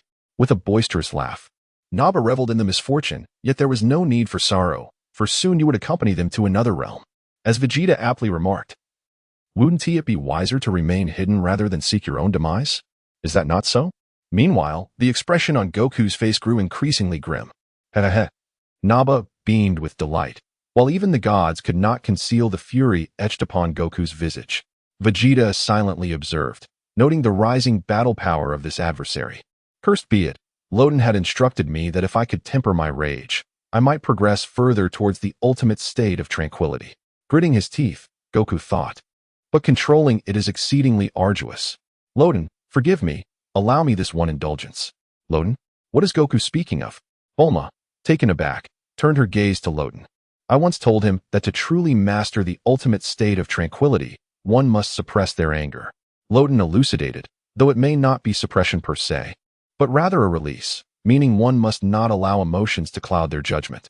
I don't understand, Bulma shook her head, yet it seems exceedingly difficult. Indeed. If it were so simple, it would not be the ultimate state of tranquility, Loden chuckled. Does this imply that Goku has yet to achieve it? Bulma pondered. Yes. Loden affirmed with a nod. At the battlefield, Goku approached Nappa's direction.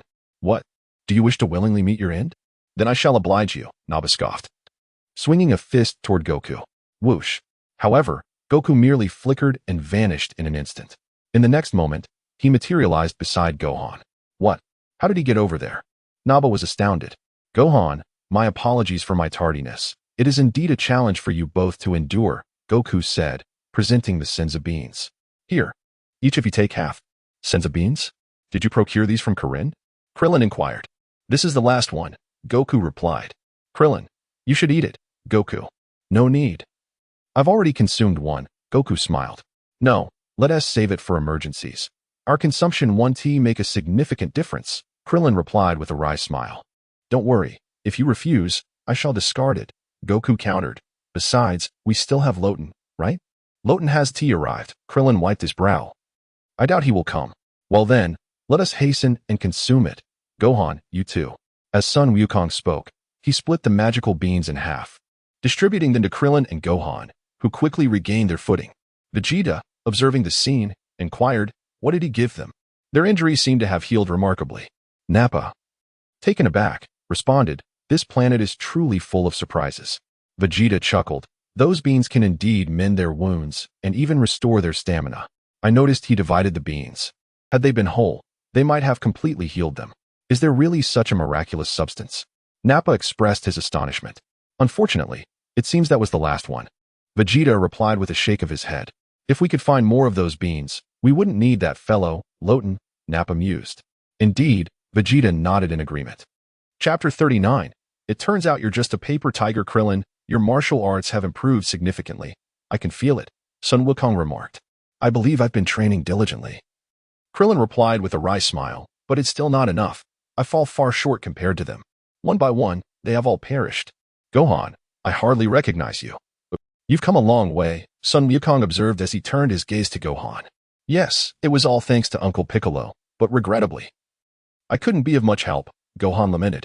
Piccolo is gone, and the Dragon Balls can no longer bring anyone back. No one can be revived, Krillin stated solemnly. Damn those two beasts. Sun Wukong remained silent, his anger simmering. Wukong, should we three take on those two together?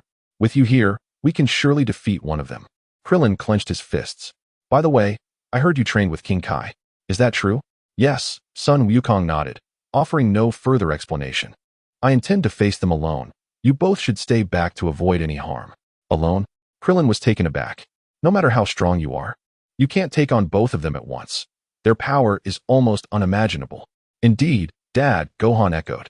Sun Wukong remained silent, his fury intensifying. Upon witnessing Sun Wukong's expression, Krillin seemed to comprehend the gravity of the situation and hastily pulled Gohan away from the scene. I've never seen Wukong this enraged, Krillin whispered. Leave it to him. He will surely manage. Sun Wukong ceased speaking and steadily advanced towards Nappa. What is this? You still appear unfazed? Do you wish to challenge me? Nappa sneered. I will not let you go unpunished. Sun Wukong was suddenly engulfed in rage, his energy surging forth with wild abandon. Instantly, a formidable aura began to reverberate throughout the area. In an instant, stones were sent flying, and waves crashed against the shore. With a combat power of 7,000 and 8,000. Vegeta's expression shifted dramatically upon witnessing the readings above. How could this lowly warrior's combat power reach such heights? Fortunately, he still lagged significantly behind me. However, I cannot allow him to continue his ascent.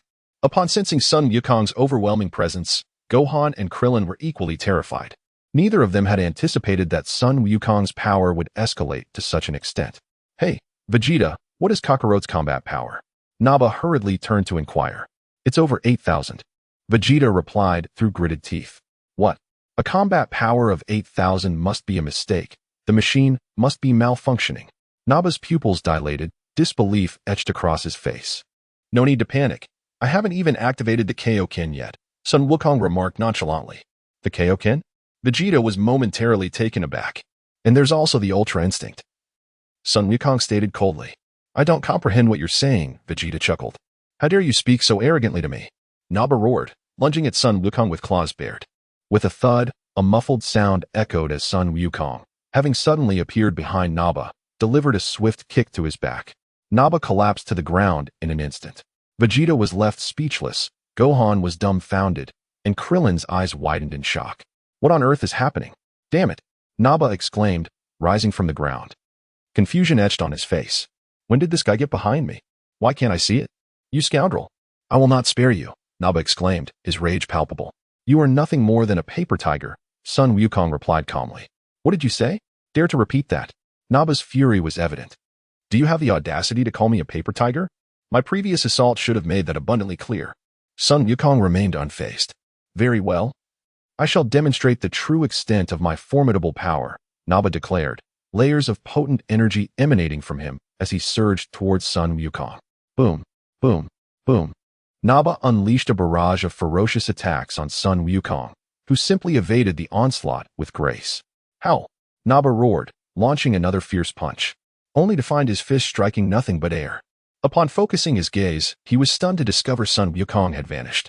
Where did he go? Naba questioned, bewildered. Right here, Sun Wukong's voice echoed from a distance, revealing his location. Naba's expression shifted dramatically. Did you witness that, Dad? Goku's son inquired.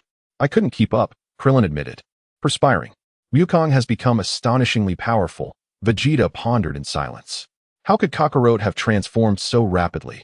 In a flash, Sun Wukong appeared directly above Naba. His feet planted on Naba's head, a brazen act of humiliation. How? Naba felt an immense psychological blow, retaliating with both fists aimed at Sun Wukong. Yet, Sun Wukong swiftly positioned himself in front of Naba, delivering a devastating punch to his abdomen. Oh woo! Naba howled in agony, feeling utterly defeated. That was for Jiaozi, Sun Wukong stated. With another swift motion, Sun Wukong struck again, sending Naba hurtling backward. As Naba approached a towering mountain, he propelled himself into the air with a powerful kick. You scoundrel! Naba's forehead throbbed with fury as he unleashed a formidable energy blast towards Sun Wukong. Humph! Such a feeble attack hardly warrants evasion, Sun Wukong scoffed, his aura surging with intensity. Instantly, the incoming energy blast shattered against his overwhelming presence. Now, this is for Tianjinan. Sun Wukong ascended, positioning himself above Naba once more. With a graceful inverted kick, he struck Naba squarely on the head, sending him plummeting from the sky. Whoosh! Sun Wukong swiftly closed the distance. This is for Piccolo, he exclaimed, delivering another powerful kick. Bang! The creature, Dabura, collided with the rocky mountain behind him, embedding himself deeply into the stone. However, it was not long before Dabura leaped back up, his face etched with unrestrained fury. You beast! I shall never forgive you, he bellowed. The author has a message. Starting today, I will release 4 chapters every morning to test the response. Chapter 40. Combat power does not define everything. You're surprisingly resilient to withstand such a formidable attack, Sun Wukong remarked, a hint of astonishment in his voice. I am a distinguished warrior from a noble lineage. I cannot be vanquished by a lowly fighter like you, Dabura retorted. Wukong is truly remarkable. It seems he will be able to defeat them, Krillin sighed in relief. Indeed, go for it, Dad. Gohan chimed in joyfully. I never expected Wukong to have grown this powerful, Bulma said, astonished. I wonder if it's due to your training or that of the King Kai that he has become this way. He is currently employing some abilities taught by the King Kai, Luo Tian admitted candidly. Wait, has he not been utilizing Ultra Instinct all along? Bulma inquired. Achieving Ultra Instinct is no simple feat, Luo Tian chuckled. If he were to master it at this moment, he would indeed be an extraordinary being. Bulma responded. Is Ultra Instinct truly that formidable? I find myself increasingly bewildered by the character of Luo Tian. Nevertheless, let us first observe how Wukong managed to vanquish the 2 adversaries. You fool! You must maintain a clear mind, Naba, Vegeta proclaimed loudly. With calm judgment, you can defeat him. Respond with composure and do not act impulsively. Naba paused momentarily, suddenly grasping the situation, and his previously tumultuous emotions began to subside. Thank you, Vegeta. I owe my tranquility to you. Naba expressed his gratitude earnestly. Vegeta, however, chose to remain silent, regarding this simple-minded fellow with disdain. At this rate, it seems I must intervene personally. I have indeed let my anger cloud my judgment. It is time for me to demonstrate my true abilities. Naba composed himself and turned to Goku, asking, Are you ready, Kakarot? Enough with the bluster, come here at once. Goku replied nonchalantly. Humph, stop pretending. I shall show you the full extent of my formidable power, Naba retorted with a cold huff, channeling his energy as he raised his index and middle fingers sharply upwards. Instantly, a tremendous explosion of energy erupted at Goku's location. Whoosh! Goku swiftly ascended into the sky. I've spotted you, Naba sneered, hastily pursuing him and launching a fierce assault. Goku responded effortlessly, albeit with a hint of surprise. This fellow is surprisingly quick. Bang! After several exchanges, Goku deftly distanced himself from Naba. Hey, you seem rather serious, Goku chuckled. Do you believe this is my true strength? Naba scoffed, suddenly opening his mouth wide. Goku hesitated for a moment. Boom. A beam of fiery energy erupted from Nappa's mouth, hurtling towards Goku's position with alarming speed. Goku was taken aback.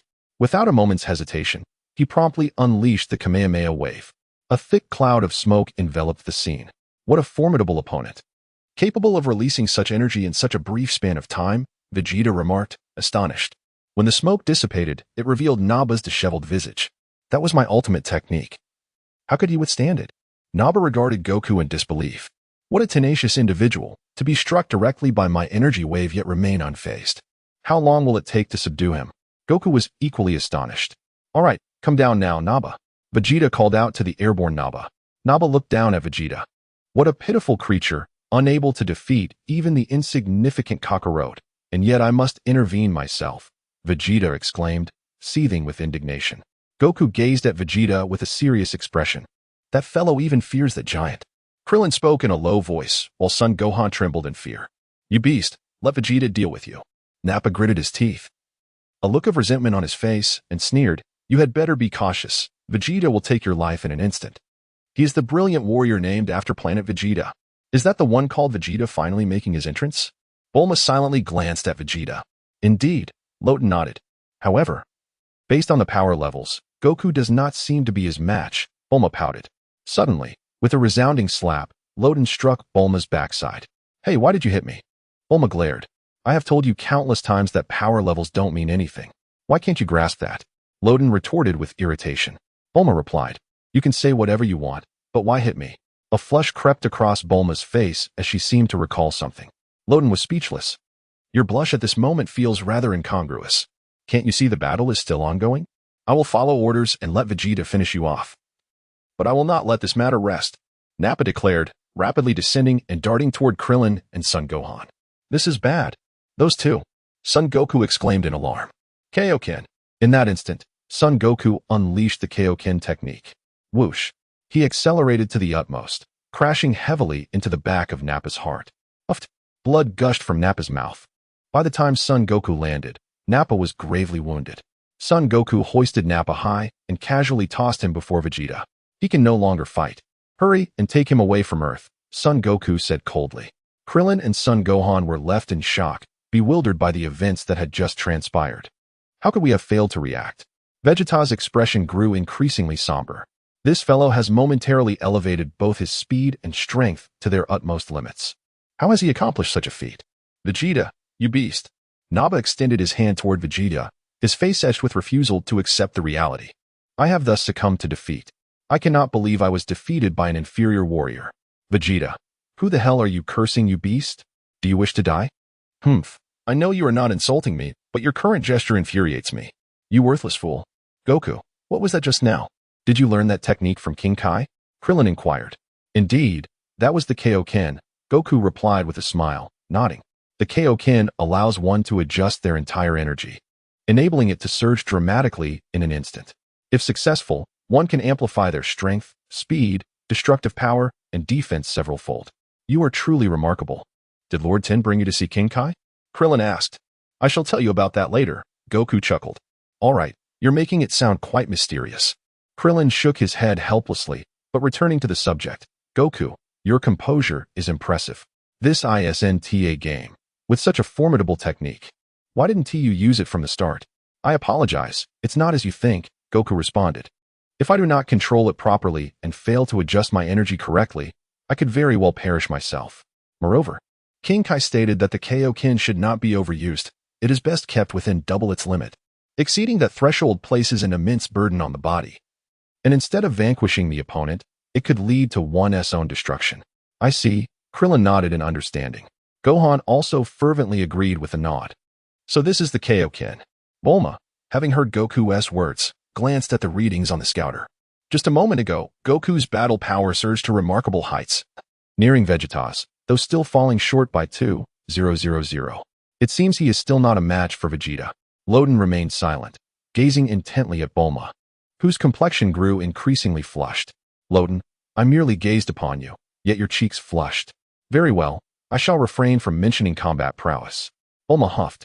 Luo Tian remained speechless. Vegeta, that brute, save me. Nappa extended his hand toward Vegeta, pleading for assistance. Vegeta cast a downward glance at Nappa and grasped his hand firmly. Thank you, Vegeta. Nappa expressed his gratitude hastily. It's nothing, Vegeta replied with a faint smile.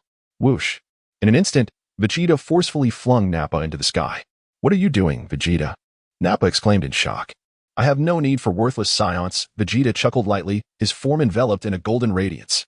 Whoosh. A powerful surge of energy surged toward Nappa, who floated high above. You scoundrel, Vegeta! Nappa cried out in despair. Boom. Accompanied by a thunderous roar, Nappa was utterly obliterated. Sun Wukong was taken aback, hastily clutching Gohan and Krillin as they fled the scene. What a terrifying creature, willing to eliminate his own comrade, Krillin remarked, still shaken. Sun Wukong, drenched in cold sweat, thought, this being's aura is simply too fearsome. I fear I may not be his match. You two should return to Kame House immediately, Sun Wukong instructed, a sense of foreboding washing over him. Huh. Son Gohan was taken aback. Very well, Krillin nodded, promptly grasping Gohan's arm. We must leave this place at once. However, Son Gohan hesitated. That individual is far too formidable. Our presence here would serve no purpose and might only complicate matters for Wukong, Krillin explained.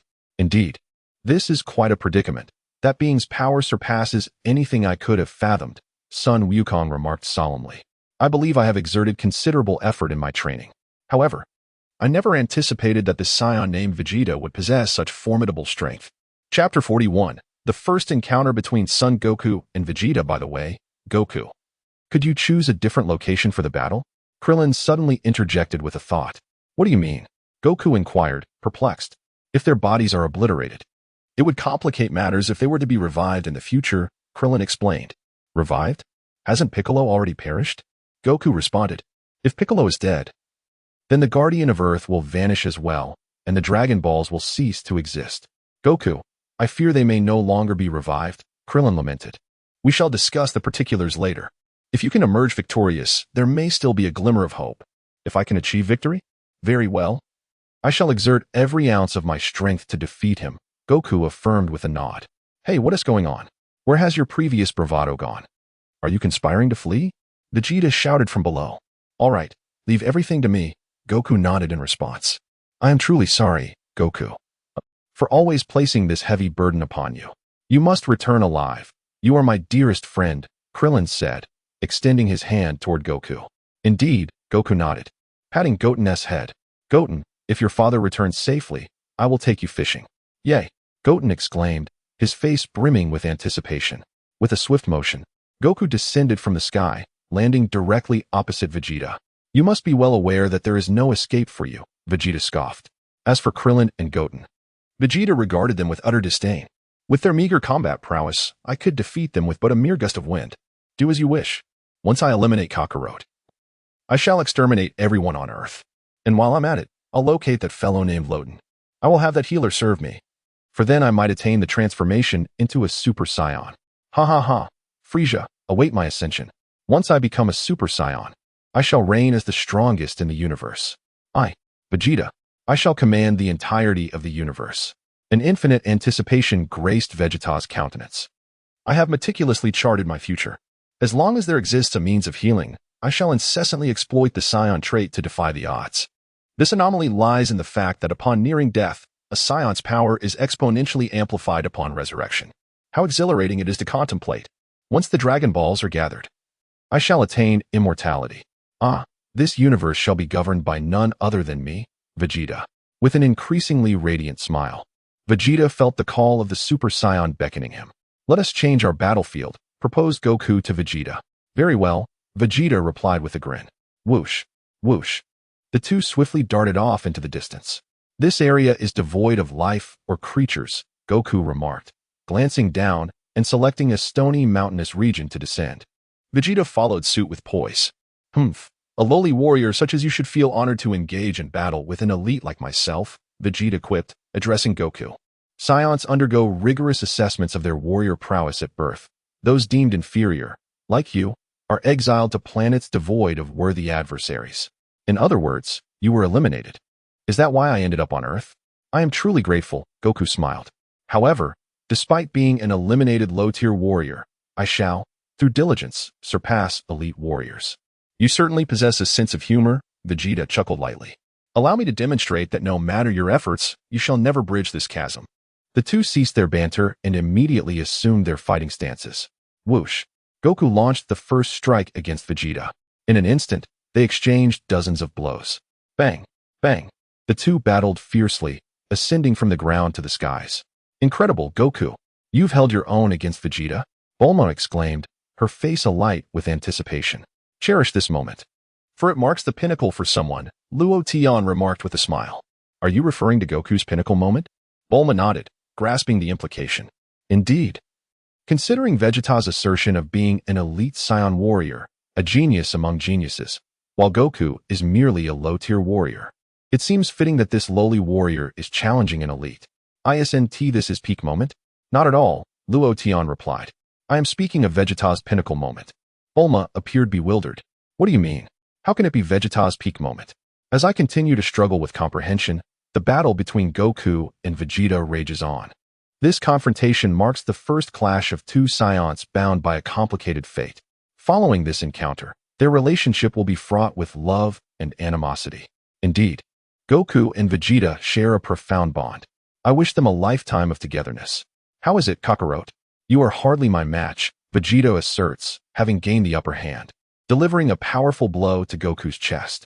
Goku stumbles backward, but Vegeta swiftly pursues, launching another attack. Kakarot, unleash that technique you used to defeat Buu. I would like to witness it, Vegeta taunts, delivering a kick that sends Goku plummeting from the sky. Goku expertly regains his footing upon landing, his expression turning serious. You are undeniably powerful. I am aware that you have yet to reveal your full strength, but your speed and energy greatly surpass mine, he remarks with a smile. Vegeta perches atop a distant mountain, gazing down at Goku. Very well, prepare to witness the Kaioken. Gritting his teeth, Goku emanates a crimson aura. With a sudden thrust of his hand, Goku unleashes a torrent of energy directed at Vegeta. Reacting swiftly, Vegeta leaps into the air. In a flash, Goku ascends, heading straight for Vegeta. A resounding impact reverberates as Goku's fist connects with Vegeta's face, followed by a flurry of relentless strikes. After several exchanges, Goku delivers a powerful kick, sending Vegeta hurtling backward. Goku pursues, intent on delivering a finishing blow. Yet, as he closes in on Vegeta, the latter executes a graceful spin. With a decisive kick, Vegeta lands a hit on Goku, sending him tumbling through the air. Goku is taken aback. Have you reached your limit? I expected more from you, Vegeta chuckles, pressing the button on his scouter. To achieve such a remarkable battle power is commendable for a low-class warrior like you. Goku contemplates. This guy is incredibly strong. Now, allow me to conclude this battle. A smile graced Vegeta's lips.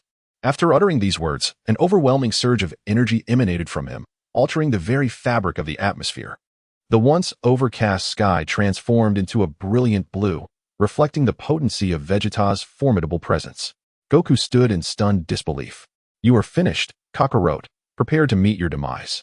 Vegeta sneered. In an instant, he propelled himself towards Goku, crashing his head directly into Goku's face. Ack! Goku was sent hurtling backwards. Vegeta relentlessly pursued him, delivering a powerful kick that sent Goku plummeting from the sky. Goku swiftly adjusted his stance, landing on his feet and gazing upward. Fool! I am right behind you. Vegeta's voice echoed from behind Goku. With a resounding thud, Vegeta launched a kick. Goku tumbled through the air, struggling to regain his balance. When he finally looked up, he was astonished to find Vegeta hovering directly above him, seemingly gathering energy. With a swift motion, Vegeta conjured a golden energy sphere, hurling it towards Goku. Double Kaioken. Goku leapt into action. Humph! Vegeta chuckled lightly, releasing another wave of energy. In midair, Goku found dodging rather inconvenient, narrowly avoiding the onslaught of powerful energy. Despite his quick reflexes, Goku's shirt was torn asunder by the force. What a formidable opponent! Bulma exclaimed, her voice trembling. If this continues, Goku may well be defeated by Vegeta. I told you, this is Vegeta's pinnacle moment, laughed Luo Tian. Bulma fell silent, contemplating the unfolding battle. Why do I have the impression that you possess boundless knowledge? Sun Wukong descended from the heavens, landing directly opposite Vegeta. It seems that the double Kaioken is no longer sufficient to vanquish this foe. There is no alternative. I would not hesitate to shatter myself into 1,000,000 pieces if necessary. I shall employ the triple Kaioken. Ah, I intentionally utilized simplistic techniques to allow you to evade. Vegeta remarked with a smirk, gazing at Goku. It would have been far too mundane to eliminate you instantly. Goku, in the distance, behind a certain rock. A Chirobe concealed himself here. I am filled with trepidation. Please, do not uncover my presence. I have no desire to engage in battle at all. What is the matter, Kakarot? Are you too afraid to approach? Vegeta chuckled lightly, proclaiming himself to be the most talented warrior among the Saiyans, asserting that no matter how hard you strive, you shall never surpass me. Chapter 42. Witness my mastery of Ultra Instinct and behold my prowess. Sun Wukong smiled, declaring, Kaioken times 3. Stop it, Wukong. Your body cannot withstand the strain of Kaioken times 3. The Kai exclaimed urgently. However, the Kai was acutely aware that without employing Kaioken times 3, the hope of victory would be virtually non-existent. This is disastrous. I fear defeat is imminent. Beep beep. The numbers on Bulma's scouter escalated rapidly. What is happening, Loden? The readings on the scouter are utterly bizarre. Wukong's power level, Bulma gasped. Be careful. That device is about to explode, Loden warned. Boom. Just as Loden uttered those words, the scouter erupted in a violent explosion. You should have mentioned it sooner. Bulma exclaimed. I narrowly escaped injury to my eyes. What on earth happened? Bulma was taken aback. Goku unleashed the power of the triple Kaioken, and his combat strength should have reached remarkable heights, explained Luotian. Your model of the detector is rather antiquated. It can only withstand a maximum value of 20,000. Beyond that threshold, it would undoubtedly explode. Bulma was rendered speechless. However, her attention soon shifted to the detector worn by Vegeta. Oh, his detector appears to be functioning just fine, Bulma remarked. His model is comparatively newer and can endure a higher combat power reading. Luotian smiled faintly. Indeed, it would be prudent to acquire his detector for thorough examination. Bulma mused, resting her chin on her hand. What? Combat power. Upon witnessing Goku's combat power reading, Vegeta was momentarily dumbfounded. How is this possible? Could the detector be malfunctioning? No, that cannot be the case. I can distinctly sense the formidable aura emanating from him. The detector is undoubtedly functioning flawlessly. But what exactly is occurring? Whoosh. At that moment, Sun Wukong soared towards Vegeta, delivering a fierce punch to his face. Vegeta was sent flying backward. Sun Wukong rapidly pursued him, launching a powerful kick that propelled Vegeta into the sky. Gritting his teeth, Vegeta swiftly regained his composure. Whoosh. Sun Wukong once again closed in. Vegeta extended his arms, attempting to thwart Sun Wukong's onslaught. Crack. However, Sun Wukong deftly changed his position midair. Bang. He appeared behind Vegeta, landing a heavy kick on his face. Boom. Vegeta plummeted like a cannonball, creating a large crater upon impact with the ground. Oh no. Enraged, Vegeta's energy erupted, leveling the surrounding area. You scoundrel! Vegeta shouted. Just then, Sun Wukong transformed into a streak of crimson light, hurtling towards him. Bang! Sun Wukong's knee collided forcefully with Vegeta's side. Vegeta grimaced in pain, abruptly retaliating with a punch. Sun Wukong evaded Vegeta's blow, delivering another powerful strike to his abdomen. Howl! Vegeta's complexion turned pale, cold sweat pouring down as blood trickled from his mouth. You scoundrel! Vegeta seethed with fury, his eyes filled with crimson veins. Panting heavily, Sun Wukong struggled for breath. The Kaioken times 3 had rendered his body incredibly heavy. I refuse to believe your combat power could possibly surpass mine. Vegeta gritted his teeth, seething with rage. This guy is remarkably resilient. Sun Wukong thought with a wry smile. If this continues, I might end up being countered. I absolutely cannot allow such a thing to happen. Vegeta trembled with anger. I am a genius warrior of the Saiyans. How could I let a lesser warrior defeat me? Sun Wukong remained on high alert, watching Vegeta intently. I find myself in considerable pain. The triple Kaioken is indeed unbearable. If this continues, I may very well perish. I can no longer utilize the Kaioken. It is time to attempt the Ultra Instinct. With this thought, Sun Wukong took a deep breath. In an instant, he released the energy enveloping him. I will not spare you. I shall obliterate you and this planet into oblivion. Vegeta, filled with rage, prepared to unleash his full power. What did you say? Sun Wukong's expression shifted dramatically. Beep. As soon as Vegeta finished speaking, he suddenly realized that Sun Wukong's battle power was plummeting. From a staggering tens of thousands, it had dropped to a mere 1,000. Vegeta was momentarily taken aback. What is happening? How could this fellow's power have diminished so drastically? Could it be a malfunction of the scouter? Vegeta furrowed his brow, his anger gradually subsiding. I see. The technique you employed earlier has exceeded your physical limits, has it not? Vegeta scoffed, observing that you have now reached your limit. Am I mistaken? Sun Wukong remained silent. What is wrong with Wukong? Bulma was also taken aback, realizing that Sun Wukong felt entirely different from before. Wukong intends to unleash Ultra Instinct. Luo Tian smiled. Is that the Ultra Instinct you taught him? Bulma was slightly taken aback. Indeed, who else could have taught him if not me? Luo Tian replied with a grin. Did you not say that with his current abilities, he could not comprehend the true Ultra Instinct? Bulma asked hastily. You could interpret it that way, Luo Tian explained.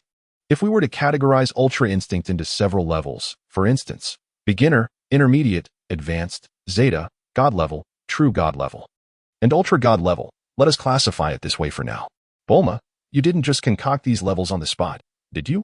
And what do you mean by adding a Zeta between intermediate and Ultra God level? Bulma wiped her brow. It was a spur-of-the-moment decision. Do not dwell on the details. Luo Tian chuckled. Bulma had no retort. Very well, I shall accept your words as they are. So, is Wukong currently at the beginner level? Bulma inquired. Yes, indeed. Luo Tian nodded. And what about you? What level are you? Bulma asked. I would classify myself as Ultra God level, Luo Tian responded. Bulma, Luo Tian, can we engage in a proper conversation? In other words, your power surpasses Wukong's by quite a margin. If we were to further divide Ultra God level into 5 stages. I am merely at the first stage. Luo Tian sighed, expressing his thoughts. The high priest had already reached the 4th stage and was perilously close to the 5th. Bulma, rendered speechless, remarked as if anyone had truly attained the divine 5th stage. Pouting, she stated that no one had yet reached the 5th stage, but it was imminent. Luo Tian chuckled, and a silence enveloped them. Then tell me, what kind of power does the 5th stage possess? Bulma inquired. What kind of power? Luo Tian scratched his head, asserting that at the 2nd stage, he could easily shatter the entire universe with a mere wave of his hand. Bulma was at a loss for words. You can shatter a planet. I might believe that, as even Vegeta possesses the capability to annihilate Earth. However, claiming you can break the entire universe is utterly absurd. Well, after all, Luo Tian has exaggerated on numerous occasions, so I'll just pretend I didn't hear that, she thought. In the preliminary stages of the ultimate freedom, can you defeat Vegeta? Bulma asked. We shall see, Luo Tian replied with a smile. In the distance, they were nearing Kame House. Hang in there, Gohan, Krillin encouraged. Yes, Gohan nodded. Just as they exchanged words, an unsettling sensation washed over them from behind. What's going on? Why do I suddenly feel Goku's energy plummeting? It's nearing the point where I can barely sense his presence. Krillin abruptly halted. Dad, has he been defeated? Gohan's expression shifted dramatically. What on earth has happened? Just a moment ago, Goku's energy was significantly dominant. Krillin pondered, visibly perplexed. On King Kai's planet. King Kai was equally bewildered. Goku, what on earth are you doing? If you continue using the Kaioken times 3, you will surely vanquish Vegeta. Though you may sustain serious injuries, at least you could eliminate this foe. Why have you suddenly released your energy? On the battlefield, Vegeta laughed heartily. I can see that your body is utterly fatigued. The readings on my scouter reveal your combat power is continuously declining. Goku remained silent, immersing himself in the tranquility of the mountainous landscape around him. The numbers fell, 900, 800, 700, continuing to drop. Vegeta's laughter grew increasingly radiant. Goku took a deep breath. Combat power, 100. Vegeta's grin widened. At this moment, with just a flick of my hand, I can obliterate you. Combat power at 100? Does that imply my training has not yet reached its peak? With clenched teeth, Sun Wukong took a moment to calm himself and attune to the mountainous surroundings. He then inquired, what is my current fighting power? Still at 100, Vegeta scoffed, stop your theatrics. Since your combat strength has dwindled to such a degree, allow me to assist you. With that, Vegeta pointed a finger directly at Sun Wukong. Chapter 43. Continuing the use of Ultra Instinct? In an instant, a formidable energy surged forth from Vegeta's fingertip, racing towards Sun Wukong's position. To Vegeta's astonishment, Sun Wukong merely sidestepped, evading the onslaught of energy with ease. Almost immediately, he reappeared behind Vegeta. What? Vegeta was taken aback. What is happening? How can he move so swiftly? His power level is clearly only 100. Reacting with remarkable speed, Vegeta launched a fierce kick aimed at the unsuspecting Sun Wukong. With effortless grace, Sun Wukong dodged the attack.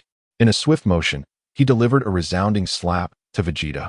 sending him hurtling backward, crashing violently into the rocks behind him. With a thunderous roar, Vegeta's fury ignited as he soared into the sky. Cursed Kakarot. He must have realized my scouter malfunctioned and is manipulating my judgment through his combat power. Vegeta's anger twisted his features. With a decisive motion, he ripped the scouter from his eye and crushed it into oblivion. May it vanish along with this planet. Vegeta's energy surged uncontrollably, aimed at the unyielding Sun Wukong below. Sun Wukong's expression shifted dramatically. This is bad. Trouble is brewing. Should I switch to the King's Fist technique? My mastery of the ultimate technique has yet to unleash the Kamehameha wave. Cursed be this foe. Regardless, I shall unleash the triple Kaioken Kamehameha. Son Goku gathered immense energy in both hands. My power-enhanced attack is unrivaled. Perish, you wretch. Vegeta roared, launching his Kamehameha wave towards Son Goku. Without a moment's hesitation, Son Goku released his own Kamehameha wave, directing it skyward. Boom. The two energies collided in the air, erupting with an extraordinarily powerful aura. What? So similar to my power-enhanced attack? Vegeta paused, gritting his teeth as he intensified his energy output. Son Goku, too, summoned every ounce of strength he possessed. Both warriors exerted themselves to their utmost. Ultimately, Son Goku found himself at a disadvantage, his Kamehameha gradually being suppressed. Quadruple. Gritting his teeth, Son Goku unleashed the quadruple Kaioken. Boom. A tremendous energy surged forth from Son Goku, creating an immense shockwave that soared into the heavens, engulfing Vegeta within its grasp. Yet, by a stroke of fortune, Vegeta was shielded by the periphery of the Kamehameha wave. The wave propelled Vegeta into the sky, and he swiftly vanished from sight. Gasping for breath, Son Goku panted heavily, his body utterly fatigued. Simultaneously, he felt as though his entire being was disassembling, a profound discomfort overwhelming him. This is terrible. I've exerted myself too much. I can no longer utilize the ultimate technique. My apologies, Loden, Son Goku lamented with a wry smile. Has Goku triumphed? Bulma inquired urgently of Loden. Not yet. Vegeta still lives, Loden replied, shaking his head. What? Is it possible he cannot be defeated? Is this fiend immortal? Bulma exclaimed in shock. Nevertheless, Vegeta has persistently sought me out, wishing for my service. I am contemplating whether to confront him and make him serve my needs, Loden mused, resting his chin on his hand. Let's discuss this later, Bulma suggested. Loden smiled. At the battlefield, excellent, Goku. Well done. Yachirobe exclaimed joyfully, appearing swiftly by Son Goku's side. Yachirobe? What brings you here? Son Goku was taken aback. Did you not notice? You were engaged in battle with that fellow. It is only natural you were unaware of my presence.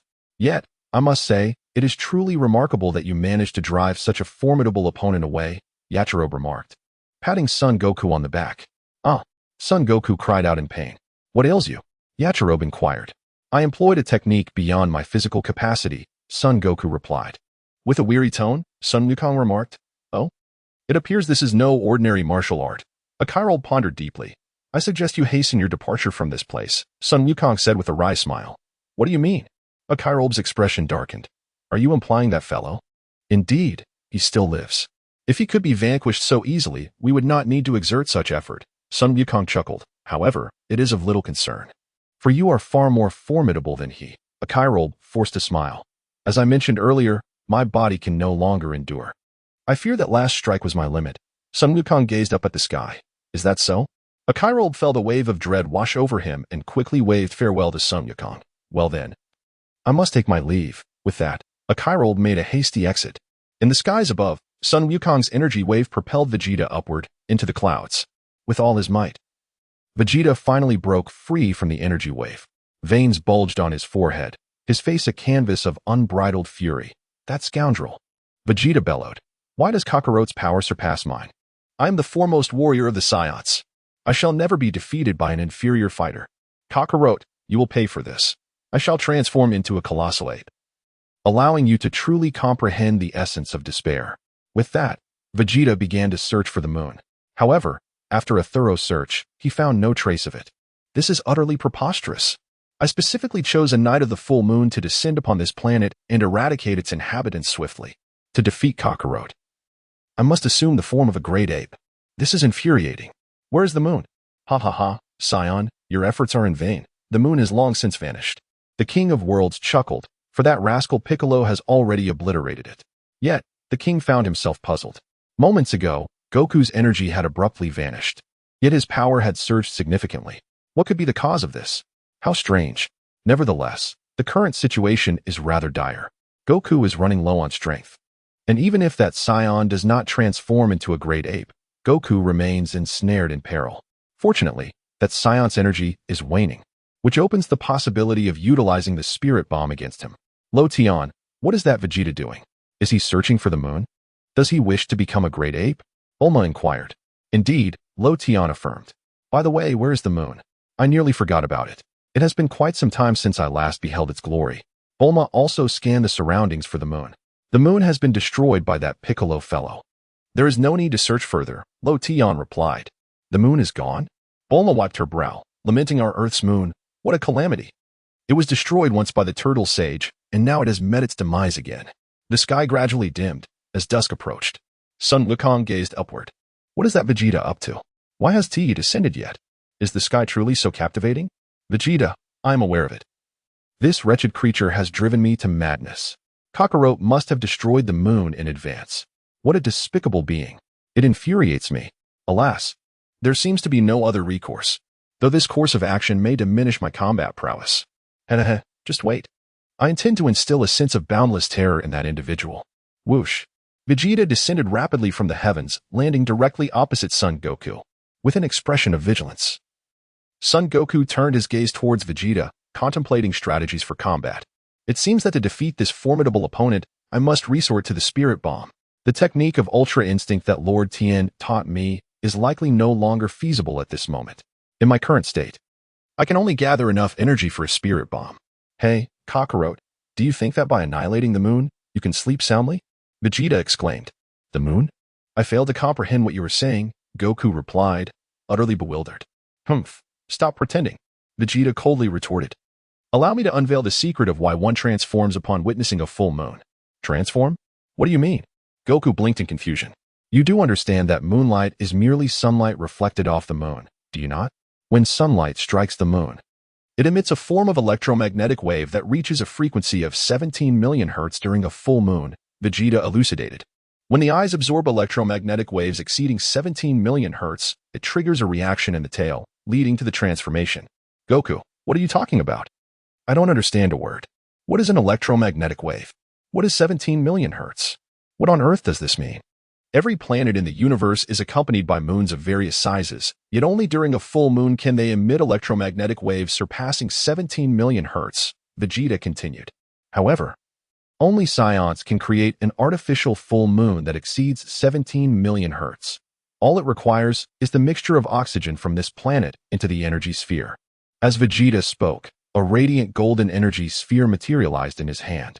I apologize for the wait, Kakarot. Your demise is at hand, Vegeta gasped. The energy required to condense this artificial moon consumed a significant portion of his strength. As an elite warrior, I should not be engaging in battle with you. A lowly fighter, it would tarnish my dignity. Vegeta smirked. You should feel honored now. Ha, ha, ha, Vegeta panted heavily. Chapter 44. A request for healing. What on earth is he doing? After releasing that energy sphere, his energy levels have drastically diminished. I still do not grasp the situation. Goku pondered, his expression still one of confusion. Whoosh. Vegeta waved his hand and hurled the condensed energy sphere into the sky. What is that? Goku asked, perplexed. Bloom. My moon. Vegeta shouted triumphantly. Bang. Suddenly, a full moon appeared in the sky. What exactly are you doing? Goku was at a loss for words. You should regret not having a tail, Kakarot. Vegeta gazed intently at the artificial crescent moon hanging in the sky. Suddenly, Goku seemed to grasp something, his expression shifting dramatically. With a roar, Vegeta's visage transformed. Dark fur sprouted across his face, his mouth protruded, revealing sharp fangs, and his pupils turned a vivid crimson. With a fierce howl, Vegeta threw his fists against his chest. Goku stood in stunned silence. Ha ha ha, how do you like that, Kakarot? You're finished now. Vegeta cackled with delight. Goku was utterly bewildered. How could this happen? Is he actually transforming? A sense of foreboding washed over Goku. In the distance, an ominous presence began to rise, emanating a powerful malevolence. Krillin trembled, sensing the dark energy. However, Goku's aura seemed to wane. It had diminished moments ago, but inexplicably, it surged once more. Gohan was equally perplexed. The overwhelming evil energy was too potent. What on earth was transpiring?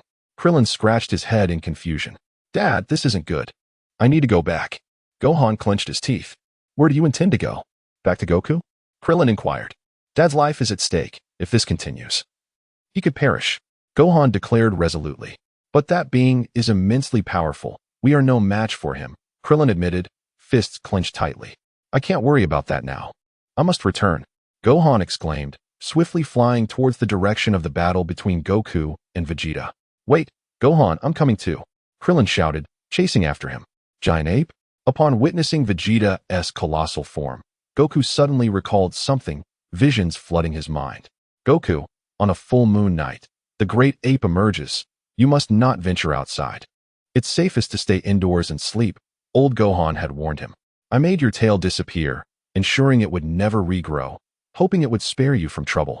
And wishing for the moon to return to our Earth, the Supreme Kai had said. Goku then experienced a moment of clarity. I have finally come to understand the gravity of the situation. How terrifying it is to realize that I was the one who inadvertently caused my grandfather's demise. The very monster that wreaked havoc at the Grand Martial Arts Tournament was none other than myself. I am deeply sorry, dear grandfather. If I were to perish, I would venture into another realm to seek your forgiveness. However, this fellow is truly brimming with vigor. I fear I may no longer be his match. By the way, let me inform you that upon transforming into a great ape, one's battle power increases tenfold. Vegeta chuckled. What? Goku's face turned pale. Prepare yourself, Kakarot. Vegeta's massive fist descended upon Goku like a mountain. Goku swiftly leaped to the side, narrowly evading Vegeta's assault. However, Vegeta's speed was even greater. He launched a kick that sent Goku plummeting from the sky. Goku rebounded several times upon hitting the ground, finding it increasingly arduous to move. Haha. Vegeta's maniacal laughter echoed as he charged at Goku once more. Kaioken. Gritting his teeth, Goku unleashed the Kaioken technique and soared into the air. Bang. Vegeta's tail struck Goku with the force of a whip, sending him tumbling through the air, barely managing to avoid crashing to the ground. How's that, Kakarot? You cannot defeat me, Vegeta taunted with a maniacal laugh. Damn it, this guy is so agile. I hardly have time to gather my energy for a spirit bomb.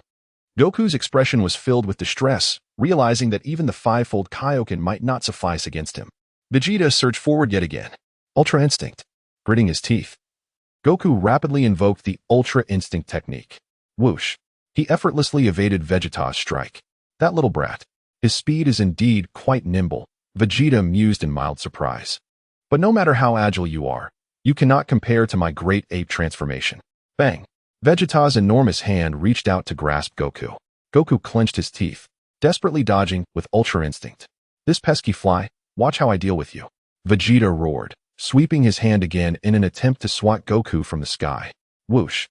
Goku once more executed Ultra Instinct, evading Vegeta's onslaught. Immediately afterward, he delivered a powerful kick to Vegeta's arm. Humph, is that your attack? It seems rather unimpressive, Vegeta smirked, remaining unfazed. Damn, my Ultra Instinct training is insufficient. My attacks have little effect on him. Goku gritted his teeth, realizing that this situation could not continue. He would inevitably be defeated. Moreover, his body could no longer sustain the execution of techniques. This truly was his limit. There was no other option left. Solar Flare. As Sun Wukong beheld Vegeta charging at him once more, he swiftly placed both hands to the sides of his face. Instantly, a blinding radiance emanated from his head, engulfing the surroundings. Caught off guard, Vegeta was unfortunate enough to be struck. Oh, my eyes, he exclaimed. Seizing this opportunity, Sun Wukong quickly soared away, alighting upon a distant boulder. He then raised his arms skyward, beseeching, O Earth, O Sea, all living beings, I implore you to lend me a fragment of your vital energy. Sun Wukong uttered weakly. Fortunately, gathering the spirit bomb required little strength. Otherwise, I would truly be at a loss. Cursed be this fiend for dazzling my eyes. Vegeta fumed, his anger palpable. Soon, Vegeta's vision gradually returned to normal. Where has that scoundrel fled to? He scanned his surroundings in search of Sun Wukong. Damn it! At such a critical moment, my scouter is lost. I should never have destroyed it. Yet, you cannot escape. I can faintly sense your energy. This is bad. He is about to discover my location. Sun Wukong gasped. I am close to completing the spirit bomb. Found you. Prepare to meet your end. Vegeta bellowed, unleashing a formidable energy blast towards Sun Wukong. Stunned, Sun Wukong could only watch as the attack descended. Boom. With a thunderous crash, he was struck down by the overwhelming power. Damn, I underestimated his speed. This was a miscalculation. Sun Wukong gritted his teeth and rose from the ground. This is troublesome. The spirit bomb I painstakingly gathered has dissipated. Humph, you resilient creature. Vegeta scoffed. I can see you are nearing your limit. I'm finished. There's no hope of victory this time. Sun Wukong lamented with a bitter smile. Ha ha, I shall crush you, Kakarot, Vegeta declared, advancing menacingly toward him. Sun Wukong hurriedly dodged. Bang! With a swift motion, Vegeta swatted him away like a fly, sending Sun Wukong tumbling down a mountainside. Crack! Vegeta's foot came down with a resounding crunch. Oh dear, I truly apologize. I have crushed your leg. Vegeta laughed heartily. Ah! Sun Wukong cried out in agony. This time, I shall pierce your heart, Vegeta said, extending a finger towards the location of Sun Wukong's heart. To perish at the hands of an elite warrior such as myself is something you should take pride in. I have utterly failed. The chasm between us is insurmountable. Sun Wukong sighed wryly, expressing his joy in battling you, yet feeling discontent with the prospect of dying so easily. Enough of this verbosity. Perish. Vegeta, weary of Sun Wukong's incessant chatter, swiftly pointed his finger downwards. Ultimate freedom, Sun Wukong exclaimed. In that pivotal moment, he evaded Vegeta's attack with remarkable agility. Immediately thereafter, he gathered a formidable energy in his right hand and struck directly at Vegeta's eyes. Ah! Vegeta cried out in pain, clutching his eyes. Hee. This time I truly am at my limit. Sun Wukong chuckled. I lack even the strength to wipe the sweat from my brow. The outcome lies in your hands now. Damn you, you lowly warrior. How dare you mar my visage? Vegeta, enduring the agony in his eyes, seized Sun Wukong's body with a colossal grip. I shall crush you into a pulp to fashion dumplings for the dogs. Aya! Sun Wukong's cries echoed painfully. Oh no, Wukong is finished. Think of something fast. Bulma exclaimed in urgency. Well, Luo Tian chuckled. Aren't you supposed to have healing abilities? Find a way to sneak in and heal Wukong. Bulma suggested. He is a scion. Now on the brink of death, as you stated, his combat power will greatly increase upon rebirth, enabling him to defeat the current Vegeta. Chapter 45. This matter pertains to Beerus. Oh dear, Bulma, I never imagined you could think critically, Luo Tian remarked with a smile. However, if it's too dangerous, then perhaps it is best to refrain. I do not wish for you to perish because of this. Bulma replied, but if Wukong is killed, the entire Earth will face peril. Very well, I shall make a trip, Luo Tian nodded. With a swift motion, he retracted his staff. In an instant, he transformed into a radiant light akin to diamonds, appearing at the scene of the battle. Hey, Vegeta, it's time to stop, Luo Tian called out to Vegeta. Taken aback, Vegeta looked down at Luo Tian. Who are you? He asked, gripping Sun Wukong tightly. I am the healer you seek. Have you truly forgotten me? Luo Tian smiled slightly, recalling, when you were 3 years old, you challenged me, and I gave you quite the thrashing. Vegeta was momentarily stunned. 3 years old? This figure seems oddly familiar. White hair. Silver hair. Such a distinctive hue. It must be Luo Tian from planet Vegeta. The captain of the guards. Yes, I remember him. Back then, he held a prominent position on planet Vegeta. But wait, wasn't planet Vegeta destroyed? Is it truly astonishing that this fellow still draws breath? Are you the captain of the guards, Luo Tian? Vegeta inquired. Ah, at last, you remember, Luo Tian chuckled. Sun Wukong wore a bewildered expression. What does this mean? What is the captain of the guards? Why do I feel that Luo Tian and Vegeta are acquainted? What is the situation here? Am I not mistaken? Are you truly the captain of the guards, Luo Tian? Vegeta gasped, his crimson eyes wide with astonishment. You are still alive? This implies you arrived on Earth quite some time ago, does it not? Indeed, Luo Tian nodded. You may interpret it that way. How remarkable. I never anticipated that apart from that fellow Kakarot, there exists another living scion on Earth. Vegeta smiled faintly. First, release Goku, please, Luo Tian urged. What? Luo Tian, have you come here merely to plead for this man? Vegeta scoffed, not only refusing to let Son Goku go, but also tightening his grip. Ah! Son Goku let out a cry of despair. By the way, I have heard of someone named Luo Tian who possesses healing abilities. It cannot possibly be you, can it? Vegeta inquired with a grin directed at Luo Tian. Indeed, it is I. You are correct. Luo Tian replied as a staff suddenly materialized in his hand. Bulma's residence. Bulma wore a bewildered expression. Where is he? Luo Tian, where have you gone? Why can I no longer find you? Moreover, where has this projection gone? What? Upon seeing the staff in Luo Tian's hand, Vegeta couldn't help but be momentarily taken aback. What is that object? How is it that I have never encountered this before? What I wish to impart to you is that the destruction of planet Vegeta was not due to a meteorite impact, but rather at the hands of Frieza himself. Luo Tian sighed, acknowledging the significance of this revelation, which I have chosen to share solely with you. Vegeta furrowed his brow. Abandon the path of slaughter and become a Buddha. Turn back to the shore, Vegeta, Luo Tian advised. What do you mean by that? Vegeta retorted. Who speaks of turning back? You claim Frieza destroyed planet Vegeta? He scoffed and inquired. Why would he do such a thing? Have you heard of the Super Saiyan? Indeed. Frieza feared that one among the Saiyans might transform into a Super Saiyan, which is why he obliterated planet Vegeta, Luo Tian elaborated. In fact, this matter also bears some connection to Beerus. Do you believe it? Beerus? Who is that? Vegeta had completely forgotten who Beerus was. Never mind.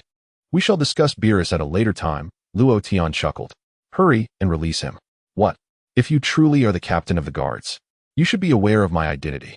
As a Saiyan, you must unconditionally obey my commands, Vegeta huffed. You, with your arrogance, always so self-important. This is not commendable. Luo Tian shook his head. Nevertheless, I shall attend to Goku first. With a swift motion, Luo Tian raised his staff, and a healing light emanated from the crystal orb atop it. The healing light enveloped Sun Wukong, and immediately, his injuries began to mend at an observable rate. Simultaneously, Sun Wukong's energy was continuously surging. What? This fellow's energy is skyrocketing. This is bad. You truly possess healing abilities. Vegeta exclaimed in astonishment. Almost without a moment's hesitation, as his immense tail swept toward Luo Tian's position. With a mere finger, Luo Tian effortlessly blocked Vegeta's tail. What? Vegeta was left astonished. My tail swept by, and to my astonishment, this fellow managed to catch it with just a single finger. When did the captain of the guards become so formidable? I refuse to believe it. The king's fist. In an instant, Son Goku unleashed his formidable energy. With a resounding crack, he broke free from Vegeta's grasp and delivered a powerful kick directly to Vegeta's chest. Blood gushed from Vegeta's mouth as he stumbled backward, ultimately collapsing onto the ground. With a swift motion, Luo Tian waved his hand, causing the artificial moon in the sky to vanish in an instant. In a flash, Vegeta's form rapidly diminished, reverting to his original state. Luo Tian, I am immensely grateful to you for your timely assistance. Son Goku exhaled with relief, feeling the surge of energy within him. His face alight with astonishment. I sense a significant enhancement in my strength. Is this the unique constitution of a Saiyan? Indeed, Luo Tian nodded. Meanwhile, Vegeta's complexion turned pale. Vegeta, your defeat is inevitable. Son Goku declared. I refuse to accept this. Vegeta shouted defiantly, I will kill you. With that, he unleashed another surge of energy, hurtling towards Son Goku at great speed. With a sharp crack, Vegeta launched a powerful punch at Son Goku, only for Goku to effortlessly raise a hand and block the attack. This rebirth had elevated Son Goku's combat power to an astonishing height of 20,000, while Vegeta, in contrast, had become a shadow of his former self, his power plummeting to merely around 1,000. What? How could this be? Vegeta exclaimed in disbelief. However, it soon dawned on him. He quickly turned his gaze to Luo Tian, who was nearby. What are you looking at? Luo Tian asked with a smile. I warned you. There's still time to turn back, Luo Tian mused with his chin resting on his hand. I even contemplated whether to provide you with healing, allowing you both to truly determine the victor. If you can completely heal my wounds, I promise that even if I defeat Kakarot, I will leave this planet immediately. Vegeta proposed eagerly. As a Saiyan on the brink of death and rebirth, my battle prowess will undoubtedly exceed that of Kakarot. The reasoning is simple. I am a prodigious warrior. Is that so? Luo Tian replied with a slight smile. Trust me, Vegeta insisted. You must believe in me. Once my injuries are fully healed, I will capture you and make you willingly serve me. Very well, it is settled. In passing, let us eradicate all of humanity from the earth. Of course, I shall afford special treatment to that Kakarot fellow, ensuring his demise through torment. As for Vegeta's innermost thoughts, Loten is already fully aware of them. Goku, what say you? Loten turned to Son Goku, inquiring if you wish to engage in another duel with this individual. Very well. The previous encounter left me wanting more. I am eager to battle him once more, Goku nodded. However, this time, I implore you not to employ the King Kai fist. Loden stated. Even if you are severely injured, refrain from using it. Can you promise me that? Not using the King Kai fist is indeed a conundrum. Goku scratched his head. Yet soon resolved. Fine, then I shall commence with the Ultra Instinct from the outset. With a swift motion, Loden dispensed healing energy upon Vegeta, who promptly recovered from his injuries. You may continue. I shall not interfere further. Good luck. Loden smiled, transforming into a radiant beam of light, vanishing in an instant. Vegeta and Goku silently regarded one another. Kakarot, let us begin. This time, I shall render you utterly disoriented, Vegeta sneered. Goku, however, took a deep breath, dissipating his energy. This is becoming increasingly intriguing. It seems you have learned from this fellow, Vegeta chuckled. Indeed, Goku prepared himself for battle. Allow me to demonstrate what it means to be the elite guard. Vegeta scoffed, noting that the elite guards among the Scions were indeed formidable warriors, each boasting a combat power exceeding 8,000 in their prime, while our esteemed guard's power was rumored to surpass 10,000. Yet, over the years, his strength has likely seen significant enhancement. Is that so? Goku appeared disinterested in such matters. I speculate this individual's power has reached at least 30,000, possibly even soaring to 50,000. Vegeta began to estimate Loden's capabilities. Vegeta transformed into a great ape. Though his power surged tenfold, his remaining energy was dwindling, thus leading to his calculations. Chapter 46. King Kai. Has time been rewound? I never anticipated Loden would be a Scion, Goku chuckled. Yet I believe you may be underestimating him. Prepare to meet your end, Kakarot. Vegeta sneered, unleashing a torrent of energy. On King Kai's planet. King Kai rubbed his eyes vigorously. What is happening? What is the situation on Earth? In the brief moment I stepped away, it felt as though the game had been reset entirely. Why have both Goku and that Scion completely recovered from their injuries? Furthermore, it seems they are eager to engage in battle once more. What is going on? Even King Kai is beginning to question his existence. I distinctly recall that Vegeta transformed into a mighty great ape, seizing Goku in his grasp, intent on crushing him to death.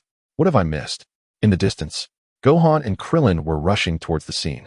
Upon witnessing the situation with Goku and Vegeta, both appeared somewhat bewildered. Am I seeing this correctly? Gohan scratched his head, feeling that Vegeta's energy was growing increasingly potent.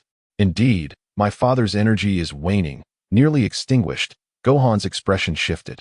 No, Goku stands there seemingly unharmed. Krillin pointed towards Goku in the distance. Gohan was equally perplexed. Bang, bang, bang. In the next moment, Goku and Vegeta engaged in fierce combat once more. True to their agreement, Goku refrained from employing the Kaioken this time and instead unleashed the Ultra Instinct. What new technique is this? King Kai was taken aback. Why isn't he using the Kaioken immediately? Bang! Upon manifesting Ultra Instinct, Goku effortlessly evaded Vegeta's assault and delivered a powerful palm strike to his chest. Vegeta stumbled, rapidly retreating, nearly losing his footing. However, he soon regained his balance and charged at Goku once more. Bang! Goku lightly sidestepped, dodging Vegeta's incoming fist, then seized his arm and delivered a heavy elbow strike to Vegeta's abdomen. Gushing blood, Vegeta was left in utter disbelief. Is Ultra Instinct truly this formidable? Goku also looked at his hands in astonishment. What is happening? Vegeta was utterly confounded. I can now somewhat perceive the essence of the other. I can distinctly sense that his aura pales in comparison to mine. It is simply on an entirely different plane. Yet, how can I possibly be defeated by him? Impossible. I shall never succumb to a warrior of such inferior caliber. Vegeta proclaimed furiously, elevating his energy to its utmost limit. Bang, bang, bang. Vegeta launched a fierce assault upon Goku. Goku, however, remained composed in the face of the onslaught. Moreover, as the battle progressed, Goku suddenly realized that his mastery of Ultra Instinct was becoming increasingly refined. With a swift motion, Goku soared into the air and delivered a powerful kick directly to Vegeta's chest. Vegeta was sent hurtling backwards, his body skimming the ground, leaving a lengthy trail in his wake. Crash! Vegeta collided heavily with a nearby boulder, which crumbled and buried him beneath its debris. How infuriating! Vegeta roared in wrath, his aura surging violently, leveling the surrounding area to the ground. Cursed be this. I shall not spare you. Vegeta glared fiercely at Goku. How could I possibly be defeated by you, an inferior warrior? You cannot even best me, yet you dare to challenge Luo Tian? I advise you to cease your futile dreams. Sun Wukong maintained an air of calm. Gallic gun. Suddenly, a formidable energy blast erupted from Vegeta's hands, hurtling towards Sun Wukong with tremendous speed. Whoosh! Sun Wukong effortlessly evaded the Gallic gun's assault with a subtle shift. Simultaneously, he accelerated to his utmost limit, vanishing and reappearing behind Vegeta in a blink. Bang! Sun Wukong delivered a powerful punch to the back of Vegeta's heart. Blood gushed from Vegeta's mouth, causing him to execute a comical fall. Damn it! Damn it! Damn it! Vegeta roared. At Bulma's residence, oh, Luo Tian, where did you just disappear to? Bulma exclaimed, rubbing her eyes upon seeing Luo Tian return. Did you not ask me to save Wukong? So I went, Luo Tian replied, casually tossing aside his staff. With a snap, the crystal orb atop the staff projected a holographic image, depicting Sun Wukong thoroughly dominating Vegeta. You didn't really go, did you? Bulma said, her eyes wide with disbelief. What else would you think? Luo Tian chuckled. Bulma scrutinized the holographic display again. Something is off. Wukong has indeed recovered, but it seems Vegeta has also regained his strength. Let them both recover. It will provide a worthy challenge, Luo Tian remarked with a slight smile. I happen to heal Vegeta's injuries as well. Bulma was left speechless. At the battleground, what is happening? Their stamina and injuries appear to have completely healed, Yakiluo said, feeling somewhat bewildered. I merely went over there to relieve myself. Yet upon my return, I found everything transformed in such a manner. I often feel as though I have returned to the time before they commenced their battle. Moreover, that Scion's eye, which was clearly on the verge of being blinded by Goku's strike, appears to be perfectly fine now. Particularly, Goku's attire has also transformed remarkably. I must say, everything has returned to a state of normalcy. The Scion's armor is likewise in pristine condition. It is not only a Kairobe who finds himself bewildered here. Even Krillin and Gohan are equally perplexed, akin to a monk unable to grasp the essence of a riddle. However, the two sides quickly converge. A Kairobe? Krillin blinks in confusion. Who is that? Gohan exclaims in surprise. Gohan, he is one of us, Krillin clarifies, then inquires, a Kairobe? Have you been here all along? Essentially, a Kairobe nods. Do you know what transpired just now? Krillin asks eagerly. Regrettably, I was in the restroom at the time. When I returned, everything had transformed into what you see now. A Kairobe replies.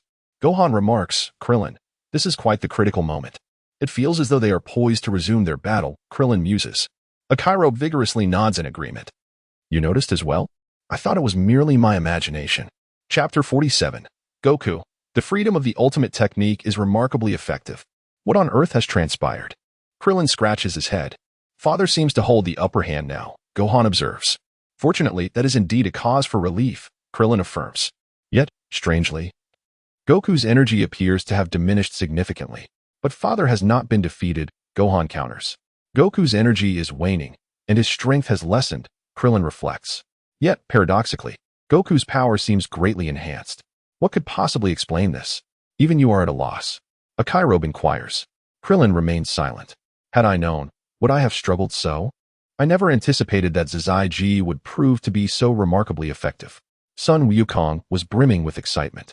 Meanwhile, Vegeta was utterly exhausted, panting heavily, his expression shifting from one of disbelief to another. How could this be possible? I shall never concede defeat to you, a warrior of inferior caliber. With a firm grit of his teeth, Vegeta raised his hand, revealing a radiant energy sphere glistening with golden light. What? A flicker of unease crossed Goku's visage. Shine forth. My moon. Without a moment's hesitation, Vegeta hurled the energy blast skyward. Instantly, it emitted a brilliant golden glow, captivating in the twilight hour. This is perilous. Goku's expression shifted dramatically. Roar. Vegeta transformed into a colossal black gorilla. Absolute mastery. In the face of overwhelming power, you stand no chance of vanquishing me. With a fierce roar, Vegeta advanced, aiming to crush Goku beneath his mighty foot. Goku swiftly sidestepped, but soon, Vegeta's other hand lashed down with ferocity. Goku, taken aback, leapt to evade. Humph! Vegeta scoffed, extending his claw and bringing it crashing down. This time, suspended in midair, Goku, despite having grasped the rudimentary principles of ultimate mastery, found himself unable to escape. Bang! Vegeta's claw struck Goku with tremendous force, sending him plummeting like a cannonball, leaving a crater upon impact. Ha ha ha, Kakarot. Today is not your day. Vegeta cackled as he prepared to stomp down upon Goku. Gritting his teeth, Goku rolled swiftly across the ground. Bang!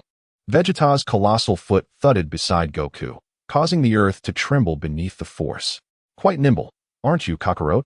Vegeta scoffed, once again raising his foot to strike. I am astounded. I am astounded. I tread. I shall crush you, inferior warrior. Sun Wukong exclaimed as he tumbled across the ground. In an instant, he soared into the sky, channeling energy through his hands and directing it towards Vegeta's form.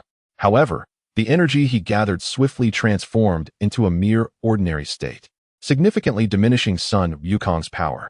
Bang! Vegeta retaliated with a swift slap, sending Sun Wukong crashing backward. Not far away, a sense of dread washed over them. This is bad. Wukong is about to be defeated. What on earth is happening? Why has he suddenly grown so enormous? Yachirobe exclaimed in surprise. Wait. He transformed into this form just moments ago. The tail. Yes, the tail. If we sever it, he can revert back. Krillin suddenly realized. The tail? Son Gohan mused. Momentarily taken aback. If Gohan and Yachirobe distract him up front, I can find a way to cut off his tail from behind, Krillin proposed. The two nodded vigorously in agreement. Hurry. If this continues, Wukong will surely be defeated, Krillin urged. Without hesitation, Krillin and Son Gohan sprang into action. Yachirobe interjected. Don't involve me in this. I am filled with trepidation. I merely came here to observe. With a swift motion, Vegeta struck Goku, sending him soaring into the air. Immediately thereafter, Vegeta unleashed another punch upon the suspended Goku, propelling him even higher. As Vegeta had asserted, in the face of overwhelming energy intensity, Goku's rudimentary mastery of Ultra Instinct remained woefully insufficient. After all, at that moment, Vegeta, having transformed into a great ape, had attained a staggering combat power nearing 300,000. As Goku was sent hurtling backwards, blood spewed from his mouth. How does it feel, Kakarot? Your Ultra Instinct is still lacking. Vegeta cackled maniacally, following his taunt. Vegeta reached out with his massive hand and grasped Goku firmly. Let us continue from where we left off. I seem to recall wanting to reduce you to a pulp. Perhaps to make meat buns to feed to dogs. Vegeta laughed heartily, tightening his grip. Goku let out anguish cries. I sent someone nearby, Vegeta mused. Momentarily taken aback by a sudden realization. Over here. Release my father. Gohan's voice resonated beside Vegeta. ISNT this Kakarot's little brat? You've come all this way just to witness your father's final moments, haven't you? Vegeta smirked. You arrived just in time. He is on the brink of death. And no miracle will save him this time. At that moment, Krillin had stealthily appeared behind Vegeta, raising his hand with determination. Kienzan, a rapidly spinning golden disc materialized in Krillin's grasp. Ah, Gohan, get out of here. Goku cried out in agony. Watch closely. I shall snap his neck right now. Vegeta declared with a grin. Kakarot, a lower-tier warrior will always remain just that, regardless of your efforts. Before a genius fighter, you are destined to be utterly defeated. While transforming into a great ape might seem somewhat unfair, who could blame you for not mastering the transformation? After all, you severed your own tail. Transforming into a great ape is one of our innate abilities. Thus, this hardly constitutes unfairness. It is a just battle. History has always been rewritten by the victors. Just then, the Kienzan whirred toward Vegeta. In that critical moment, Vegeta deftly leaped aside, evading the attack. Krillin gasped in surprise. I sensed another presence. Vegeta glanced sidelong at Krillin. You are quite the loyal bunch. Not only did this little fellow come, but you too have followed suit. And you are aware of the tail situation. Sun Wukong trembled in fear, while Krillin was utterly bewildered. This is dire. He has seen us. Moreover, this fellow has evaded my ki blast. Not only that, he remains in his great ape form, making him exceedingly difficult to handle. Chapter 48, The Tenacious Vegeta. Do not fret. Once I have dealt with Kakarot, I shall attend to you properly, Vegeta remarked with a light chuckle. At Bulma's residence. Why are we back to the previous scene? Bulma questioned, wiping the sweat from her brow. Lotion, you Haven T brought a television to deceive me, have you? As I perused the scene, it seemed as though I was witnessing a repetition of a familiar narrative. Luo Tian remarked, Wukong, that fellow, ultimately lacks sufficient combat experience. When Vegeta was gathering energy for the artificial full moon, he should have struck it down. Now, alas, your Ultra Instinct is merely in its nascent stage. How could you possibly defeat Vegeta, who surpasses your strength tenfold? Ha ha ha. Prepare to meet your demise. Kakarot, this battle culminates in your defeat at my hands. Vegeta laughed maniacally, poised to sever Son Goku's head from his shoulders. At that critical moment, Yachirobe soared into action, deftly severing Vegeta's tail with a single slash. Upon landing, he hastily concealed himself behind a stone. How infuriating! There's still another. Vegeta sensed his energy dissipating rapidly. In the blink of an eye, he reverted to his normal state. With a thud, Son Goku was cast to the ground by Vegeta. Splendid. You truly are remarkable, Yachirobe. Krillin chuckled. Vegeta gasped for breath, panting heavily. Meanwhile, Son Goku clenched his teeth and resolutely rose from the ground, despite the grave injuries he sustained. This is dire. My body is wounded. And utilizing Ultra Instinct has become cumbersome. Son Goku tightened his fists. Suddenly, Vegeta unleashed a powerful punch aimed directly at Goku's chest. Ultra Instinct. Goku's body instinctively evaded, and he forcefully drove his knee into Vegeta's chest. Vegeta coughed up blood, retaliating with a swift slap to Goku's face. Not good. That blow nearly shattered my body, and utilizing Ultra Instinct is proving to be quite challenging. Son Goku wiped the blood from his face. With a fierce kick, Vegeta sent Goku crashing to the ground. Following this, Vegeta launched himself at Goku, knee raised for a ferocious strike. Gritting his teeth, Son Goku sidestepped Vegeta's knee and retaliated with a powerful elbow strike to Vegeta's chest. Vegeta's pupils dilated, his expression shifting to one of extreme distress. This blow inflicted significant damage upon him. Though Son Goku too felt the strain from the sudden movement, his bones nearly misaligned. Both warriors gasped for air, momentarily locked in a stalemate. Ha ha ha, you can hardly move now. Can you, Kakarot? Vegeta let out a hearty laugh, while Son Goku remained silent. Indeed, my body feels unusually heavy. That sudden twist earlier may have caused me to strain my back. This is quite unfortunate. Humph. To prevent those ruffians from causing chaos, I shall first eliminate them. With a cold smirk, Vegeta took flight towards Gohan's direction. Whoosh.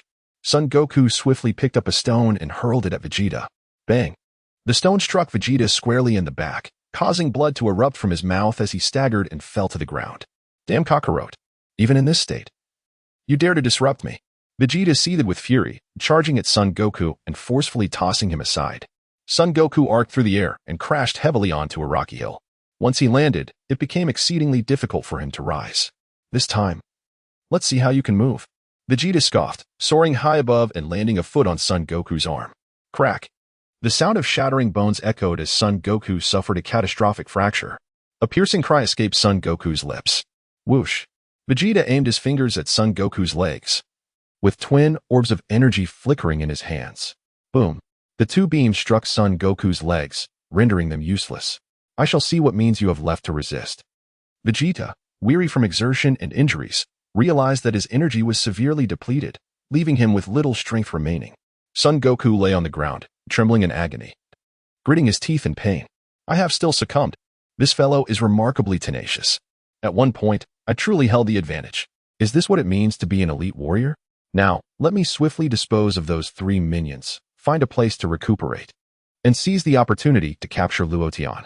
Then, my journey on Earth will reach a gratifying conclusion. Vegeta chuckled coldly to himself. No time to waste. If Luotian arrives, my current strength will be no match for him. With a swift motion, Vegeta soared towards Gohan's direction. Gohan, run! Krillin exclaimed in alarm. Run? How can I run? This guy is far too fast. Gohan replied, bewildered. I am utterly incapable of fleeing. Son Gohan trembled with fear. First, I shall eliminate you, you little brat, Vegeta sneered. With a resounding thud, Vegeta landed a powerful punch squarely on Son Gohan's chest. Gohan clutched his chest, his complexion paling dramatically. What is the matter, half-breed of Earth? How is it that your previous formidable strength now manifests so pitifully? Vegeta chuckled lightly.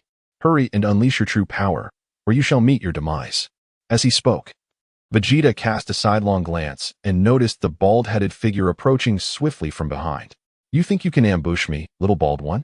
With a swift kick, Vegeta sent Krillin crashing to the ground. Thud, thud, thud. Krillin's body rebounded off the stone surface, and by the time he landed, he was on the brink of unconsciousness. Little bald one, do you not wish to die in an orderly fashion? Vegeta chuckled. This is disastrous, the worst possible scenario. Yajirobe trembled behind a rock, trembling in fear. Hey, you worthless fool. Your father is a fool, and you are a fool too. Your entire family is a bunch of fools.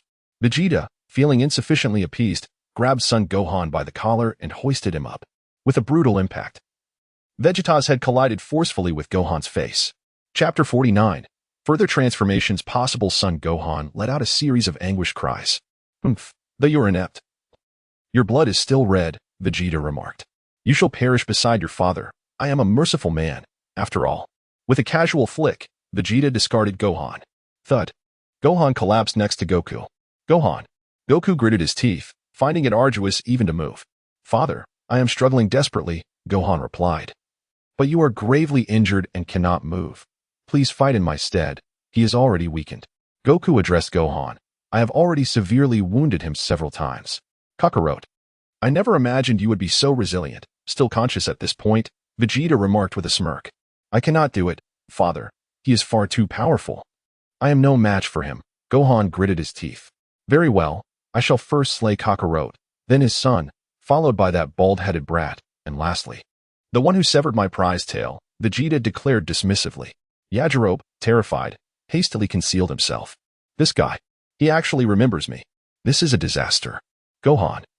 Even if you cannot defeat him, you can still instill some fear, Goku encouraged. Your strength surpasses his by a great margin, and you have Krillin to assist you. With gritted teeth, Krillin managed to rise from the ground. I can't move anymore, Gohan lamented, shaking his head. You scoundrel. Do you wish for everyone to perish in vain? What has Piccolo taught you? Goku shouted furiously. Just as Goku's words echoed, Vegeta descended from above, forcefully colliding his knee into Goku's abdomen. Goku's face contorted in agony, feeling utterly incapacitated. Gohan was taken aback. You useless wretch, you truly have made me exert considerable effort. Vegeta scoffed. With a swift motion, Vegeta delivered another kick to Goku's head. Lo Tian, can you heal him again? Bulma implored, grasping Lo Tian's arm. It's impossible. Healing is immensely draining, Lo Tian sighed. If you wish for healing next time, it will have to wait a month. Do you truly see me merely as a healer? To heal once is a courtesy. To withhold healing is a duty. Besides, if you all rely on me, who will protect this planet? I am but an angel, surely. I cannot bear the weight of safeguarding the entire Earth. After all, my gaze extends far beyond this mere planet. What? Only once a month? Bulma's eyes widened.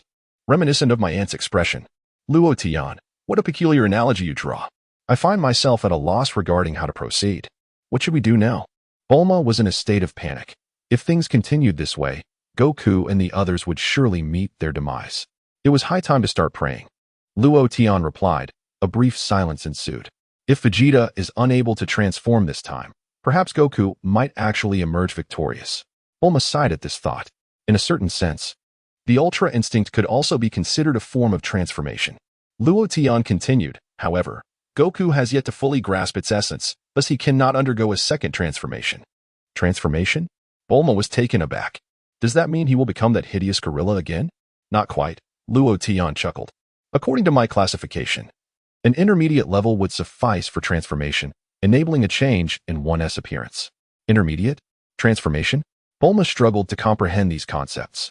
But eventually, it will lead to a return to one's true self, Luo Tian added. What does that mean? Bulma inquired. It indicates that the initial, intermediate, and even the Xeno and divine levels all fall under the category of transformation. However, once one reaches the true divine and ultra-divine levels, transformation loses all significance. Just like my current state, which is ultra-divine, Luo Tian smiled.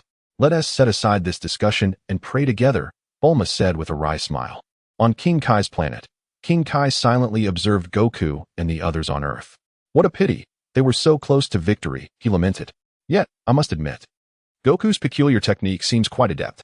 But if he possesses such strange moves, why does he still seek to learn my Kaioken? I simply cannot comprehend what Goku is truly learning. I recall that young fellow mentioning it once. Alas, it has slipped my mind. No matter, it is of little consequence. For now, let us focus on survival. In the midst of the battle, Vegeta continues to dominate Goku. What a shame. As a remarkably gifted elite warrior, it is rather surprising that I took such an extensive amount of time to defeat an inferior combatant. Fortunately, most scions perish early, leaving only the two of us and that hybrid. Wait, there is also the captain of the guards named Luo Tian. By the way, is Luotian a scion? He must be. For how else could he hold the position of our captain? It is indeed a relief.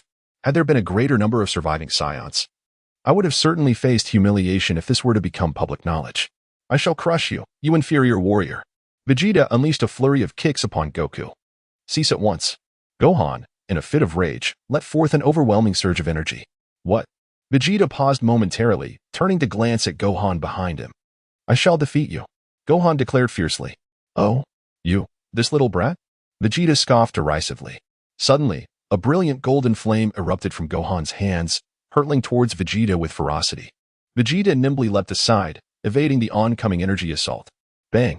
Gohan swiftly retaliated, delivering a powerful kick that landed squarely on Vegeta.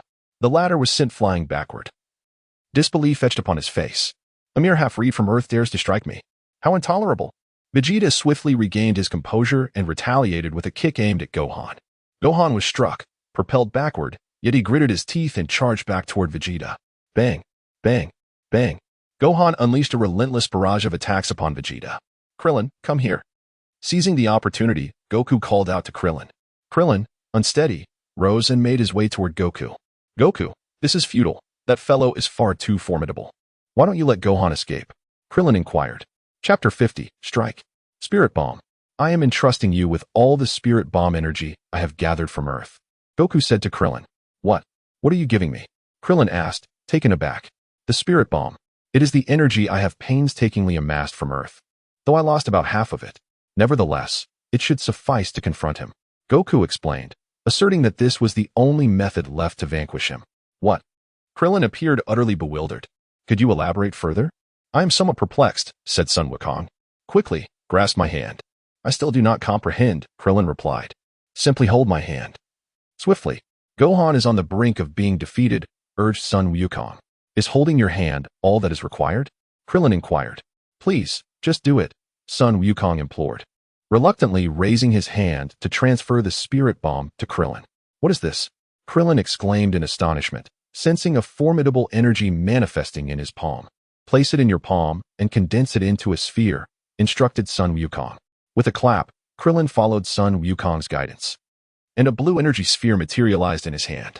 Krillin, now hurl the Spirit Bomb at that fiend. You must strike him, I beg of you, Sun Wukong urged. Given my current condition, I cannot create another Spirit Bomb. Understood. Do not worry, leave it to me, Krillin assured with a nod. Meanwhile, Vegeta and Gohan were embroiled in a critical battle. Gohan, battered and bloodied, had his garments stained red. This foe is remarkably powerful after such a prolonged fight with Father. He still retains such strength, Gohan gritted his teeth. This lad is no ordinary opponent. However, he is nearing his limit. Vegeta scoffed. This cannot continue. I must swiftly eliminate them. If this drags on, how will I contend with that latte? Vegeta thought with frustration. If worst comes to worst, I may have to retreat into the universe for a moment. Heh, even combined, you are not my match, yet your performance has been commendable. Vegeta sneered, prepare to perish. With that proclamation, Vegeta unleashed torrents of energy flames from his hands, directing them towards Gohan.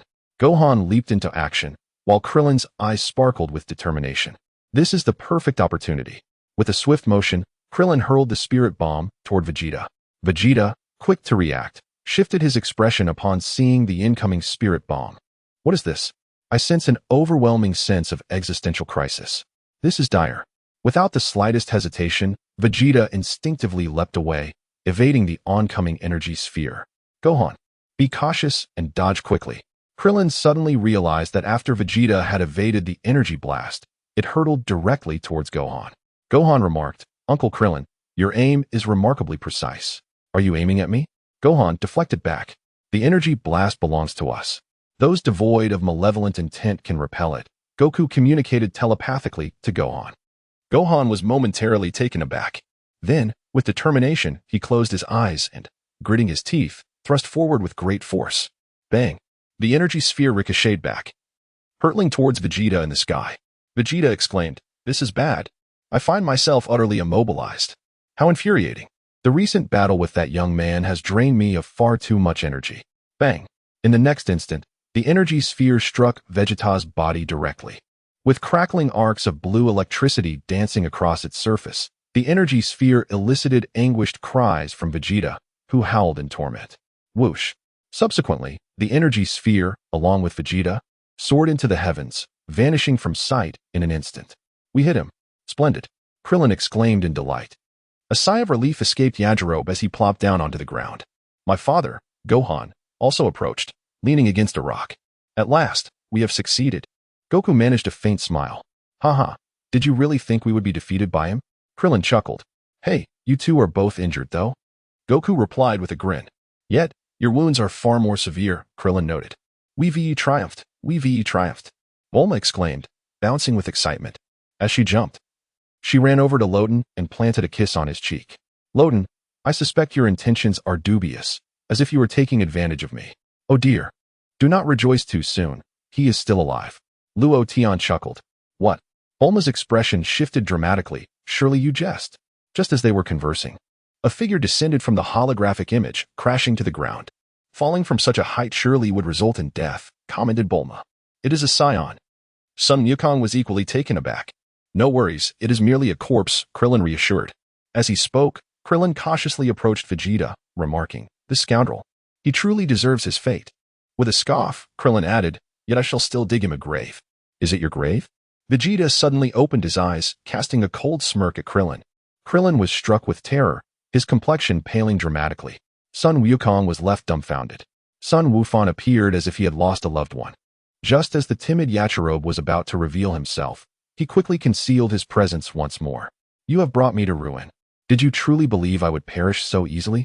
Vegeta huffed, rising from the ground, asserting that despite the heavy blow he endured, he still possessed the strength to deal with him.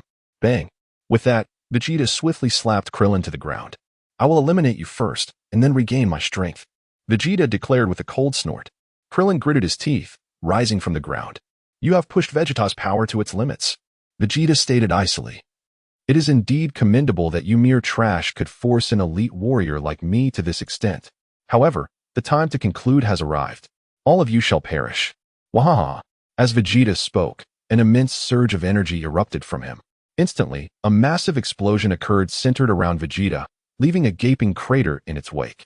Vegeta panted heavily, realizing that he had truly reached the end of his strength. Casting a sideways glance, he was astonished to find that the others present were still alive. Chapter 51. I shall depart. Who dares to obstruct me? What a curse, such immense destructive power, and yet these three have not perished. Vegeta was infuriated. I can't hold on any longer. Should I evacuate first? Let us not forget that scoundrel Lok Tion lurks in the shadows. What if he administers treatment to them? A shiver coursed through Vegeta. Contemplating this, he truly could not bear to remain on Earth any longer. Gritting his teeth, Vegeta trembled as he retrieved a remote control from his pocket. Just as he was poised to press the button, he suddenly sensed something amiss behind him. Turning his head, he beheld a rotund figure lunging towards him with a knife. Curse be it! Vegeta gasped in astonishment. It was none other than Yajirobe. At the very moment Vegeta was distracted, Yajirobe, gritting his teeth, bravely stepped forward and swung his blade at Vegeta. With a swift motion, the knife cleaved into Vegeta's back. Instantly, a gash was torn into his armor, and the blade penetrated deep into his flesh. Bang! Vegeta plummeted from the sky. Yajirobe erupted with laughter. Marvelous! Marvelous! You scoundrel! You deserve this. Prepare to meet your end. Yajirobe cackled with glee. How do you like that? You are no match for me, Yajirobe. Goku and the others remained silent, primarily due to their grave injuries, rendering them speechless. Cursed fate! Vegeta struggled to rise from the ground. What? Yajirobe trembled in fear. Alas! Is this fellow truly immortal? Despite his grievous injuries, he rises once more. You despicable scoundrel, how dare you launch a sneak attack upon me? Vegeta clenched his teeth. I shall slay you. Yajirobe, in a fit of fury, swung his blade menacingly at Vegeta. Yet, Vegeta deftly evaded Yajirobe's assault.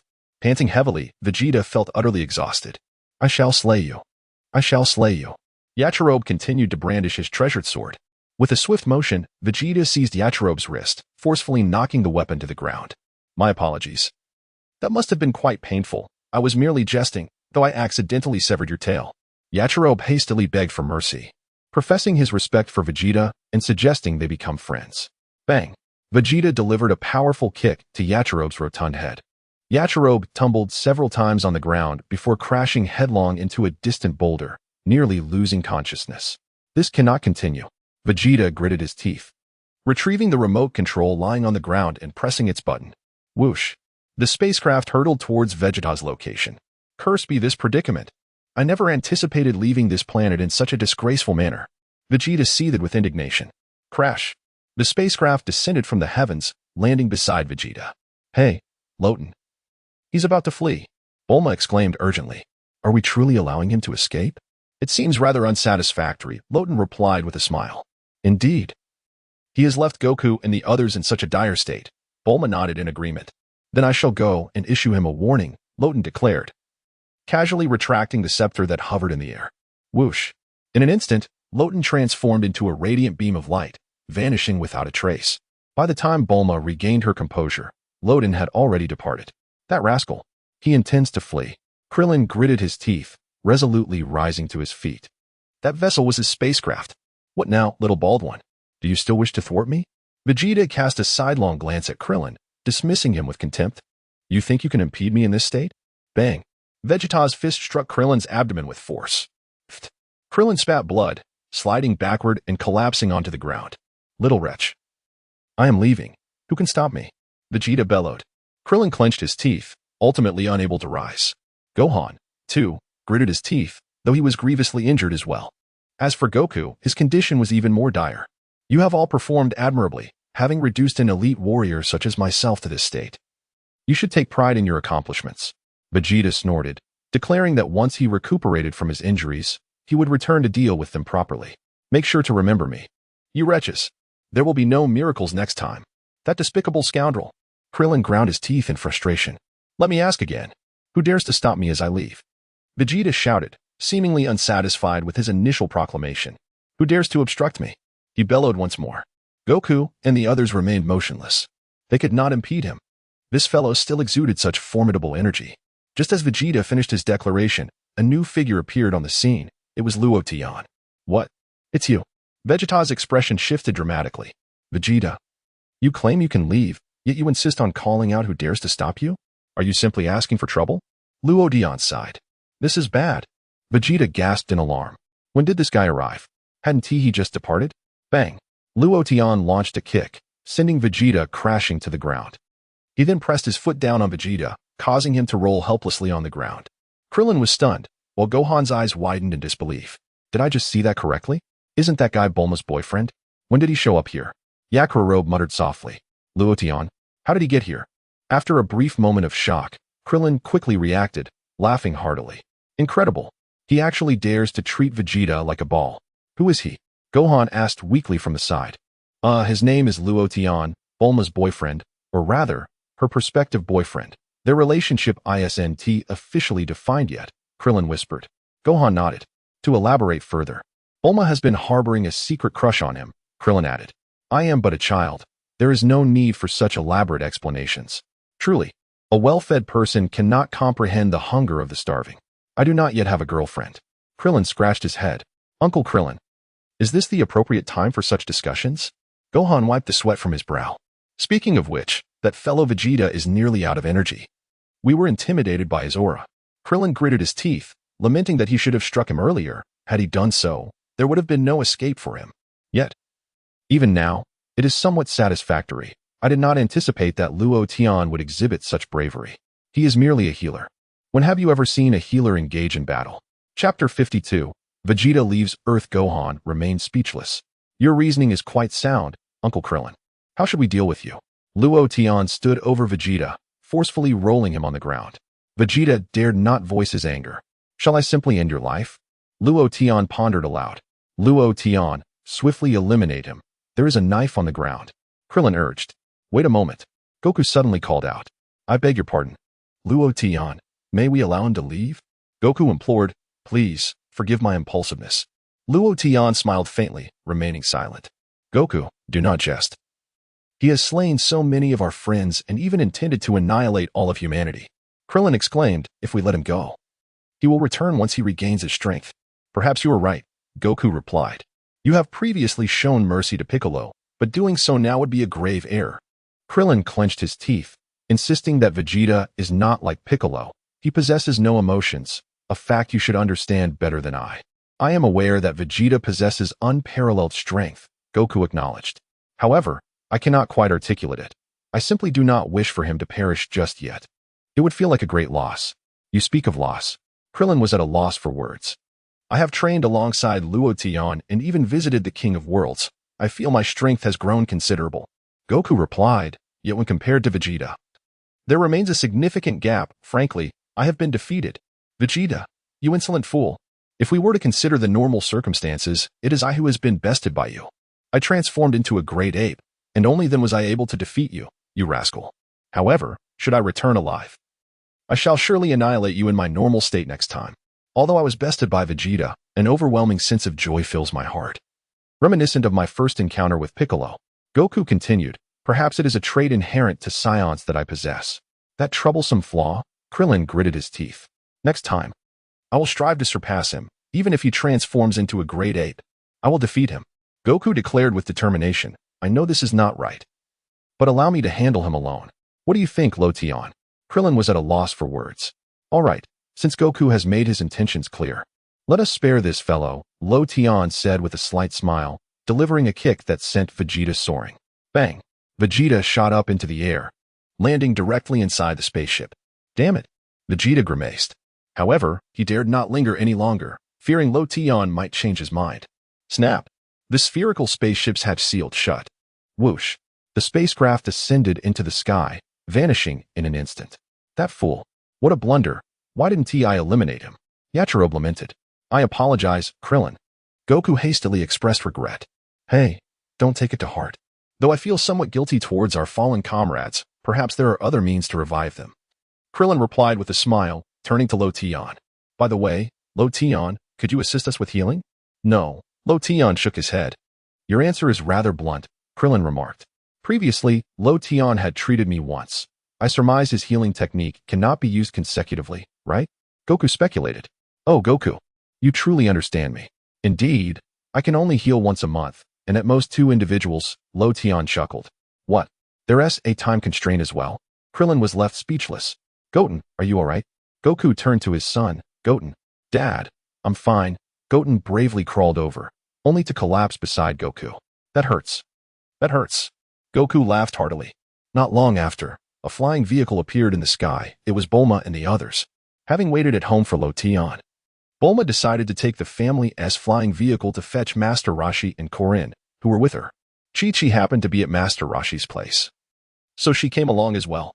The vehicle descended from the heavens, landing beside Lo Tian and the others. Creak. The hatch of the flying vehicle opened. Goten. As the first to rush forward, Chi-Chi leaped over Sun Wukong and enveloped Gohan in her arms. Mom, I'm fine, Gohan chuckled awkwardly. Oh Gohan, you have suffered so much. It is truly unfortunate that you were caught up in this battle. I shall never allow you to leave my side again. Chi-Chi wept. Gohan is unharmed. But Wukong is in a critical state, Krillin remarked. Chi-Chi held Gohan tightly, weeping uncontrollably. Hey, Wukong, are you alright? Master Roshi inquired of Sun Wukong. I'm sorry. It was my fault that the scion escaped. Sun Wukong expressed regret. No, merely allowing him to live is quite an achievement, Korin replied with a smile. Oh, it's Master Korin, Sun Wukong said, slightly taken aback. Luo Tian, when did you arrive? Bulma asked. I've been here for a little while, Luo Tian smiled. That guy was too formidable. Aside from us few, everyone else was defeated, Krillin sighed. Yes, I witnessed everything, Bulma nodded. Krillin looked bewildered. You claim you saw it all? Were you present at the scene? Piccolo is dead, and so is the Supreme Kai, Sun Wukong stated solemnly, which means the Dragon Balls are gone. I know there will be a way, Bulma said with a smile. If we travel to Piccolo's homeland, the planet Namek, perhaps the Dragon Balls still exist there. That is my line. Don't steal my thunder. Krillin exclaimed. How did you know that? He asked in astonishment. Fool. Such matters are quite simple to deduce with a little thought, Bulma huffed. All right, then let us first locate their bodies. We might use them for resurrection, Krillin suggested. Subsequently, the group assisted in placing the bodies of Tien, Yamcha, and Piccolo into a freezer, transporting them aboard the airship. They all boarded the vessel together. By the way, Bulma, how did you know about the existence of the Dragon Balls? Krillin questioned. You weren't truly present at the scene, were you? I see now why Luo Tian appeared so timely. Enough of your chattering. Tell me about the Dragon Balls on Namek, Bulma retorted to Krillin. Author's note. Today, given my 5 updates, I hope for a few more gifts. Chapter 53. unless immortal, all right. Vegeta and that deceased fellow said this. If we cannot find the Dragon Balls here, we shall seek them on Namek, Krillin stated. This implies that if we can indeed locate Namek, we might find the Dragon Balls. Wonderful. If that is the case, those who have fallen may be revived. Master Korin nodded. Can Uncle Piccolo also be revived? That would be splendid. Sun Wukong was filled with astonishment. What nonsense are you spouting, Gohan? Chi-Chi exclaimed, her eyes wide with disbelief. Indeed, if Piccolo could be revived, then the Supreme Kai could also be resurrected, and our Dragon Balls could bring him back as well. Krillin joyfully remarked. However, upon further reflection, even if we knew the location of Namek, do you know its precise coordinates? Bulma inquired. Krillin responded, who knows? According to Earth's lore, Namek is situated in the SU-83 quadrant at 9045 YX. Bulma, Krillin, and Gohan exchanged astonished glances, as did Master Roshi and Karen. Do not be surprised. I am well versed in both celestial and terrestrial knowledge, familiar with the past and present, and possess an extensive understanding of various subjects, Luo Tian chuckled, revealing that Namek was once a breathtaking planet that had suffered from severe climatic changes, leading to the extinction of its inhabitants. Now, this planet is gradually returning to its former glory. It was precisely because of the deteriorating environment that the Supreme Kai was sent to Earth by his father. How do you know all this? Krillin wiped the sweat from his brow. It is essential to read more, and not to spend all day engrossed in unhealthy comics like Master Roshi. Luo Tian smiled. That rascal. Master Roshi retorted. Krillin blushed, admitting, indeed. I have taken my fair share of peeks at those comics. No wonder you seem a bit frail. Krillin, you ought to limit your consumption of such material, Luo Tian remarked, causing Krillin to break into a cold sweat. What a blatant truth to speak. Krillin exclaimed. Luo Tian, you are utterly shameless. What I say holds merit. The Supreme Kai indeed sought refuge from Namek. Karen interjected. Having lost his memory, he no longer recalls his childhood. What a tragic past it is. Isn't the Dragon Ball capable of granting any wish? Yachirobe questioned in confusion. Why didn't the Namekians use the Dragon Balls to prevent the climatic anomalies? That is not feasible, Master Roshi replied. The Eternal Dragon has stated that it cannot fulfill wishes that exceed the capabilities of its creators, in essence. The dragon is not omnipotent. So it seems the Dragon Balls are not as remarkable as they are made out to be, Yachirobe scoffed. You are correct. The wishes the Dragon Balls can grant are indeed limited, Luo Tian acknowledged. However, if we were to speak of the Super Dragon Balls, the wishes they could grant are virtually limitless. Super Dragon Balls? What are those? Krillin inquired. The Super Dragon Balls are scattered throughout the universe. Each Dragon Ball is as large as a planet, Luo Tian explained. The Dragon Balls on Namek are merely fragments of the Super Dragon Balls, which is why their wishes are restricted. Present in the gathering were Sun Wukong, Bulma, and others, all gazing at Luo Tian as if he were speaking an incomprehensible language. Super Dragon Balls? This concept was entirely foreign to them. Setting aside the matter of the Super Dragon Balls for the moment, Luo Tian declared that it was time to journey to Namek.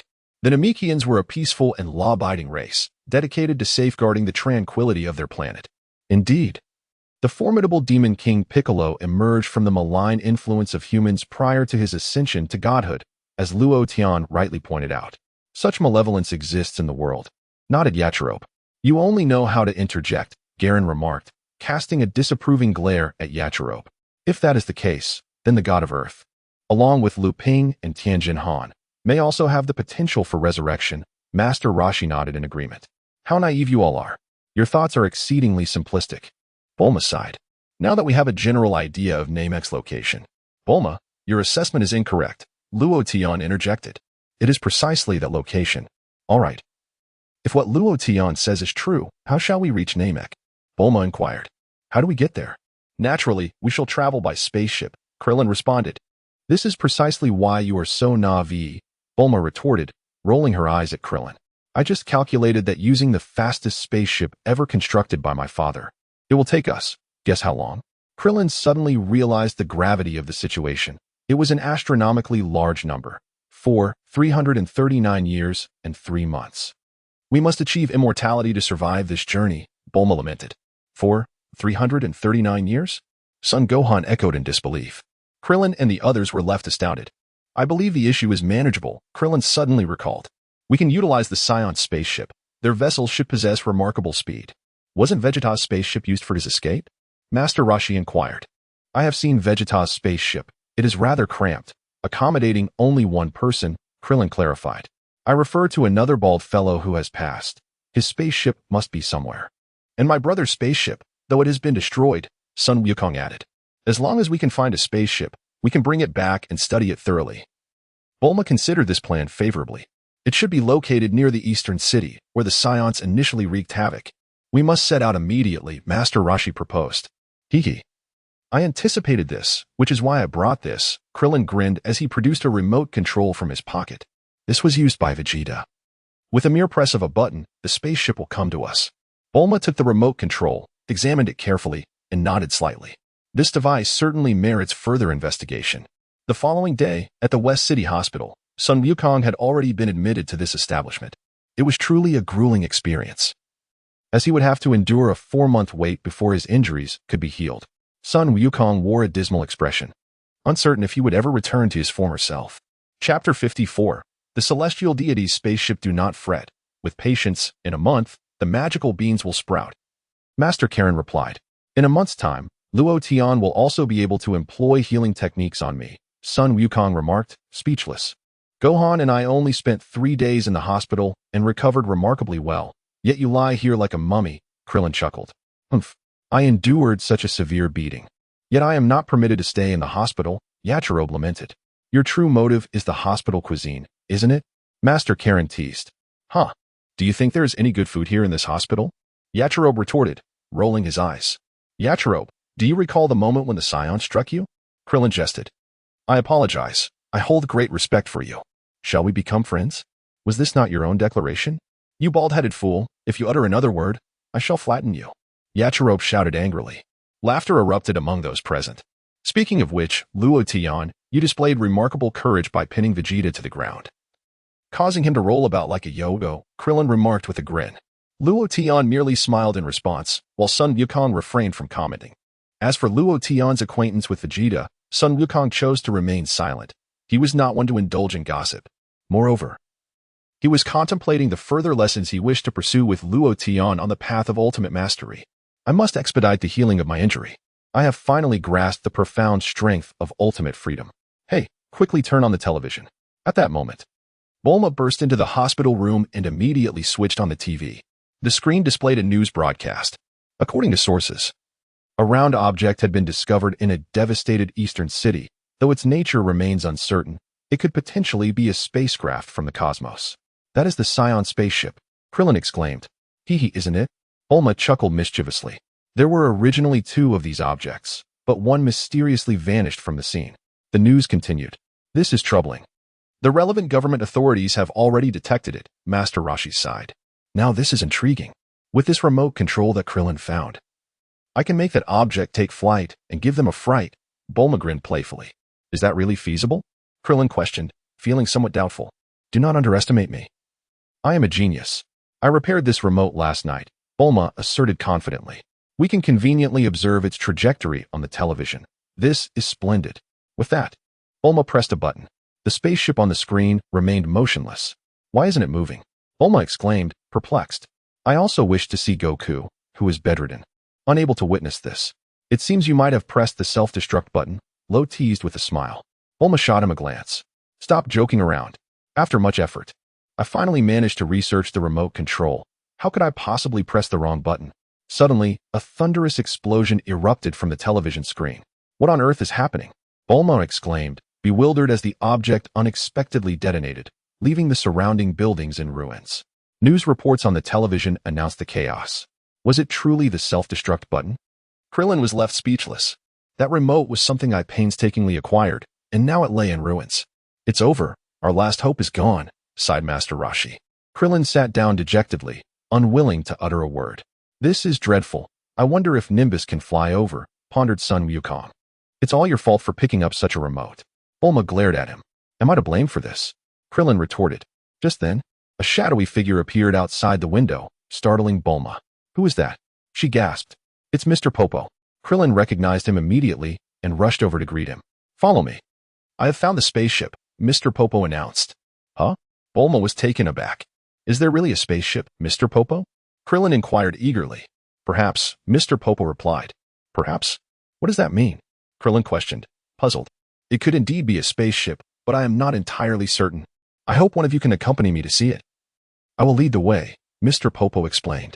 Miss Bulma, only you are aware of the spaceship's details, Krillin remarked. Lo Tian, will you accompany me?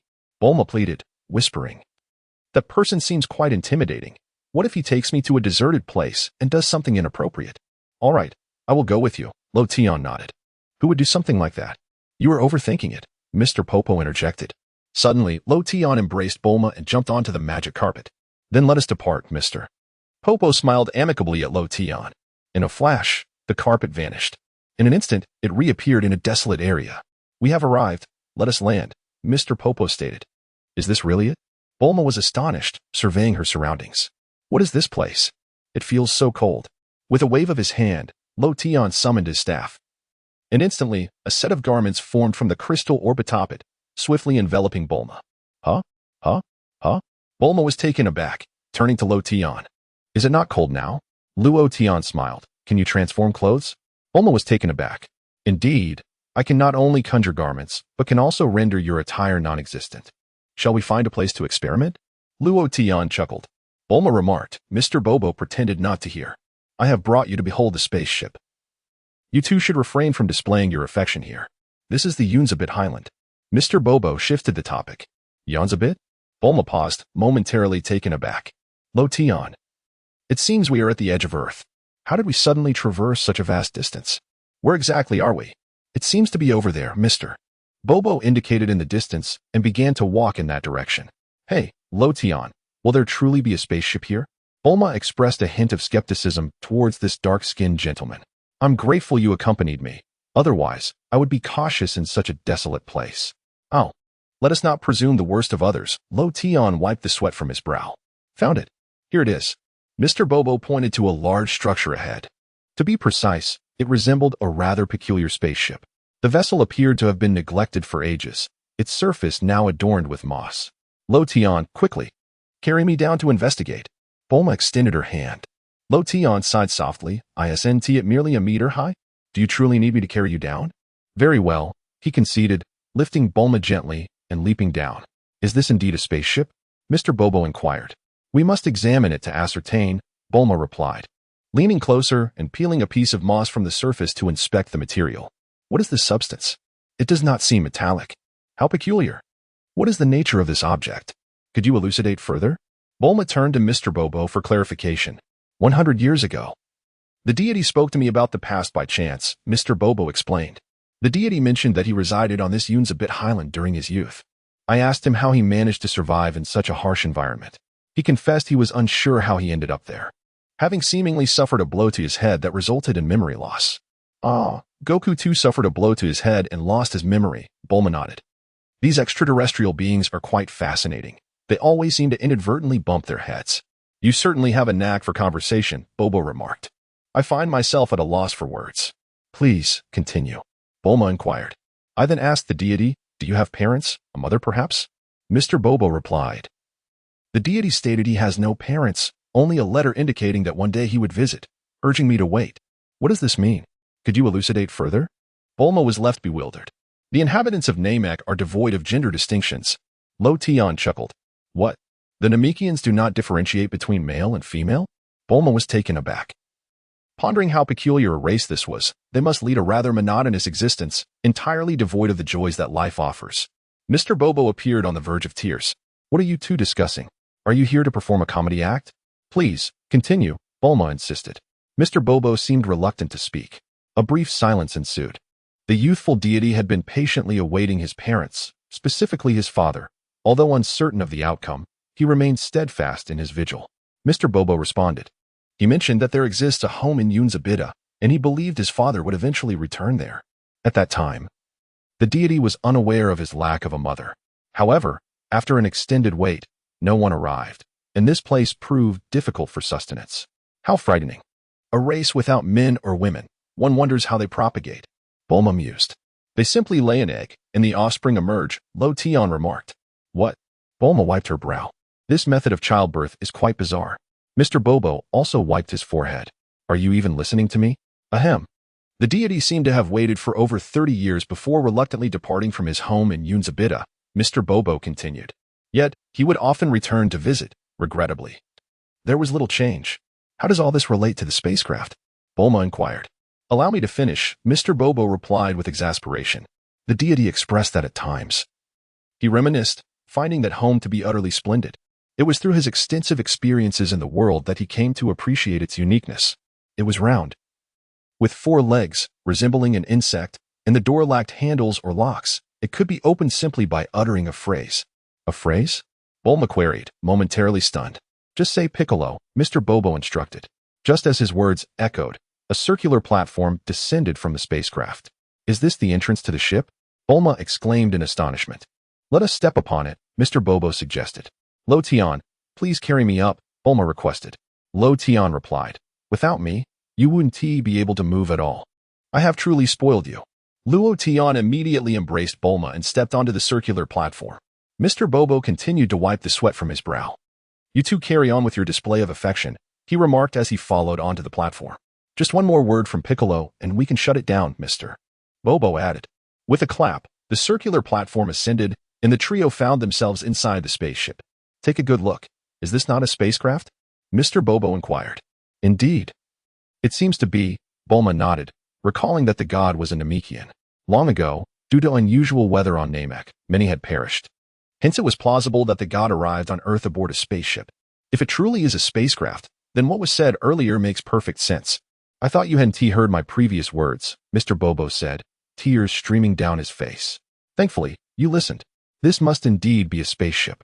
It certainly does not resemble a home in any way.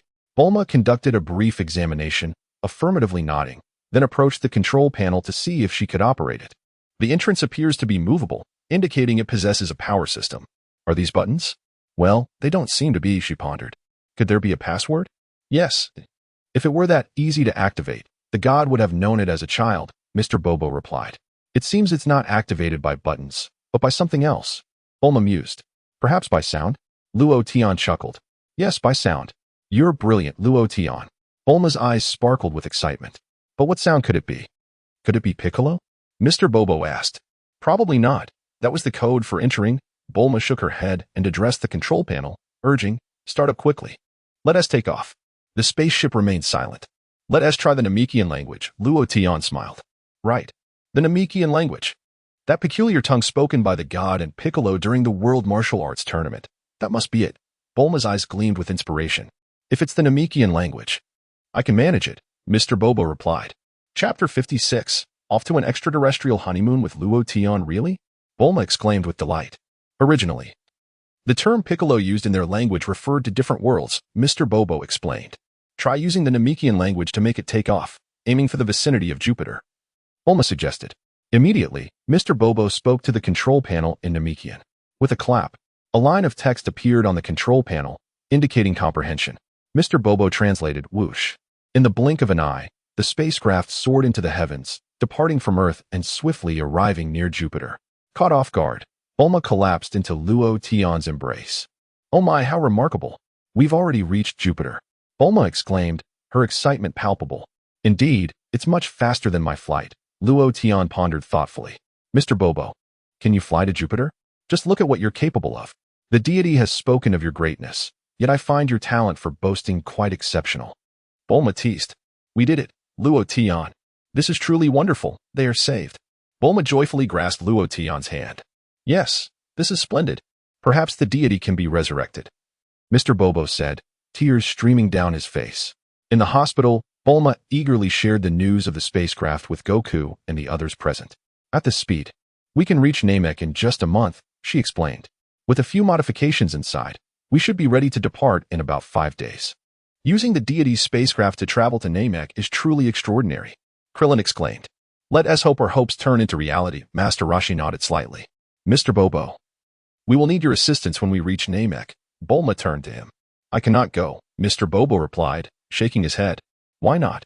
You are the only one who understands the Namekian language. How can you not accompany us? Bulma countered. I cannot leave the temple unattended for 2 months. Do not worry. I will teach you the Namekian language, Bobo assured her. Then it must be Miss Bulma who goes. If any issues arise with the spacecraft en route, she is the only one knowledgeable enough to handle it, Krillin suggested. Luo Tian, are you a prophet? You told me to prepare, and it turns out you were right. Bulma remarked. It seems I am the only one who can go to Namek after all. Well, since there is no danger, I'll need to install a bathroom, a comfortable bed, and a stereo system, Bulma declared. And Luo Tian, you must come with me. Me? Luo Tian pointed to himself in surprise. Yes, what is the problem? Bulma pouted, questioning. The journey will take a month. What shall we do during that time? Luo Tian wiped his brow, feeling the weight of the impending month. A month. That means I can spend an entire month alone with Luo Tian. Bulma's eyes sparkled with anticipation. Indeed, I can meticulously design the interior of the spaceship. Oh, I envision creating a romantic suite within. How delightful. Luo Tian, what are you contemplating? Your idea is truly unparalleled. I too wish to go. I am eager to behold the divine dragon of Mixing. Sun Wukong lamented.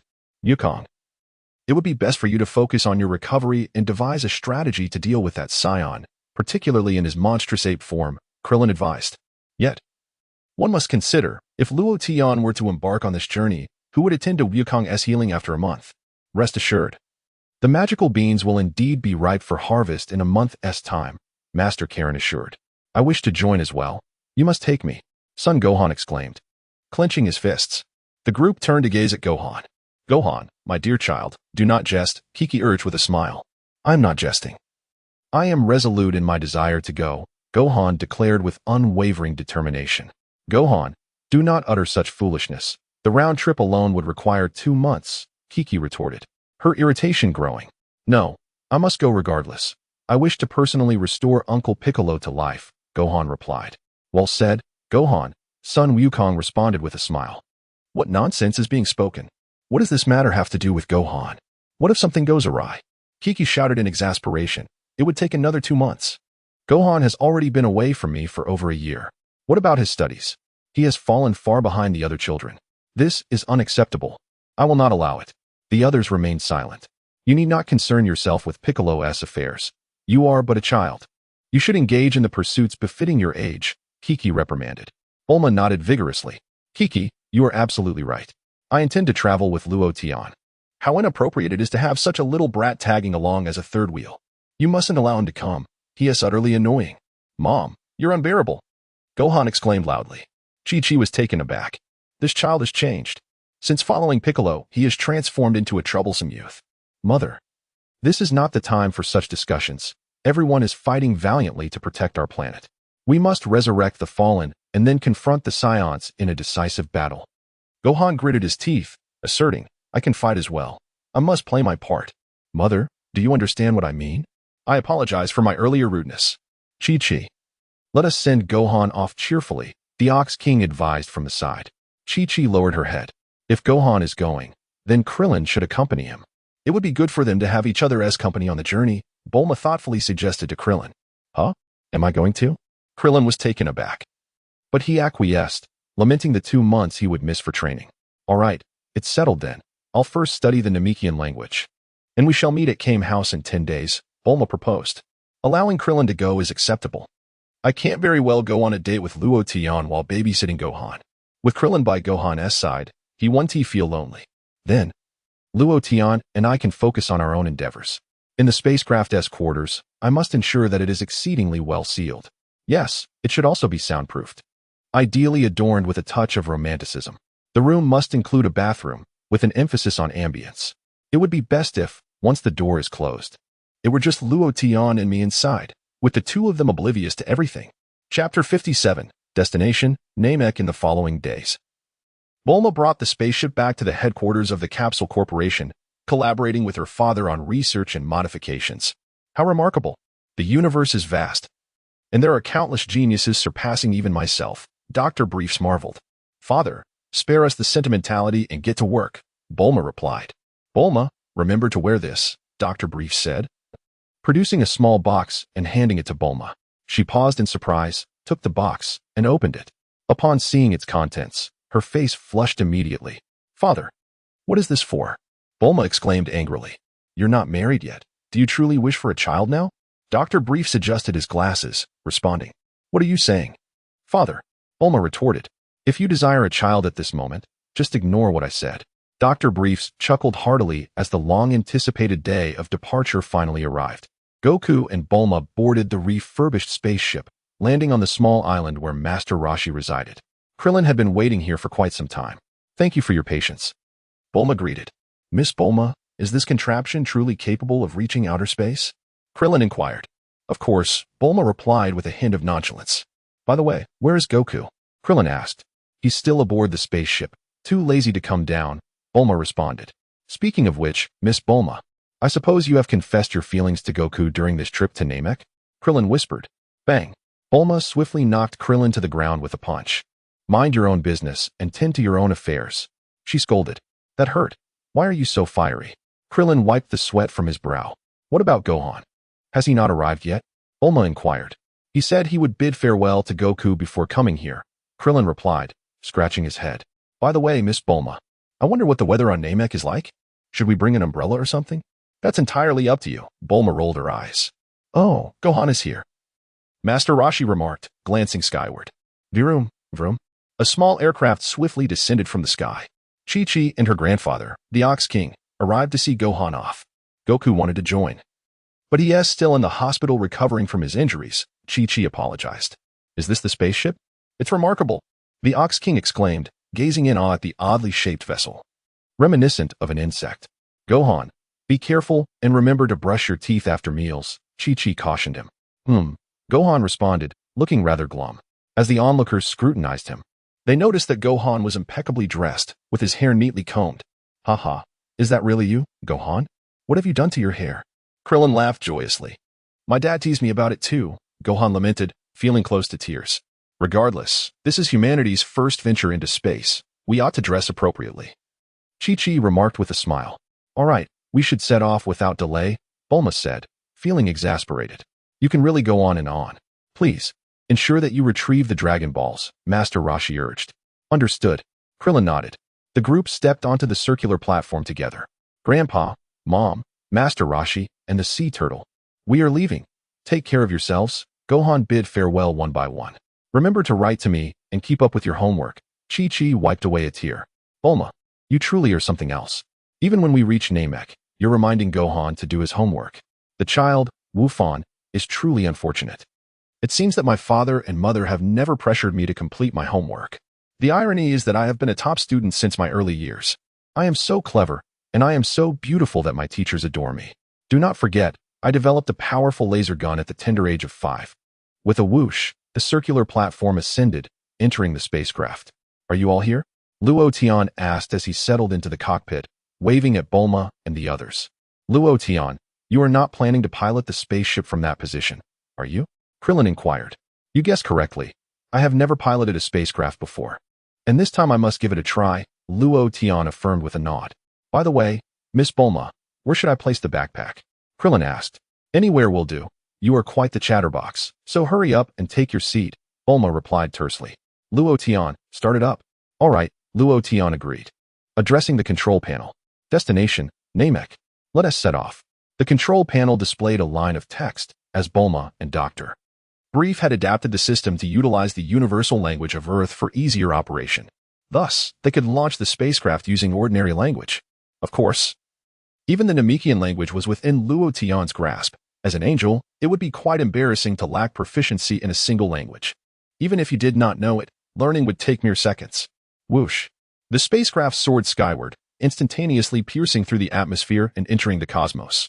The speed of the spacecraft was astonishing, so much so that Gohan and Krillin barely had time to brace themselves and nearly stumbled. Luo Tian, Miss Bulma. We have not yet fastened our seatbelts. Krillin exclaimed urgently. You may move freely now. It will be steady once we are beyond the atmosphere, Bulma replied coolly. Wait, have we already exited? That was incredibly fast. Krillin exclaimed in astonishment. I want to see Earth, Gohan said, rushing to the window. Miss Bulma, where are you going? Krillin asked as he noticed Bulma heading towards the inner room. Why do you need to meddle? Do I need your supervision for my actions? Bulma snapped angrily. With that, she entered the room and shut the door behind her. Krillin looked at Luo Tian with a bewildered expression. Luo Tian, are you two arguing? He asked. No. Luo Tian shook his head. She seems particularly upset today, Krillin noted. That is quite normal. Women often have those days, Luo Tian chuckled. What does that mean? Krillin asked, perplexed, as he was unfamiliar with such matters due to his lack of a girlfriend. All right, stop being so nosy. It feels like we are flying too slowly. Luo Tian said, turning his gaze towards the window. Slowly? Krillin exclaimed, astonished. We have already flown beyond the solar system in an instant. How can this be considered slow? Never mind. Let us take our time, Luo Tian concluded. With a sigh, Luo Tian mused that perhaps wandering through this vast universe constitutes a form of cultivation. You are right, Luo Tian, Klin nodded. I must seize the time to cultivate. Even aboard this spaceship, I can engage in my training in various ways. Uncle Klin, I wish to join you in your practice, Sun Wukong eagerly interjected. As he spoke, Sun Wukong opened his backpack and retrieved a brand new outfit, donning it with enthusiasm. He chuckled, I specifically brought this outfit from my mother. This attire closely resembles that of Piccolo. You truly hold great respect for Piccolo, Klin remarked, glancing over. Indeed, much like the respect I have for my father. Sun Wukong affirmed. Very well, let us meditate and cultivate, Klin proposed. I was thinking the same, Sun Wukong nodded in agreement. Without further ado, both settled cross-legged on the ground and commenced their training. Before long, Bulma emerged from her room. Luo Tian, what are those two up to? She inquired, are they training? Yes, Luo Tian confirmed. Bulma whispered, I have prepared some delicious food, follow me. Just as Bulma finished her sentence, Klin opened his eyes wide. Panting heavily, he exclaimed, Wukong, you truly are impressive. With the blood of a scion and Piccolo's unique training, I find myself utterly outclassed. However, Uncle Klin possesses many remarkable techniques. I greatly admire you. Klin, Sun Wukong replied with a smile. By the way, Bulma, you mentioned you had prepared food. Could you share some with us? Klin asked. Bulma, visibly annoyed, retorted. That is a feast I intend to enjoy with Luo Tian, referred to as a candlelight dinner. How dare you ask for some? You shan't have any. Bulma glared at him. Very well, I shall forego it. Klin wiped the sweat from his brow. By the way, Luo Tian, will you not teach them the art of? Bulma regretted her words as soon as they left her lips. Why do I speak so much? If Luo Tian teaches them the art of ultimate freedom, how could they possibly find time to accompany me? Them? Don't even think about it. They are not suitable. Luo Tian shook his head. What is this ultimate freedom? Krillin asked, puzzled. When Wukong utilized it, weren't they present? Bulma paused slightly. It seems so, Luo Tian chuckled. Even if they were present, they likely wouldn't know the name, would they? That is true, Bulma nodded. What on earth are you all talking about? Krillin felt quite bewildered. It's nothing. What I've always wanted to ask is, where might that fleeing scion have gone? His name is Vegeta, isn't it? He claims to be the prince of the scions, Bulma remarked with a smile. He is so short, how can he be a prince? He falls far short of my ideal image of a Prince Charming. Krillin, why are you critiquing his appearance? Where could he possibly go? Krillin was also unsure. Was he the scion homeworld destroyed long ago? Bulma remarked. Indeed, and that fellow has sustained serious injuries. He must have fled to some advanced civilization on another planet. Krillin speculated. Author's note. The early chapters of this book indeed bear a resemblance to the original work, so please be patient and continue reading. The Mikexing arc where Frieza is confronted will bring great surprises. Today, 5 chapters, words. Given my diligence in updating, please consider gifting a little something. Tomorrow will feature a substantial chapter of 3,000 words, possibly more, even if it closely resembles the original. Think of it as a delightful revisit to the thrilling tale of Dragon Ball. After all, this book is completely free. Chapter 58. Has Luo Tian disappeared? Yes. Goku's brother once mentioned that they were searching for suitable planets, exterminating the indigenous inhabitants before selling them to extraterrestrials. Bulma pondered. I believe this fellow named Vegeta must be receiving treatment in the quarters of those aliens. After he heals on that planet, he should return to Earth, right? Krillin had an unsettling premonition. We must act swiftly. Speaking of which, how was the Scion homeworld destroyed?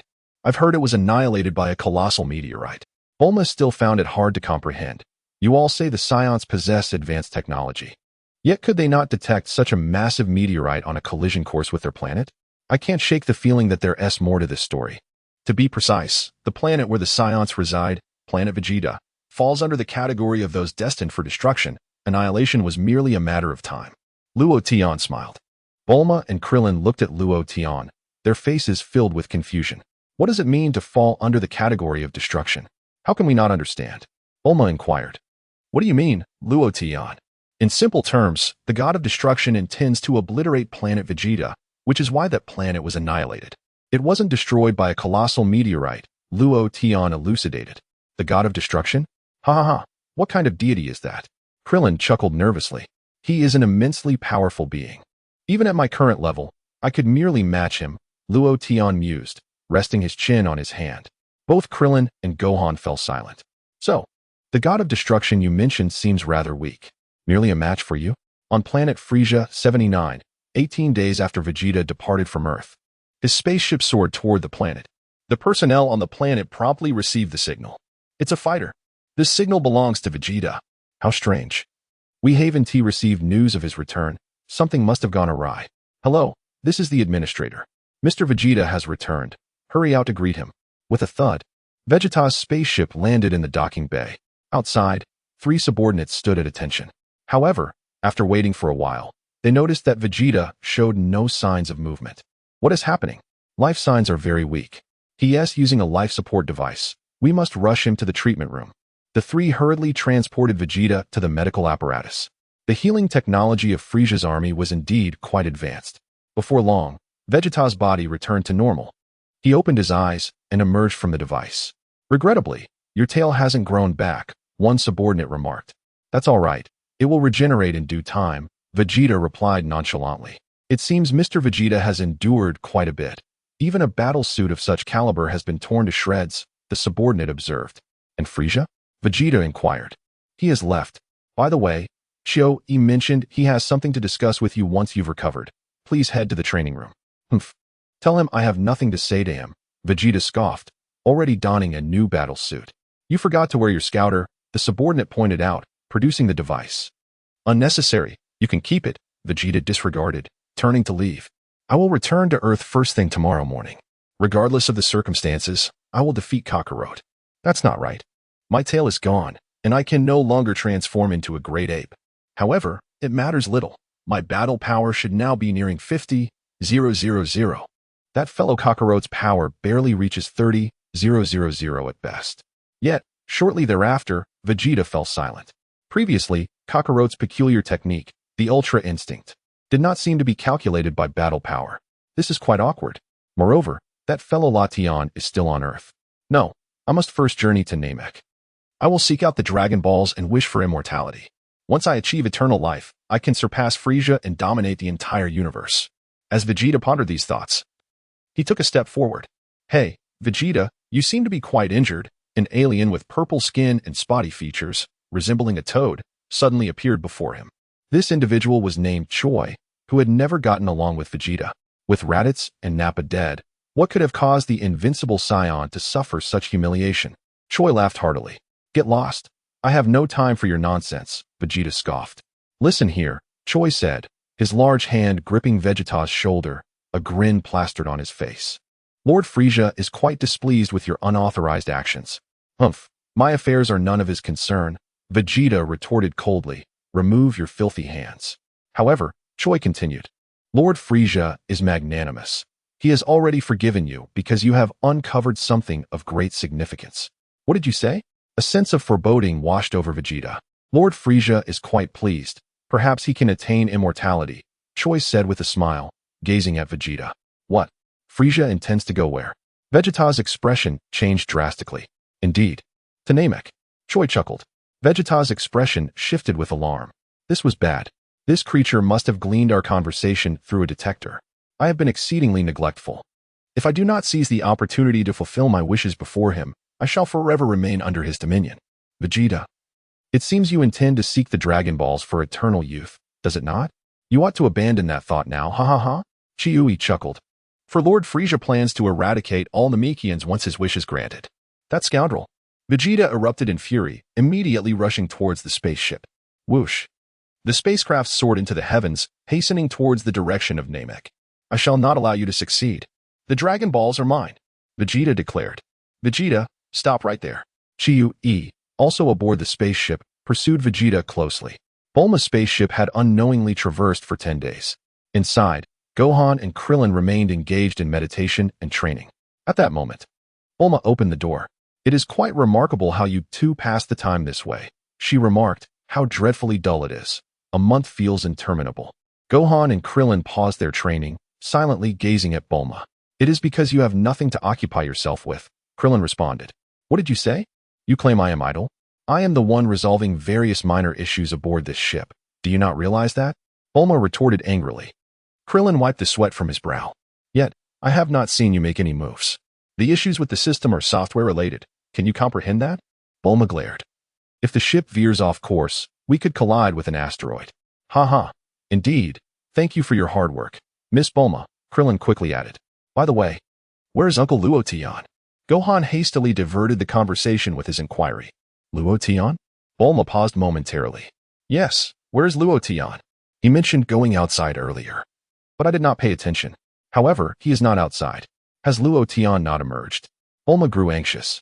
I do not know. Gohan and I have been outside training. I am unsure if he has come out at all. Krillin scratched his head. Hurry and search. What are you dawdling for? Bulma commanded. Krillin and Gohan sprang into action. Krillin casually opened a nearby drawer. Fool. Would Luo Tian be inside a drawer? Bulma scolded. That is true. Krillin wiped the sweat from his brow. Can Luo Tian stand on the table? Bulma directed her ire towards Gohan. Gohan chuckled awkwardly. He is not outside. The spaceship is this small, Krillin lamented. If Luo Tian were here, we would have spotted him immediately. He would not have returned to Miss Bulma's room, would he?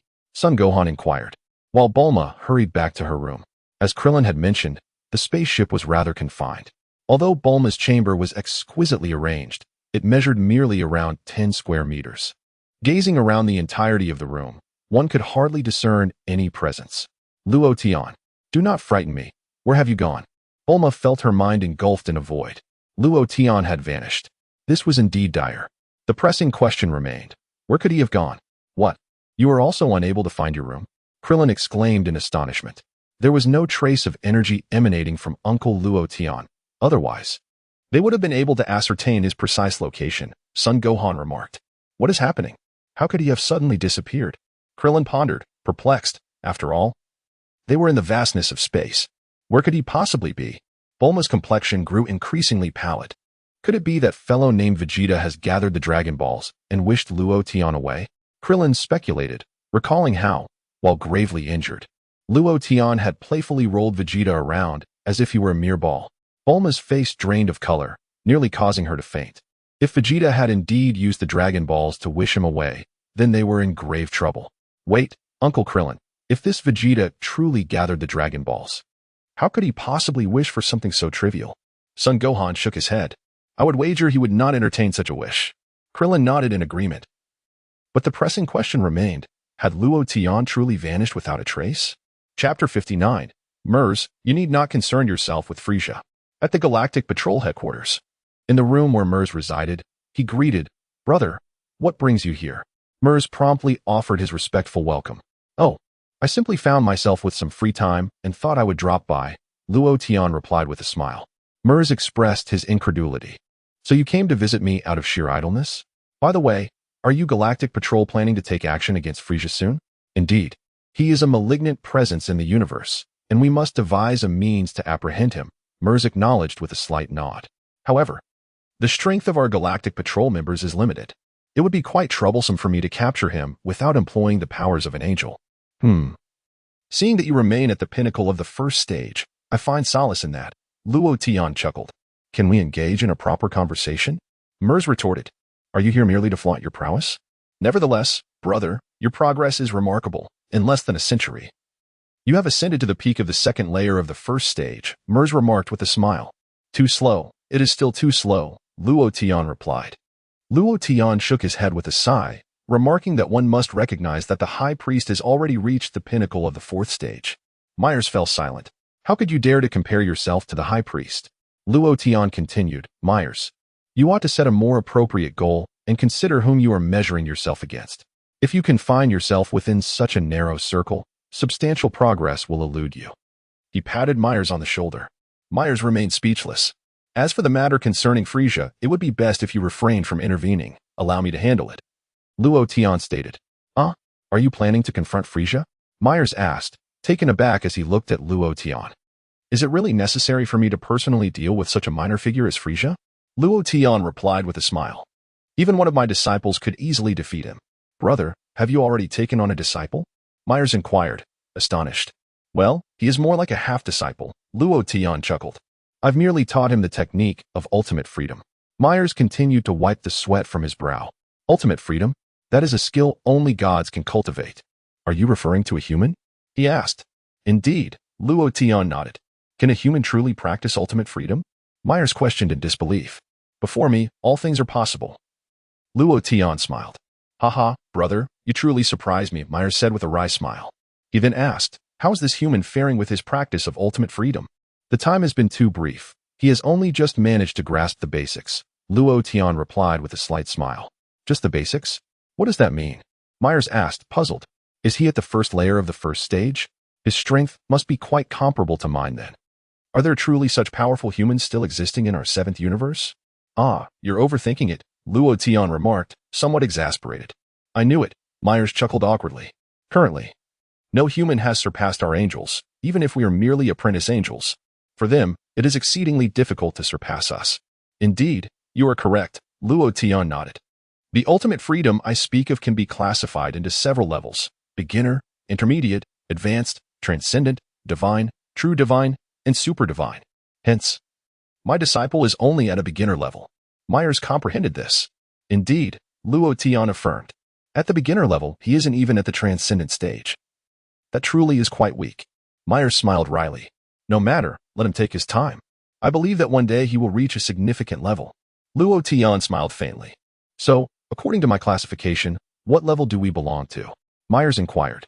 We belong to the super divine level, Luo Tian replied with a smile. Very well, Myers conceded. Myers nodded. By the way, I heard that a remarkably powerful individual is imprisoned in the galactic prison. I believe his name is Moro, right? Luo Tian inquired. You even know about Moro? Myers replied with a nod. Indeed, Moro's strength is indeed formidable.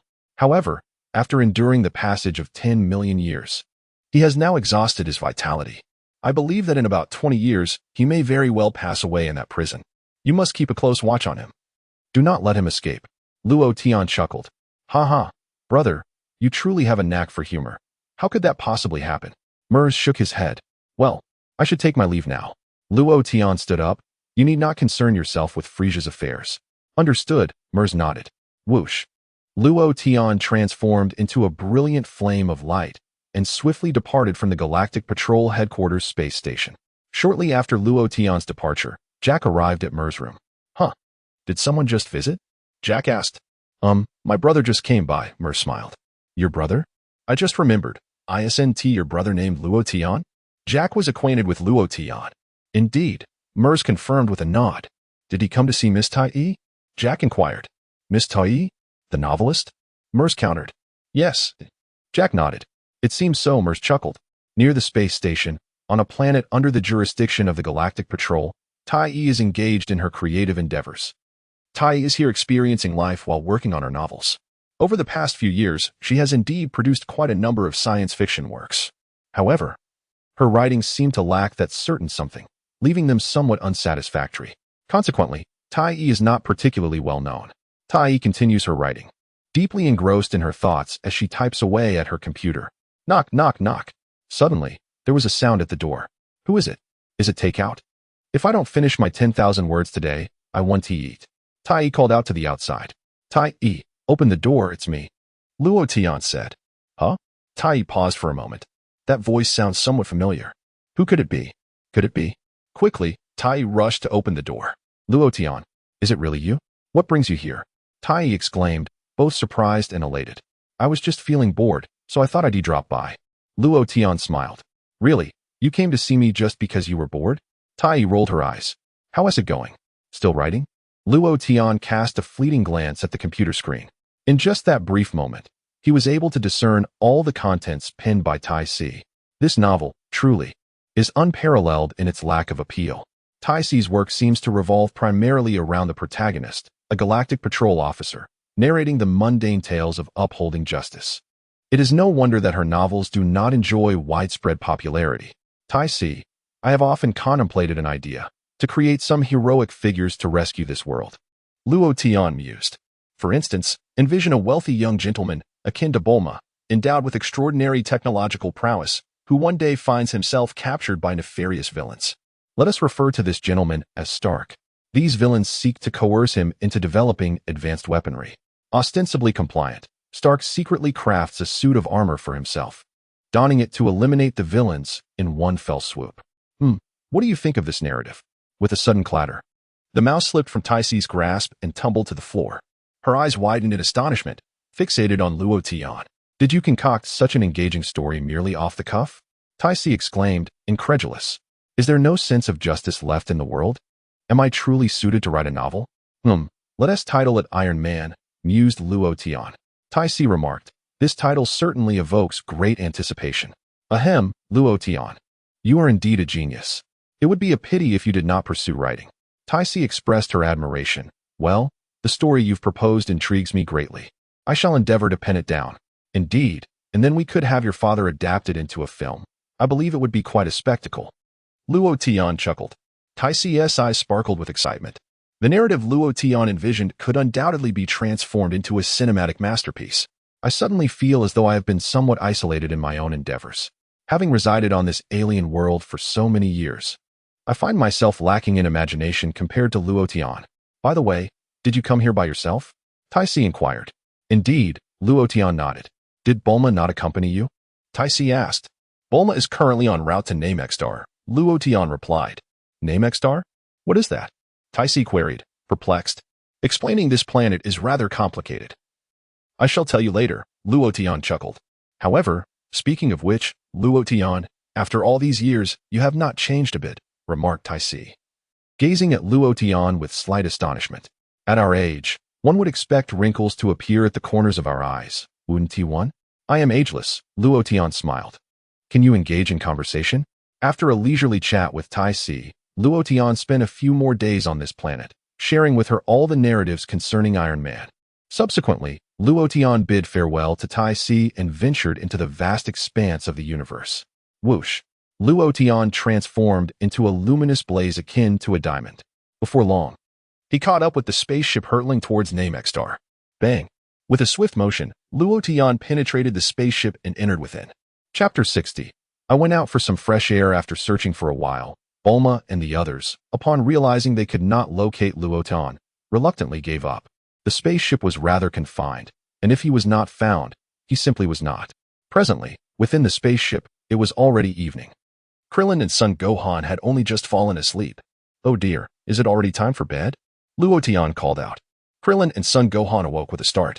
The two gazed at Luo Tian in astonishment. Is this a ghost we have encountered? Why do you look at me with such surprise? Luo Tian chuckled. You cannot be mistaken. It truly is you, Luo Tian. Krillin rubbed his eyes. Indeed, who else could it be? Luo Tian smiled. Son Gohan was equally taken aback. We meticulously searched every nook and cranny of the spaceship, yet your presence eluded us. Where did you emerge from? Hey, Bulma. Loden has appeared. Krillin hurriedly approached the door, which Bulma had soundproofed exceptionally well. After a prolonged bout of knocking, Bulma finally heard him. What is the matter? Bulma, dressed neatly and rubbing her eyes, stepped outside. However, the moment she emerged, she was greeted by the sight of Loden. Is that you, Loden? Bulma gasped in astonishment. It is I, Loden replied with a smile. In that instant, Bulma's eyes glistened with tears as she rushed forward to embrace Loden tightly. It's all right. It's all right. I merely took a stroll outside. It's nothing to worry about, Loden reassured her with a smile.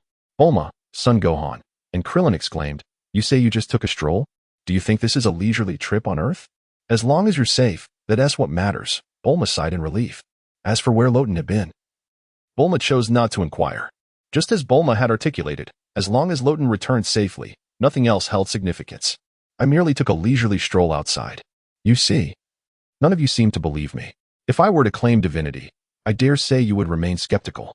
When the day comes that you discover my true identity, will you not be left utterly astonished?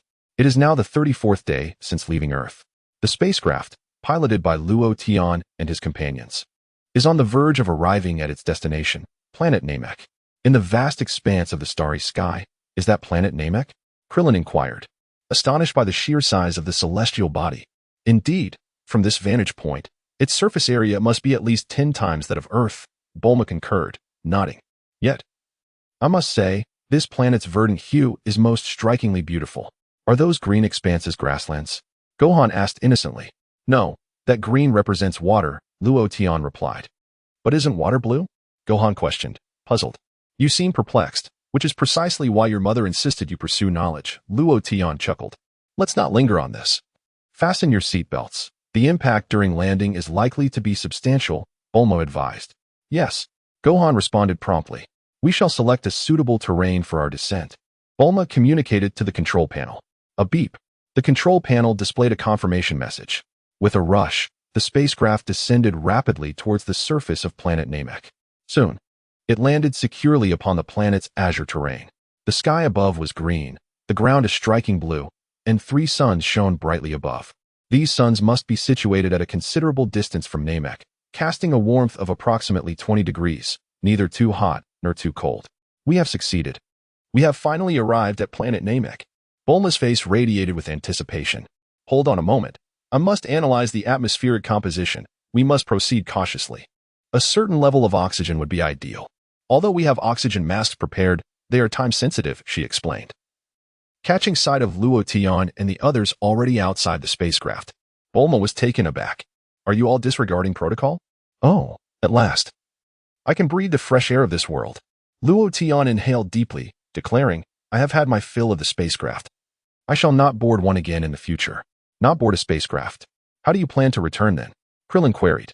Naturally, I shall fly back, Luo Tian replied. Krillin wiped his brow, incredulous. We have arrived at planet Namek. Must you persist in boasting? However, what astonished Krillin was that midway, Luo Tian had suddenly vanished, only to reappear moments later. Where could he have gone? This issue remains a mystery to this day. Bulma forbids inquiries, and we cannot press further. Alas, now is not the time for lamentation. Uncle Krillin, this place bears a striking resemblance to where I trained with Uncle Piccolo, Gohan remarked. Isn't this the very site of our initial battle against the Scions? Krillin observed the environment, noting its similarity to that location on Earth. Perhaps it is instinctual. In a place reminiscent of home, one can remain composed in the face of adversity. Hey, what were you thinking rushing outside like that? Do you not realize how perilous it is? Bulma exclaimed, her anger palpable. It's all right, Bulma. The oxygen composition on this planet is quite similar to that of Earth. Loden replied with a smile. Bulma shot him a glare, and a brief silence ensued. Let us hasten to locate the Dragon Balls. Bulma huffed, retrieving the dragon radar from her pocket and pressing a button. Why is Miss Bulma angry again? Did you really not have a quarrel? Krillin whispered to Loden. I never engage in arguments, Loden chuckled. She seems somewhat displeased with our descent, Gohan murmured. Just then, a signal emanated from the dragon radar. Look, there is indeed a response from the Dragon Balls. Bulma exclaimed, her excitement palpable. Truly, this is splendid. Krillin echoed, equally exhilarated. So, Uncle Piccolo can be revived. Gohan's eyes glistened with emotion. Wonderful job, Loden. You're amazing, Bulma declared, planting a kiss on Loden's cheek. Krillin and Gohan exchanged glances, while Loden appeared somewhat exasperated. You've taken advantage of me again. Should I seek retribution? Gohan suddenly turned his gaze towards a certain direction, sensing a powerful presence. Krillin, taken aback, immediately shifted his attention there as well. Indeed, Krillin sensed a formidable energy emanating from that vicinity. There are numerous formidable energies, Gohan stated gravely. And something feels off. Krillin's forehead glistened with cold sweat. What are you contemplating? Those energies must belong to the Namekians, Bulma interjected. Both Din and Piccolo are immensely strong, not to mention their kin, the Namekians. It is not surprising for them to possess such potent energy. However, Krillin's expression grew uneasy. Yet, those energies seem rather malevolent, he remarked. Indeed, Gohan nodded. Didn't Loden mention that the Namekians are quite honest? They have always safeguarded their peace. Bulma pointed to the dragon radar. Look, isn't this direction precisely where the 4 Dragon Balls are gathering according to the radar? Perhaps Bulma is correct. It should indeed be the Namekians. Krillin managed a faint smile. Let us meet the Namekians first, Bulma suggested. Haha, I'm feeling a bit nervous, Krillin chuckled. Oh dear. Look over there. Whose spaceship is that? Luo Tian pointed to a vessel soaring across the sky. Krillin, Gohan, and Bulma simultaneously turned their gaze towards it, only to be struck dumb by the sight. What on earth? That's Vegeta's spaceship. How could this happen? Bulma gasped, her body turning weak, collapsing against Luo Tian. Yes, that's definitely Vegeta's ship. Krillin exclaimed in shock. How can this be happening? Gohan lamented, tears welling in his eyes. We're doomed. This is bad news. Bulma's face went pale. Gohan, quickly, conceal your energy. We must not be discovered by him, Krillin urged. Understood. Gohan promptly complied. It must be Vegeta. There's no one else it could be. Krillin gritted his teeth, bewildered. Has he already recovered? Gohan pondered gravely. This is terrible. He must be here searching for the Dragon Balls. Krillin speculated. What should we do? Our plan is ruined. Should we return to Earth? Bulma proposed. If he finds the Dragon Balls, it will be disastrous. Krillin clenched his fists, speaking through gritted teeth. Miss Bulma, please inform Earth immediately. And you and Luo Tian should return at once. What about you? Bulma inquired. We will remain here to search for the Dragon Balls. Krillin replied, reassuring her. Do not worry. We have the Dragon Ball radar, which will facilitate our search. Gohan, what about you? Do you have confidence? Yes, I will stay as well. Gohan nodded seriously. Then I will inform Master Roshi, Bulma said. After Luo Tian and I return, I will have Goku come to assist you. It will take 2 months for the round trip, so please be patient. Krillin, Gohan, 2 months is such a long time. Hey, did you hear that? It's Master Roshi, right? The Scions have already arrived on Namek. You must inform Goku immediately. Bulma urged. What? Is this really happening? Master Roshi exclaimed in shock. And please, do not tell Chi-Chi, Bulma instructed. All right, let us leave it at that. We will discuss everything when I return. After finishing her call, Bulma hung up. Oh no, another spaceship is approaching. Luo Tian pointed to yet another vessel gliding through the sky. Krillin, Gohan, Bulma, the three were left utterly stunned. Why is another one coming? Bulma's legs felt weak. Luo Tian, support me. I feel as though I might faint. Chapter 61. Bulma. I will fly you back. What on earth is happening? Aren't the Scions supposed to be extinct? Krillin exclaimed. Lo Tian, we can't stay here any longer. Let us hasten back to Earth. Bulma grasped Lo Tian's hand, trembling as she addressed Krillin and Gohan. Do your best. I will bring Goku over shortly. Now that we are here, leaving so easily is not an option, Lo Tian replied with a slight smile. Stop jesting, Lo Tian. Our presence here could be perilous. Bulma urged. Let us not forget how you treated Vegeta like a mere plaything when he was gravely injured. If he discovers you are on this planet, he will undoubtedly seek you out, and I do not wish for you to fall victim to him. Rest assured, even if he trains for another 10,000 years. He could never surpass me, Lo Tian chuckled. Enough already. We must return. Is this the time for idle chatter? Bulma nearly wept, pushing Lo Tian towards the spacecraft. Miss Bulma, please wait a moment. Krillin interjected urgently, then turned to Gohan. If things go awry, shall we head back to Earth? Huh? Why? Gohan was taken aback. Because our adversaries are not singular. Even with the Dragon radar, we are at a disadvantage, Krillin chuckled awkwardly. Besides, I have no qualms. But if anything were to befall you, Gohan, how could we explain it to Goku and Chi-Chi? Should that happen, the Dragon Balls would fall into their hands, Gohan remarked. Let us concede this time. We can utilize the Dragon Balls on our next occasion, Krillin smiled. Oh dear, if they were to fulfill their wishes. They could slay the dragon or annihilate the entire Namek, Lo Tian said with a grin. Gohan, Krillin, Lo Tian is indeed correct. It seems to be the case. Huh. Uncle Krillin, someone approaches from that direction, Gohan exclaimed in alarm. Krillin immediately sensed the two faint energies nearby. Is it Vegeta? Bulma clutched Lo Tian's arm tightly. Not Vegeta. Their energy is significantly weaker, Krillin replied. Are they Namekians? Gohan inquired.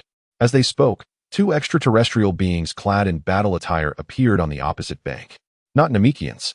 Krillin gasped, noting that their attire bore a resemblance to Scion garb. Yet, their appearance does not resemble that of a Scion, Gohan observed. I have a foreboding feeling. Krillin gritted his teeth. Indeed, they certainly do not appear to be allies. Bulma tightened her grip on Lo Tian's arm. Let us hold our breaths.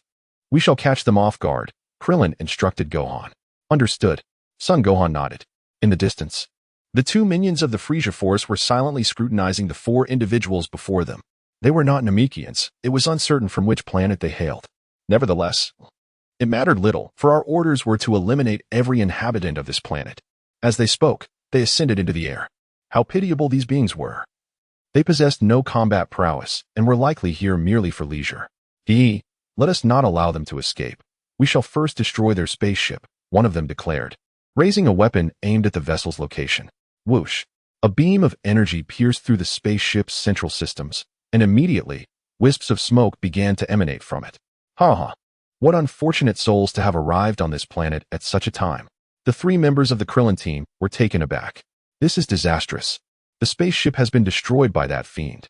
We are in deep trouble. You insisted on concealing your energy. Now look what has happened. Our means of return has been obliterated. Krillin exclaimed in dismay. Luo Tian stifled a laugh. Krillin, Son Gohan, Bulma, Luo Tian, please spare us. In such dire circumstances, you still find amusement? One of the minions remarked coldly. Humph, a bunch of useless trash. The other responded with a chuckle. Krillin, why are you and your companion still dawdling? Go and eliminate them at once. Luo Tian admonished. Gohan, release your energy. They are nothing formidable, Krillin suggested. Did you hear that? Ha ha ha, he claims we are insignificant. Such arrogance from these fools. With a crack, Krillin and Son Gohan unleashed their energy, instantaneously appearing before their adversaries. Bang, bang. They struck with a punch and a kick, respectively, targeting their opponent's vital points. With a thunderous crash, the two fell into the water, meeting their demise. Marvelous, marvelous, Krillin exclaimed, giving Son Gohan a thumbs up. Hee hee. Son Gohan responded, his spirits lifted. Not at all impressive. Bulma shouted angrily. Did you not see that the spaceship has been destroyed? She hurried over to inspect the vessel. Upon her examination, despair washed over her. It's ruined. The spaceship is irreparably damaged. We have no means of returning to Earth. Bulma lamented. If you wish to return, it is rather simple. I shall fly you back later, Luo Tian offered. Bulma, Luo Tian, Miss Bulma, we should vacate this place post-haste. There may be even more formidable foes on their way. Krillin proposed, feeling a multitude of presences that did not resemble those of the Namekians. They appeared to belong to Vegeta's companions. Sun Wukong nodded in agreement, suggesting they seek refuge temporarily. Let us remain optimistic. Perhaps the Namekians will assist us in repairing our spaceship, Krillin reassured. Well, at this juncture, we have no other options, Bulma lamented, on the verge of tears. What an unfortunate start. We have barely arrived on Namek and are already embroiled in such dire troubles. Several kilometers away, Vegeta and Chuyi faced each other. Ha ha ha. Vegeta, what a narrow path we tread as foes. I have awaited this moment for a long time. It is finally time for our decisive battle, Chuyi sneered, confidence radiating from his demeanor. Humph, your combat power has significantly diminished compared to mine. It seems your time on Earth has hindered your complete recovery, he taunted. Fool. Do you truly believe you can challenge me? Vegeta replied with a light chuckle. Let me inform you, I have acquired numerous skills during my time on Earth. Pfft. Skills in fleeing, perhaps, Chuyi retorted with a smirk. No, it's the ability to manipulate my combat power at will, Vegeta proclaimed, urging Chuyi to observe his power level closely with his scouter. As he spoke, Vegeta's energy began to surge. Beep beep. Is it that we are not so different after all? Chuyi was taken aback. Fool, I have fought fiercely on Earth. You, lounging with Frieza, cannot compare to me. Vegeta scoffed, his power escalating once more. The astonished Chuyi watched as Vegeta's strength continued to rise. Suddenly, the scouter could no longer withstand the overwhelming energy and exploded. Chuyi's face turned pale with fear. What do you say now, Frog? Are you trembling in fear? Vegeta chuckled. Vegeta, wait. I have a splendid idea, Chuyi exclaimed hastily. How about I join forces with you? In truth, I have long harbored discontent towards Lord Frieza. This plan is quite promising, is it not? Together, we can surely defeat Zarbon and Dodoria. Humph, a repugnant creature like you is unworthy of my alliance, Vegeta sneered. I am not deceiving you, trust me. Chuyi secretly gathered energy in his hands, suddenly feigning surprise as he looked past Vegeta. Ah, Lord Frieza. Vegeta, startled, quickly turned to look behind him. But there was no one there. You imbecile. Chuyi coldly laughed, unleashing a deadly blast of energy towards Vegeta. Boom. Instantly, the area where Vegeta stood was reduced to rubble. Chaos reigning supreme. Ha ha ha. You deserve it. Your misfortune is well earned. Even if your combat prowess surpasses mine, you remain no match for me. Chuyi laughed maniacally. Fool, you underestimate me far too much. I expected something remarkable from you. Yet you are merely average. Vegeta's voice resonated behind Chuyi with a hint of amusement. When did you evade my attack? Chuyi's expression shifted, panic evident as he turned around. With an increase in combat power, my speed has naturally improved.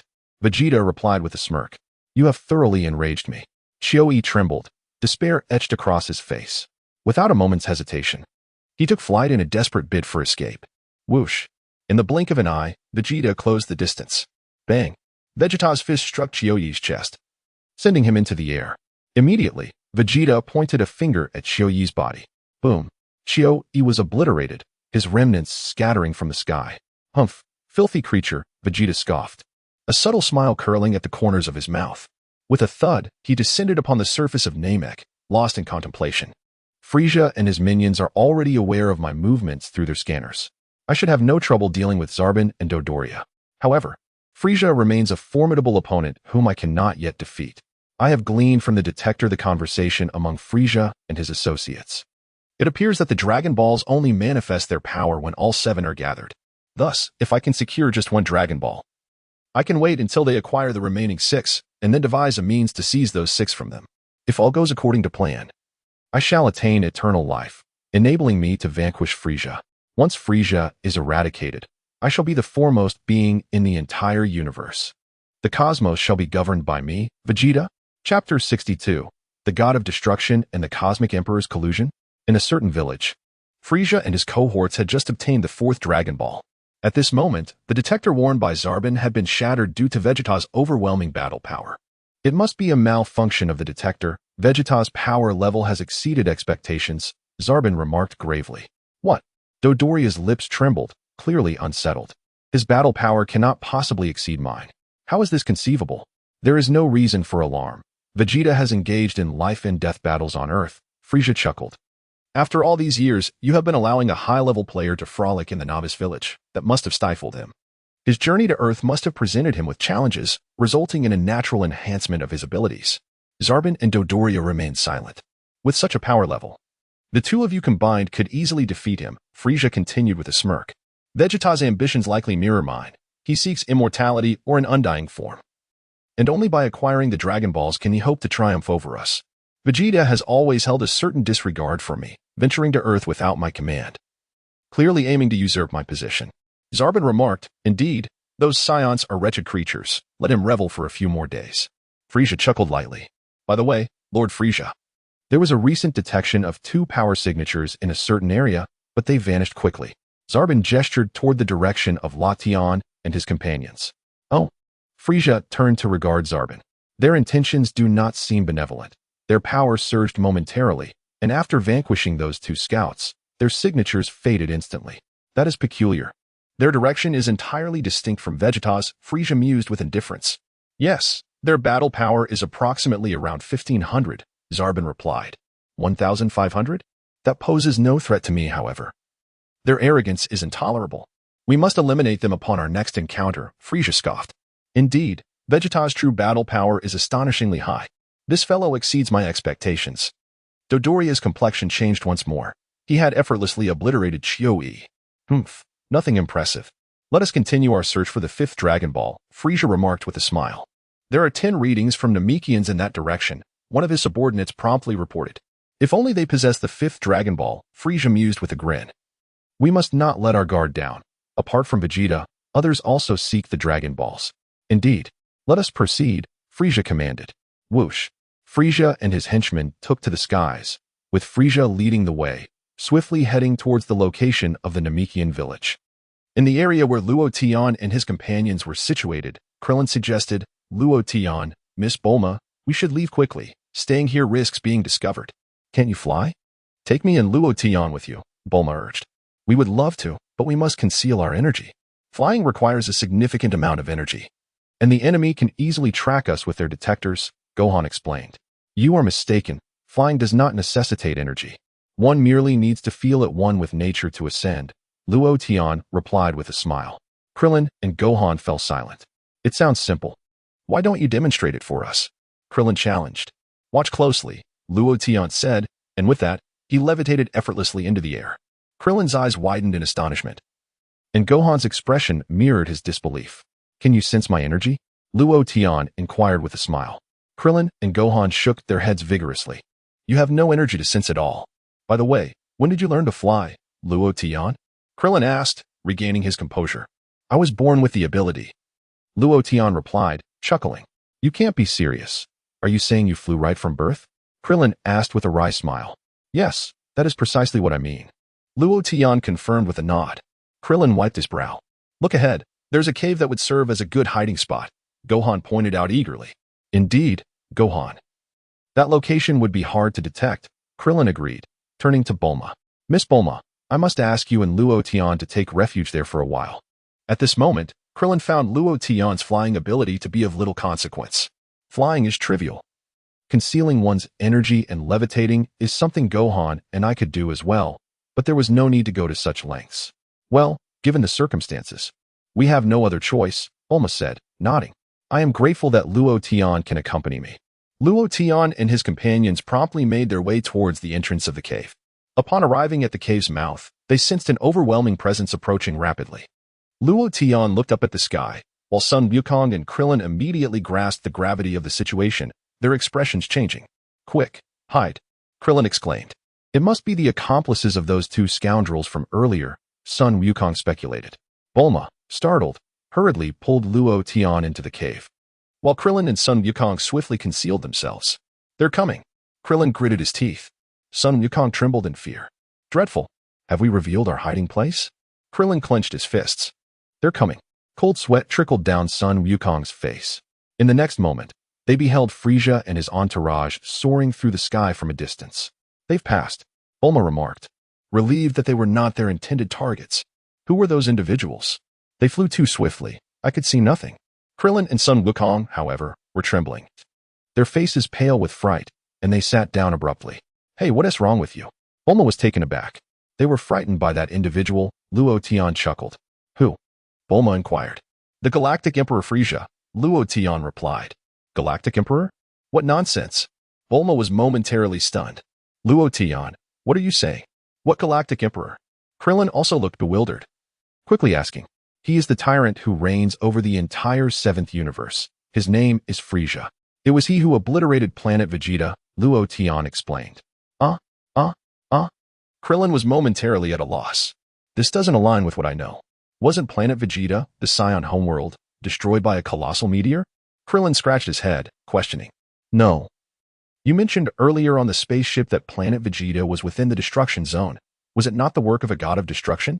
It was the command of the god of destruction that led Frieza to annihilate planet Vegeta. Do you understand now? Luo Tian smiled gently. A god of destruction? Are the gods colluding with the Galactic Emperor? Krillin chuckled nervously. I increasingly feel that you are deceiving me. The term collusion is aptly used. If the god of destruction were to learn of this, your life may be in jeopardy. Luo Tian chuckled. Clint inquired, by the way, Luo Tian. What do you mean by the 7th universe? Miss Bulma, who was nearby, asked as well. Are you not aware? The universe we inhabit is known as the 7th universe. There are numerous universes, totaling 12 at present, Luo Tian explained. Ahem, perhaps we should change the subject, Klin said, clearly skeptical. In truth, it is entirely reasonable for Klin to be incredulous. After all, given their current knowledge, they have only just begun to explore the cosmos. The god of destruction seems far too distant a concept for them. Miss Bulma, please swiftly confirm with the Dragon Ball radar, Klin urged. Confirm? What? Bulma responded, momentarily taken aback. Didn't T4 Dragon Balls gather together earlier? Let us see if they are in their possession, Klin inquired. Bulma promptly retrieved the Dragon Ball radar and pressed the button. Indeed, she observed the 4 Dragon Balls moving swiftly. Just as I suspected, Klin remarked. Deflated like a punctured balloon. Gohan was also drenched in cold sweat. Gohan, did you see that individual at the forefront? Klin asked in a low voice. Yes, I saw him, Gohan nodded. I sense an unusually terrifying aura, so dreadful. That little figure, could it be the universe's emperor, Frieza, whom you mentioned, Luo Tian? His presence indeed exudes the might of a cosmic sovereign. Despair etched across Klin's face. This individual is undoubtedly far more formidable than Vegeta, upon seeing him. I felt as if I might perish instantly. Certainly, others are powerful too, but in comparison to him, they pale significantly. Someone stronger than Vegeta? Bulma pondered. Is he truly the universe's emperor? Are we competing with the universe's emperor for the Dragon Balls? We cannot yet confirm his identity. But I suspect he is an ally of Vegeta, as they are clad in similar attire. Klin gritted his teeth. That group is now heading toward another Dragon Ball. Bulma remarked. Could they also possess a Dragon Ball radar? They do not have a Dragon Ball radar, Luo Tian replied. They located the Dragon Balls by tracking down Namekians. The author wishes to convey. Today's chapter comprises 3,000 words, totaling 5 chapters. I will continue to write diligently. Chapter 63, Goku. I shall continue to cultivate the Ultra Instinct. Where exactly is that Dragon Ball located? Krillin glanced at Luo Tian and then turned to Bulma. In that direction, approximately 14 kilometers away, Bulma stated. Uncle Luo Tian is correct. Isn't that precisely where Uncle Krillin sensed the Namekian's location? Son Gohan nodded. If that is indeed the case, then the inhabitants of planet Namek may be in peril. Krillin spoke solemnly. No, I must go and assess the situation. I shall accompany you. Son Gohan clenched his fists. Very well, but you must exercise utmost caution, Bulma advised. I will create a home for us here in this cave using the universal capsule, awaiting your return. Please inform Master Roshi of the situation here. Krillin replied with a nod. I wish to join as well, Lok Tian stated. Absolutely not. Can you bear to leave me behind here? Bulma protested with a pout. If it comes to that, I might as well send you back to Earth, Lok Tian pondered. It seems your presence here serves little purpose at the moment. What manner of speech is this? Bulma retorted. Lok Tian, you are insufferable. Gohan, try to suppress your energy and advance swiftly. Can you manage that? Krillin ignored the exchange between Lok Tian and Bulma. I certainly won't take Luo Tian with me. If trouble arises, Bulma would surely obliterate me. Indeed. Son Gohan nodded. The two swiftly leaped into the distance, soon vanishing without a trace. On Earth, after consuming the magical beans, Sun Wukong's body immediately rejuvenated. He then boarded the spacecraft, modified by briefs for his needs, carrying the beans with him, and swiftly ascended into the starry expanse. This spacecraft was the very one he had once taken to Earth during his childhood. It would take merely 6 days to reach Namek. Sun Wukong had already heard from Master Roshi that Krillin and Gohan were facing a new crisis on Namek. A new adversary has emerged. This individual is said to proclaim himself the Emperor of the universe. Within the spacecraft, it was truly remarkable. However, now is not the time for reflection. I must hasten my training. Sun Wukong shook his arm. Only 6 days remain to reach Namek. How splendid. I shall endeavor to cultivate my skills diligently over the course of the next 6 days. However, what shall I focus my efforts on? I have made my decision. I shall continue to cultivate the supreme essence imparted to me by Luo Tian. However, it was not long before Sun Wukong found himself somewhat at a loss for words. After all, this is the vast expanse of cosmic space. What shall I seek to comprehend? Am I confined to the understanding of this spacecraft? It is indeed a perplexing conundrum. If all else fails, perhaps I shall first hone my skills in the King's Fist technique. I desire to cultivate 2 abilities simultaneously. Yes, that shall be my course of action. Fortunately, I had previously requested Bulma's father to assist me in creating a gravity training system. I shall begin with acclimatization to gravity. The gravitational force at King Kai's place is 10-fold that of Earth. I shall commence my training with a 20-fold increase. With a decisive motion, Sun Wukong activated the gravity button. Instantly, he felt an overwhelming weight enveloping his body, causing him to collapse onto the ground. Making intimate contact with the surface of the spaceship, Sun Wukong pondered. Perhaps I shall directly comprehend this spacecraft in this manner. When I can merge with this vessel as one, I shall deem my endeavor a success. As they approached planet Mexing, they were cautioned to hold their breath and approach stealthily. Yes, acknowledged Son Gohan, nodding in agreement with Krillin. Ahead of them loomed a precipice, and the two advanced cautiously towards its edge. What a formidable presence, Krillin remarked gravely, his expression laden with concern. Son Gohan, too, felt his heart racing. They crouched at the cliff's edge and peered downwards, revealing a village where Frieza and his cohorts resided. Uncle Krillin, that must be their dwelling, right? It bears a striking resemblance to our spaceship, Son Gohan observed. What are they up to? Krillin, momentarily taken aback, turned his gaze to Frieza and whispered, I have not encountered the others, but those 3, especially the one seated within that circular contraption, exude an aura of terrifying power. Could it be true, as Luo Tian suggested, that this being is the cosmic tyrant Frieza? Uncle Krillin, if that is the case, how did Uncle Luo Tian ascertain his identity as the cosmic emperor? Son Gohan inquired with curiosity. I have heard that Bulma's family has interacted with the Galactic Patrol. Perhaps Luo Tian obtained some intelligence from them, speculated Krillin. So, does that mean I must read more books? Son Gohan asked innocently. What kind of logic is that? Krillin responded. I am utterly perplexed by your actions. Look. Uncle Krillin and the others are holding the Dragon Balls. Suddenly, Gohan's attention was drawn to the Dragon Balls clutched by Sabo and Dodoria. What enormous Dragon Balls! Are the Namekian Dragon Balls this large? Krillin exclaimed. Below, Dodoria seemed to have sensed some commotion from this direction and turned to look back. Gohan and Krillin hastily withdrew their heads.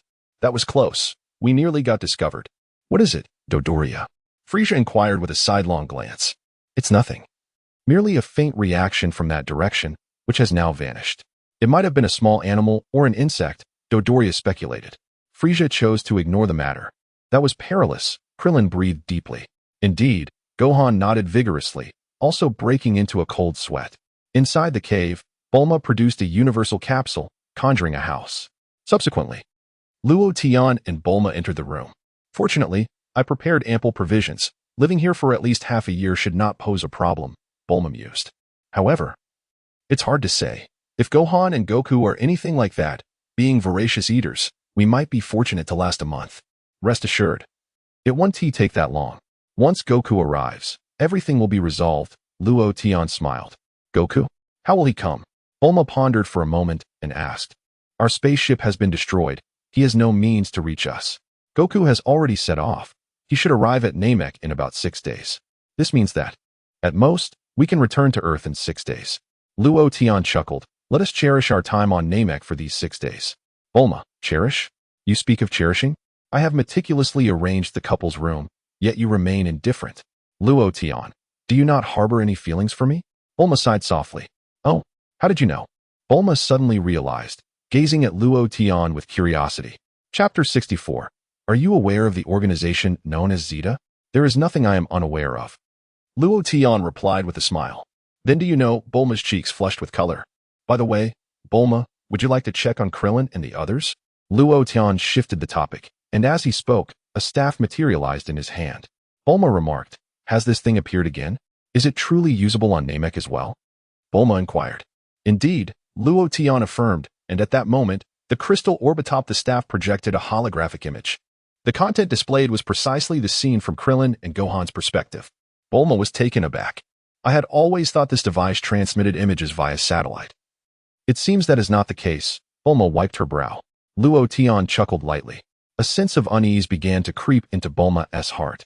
The more she learned about Luo Tian, the more she felt he was simply extraordinary, truly beyond comprehension. After all these years of being by your side, I suddenly feel that my understanding of you barely scratches the surface. Take a good look at their predicament. This is not the time for lamentation. Luo Tian smiled at Bulma. Are those Namekians? They bear a striking resemblance to Piccolo, Bulma exclaimed, pointing at the few Namekians appearing on the screen. Indeed, Luo Tian nodded. Hurry up. If you want to live, get out here now. Someone shouted. In the next moment, several Namekians were subdued by Frisia's army. What do they intend to do with those Namekians? Bulma felt a sense of foreboding. Luo Tian remained silent. Uncle Krillin, are they all Scions? Son Gohan suddenly inquired from the footage. No, although they wear the same battle gear, they likely do not belong to the same race, Krillin replied. It seems that only Vegeta remains, aside from you and Goku. Son Gohan did not respond. By the way, Goku's brother once mentioned exterminating all the inhabitants of habitable planets to sell them to alien beings. Perhaps they are those aliens, Krillin speculated. Vegeta seems to be absent. He must be searching for the Dragon Balls. Are the Scions truly left with only Vegeta and Goku? Bulma asked. Is Gohan considered a Scion? Although he should be regarded as an Earthling. No, there are a few surviving Scions. They simply do not know it, Luo Tian replied. A few more? Bulma gazed at Luo Tian in astonishment. Yes, at least 4 or 5, Luo Tian smiled. Where are they? Bulma inquired. Does it matter where they are? You cannot defeat them, Luo Tian chuckled. Luo Tian, you always manage to kill the mood, Bulma said. Is that individual truly the Cosmic Emperor? She pointed at Frisia, who was seated in his spacecraft. Indeed, Luo Tian nodded.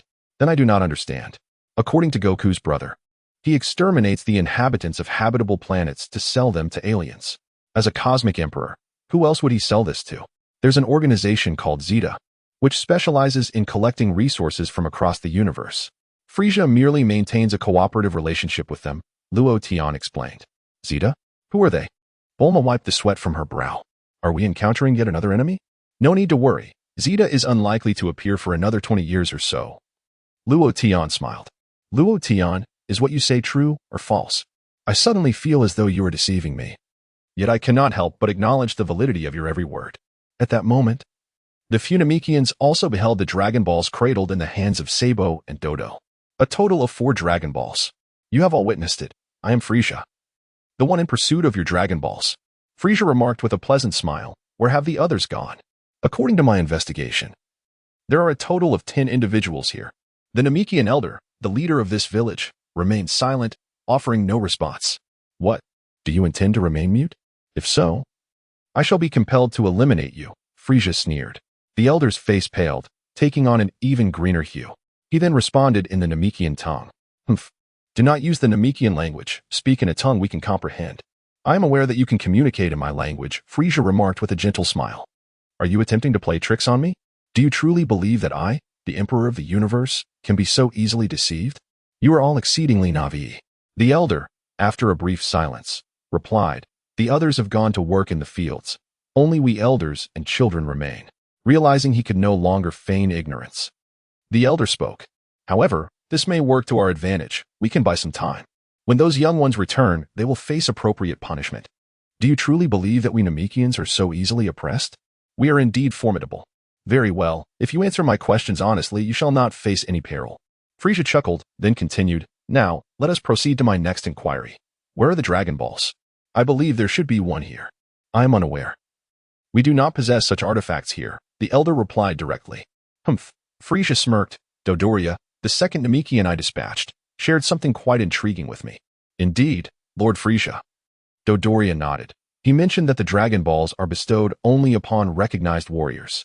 The first individual was obstinate, unwilling to cooperate with me at all, as punishment. I eliminated him. Frisia chuckled. Thus the second individual divulged everything to me. He stated that the Dragon Balls were crafted by the 7 oldest elders of this planet. Presently, the 7 Dragon Balls are meticulously safeguarded by the 7 elders, who compete in wisdom and strength, deliberating the reasons for their wishes. Only those deemed warriors by the elders may hope to obtain the Dragon Balls. However, as I previously mentioned, they are resolute and adamantly refuse to grant me the Dragon Balls, which compelled me to eliminate them. Hence, acquiring the first Dragon Ball was indeed a significant endeavor. What did you say? Is that so? The elder's countenance shifted. Luo Tian, he remarked, the Dragon Balls are crafted by 7 elders? Bulma inquired with astonishment. Wasn't there a single individual responsible for their creation? Clearly, that individual deceived Frisia. Luo Tian smiled faintly. Did they truly consider the Namekians to be fools? In truth, even if the Dragon Balls were given to Frisia, fulfilling his wish would be quite challenging. Chapter 65, Immortality? Utterly useless. Is that so? Bulma paused, bewildered. Vegeta and Frisia were completely oblivious to the existence of the Dragon Shinron, naively believing that merely gathering the 7 Dragon Balls would directly grant their wishes. Luo Tian chuckled. Bulma's eyes sparkled. It appears that is indeed the case. For throughout our discussions of the Dragon Balls, we have not once mentioned the Dragon Shinron. Setting aside the matter of summoning Shinron, let us consider the wishes of Vegeta and Frisia. Both desire immortality, and given the capabilities of the Namekian Shinron, achieving such a wish would be exceedingly difficult. Luo Tian shook his head. They are truly naive. Moreover, is immortality truly so desirable? I could easily capture you and exert control over you. That would be a fate worse than death. When it comes to that point, one might prefer to meet their end instead. What are you saying? There is a saying that goes, it is better to live poorly than to die well, Bulma retorted. Very well, you make a valid point, Luo Tian conceded. As an angel, one must uphold their composure. There is no reason to argue over trivial matters. You claim they are obedient and compliant? That is sheer nonsense, the elder exclaimed. Indeed, the other elders would never relinquish the Dragon Balls to you. The elder's companion shouted loudly, I certainly have a way to make them obedient. Frisia chuckled and said, Zabu, show them a little bit of color. Yes, Zabu nodded slightly, and in a swift motion, appeared beside the elderly man who had just spoken, delivering a powerful kick directly to his neck. The old man collapsed on the spot, lifeless before he could even utter a cry. You scoundrel! Another elder roared in fury, brandishing his hands and gathering energy to strike at Zabu. Zabu smirked disdainfully, casually tossing a Dragon Ball into the air. Boom! The elder unleashed a beam of energy that struck the position where Zabu had been standing. However, Zabu had already soared into the air. The energy blast hit one of his subordinates instead, killing him instantly. Boom! High above, Zabu released a burst of energy. And with a resounding crash, the elder was engulfed in flames, collapsing to the ground, devoid of life. Zabu descended gracefully, catching the falling Dragon Ball in his hand. Throughout the entire ordeal, his movements were fluid and flawless, a display of sheer brutality. What a ruthless fiend! Krillin gritted his teeth. How despicable! Gohan clenched his fists. Yet both knew they were no match for these foes. Not to mention the cosmic tyrant Frisia. Even the two companions by his side were beyond their capability to confront. How about it? Shouldn't you be more compliant now? Frisia smiled, observing the elder with keen interest, then glancing at the two children beside him. The elder fell silent. What is your purpose in collecting the Dragon Balls? He inquired. To fulfill a modest wish of mine, I desire eternal youth and everlasting life, Frisia replied with a grin. His wish is the same as Vegeta's, Krillin remarked. That Vegeta also seeks immortality. Perhaps they are not allies after all, Gohan speculated. Who knows? Krillin shook his head. You villains. I would rather die than give you the Dragon Balls. The elder declared coldly. Ha. So you would choose death over surrendering the Dragon Balls? Frisia laughed. The people of this planet are so obstinate. If I were to kill those two children, would you still persist in your stubbornness? What did you say? You wouldn't even spare the children? The elder's face turned ashen, his voice rising in anger. How vile. Krillin gritted his teeth. Gohan shared his sentiment, his fists clenched tightly. They are truly despicable. Bulma bit her lip in frustration. Luo Tian remained silent, not out of indifference, but because he perceived many matters as a cyclical process of the universe. Could one rescue them all? And then what? Would he eradicate Frisia? Such actions would yield no progress for the seventh universe. If continuity were to prevail, it would ultimately benefit the universe as a whole. Therefore, Luo Tian needed to cultivate Sun Wukong, empowering him to drive the development of the entire cosmos. Of course, he also needed to take the time to reprimand that lazy fellow, Beerus. It was precisely Beerus's lethargy that relegated the seventh universe to the bottom tier among the 12. Before confronting Beerus, one must at least surpass his strength. Otherwise, facing him would be quite awkward. Hey, Luo Tian. Someone is approaching, Bulma suddenly exclaimed. Pointing at the horizon depicted in the holographic projection, her face alight with excitement.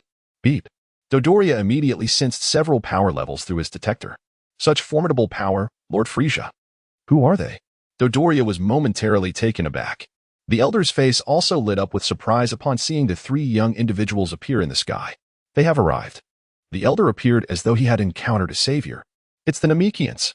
They have come to rescue us. Bulma exclaimed with enthusiasm. Luo Tian remained silent. I shall refrain from striking you further. Were you to comprehend the fragility of those three Namekians, you would not exhibit such fervor. The expressions of these three youthful Namekians were replete with indignation, especially upon witnessing the two elders sprawled upon the ground, their foreheads swollen with veins and fury. My unsettling premonition indeed proved accurate. It has come to my ears that a village was besieged and Dragon Balls stolen, and it is all true. I shall never absolve you. You have shattered the tranquility of Namek. One by one, the trio glared fiercely at Frisia and his cohorts. This is truly troublesome. Just as the Dragon Balls were within reach, you chose to court death. Why not simply toil peacefully in the fields? Frisia sighed. Exercise caution during your battle. They are formidable, the elder cautioned the three youngsters. Do your best. A nearby child cheered for them. Hee. Do you wish to engage us in combat? Frisia found the notion utterly ludicrous and inquired. Dodoria, what is their battle power? Allow me to ascertain, Dodoria replied, pressing a button on the scouter. Hee. I hope you are not disheartened. Their battle power is merely around 1,000. Chapter 66. Highlight this individual. Hee. How amusing. They believe they can defeat us with a mere 1,000 battle power? Several of Frisia's subordinates scoffed derisively. No, those three have merely concealed their energy. They are unaware of it, Krillin pondered. At that moment, Vegeta, Nappa, and the elder brother were equally astonished by this revelation. Gohan nodded in agreement. In the next instant, Frisia's subordinates charged at the three Namekians. Aya, one Namekian soared and delivered a kick that sent the foremost Frisia subordinate flying. Bang! This unfortunate soul crashed headfirst into a rocky hill behind him, meeting his demise. Dodoria was momentarily taken aback. Bang! Another Namekian unleashed a flurry of punches and kicks upon a crocodilian extraterrestrial. Boom! A third Namekian projected a burst of energy toward Frisia's subordinate, Karambari. He was struck directly and sent hurtling backward. As he flew past Sabo, Sabo executed a kick that sent Karambari flying. Karambari plunged into a distant lake, lifeless beyond salvation. Highlight this individual. His name is Karambari. I estimate he will emerge in approximately 20 years. Luo Tian pointed at the individual slain by Sabo. Do you mean he is still alive? Bulma inquired. You may interpret it as preparation for future examinations. In the battlefield, Bulma expressed her confusion, questioning, "What is happening? Did you not say their combat power was around 1,000? A bewildered Sabo remarked, "Strangely, their power has surged to 3,000. Doria pressed a button on the detector and scratched his head in disbelief. At that moment, the three young Namekians displayed remarkable tenacity, overpowering Frisia's minions, who cried out in despair. "Well done. Finish them off," exclaimed Krillin, his face alight with excitement. Gohan also wore a smile, relishing the chance to vent their frustrations. "They are formidable," Frisia observed. "I understand now. The Namekians can manipulate their battle power at will. Such individuals are rare." Doria glanced at the readings on the detector. Meanwhile, the elder cast a silent gaze at the remaining detectors still intact. Only 3 remained undestroyed. If they could eliminate those 3, their location would remain undiscoverable. "Children, let me go," the elder addressed the 2 young ones. "Damn it. I shall deal with them myself." Doria set the Dragon Balls down and inquired, "Shall we kill all 3 of them?" "As you wish," Frisia replied nonchalantly. At that moment, the elder suddenly took action, unleashing a golden beam from his hand that struck Doria's detector, causing it to explode. Frisia was momentarily taken aback. "What is this old fool attempting?" Doria, equally stunned, retorted, "You think such a feeble attack can harm me?" With a swift motion, the elder soared into the air. Frisia and his companions were momentarily stunned. The elder's actions defied expectation. "What are you up to? It doesn't seem like you're trying to escape, and you must know you cannot." The elder then fired 2 beams, striking the 2 remaining detectors on the ground. "This is bad. His target is the detectors." Sabo suddenly realized. "Damn it, I will kill you all." Doria seethed with fury. "I feel like I have been made a fool of." "The detector?" Krillin paused, taken aback. "That device is capable of sensing our location and gauging our combat strength," Gohan affirmed with a nod. "Indeed. Didn't Lord Tien mention that they are unaware of the precise location of the Dragon Balls?" Krillin suddenly comprehended. "However, the detector can locate the Namekians. So the elder must have been aware of this when he destroyed the device." Whoosh! Dodoria soared into the sky, charging towards the elder's direction. "Elder!" The 3 young Namekians also changed their expressions. "Dodoria, hold on. First, eliminate those 3 young ones," Frisia urgently commanded. "I am still awaiting that old fellow to disclose the whereabouts of the Dragon Balls." "You fool, why attack him first?" Dodoria momentarily paused, quickly regaining his composure, performing several somersaults in the air before landing beside the 3 young Namekians. He chuckled menacingly. "In just 10 seconds, I can annihilate you." The 3 Namekians bristled with indignation. "Do you think we are mere paper figures?" "Indeed, in my eyes, you are nothing but fragile constructs," Dodoria retorted with a light laugh, his form flickering before he suddenly appeared behind one of the Namekians. With a swift motion, Dodoria extended his claw, piercing through the back of the Namekian's heart. Instantly, his claw emerged from the Namekian's chest, leaving the other 2 in stunned disbelief. "This individual is far too formidable." He was not boasting. With a thunderous roar, Dodoria opened his mouth wide, unleashing a torrent of potent energy upon another Namekian. In an instant, that Namekian was reduced to a cloud of blood mist, utterly obliterated. The elder and the 2 children were left aghast. The remaining young Namekian, now filled with trepidation, quickly distanced himself from Dodoria. Then, the Namekian concentrated 2 orbs of flame in his hands, merging them together and hurling them towards Dodoria. A tremendous explosion ensued at Dodoria's location. A smile crept across the Namekian's face, but as the smoke dissipated, Dodoria stood unharmed. "What?" The Namekian's expression turned pale. "This creature withstood my full force attack, as if unscathed." In an instant, Dodoria flew forward, crashing his head violently into the Namekian's chest, propelling him into the mountain behind. Blood gushed from the Namekian's mouth as he perished on the spot. The elder was horrified, cold sweat beading on his brow, his eyes filled with unending despair. "Do you not realize that fleeing is futile? Perhaps it is best to descend and discuss matters calmly." Frisia beckoned to the elder in the sky. After a brief silence, the elder descended. "That's more like it," Frisia smiled. "You have destroyed our most vital detector, so you must surrender the Dragon Balls as compensation. You should understand what kind of beings we are. If you continue to resist, these 2 children will not survive." Anger flared in the elder's expression, yet he felt utterly helpless. After a moment's hesitation, he replied, "I can give you the Dragon Balls, but you must guarantee that no harm comes to the 2 children." The elder spoke coldly. "Indeed." Frisia nodded with satisfaction. "These scoundrels." Son Gohan trembled with rage. "Gohan, do not act impulsively. They are not easily dealt with," Krillin hastily advised. These individuals are utterly despicable. I can hardly bear to watch. Bulma gritted her teeth in frustration. At that moment, the elder emerged from the room, presenting the Dragon Balls to one of Frisia's subordinates. Take the Dragon Balls and leave at once, the elder commanded in a frigid tone. You have my gratitude. Frisia replied with a slight smile.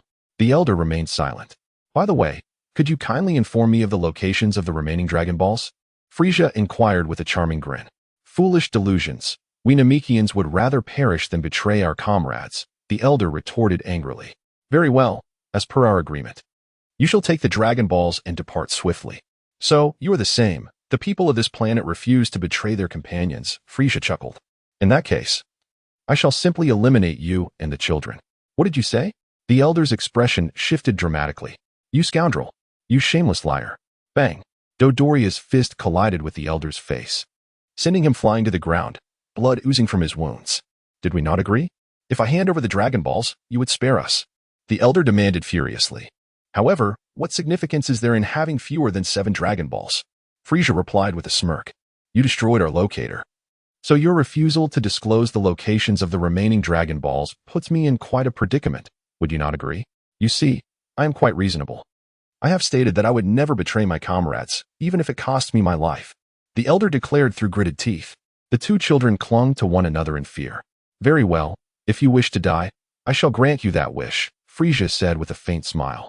Lord Frisia, can we locate the Dragon Balls without a locator? Cyberman asked.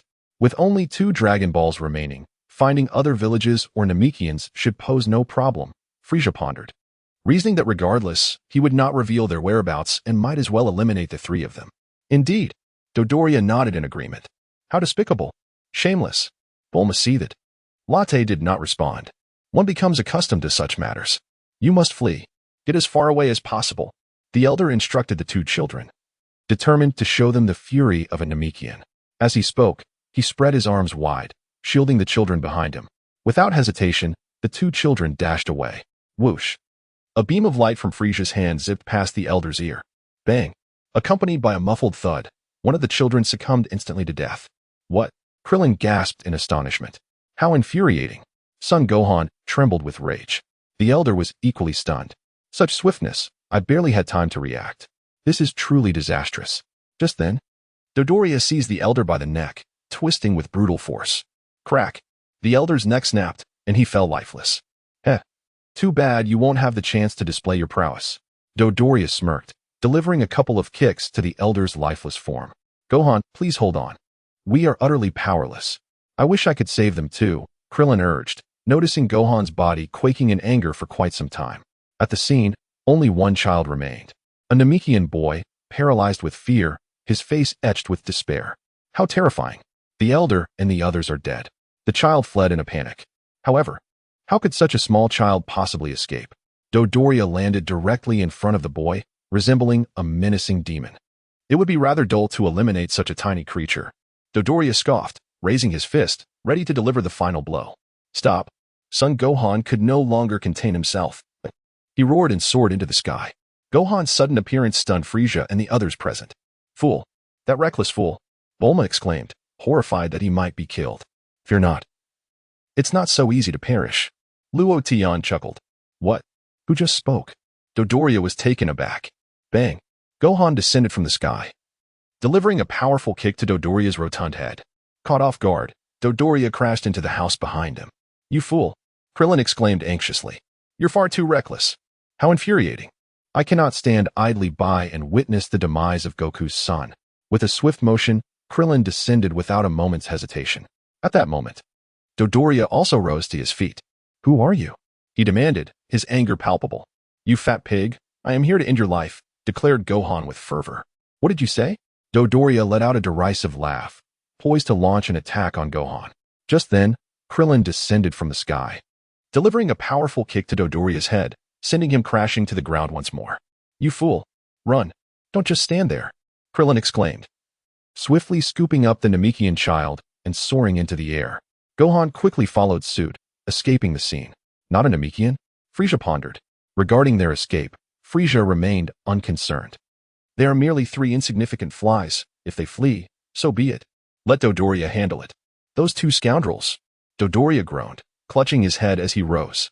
You have no sense of honor. How dare you ambush me? This is utterly outrageous. I shall not spare you. Dodoria, hurry and pursue them. What are you still dawdling for?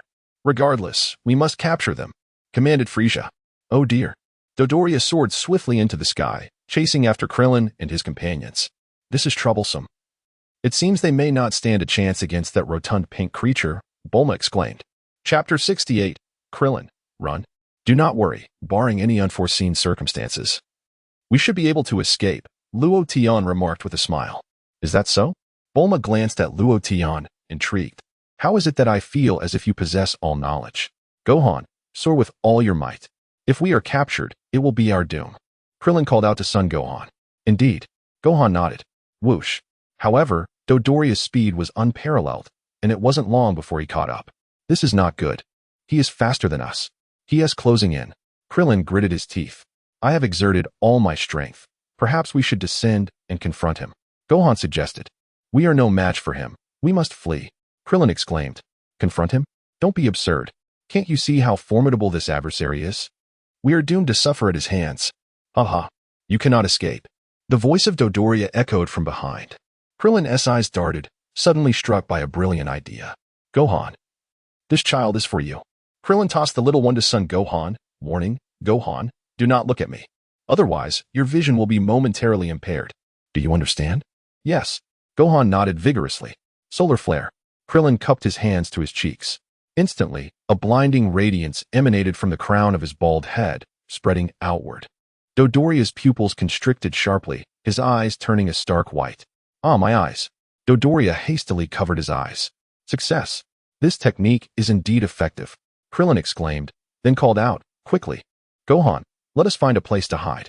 The trio immediately descended to the ground, seeking a concealed spot. Well done. Krillin is rather clever. Bulma sighed with relief. We should be safe for the time being. Oh dear, if only he had followed up the solar flare with a keyblade, that fiend would have perished. Luo Tian chuckled. Keyblade? Is that the round energy attack that Krillin unleashed? Bulma pondered for a moment. Precisely, Luo Tian nodded. It seems to be that way. Bulma agreed, then remarked, that solar flare is exceedingly blinding. Fortunately, our projection remains unaffected. Indeed, although it is a holographic image, infinitely close to reality, it is ultimately not real. Luo Tian nodded. Above in the sky, Dodoria's vision gradually returned. Cursed beast! Where has that wretch gone? Dodoria scanned the surroundings, searching for the figures of Krillin and the others. I shall not let you escape my grasp. Come forth at once. How infuriating.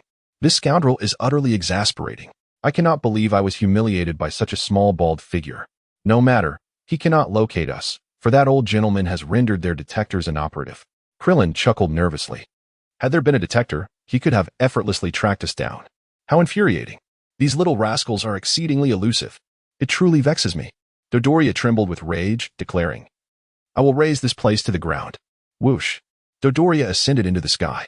Is he going to give up? Gohan inquired. Suddenly, an ominous premonition seized Krillin. This is bad. We must leave this place at once. Krillin exclaimed. Boom.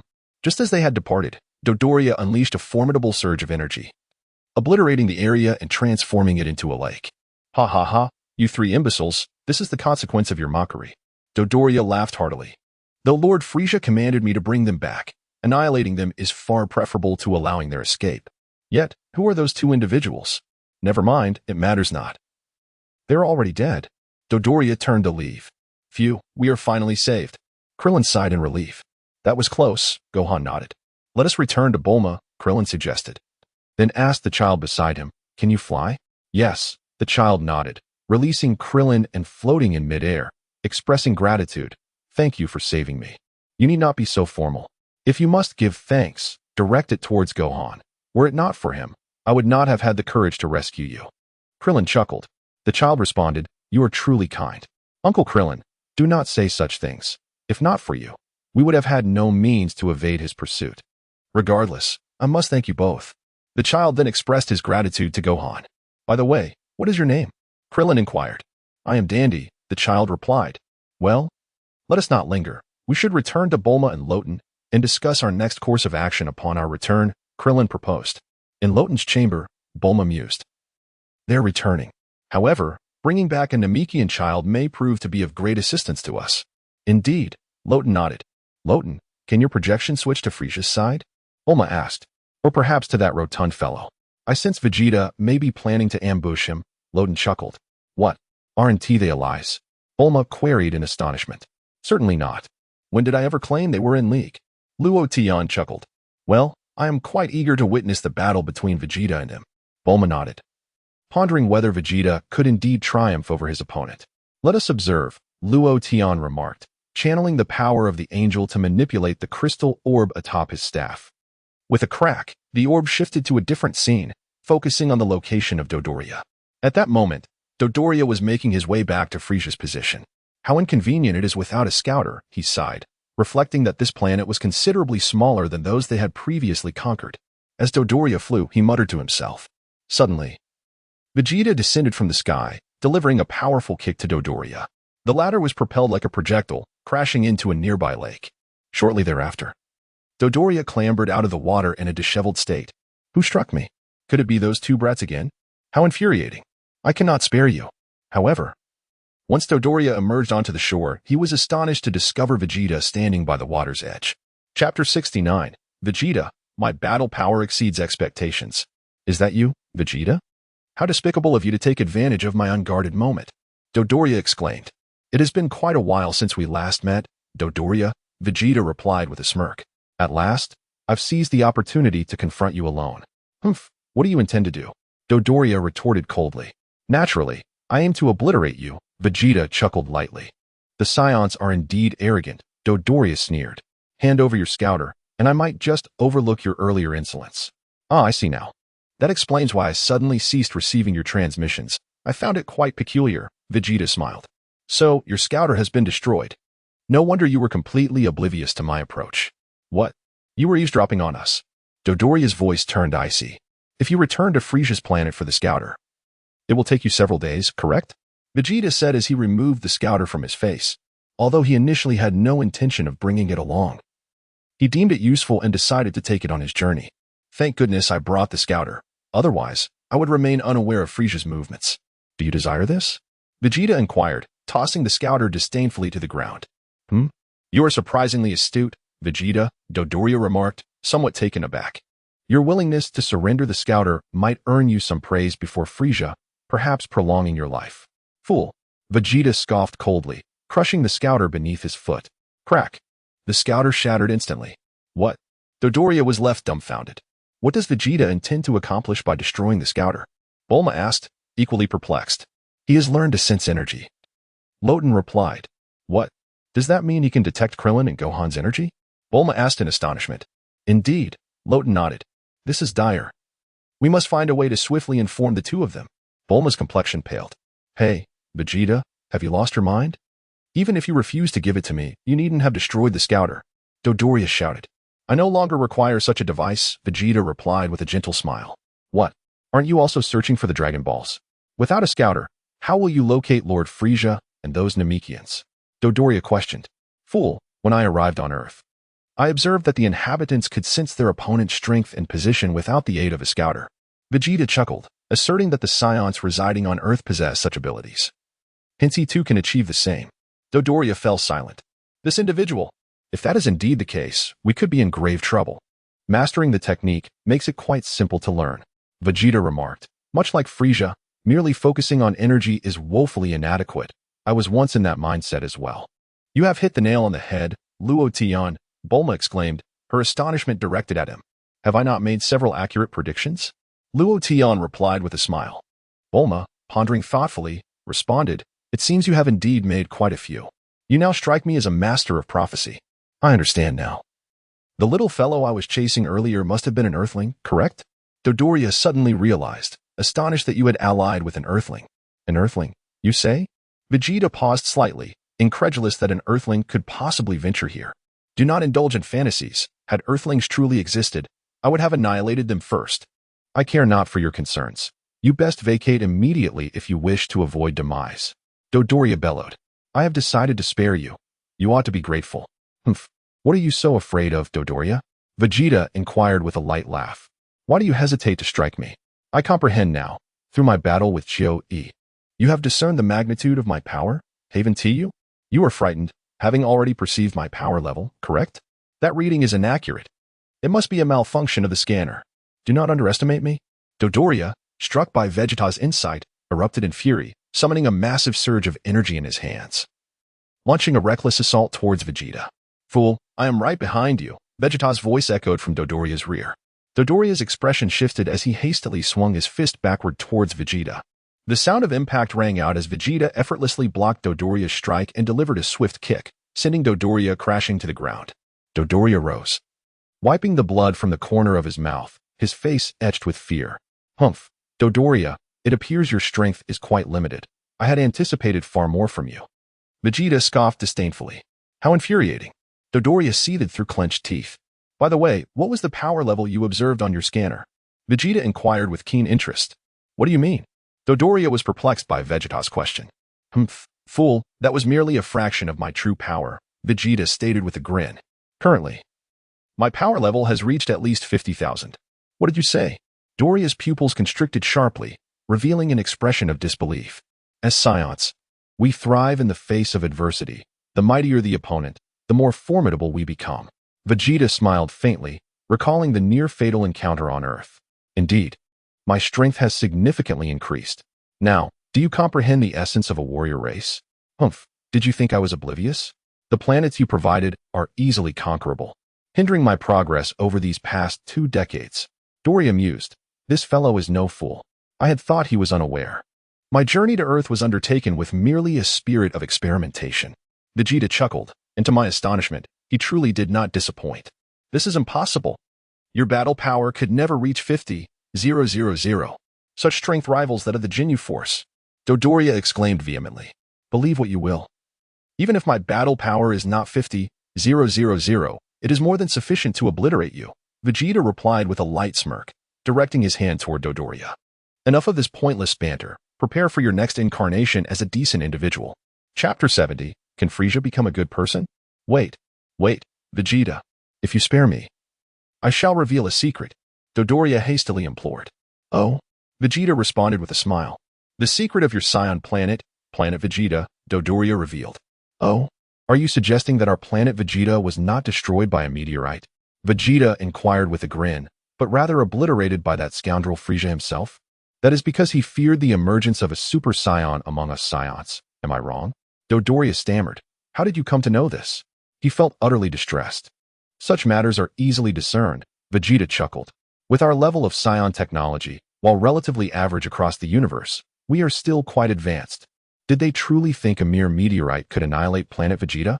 Surely, my father was aware of the impending meteorite. Dodoria thought to himself. When did this fellow become so astute? The thought of having been exploited by them since childhood made him seethe with rage. Thus, you should perish, Vegeta declared with a cold snort, unleashing a torrent of energy that reduced Dodoria to mere ashes. What a terrifying being. Bulma's face paled, witnessing such ruthlessness without a flicker of hesitation. Do you believe this fellow will ever become a good person? Loten inquired with a smile. Bulma replied, I believe. I cannot believe a word you say. Can such a malevolent individual truly transform into a virtuous being? Furthermore, do you genuinely believe that that cosmic emperor might also change for the better? Luo Tian added. Bulma was rendered speechless. Luo Tian, you certainly possess a knack for humor. There may be a faint glimmer of possibility for Vegeta to become a good person, but as for that being named Frieza, it would be utterly absurd to think he could ever change. The formidable Dodoria has already met his demise. Even he, who claimed to be invincible, fell before me.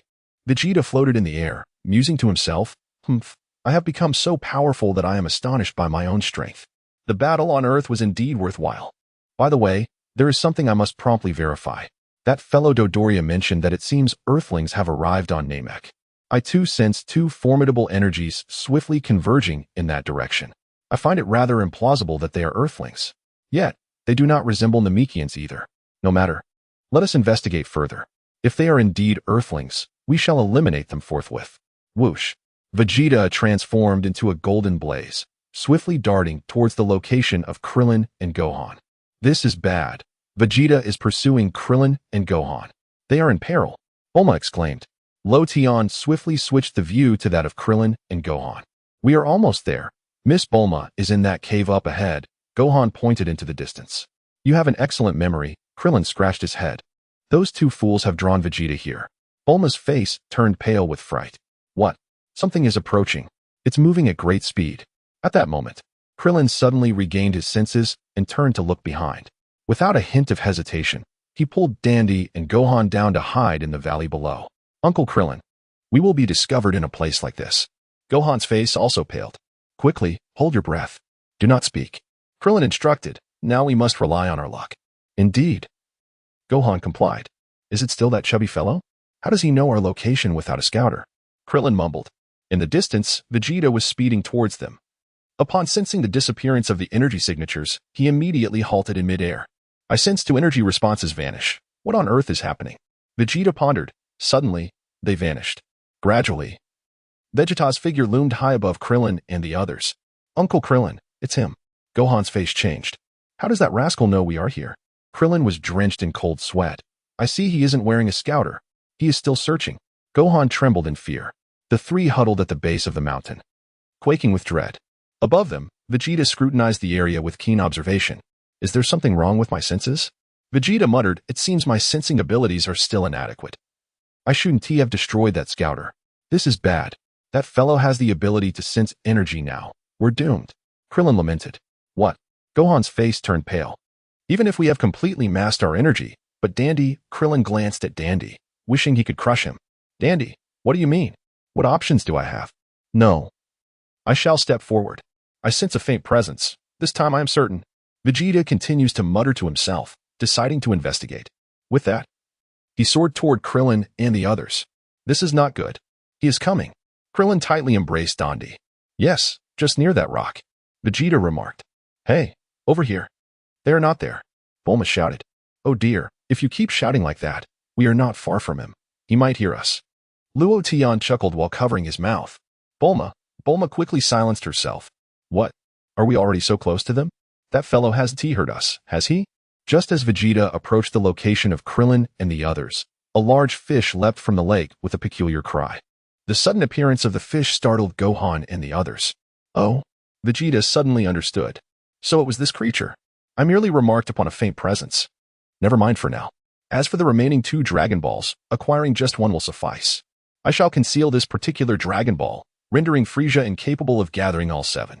Subsequently, I will devise a method to seize the 5 Dragon Balls currently in Frieza's possession. Without his scouter, that fellow shall become like a headless fly. I, Vegeta, have finally turned the tide. In the next moment, Vegeta soared into the sky, swiftly departing from the scene. Krillin, Gohan, and the 3 locals collapsed to the ground, gasping for breath. How thrilling it was. We nearly got discovered. Chapter 71. Who is the Omni King? I thought I was done for, Krillin reflected with lingering fear. We ought to express our gratitude to the large fish in the water, Gohan mused. Should we consider consuming it? Krillin pondered. Gohan replied, Dandy. Ha ha ha. I'm merely jesting to lighten the atmosphere. How could I possibly eat our savior? Krillin chuckled heartily. I knew Uncle Krillin would never do such a thing. Gohan nodded in agreement. Let's return to Bulma, Krillin suggested. We must hold our breath and ensure that Vegeta isn't discovered again. Indeed, Gohan affirmed. To be honest, I feel it might have been better not to come to this planet. I have an unsettling premonition, even though it seems unfair to those who perished, like Lepin. Krillin spoke solemnly, yet we might not even succeed in reviving them, and could inadvertently increase the death toll. I have a feeling that I might not make it this time. How unfortunate I am. I don't even have a girlfriend. Gohan replied. Moreover, if I were to die again, it would be akin to having died twice, just like Kaiatsu. Krillin wiped his sweat, lamenting his misfortune. Rest assured, Uncle Krillin. You shall be fine, Gohan reassured him. Well, who can predict the future? Let us not dwell on that. Krillin resolved to lift his spirits. Just ahead. There lies the cave, Gohan called out to Dandy. Inside the cave, they returned. Bulma remarked, should we turn off this projection for now? All right, Loten nodded, casually retracting the staff. Hee, I wonder what expressions they would wear if they knew I was privy to everything. Bulma grinned. Are you asking me to retract the staff just to show off in front of them? Loten chuckled. Of course. Bulma replied with a playful nod. At that moment, Krillin and the other 2 entered the cave. To their astonishment, they discovered that the cave was indeed quite spacious. Soon, they spotted a house constructed from a universal capsule. Creaking, Bulma opened the door. You finally returned. Thankfully, it was a close call, right? Bulma smiled. A close call? How did you know, Miss Bulma? Krillin replied with a wry smile. Oh, this little fellow must be the Namekian, right? Bulma pointed at Dandy, grinning. Your name is Dandy, isn't it? Dandy asked. Who is this person? To my astonishment, you know my name. Krillin and Gohan were equally bewildered. It is truly remarkable. When did Bulma acquire such abilities? Let us proceed inside. Bulma beckoned. By the way, Goku is on his way here in a spaceship and should arrive at Namek in approximately 6 days. Huh? Krillin and Gohan were momentarily taken aback, and then joy flooded their hearts. This is wonderful. Goku is coming. The three were invited into the room by Bulma, who promptly brought out some food to soothe Krillin and Gohan's nerves. Aren't you going to eat? Krillin inquired, turning to Dandy. Do not feel obliged to force him. Bulma interjected. Most of the villagers have perished. It is entirely natural for him to feel distressed. Krillin nodded in agreement. We do not consume such food. We only require water, Dandy replied. Isn't it true that there are fields in your village where various vegetable-like plants are cultivated? Krillin responded. Those are saplings, Dandy clarified. Long ago, before the climate changed, Namek was abundant with such trees and was a truly beautiful planet. Later, the forests and the Namekians were nearly annihilated. To restore Namek's former beauty, we are planting saplings. I see, Krillin understood. Namek has indeed faced numerous calamities, particularly because you possess the Dragon Balls, which can grant any wish, Loten remarked. Who exactly are you? Dandy asked, biting his lip, curiosity evident in his voice. Krillin suddenly sensed something. Turning to glance diagonally behind him, Gohan also sensed it, his expression shifting as he rushed out the door. What is happening? What is wrong with them? Bulma asked, her face a mask of confusion. There is a village over there being slaughtered, and the perpetrator is Vegeta. Loten pointed in a particular direction. What? Dandy's face paled as he immediately dashed out. Let us go and see for ourselves, Bulma suggested. Indeed, a breath of fresh air would be welcome. It feels rather stifling here, Loten chuckled. Damn it, the Namekians are being slaughtered again. Gohan clenched his teeth. The aura of the assailant is unmistakably Vegeta. He has attacked a village, Krillin stated solemnly. Loten, do you truly believe this man can become a good person? Bulma expressed her skepticism. Do not forget, the Demon King Piccolo was once capable of obliterating an entire city with a mere wave of his hand, Loten chuckled. If Piccolo can transform into a good person, what of Vegeta? That is because Piccolo was reborn, Bulma countered.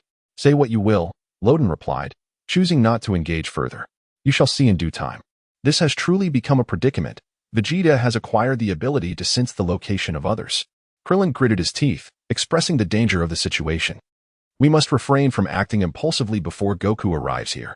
Although we are currently unaware of the relationship between Vegeta and the one known as Frieza, both seek to utilize the Dragon Balls to attain immortality. Should that transpire, this universe would be utterly doomed.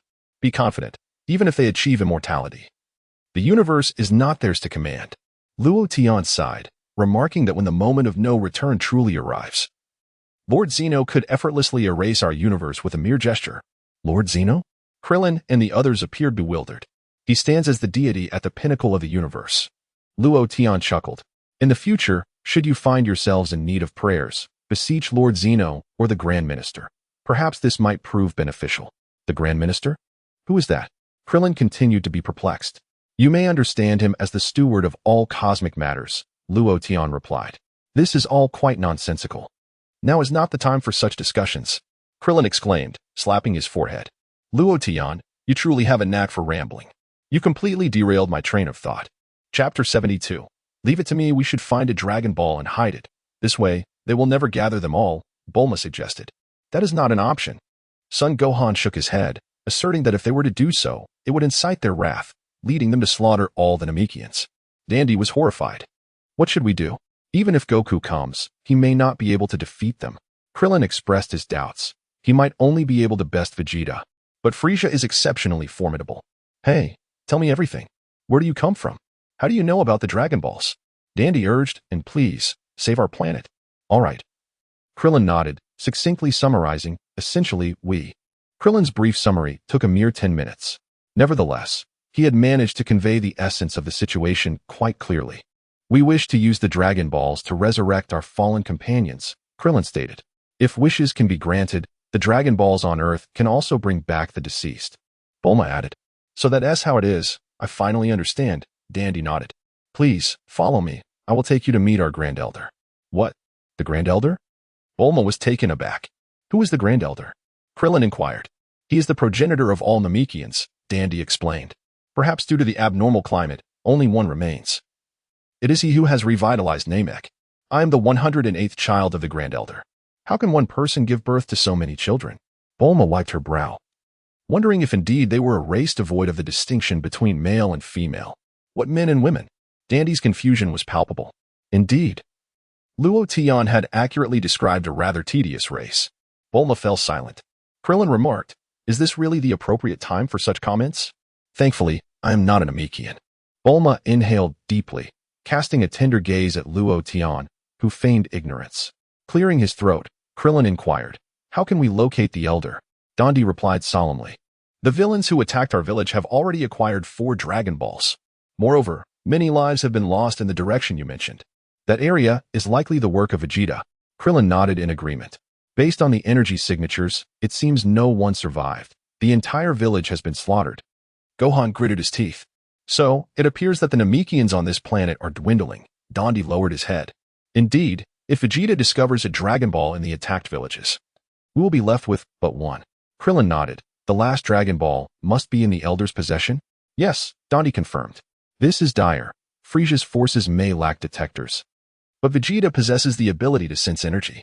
If he locates the Elder, he will undoubtedly seize the 7th and final Dragon Ball. Krillin expressed his concerns. We must urgently alert the Elder, Dandy urged. Understood, we must act swiftly. Please take me there, Krillin nodded. Indeed, whether it's Frisia or Vegeta, should they attain eternal life, the consequences would be unimaginable, Gohan added. You are all being overly anxious, Bulma sighed. Even if they were to gain eternal life, we still have the Maphoba, right? When the time comes, we can seal them away in a place where they cannot be found, which would certainly frustrate them.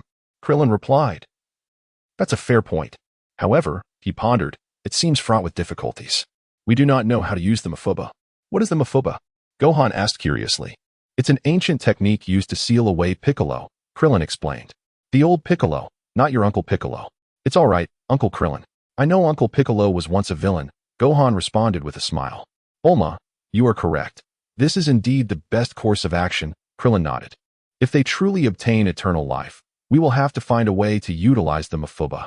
Unfortunately, Master Roshi is not on Namek, and using the Maphoba would deplete all one's energy, leading to death. Enough of that. I merely mentioned it casually. You all should hurry to find the Elder, Bulma urged. Krillin concluded, very well, Dandy and I will go to see the Elder. You all stay behind. Having too many people won't be of any benefit. Klein promptly replied, understood. Uncle Klein, please be careful.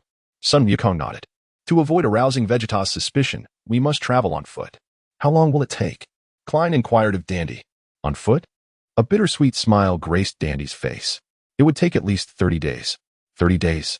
That is unacceptable. The situation would be dire by then. Klein's expression shifted as he realized the gravity of their predicament. We shall fly instead. If we sense Vegeta approaching, we must take cover immediately. I'll go. Luo Tian suddenly interjected. I possess no fluctuations in my energy, so I won't be detected. Klein and Sun Wukong silently regarded Luo Tian. Upon further reflection, they acknowledged that his suggestion held merit. Luo Tian's lack of energy signature indeed made him an excellent choice. Luo Tian, do not jest, if you are discovered. The consequences could be dire, Bulma cautioned swiftly. Rest assured, should they spot me, it would be their misfortune, not mine, Luo Tian replied with a smile. What sort of logic is that? Bulma retorted. But, Luo Tian, can you fly? Klein asked. I have seen you hover, but I have yet to witness you fly. Flight requires the use of energy. Yes, indeed, Luo Tian chuckled. Bulma, what is your stance on this? Klein turned to her for input. It is exceedingly perilous to send Luo Tian to retrieve the Dragon Balls. Such a decision must have Bulma's consent. Luo Tian, is this truly feasible? If not, let Klein go instead, Bulma suggested.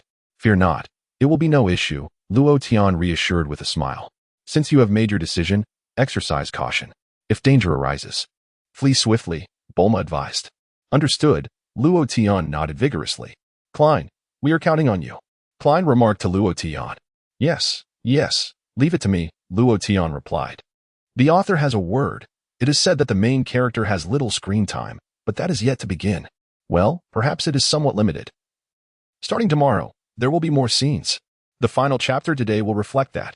Chapter 73. Bulma understands, not informing us. Very well, Luo Tian, let us depart, Dandy proposed. We must act swiftly. Even at my utmost speed, it will take considerable time. All right, Luo Tian nodded. You lead the way, and I shall follow. Let us be off. Dandy called the Klein and Sun Wukong. With that, Dandy soared into the sky, rapidly heading into the distance. I am off, he declared. Luo Tian levitated into the air, waving goodbye to Bulma and the others before pursuing Dandy. Before long, the two figures vanished beyond the horizon. Bulma, Son Gohan, and Krillin exchanged bewildered glances. After a brief silence, Krillin spoke up.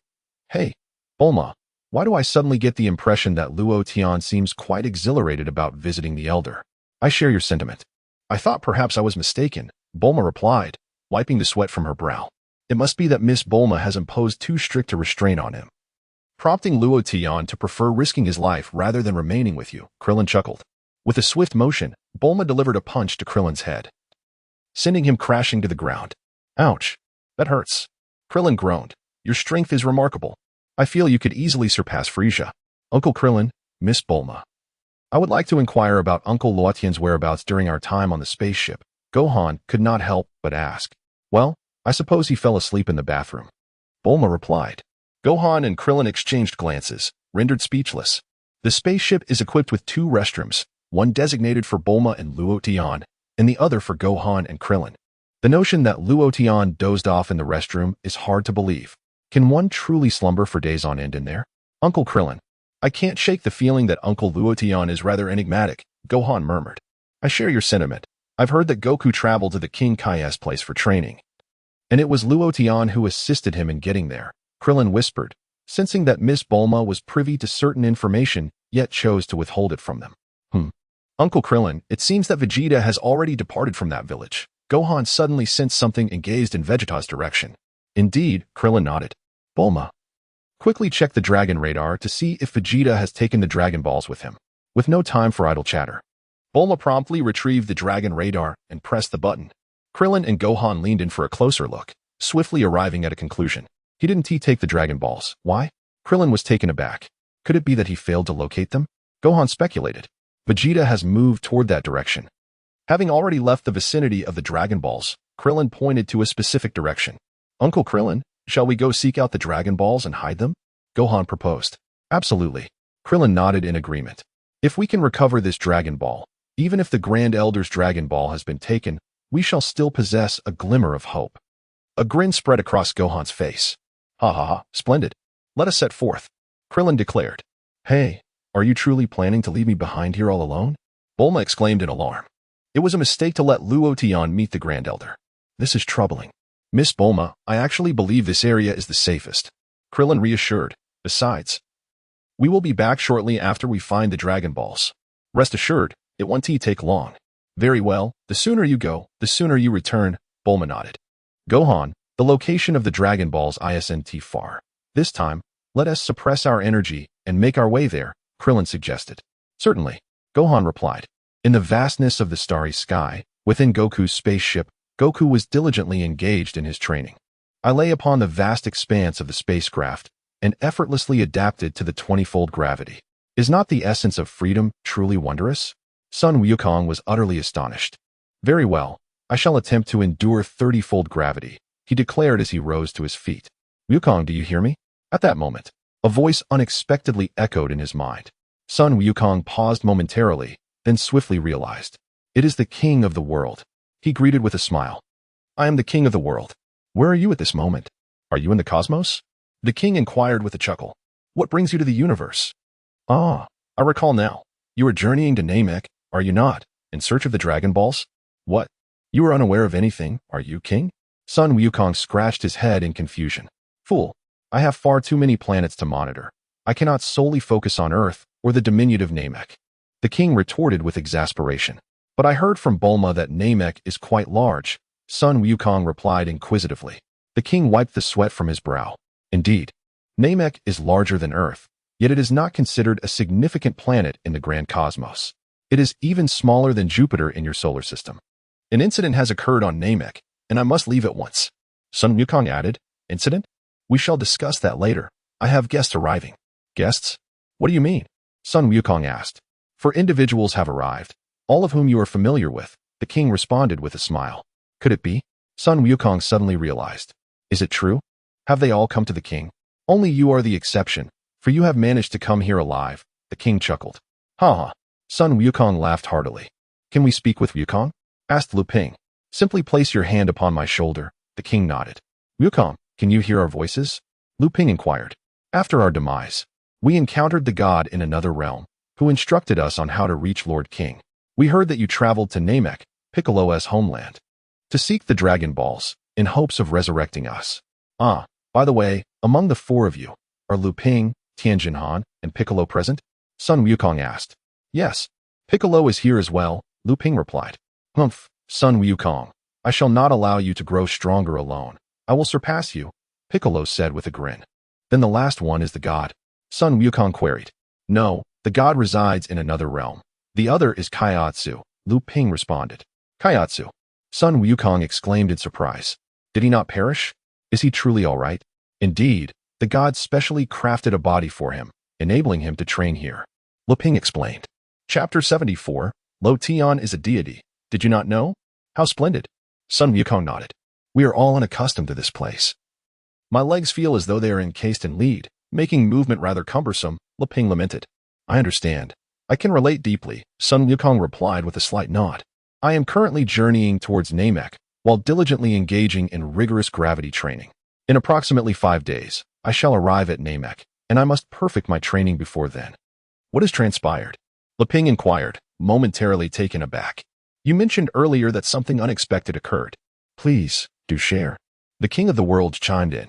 Due to my serious injuries, Krillin, Bulma, Gohan, and Luo Tian have ventured to Namek in search of the Dragon Balls, Sun Wukong explained. However, that scion named Vegeta has also traveled to Namek with the same objective of seeking the Dragon Balls. What? Have they all perished? The king of the worlds exclaimed in astonishment. No, it seems Vegeta has yet to encounter Krillin and the others, Sun Wukong shook his head.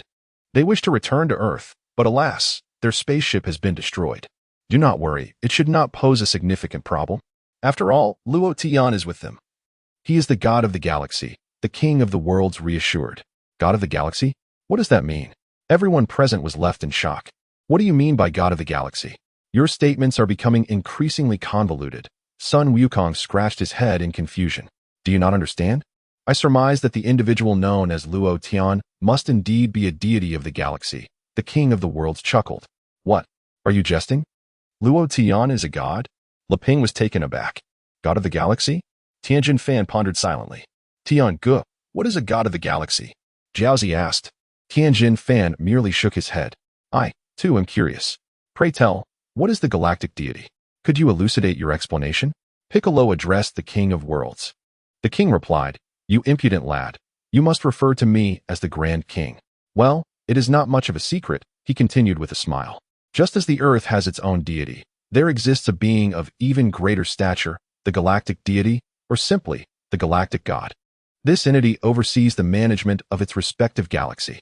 Son Goku and the others fell into contemplative silence, finally grasping the true identity of Luo Tian. It turns out that this individual is a deity. Moreover, I must clarify that the galaxy I refer to is not the one that encompasses your Earth. The King of Worlds added. The term galaxy broadly encompasses all star systems in the universe, of which your Earth-esque galaxy is merely one. As for which galaxy Luo Tian governs, I cannot say. Thus, within this vast universe, are there multiple galactic gods? Lu Ping inquired. There shouldn't be too many.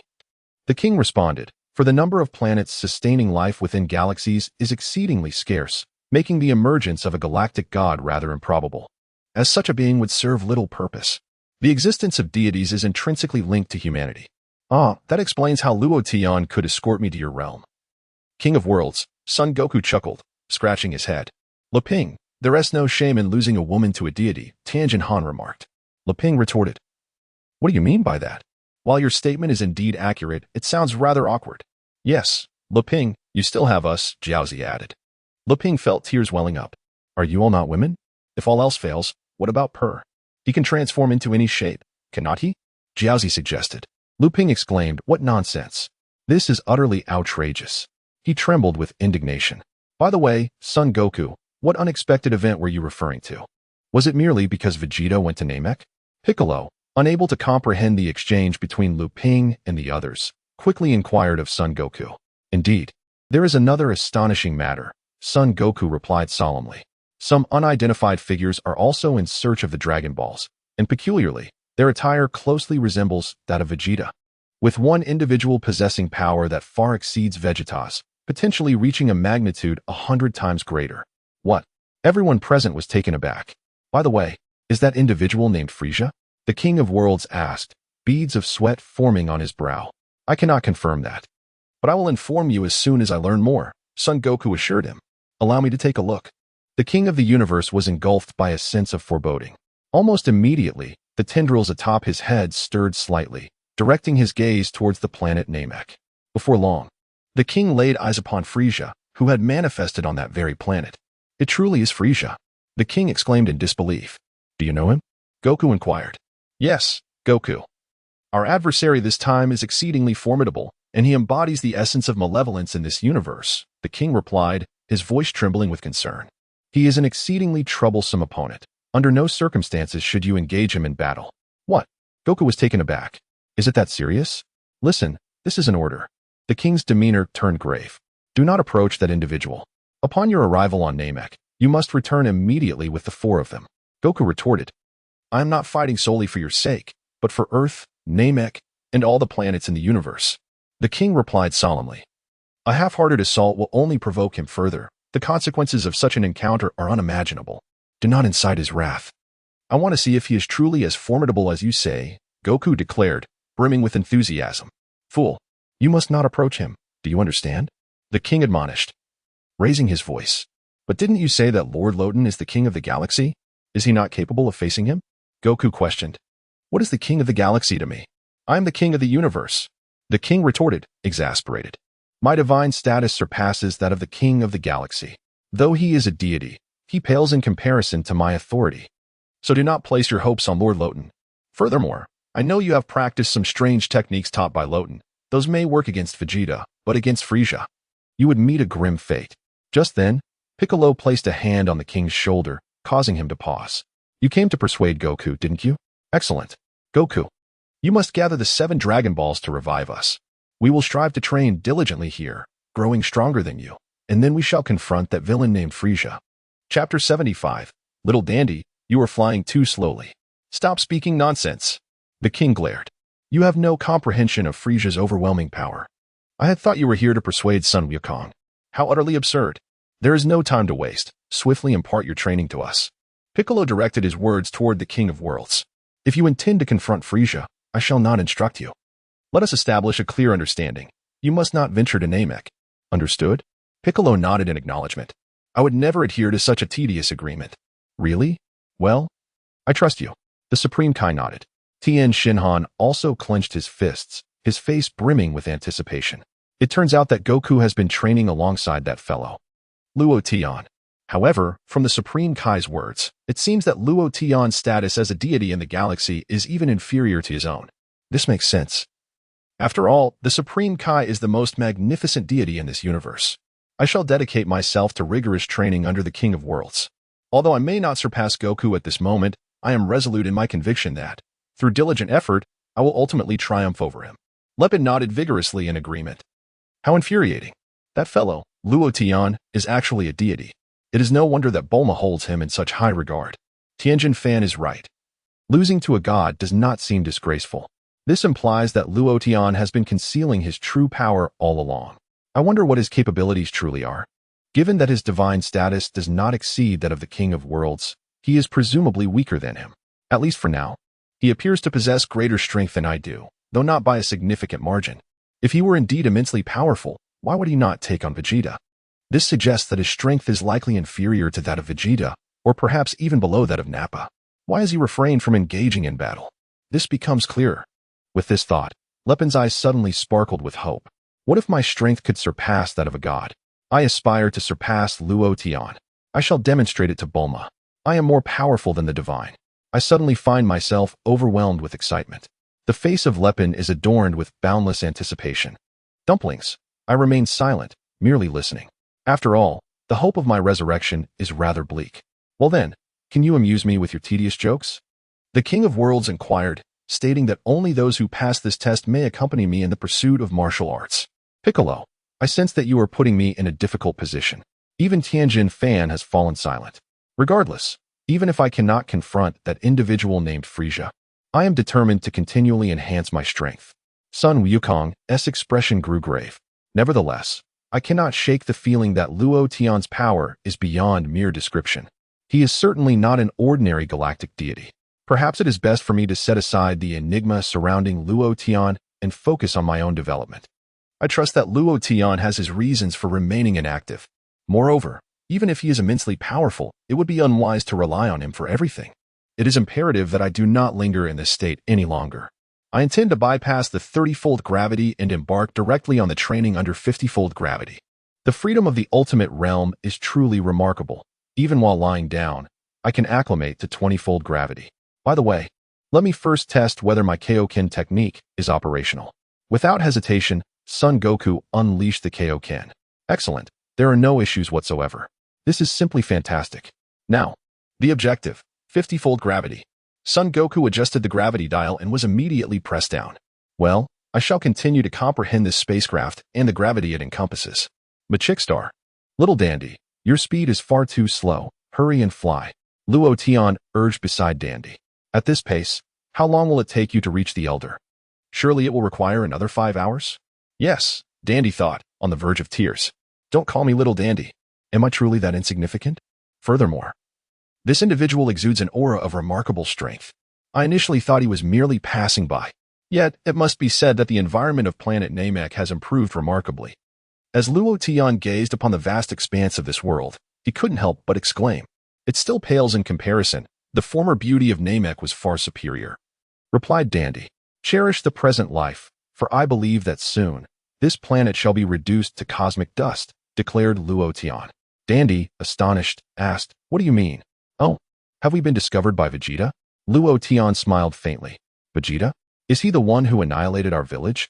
Dandy's expression shifted dramatically. "I have encountered him." "Indeed," nodded Luo Tian. "Quickly, let us hide." Dandy urged urgently. "Why should we conceal ourselves? Would it not be a splendid opportunity to teach him a lesson?" Luo Tian replied with a smile. "Dandy, is it truly inappropriate for me to hide away? If you are genuinely concerned, perhaps you should find a place to conceal yourself first," Luo Tian remarked with a smile. The determined Dandy gritted his teeth and declared, "I will not leave. I wish to stay. Perhaps I can be of assistance." "As you wish," Luo Tian replied with a smile, his gaze drifting toward the distance. "He is coming." Dandy shivered slightly. "How confident you seem. Are you capable of defeating him? If you cannot, we may both perish. Regardless, my life was saved by them. In critical moments, I can also provide healing to Luo Tian." Whoosh. Vegeta approached swiftly. Soon, he stood directly opposite Luo Tian. "It's you?" Vegeta paused. "Luo Tian. I didn't expect you to arrive on Namek." "Vegeta, it has been a long time," Luo Tian replied with a smile. "Indeed, you have come to Namek." Vegeta's expression shifted slightly, his gaze wary as he scrutinized Luo Tian. "So, has Kakarot also made his way here?" "He is still en route," Luo Tian chuckled. "Have you allied with the Namekians?" Vegeta inquired gravely. Despite his words, Vegeta's heart trembled with unease. "Dreadful." Luo Tian exuded no discernible energy. "And I only sense the presence of that Namekian, thereby neglecting him. This is troublesome. I fear I am not his match, primarily because my tail has now been severed. Were I still in possession of my tail, my combat prowess could ascend to an astonishing height of 500,000 upon transforming into a colossal ape. It is quite effortless for me to vanquish this fellow, Luo Tian, isn't it? From the very onset, I must exert my utmost effort, otherwise I would stand no chance against him. What's this, Vegeta? Do you intend to launch an assault on me?" Luo Tian remarked with a faint smile. Dandy fell silent. "You certainly possess an abundance of confidence. Yet, it seems that this individual named Vegeta is trembling with apprehension. Could it be that he fears Luo Tian? Allow me to ponder this. I feel a bit dizzy. Gohan and Krillin are afraid of Vegeta, while Vegeta fears Loten. Yet, Gohan and Krillin do not fear Loten. In fact, they believe Loten could be defeated by Vegeta. How perplexing." Chapter 76. Vegeta, You truly cannot withstand a beating. Oh dear. Vegeta let out a shout, elevating his energy to its zenith, hurtling towards Loden with great speed. Bang! Vegeta unleashed a powerful punch aimed at Loden. Slap! Loden casually extended a single finger, effortlessly blocking Vegeta's attack. Is this truly your assault, Vegeta? I am utterly disappointed, Loden remarked with a grin. Dandy was so startled that he covered his eyes. However, upon hearing Loden's voice, he quickly peered through the gap between his fingers. What he witnessed left him astounded. What? Loden merely used a finger to thwart Vegeta's assault? This is simply astounding. What? This cannot be. Vegeta gasped in shock, hastily retreating in alarm. Bang! In an instant, Loden vanished from sight, reappearing behind Vegeta. Without delay, Loden delivered a resounding slap to the back of Vegeta's heart. Blood spewed from Vegeta's mouth, and he immediately lost consciousness. Whoosh! In the next moment, Vegeta plummeted from the sky, crashing to the ground, utterly unconscious. It is indeed a pity how easily he falls. Loden sighed. Dandy was completely stunned. This individual is truly formidable. I truly underestimated him. With a resounding thud, Luo Tian descended from the heavens, landing beside Vegeta and forcefully placing his foot upon his face. Hey, wake up. This is not the time for slumber, Luo Tian remarked. Dandy then observed as Vegeta gradually stirred from his slumber. You scoundrel! Vegeta exclaimed, suddenly jolted awake, his fury igniting as he prepared to retaliate against Luo Tian. Cursing is ill-advised, Luo Tian chuckled, conjuring a staff that materialized in his hand, striking Vegeta's mouth with it. In an instant, Vegeta's teeth lay shattered upon the ground. Vegeta was taken aback. Why am I so easily defeated? Moreover, where did this peculiar staff of his come from? Vegeta, do you truly believe that simply sprouting a tail will enable you to vanquish me? Luo Tian inquired with a smile. Vegeta remained silent. Yet the expression in his eyes seemed to convey a tacit agreement. Indeed, if I were to transform into a colossal ape, would I still harbor any fear of you? Never make me your aspiration, for you shall encounter despair. Luo Tian chuckled, and an invisible energy emanated from his staff, striking behind Vegeta. With a sudden crack, Vegeta's tail emerged unexpectedly from his trousers. There you go, your tail is returned. I trust you will strive diligently. With a smile gracing his face, Luo Tian mused. How did I roll you last time? It was clockwise, wasn't it? Perhaps I shall attempt counterclockwise this time. As he spoke, Luo Tian placed his foot upon Vegeta, rolling him counterclockwise. Vegeta felt an overwhelming pressure enveloping him, rendering him utterly immobile. How utterly frustrating. Dandy wore an expression of astonishment and shock. How fierce. This individual named Luo Tian is remarkably powerful. Collaborate a bit. I shall leave after a few rolls, Luo Tian commanded Vegeta. Vegeta retorted, you wait. I shall remember you. Once I attain immortality, you will witness how I deal with you. You would do well to kill me now. Look at you, daring to glare at me. As Luo Tian spoke, he struck Vegeta on the head with his staff. Vegeta's head tilted, and he promptly lost consciousness. With a swift motion, Luo Tian ascended and appeared beside Dandy. Dandy was utterly astonished, trembling with fear. So formidable. Well then, let us depart. Luo Tian beckoned to Dandy. Please, Luo Tian. Save her Namek. I know you can defeat Frieza. Dandy summoned his courage to speak to Luo Tian. Rest assured, your Namekian race will not face extinction. Luo Tian assured him with a smile. Is that so? With those words, I feel reassured. Dandy nodded. Then shall I guide you to meet the elder? Indeed. Luo Tian affirmed. Whoosh. Whoosh. The two rapidly flew towards the elder's location. By the way, Luo Tian, has that individual named Vegeta perished? Dandy could not contain his curiosity. It is ill-advised to take a life, Luo Tian replied. Dandy interjected. I wish he were dead. Look at what you've done to him. Luo Tian. Shall we hasten our pace? Dandy urged. Little Dandy, it is you who are too slow, Luo Tian replied with a smile. Just as Luo Tian and Dandy departed the scene, Frieza's subordinate, Zabo, was scouring the Namekian landscape in search of villages. How vexing it is to lack a scouter. This search is truly laborious. Zabo surveyed his surroundings and, upon a closer look, noticed signs of a battle below. There was a pit in that area. Is that Vegeta? Did I see that correctly? Is that really Vegeta? He appears to be unconscious. What could have happened? Let's take a closer look. Suddenly, Zabo descended from the sky, landing beside Vegeta. This fellow seems to be quite injured. Who could have done this to him? Zabo pondered, resting his chin on his hand. After uttering this, Zabo stepped on Vegeta's face. Hey Vegeta, wake up! Zabo pressed harder.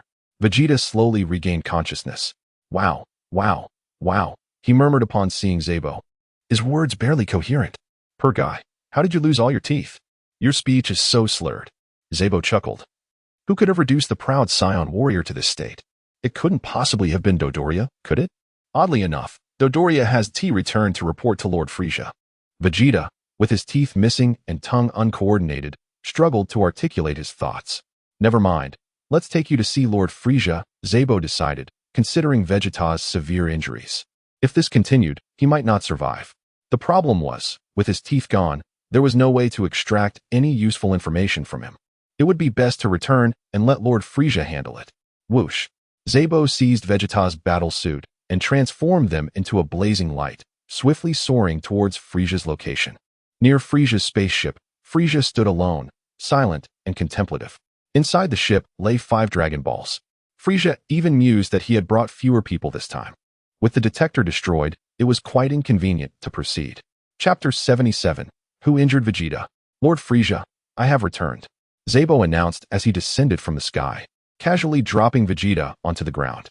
Oh, is this Vegeta? Frisia remarked, surprised as he glanced at the dazed scion. Yes, Lord Frisia. I ventured out in search of a village, but unexpectedly found the unconscious Vegeta. He is on the brink of death, so I brought him back for your judgment. Zabo replied hurriedly. Who injured him? Dodoria? Frisia inquired. I'm not sure. I searched the area but found no sign of Dodoria, Zabo responded. Moreover, the signs of a struggle were minimal. It seemed as though Vegeta had been instantly defeated. However, it is also possible that Vegeta engaged in a fierce battle until the end, escaped to this location, and then collapsed from his severe injuries. Did he not mention who attacked him? Frisia inquired. No, his teeth have been knocked out, and his tongue seems injured, making his speech quite slurred. Zabo remarked. I suspect it was Dodoria's doing. However, Dodoria himself may be in grave danger. He might have inflicted a serious wound in the process. Why concern ourselves with him? Is it not preferable for him to perish like this? Frisia replied with a subtle smile. Lord Frisia. At that moment, a small minion with a fish-like head rushed in. Lord Frisia, I have located the village. The minion exclaimed, but it has already been devastated. What? Could it be that the wretched Vegeta is responsible? Frisia paused, his expression slightly shifting. He did not acquire the Dragon Balls. This is troubling. He may have hidden them somewhere. Zabo quickly interjected. Immediately attend to Vegeta. I wish to interrogate him about the whereabouts of the Dragon Balls. Frisia commanded Zabo. Yes. Zabo responded hurriedly. Aplu. Establish contact with planet Frisia at once and summon the Ginyu Force to this location, and be sure to bring the scouters as well. Frisia instructed the fish-headed minion. They should arrive in about 5 days. Indeed, the minion nodded swiftly. Why summon the Ginyu Force, my lord? Zabo asked, puzzled. I harbor an ominous premonition, Frisia replied solemnly. What kind of premonition? Zabo inquired. I have been contemplating that a formidable scion is emerging, one who will become our adversary. Initially, I thought it was Vegeta, but now it seems there is a significant possibility that it is the one who injured him. Frisia narrowed his eyes. What? Wasn't it Dodoria who wounded Vegeta? Zabo asked in astonishment. At this juncture, no one can ascertain the truth. We shall have to wait until he regains consciousness to inquire further, Frisia stated. Aside from Vegeta, there is only one other scion on Earth and his child, both of whom possess considerably lower combat power compared to Vegeta. Zabo pondered. What? Do you doubt the validity of my premonition? Frisia cast a glance at Zabo. If you do not expedite his treatment, you should be aware of the consequences should he perish. Yes, Zabo exclaimed, startled, as he swiftly carried Vegeta into the spaceship. Shortly thereafter, Zabo placed Vegeta into the healing machine to commence treatment. Curse that Vegeta. He ought to be grateful that I saved his life, Zabo sighed in relief. Fortunately, this fellow is still alive. His vitality is quite resilient. However, was it truly Dodoria who inflicted such severe injuries upon him? Or is there another who is responsible for wounding Vegeta? Son Gohan and Krillin, utilizing the Dragon Radar, finally discovered the Dragon Ball concealed within the waters of that village. That scoundrel! How cruel of him to slaughter all the Namekians in the village! Krillin exclaimed through clenched teeth. Indeed, that villain will surely face retribution. Son Gohan nodded in agreement. Nevertheless, it is fortunate that we have finally located a Dragon Ball, Krillin said with excitement.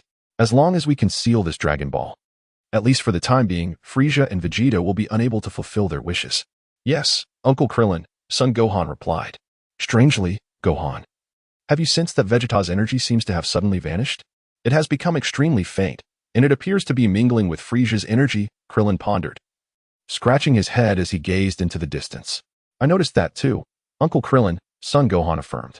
If Vegeta has brought Frisia to find us, it could spell disaster. They would also be able to sense the Grand Elder's energy. Krillin gritted his teeth. I sensed it as well, from an exceedingly distant location. There are indeed two faint energy signatures, and Dandy's energy is moving toward that direction. That must be where the Grand Elder is located. Uncle Krillin. Vegeta and Frisia are currently inactive. I wonder what their intentions are, son Gohan mused, scratching his head in confusion.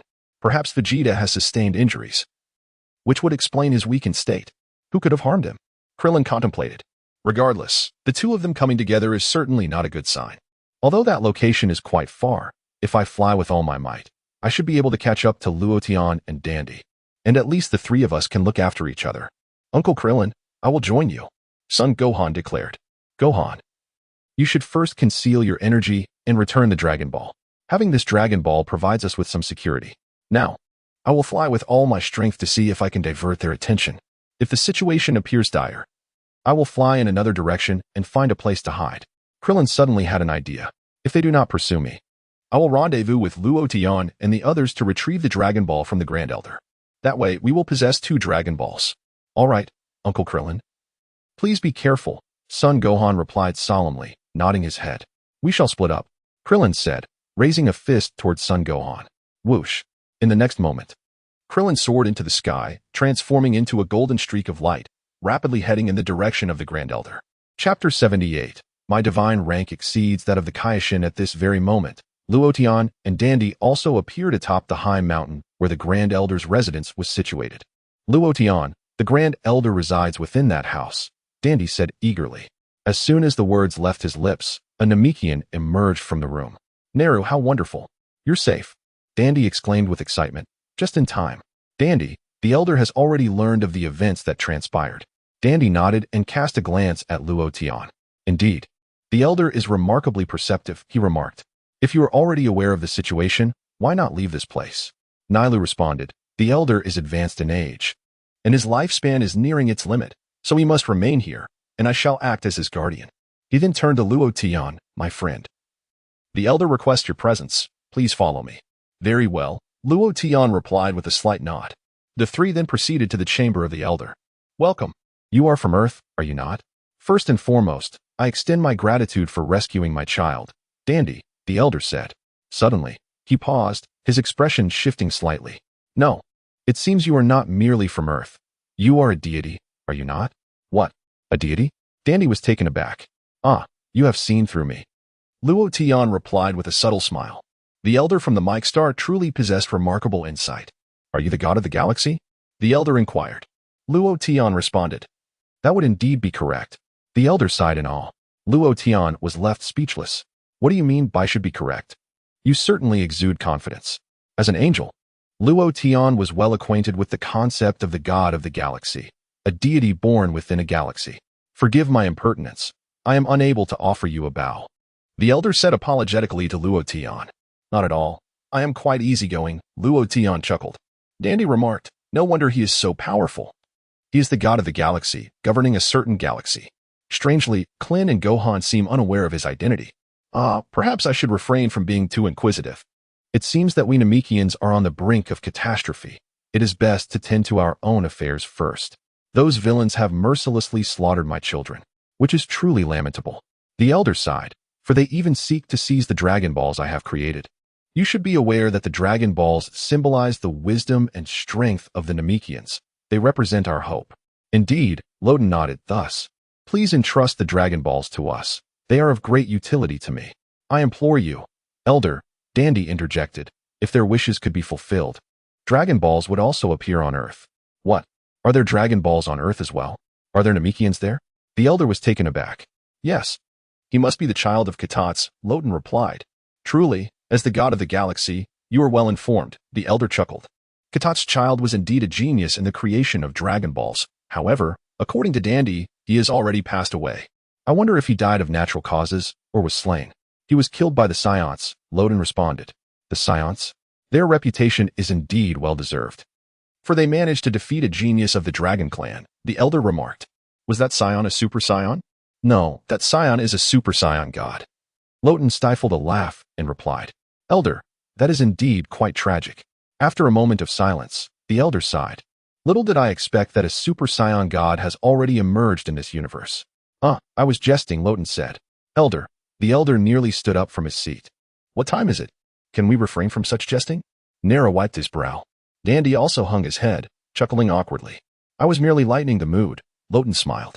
To put it simply, that Namekian aspired to become the deity of Earth, thus splitting into two individuals. Are you implying that if they could merge back into one, they would undoubtedly be able to defeat that scion? Ha ha ha. Even the Lord of the Galaxy is aware of this. The Elder chuckled. Then I have nothing more to say. Since it is the Lord of the Galaxy who has intervened, I shall bestow this Dragon Ball upon you. Indeed, Loten nodded. As the Elder spoke, he retrieved a Dragon Ball from behind his seat and handed it to Loten. Dandy, please hold this for me, Loten instructed. Dandy, you have arms of your own. Why must I carry it for you? The issue is, I had no intention of returning with you. Krillin will be here shortly. You can hand the Dragon Ball to him. Is Krillin coming? Dandy was taken aback. Indeed, Loten nodded. He is expected to arrive in about 5 minutes. Regrettably, it seems that you may not be able to fulfill your wishes. The Grand Elder sighed, for my life was nearing its end within a matter of days. In this limited time, do you believe you can reclaim the remaining Dragon Balls from those dreadful beings? I fear it may prove to be quite a challenge. Even if you are the god of the galaxy, once I perish, the Dragon Balls will vanish alongside me. Rest assured, as long as I am here, they shall undoubtedly fulfill their wishes. Luo Tian smiled slightly, suggesting we wait for approximately 5 more minutes. The Grand Elder remarked, Your confidence is admirable, dear Galaxy King. However, no matter how self-assured you are, can you truly contend with the Cosmic Overlord, Frisia?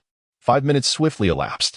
Someone approached. It must be Krillin, the Earthling that the Galaxy King mentioned. The Grand Elder instructed, Nailu, please bring him in. Yes, Grand Elder, Nailu replied. I shall accompany you, Dandy added. The two departed from the Grand Elder's chamber, leaving only Luo Tian and the Grand Elder behind. If my assumptions are correct, you are not merely the god of the galaxy. Your divine status appears to surpass that of the galaxy god, the Grand Elder stated to Luo Tian. What could that be? Luo Tian beamed. Could you possibly be the apprentice king of the universe? The Grand Elder inquired. Try again, Luo Tian replied with a subtle smile. The Grand Elder's eyes widened in astonishment. Could it be that you are the apprentice Supreme Kai? Indeed, Luo Tian chuckled. Given your current understanding, it is quite impressive that you have deduced this much. Even if I were to reveal my true identity, I fear you would still struggle to comprehend it. I can only tell you this. My divine rank far exceeds that of the Supreme Kai. Chapter 79. Can Namek survive the onslaught? The Grand Elder's eyes widened in disbelief. Higher than the Supreme Kai? Who on earth is this individual? In my understanding, the Supreme Kai is already the most exalted deity in this universe. What manner of god is he? Once Krillin arrives, you shall unlock his potential, Luo Tian instructed the Grand Elder. Certainly, Luoshin, the Grand Elder replied readily. Luoshin? In my lexicon, that term refers to a woman. Please refrain from calling me that. Simply address me as Luo Tian, Luo Tian retorted, somewhat exasperated. The Grand Elder looked thoroughly perplexed. What did I say? Why is he a bit upset? The Elder originally had more inquiries to make. But upon noticing Luo Tian's slight displeasure, he hesitated to proceed with his questions. You wish to inquire whether the Mike people can evade this calamity, correct? Luo Tian had already discerned the Elder's thoughts. Indeed. Can you divulge this information to me? The Elder nodded gently. Rest assured, the Mike people will survive. Luo Tian responded with a smile. Your assurance brings me solace. The Elder sighed with relief. However, do not rejoice prematurely. In approximately 20 years, the Mike planet will face another crisis. By that time, it is likely that only a handful of Mike individuals will remain. Luo Tian added. The Elder was taken aback, nearly losing consciousness from shock. Do not fret. The crisis of 20 years hence will also be resolved. After all, the deceased Mike individuals can be resurrected through the Dragon Balls. Luo Tian continued. Elder, could you please convey your thoughts in a single breath? You almost frightened me to death. Given my advanced age, do you think it is appropriate to frighten me in such a manner? I feel as though your intimidation has nearly induced a heart ailment. The esteemed Elder has chosen to remain silent. I sense that you often stifle conversations. Outside, Klin. You truly have come. Dandy approached warmly, clasping Klin's hand. Oh, Did you know I would arrive? Clint paused momentarily, then noticed the Dragon Ball in Dandy's grasp. A look of joy illuminating his face. How wonderful. Indeed, there is a Dragon Ball here. This Dragon Ball is a gift from the Elder for you, Dandy said, extending it towards Clint. I cannot thank you enough. Clint hurriedly expressed his gratitude, then glanced at the figure beside Dandy. Ah, this one resembles Piccolo. Naru, Earthling. The Elder wishes to see you, Naru invited. The Elder? Very well, since I am here, I would like to pay my respects. Clint nodded and followed Naru into the room. He then inquired, by the way, what of Luo Tian? Is he safe? Dandy prefers silence. How could you be unaware of Luo Tian's extraordinary strength? Alas, you truly seem to know nothing. How tragic it is that you are worried for Luo Tian. Do you not realize he nearly vanquished that arrogant Vegeta? Could it be, Dandy? What is that expression? Luo Tian is not in danger, is he? Clint's heart sank. This is dire. If Luo Tian were to perish, Bulma would undoubtedly seek my life. Fear not, Luo Tian is indeed well, Dandy reassured swiftly. That is a relief. Your silence startled me, Clint sighed in relief. Dandy, you should focus more on your own well-being. Luo Tian's strength is beyond your imagination. Naru remained silent. This Earthling is completely oblivious to the fact that the one named Luo Tian is a celestial being of the galaxy. Very well, I shall refrain from meddling further. This is a matter among Earthlings. I am solely responsible for the well-being of the Grand Elder. Upon entering the Grand Elder's chamber, Clint felt a weight lift from his heart upon seeing Luo Tian safe and sound. Luo Tian, I am relieved to see you unharmed. Clint gestured lightly to him. The Grand Elder, Dandy, and Naru remarked, You, a mere human, concern yourself with the safety of a god? Clint exclaimed in awe. Is this truly the Grand Elder? How imposing he is. The Grand Elder was rendered speechless. Is such a description appropriate? Thank you, Grand Elder. I am determined to protect this Dragon Ball with all my might, Clint declared earnestly. I implore you, for I am rendered immobile. The Grand Elder nodded slightly. If that being named Frieza were to arrive here, even Naru would be unable to contend with him. However, being a human from Earth, you possess considerable combat prowess. Though regrettably, your potential has yet to be fully realized. What do you mean? Clint was taken aback. I must awaken the dormant power within you, the Grand Elder stated. Dormant power? Does such a force truly exist? I have diligently trained and feel I have reached my limits, Clint smiled wryly. Please step forward, the Grand Elder instructed. Clint approached, and the Grand Elder placed his hand upon Clint's head. I recall a marble game from long ago. The memories are vividly etched in my mind, he sighed. Grand Elder, you are indeed the Grand Elder of planet Namek. How can you speak so casually? Clint felt tears welling. Suddenly, an invisible force emanated from the Grand Elder's hand, enveloping Clint. Instantly, a pale blue luminescence surrounded Clint, significantly enhancing his strength. Wow, my energy is simply astonishing. Clint exclaimed with excitement. I feel my power has surged immensely. This is incredible. The Grand Elder remained composed. Thank you, Grand Elder. Clint expressed his gratitude. By the way, can you awaken the latent energy within children? As long as it is latent energy, I can guide it forth, the Grand Elder replied. May I bring my companion? He surely harbors immense power, Clint inquired. Very well, bring him forth. The Grand Elder nodded in consent. Luo Tian, Gohan must possess extraordinary energy. If it can be drawn out, it would undoubtedly be of great assistance, Clint remarked. Indeed, Luo Tian smiled faintly. Shall I take the Dragon Ball back to find Gohan? And you come with me? Clint asked. No need. I prefer to act alone. Luo Tian shook his head. Do not jest. You intend to act alone? Clint responded incredulously. That won't do. If Miss Bulma finds out, she'll be worried, Krillin urged hastily. You won't keep it from her, will you? Laughed Luo Tian.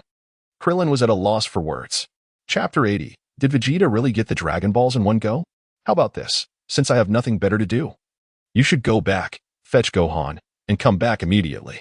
If all goes well, I will wait here for you, and then we can return together, Luo Tian proposed. That sounds good. It's relatively safe here for now, Krillin pondered, resting his chin on his hand. Before they set off, Krillin recounted his sensing of Frieza and Vegeta together. I unleashed my energy, yet they still haven't made a move. I'm beginning to think that Vegeta might be injured, Krillin speculated. Or perhaps he has been captured by Frieza's men. Dandy remarked, Vegeta has been rendered incapacitated by this Luo Tian. Your conjecture bears some merit, Krillin responded. You all stay here. I shall fetch Gohan, he stated. Please be careful, Dandy cautioned. Understood, Krillin nodded. Whoosh. Krillin, clutching the one-star Dragon Ball, transformed into a beam of golden light and swiftly flew towards Bulma. Ha ha ha, this is incredible. I never imagined I possessed such immense energy, Krillin exclaimed joyfully, realizing he could retrieve Gohan in no time. On Frieza's spaceship, Vegeta sat in a healing pod, still undergoing treatment. How is he? How long until he recovers? Sabra inquired. His injuries are severe. It will take at least 30 minutes for him to regain consciousness, replied Fishhead. I shall report to Lord Frieza, Sabra stated. Yes, Fishhead bowed. Sabra quickly departed, leaving Fishhead to silently observe Vegeta in the healing device. Ah, the illustrious Vegeta, reduced to confessing the location of the Dragon Balls before Frieza, Fishhead chuckled. Suddenly, just as Fishhead finished laughing, he was startled to see Vegeta's eyes snap open. What?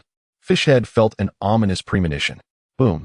A brilliant flare erupted from Vegeta's hand, and a powerful energy struck Fishhead directly, obliterating him instantly. Humph. Did you all think I would recover so swiftly? Vegeta laughed heartily. Meanwhile, Sabra, who was reporting to Frieza, turned his attention back to the spaceship. Both Frieza and Sabra were taken aback. Is that Vegeta? Was it the change in color on Sabo's face? The two immediately entered the spacecraft. When they looked again, Vegeta had already vanished without a trace. This is bad. That fellow has escaped. Sabo was both astonished and furious. Hurry. Pursue him. We must capture that individual, Frieza commanded. Meanwhile, Vegeta was hiding just behind a nearby wall, a hint of mockery on his face. These two fools. I am still aboard the spacecraft. I shall first seek the Dragon Balls. Ha ha ha. Frieza, do you still wish to interrogate me? When you discover that the Dragon Balls have vanished, you shall be utterly bewildered, I assure you. Vegeta effortlessly located 5 Dragon Balls lying on the ground within the spacecraft. They were positioned quite conspicuously, making them rather easy to find. In the heavens above, Sabo surveyed his surroundings, searching desperately for any sign of Vegeta. This scoundrel, where could he have fled? Sabo's teeth ground in frustration. How infuriating. He must have found a place to conceal himself. In such a brief span of time. He cannot have escaped too far. Sabo, have you not yet located him? Frieza's fury was palpable. Should Vegeta manage to swagger away from here, you shall bear full responsibility. And I will see to your execution. Sabo trembled at the thought. That detestable Vegeta. I shall not spare you. Humph. That fool is still searching outside. Vegeta, aboard the spaceship, gazed out the window at the figure of Sabo. His eyes then fell upon the 5 Dragon Balls lying on the ground. Here. There are a total of 5 Dragon Balls. They not only healed my wounds but also bestowed upon me all of them. A broad smile spread across Vegeta's face. Yet I cannot possibly take all 5 of these Dragon Balls at once. I had not anticipated their size. Very well. First, I must devise a way to lead Sabo in the opposite direction. Hey, you've been tricked. I'm still inside the spaceship. Vegeta suddenly shouted from within. What? Frieza exclaimed in shock. That bastard. Sabo abruptly realized the situation. Boom. Vegeta unleashed a surge of formidable energy, blasting a hole in the spaceship. Immediately afterward, he carelessly hurled an energy sphere, which pierced through the spacecraft, leaving a gaping hole. In the next moment, Vegeta tossed the Dragon Balls on the ground far away. One by one. Where is Vegeta? Sabo had already dashed into the spaceship. This is bad. Could it be that this fellow intends to seize my Dragon Balls? Frieza suddenly grasped the reality. The two hastened to the location where the Dragon Balls were stored. As expected, the 5 Dragon Balls had vanished without a trace. Ah, that scoundrel. Sabo felt his mind go blank and quickly soared into the sky, searching for Vegeta's presence with his eyes. However, how could Sabo find Vegeta merely by sight? Lord Frieza, is Vegeta still inside the spaceship? Sabo inquired urgently. Search for him. Frieza commanded. Vegeta was hiding behind a great mountain, watching with amusement as Sabo frantically searched the skies. Poor fool, unable to sense my presence, how pitiful. I must leave this place at once. Escaping from the air would surely attract attention. I shall dive. Swim across to the other shore. Vegeta submerged into the lake. Truly. A case of not only failing to catch the chicken but also losing the rice, having allowed Vegeta to escape while losing the Dragon Balls. Frieza was enraged.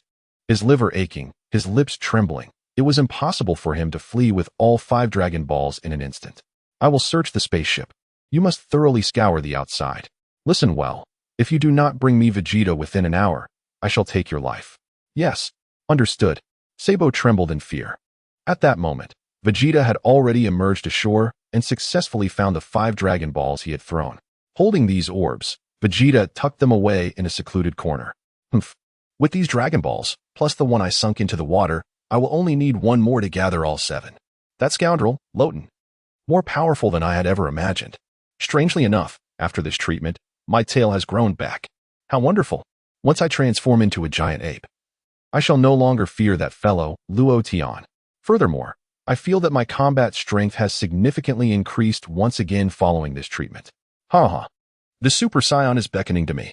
Wow, Luo Tian, you have truly done me a great service. Did you ever expect this? You inflicted harm upon me, yet inadvertently bestowed upon me such immense benefits. However, now is not the time for revenge against Luo Tian. Once I gather the Dragon Balls and fulfill my wish, I shall return to settle the score with both Luo Tian and Kakarot.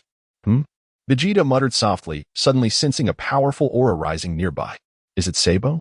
Has that fellow found his way here so quickly? No, his combat power does not match that of Sabo. Vegeta gazed into the sky, and then, to his surprise, he spotted the overjoyed Krillin, along with the Dragon Ball in Krillin's hand. Chapter 81. Is there a connection to Luo Tian? This kid, this Earthling. How did he end up on Namek? Vegeta was taken aback, but considering Luo Tian's presence here, it is only natural that he could appear as well. Then, Vegeta's expression lit up with delight. I am astounded. My fortune is remarkably splendid. I am devising a method to locate the final 2 Dragon Balls. To my surprise, this little fellow has presented himself at my doorstep. Ha ha ha. Truly, it seems the heavens have bestowed their favor upon me. My wish is on the verge of realization. Whoosh. Without a moment's hesitation, Vegeta soared into the sky, rapidly pursuing Krillin's direction. Ha ha. I am about to gather all 7 Dragon Balls. Not far away, Sabo was also searching for Vegeta's whereabouts. Curse it. I can't find him. If only I had a scouter, it would be much easier. Sabo fretted, pacing anxiously. If this continues, Lord Frieza will surely kill me. Just as he contemplated this, Sabo turned his head and suddenly spotted Krillin, who was flying swiftly while holding a Dragon Ball. That's the one I remember. He is the fellow who saved the Namekians. He is still clutching a Dragon Ball. Sabo mused. Upon closer inspection, Sabo. Alas, is that not the formidable Vegeta? At long last, I have found you. With a swift motion, Sabo ascended into the sky, rapidly pursuing the direction of Vegeta. The mantis stalks the cicada, while the Oriole lurks behind. In his moment of triumph, Krillin became so elated that he neglected to sense the presence of energy. Unbeknownst to him, 2 terrifying figures trailed closely behind. Joy illuminated the faces of the trio, each one more exuberant than the last. Krillin was overjoyed, for he had fortuitously discovered the 2nd Dragon Ball, and moreover, his strength had received a substantial enhancement. I am truly fortunate. Vegeta is overjoyed as I have finally located the last Dragon Ball. My wish is on the verge of realization. This little bald one, I can effortlessly extinguish. My fortune is truly remarkable. What brings me joy, Vegeta, you scoundrel, is that I have finally located you. Thus, I can fulfill the task entrusted to me by Lord Frieza. I shall first inflict upon you a grievous beating, and thereafter, escort you to meet Lord Frieza. It would be prudent for you to remain hidden, lest you emerge and meet your demise. Fortune has truly favored me. 3 figures streaked through the sky, leaving behind trails of golden flames. Vegeta paused momentarily, turning to glance behind him. A formidable power level was following closely in my wake. It seems that this fellow, Sabo, has taken notice of me. This persistent nuisance. Well, I shall seize this opportunity to deal with him first. If he were to comprehend the extent of my strength, he would surely be terrified. My power level has now reached an impressive height of 80,000. Of course, this is merely an estimation. Without a detector, I cannot be certain. However, I am confident that it is no less than 80,000.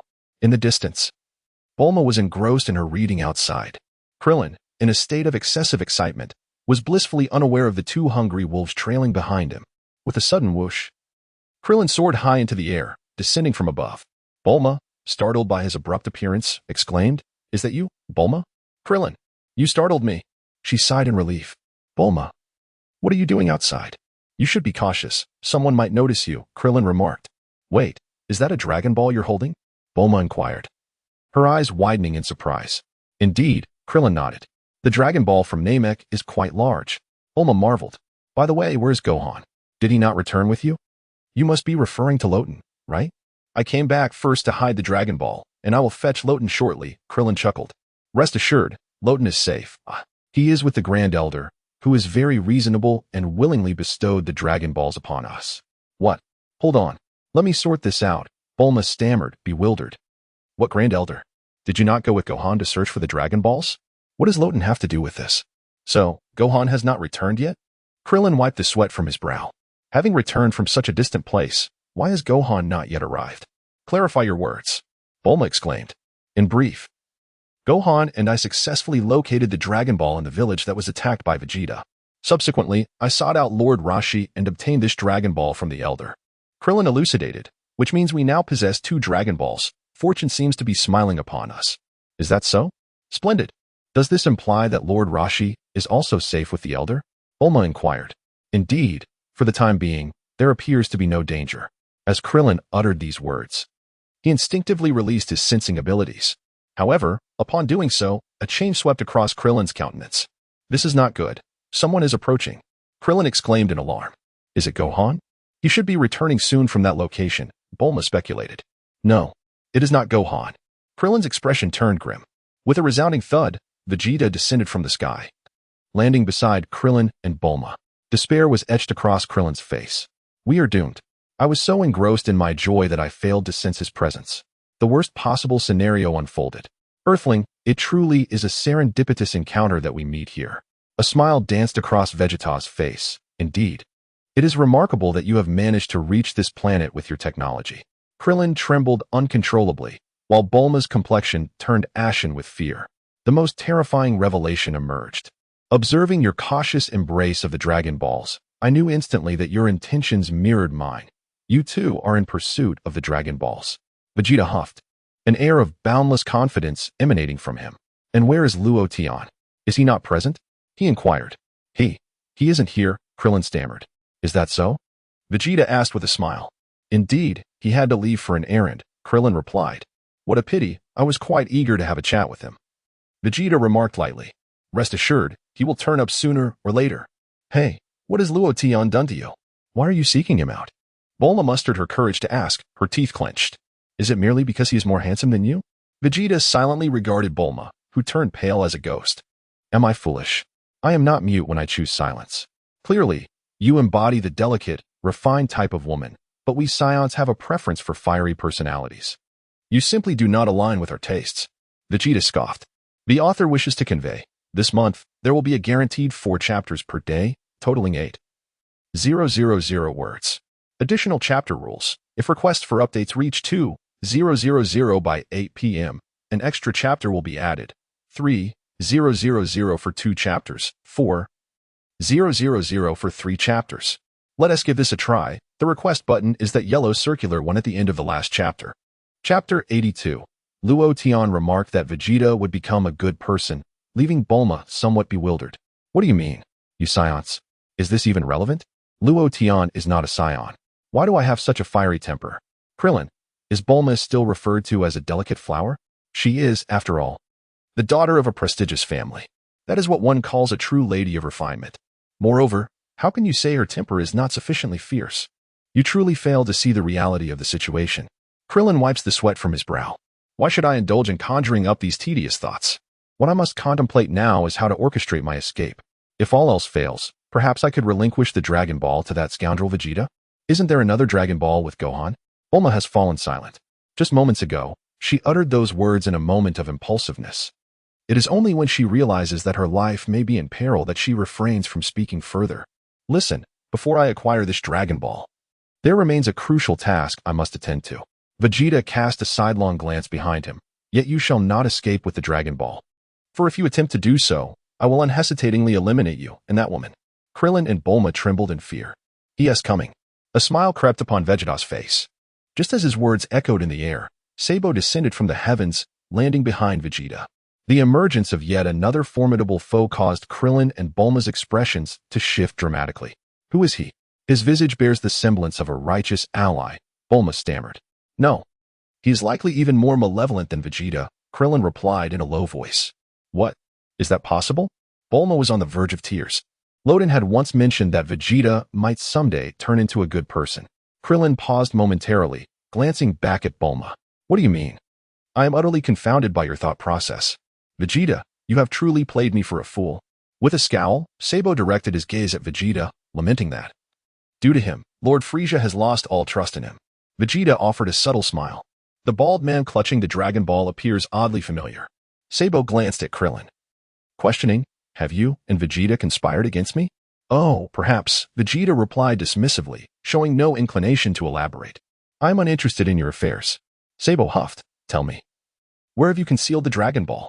If you refuse to divulge its location, I shall be compelled to render you half dead. Humph. Dodoria has already met his end at my hands. You shall be next, Vegeta retorted with a scoff. Why do you not remain by Lord Frieza's side, Sabo?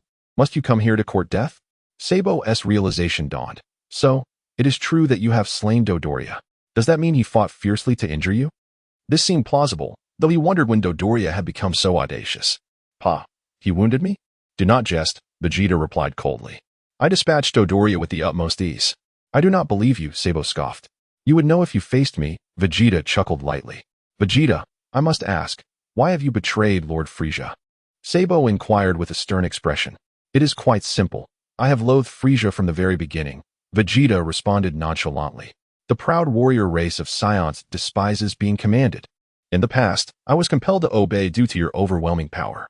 Little did I know that I would stumble upon the secret to eternal life, what you refer to as the Dragon Balls.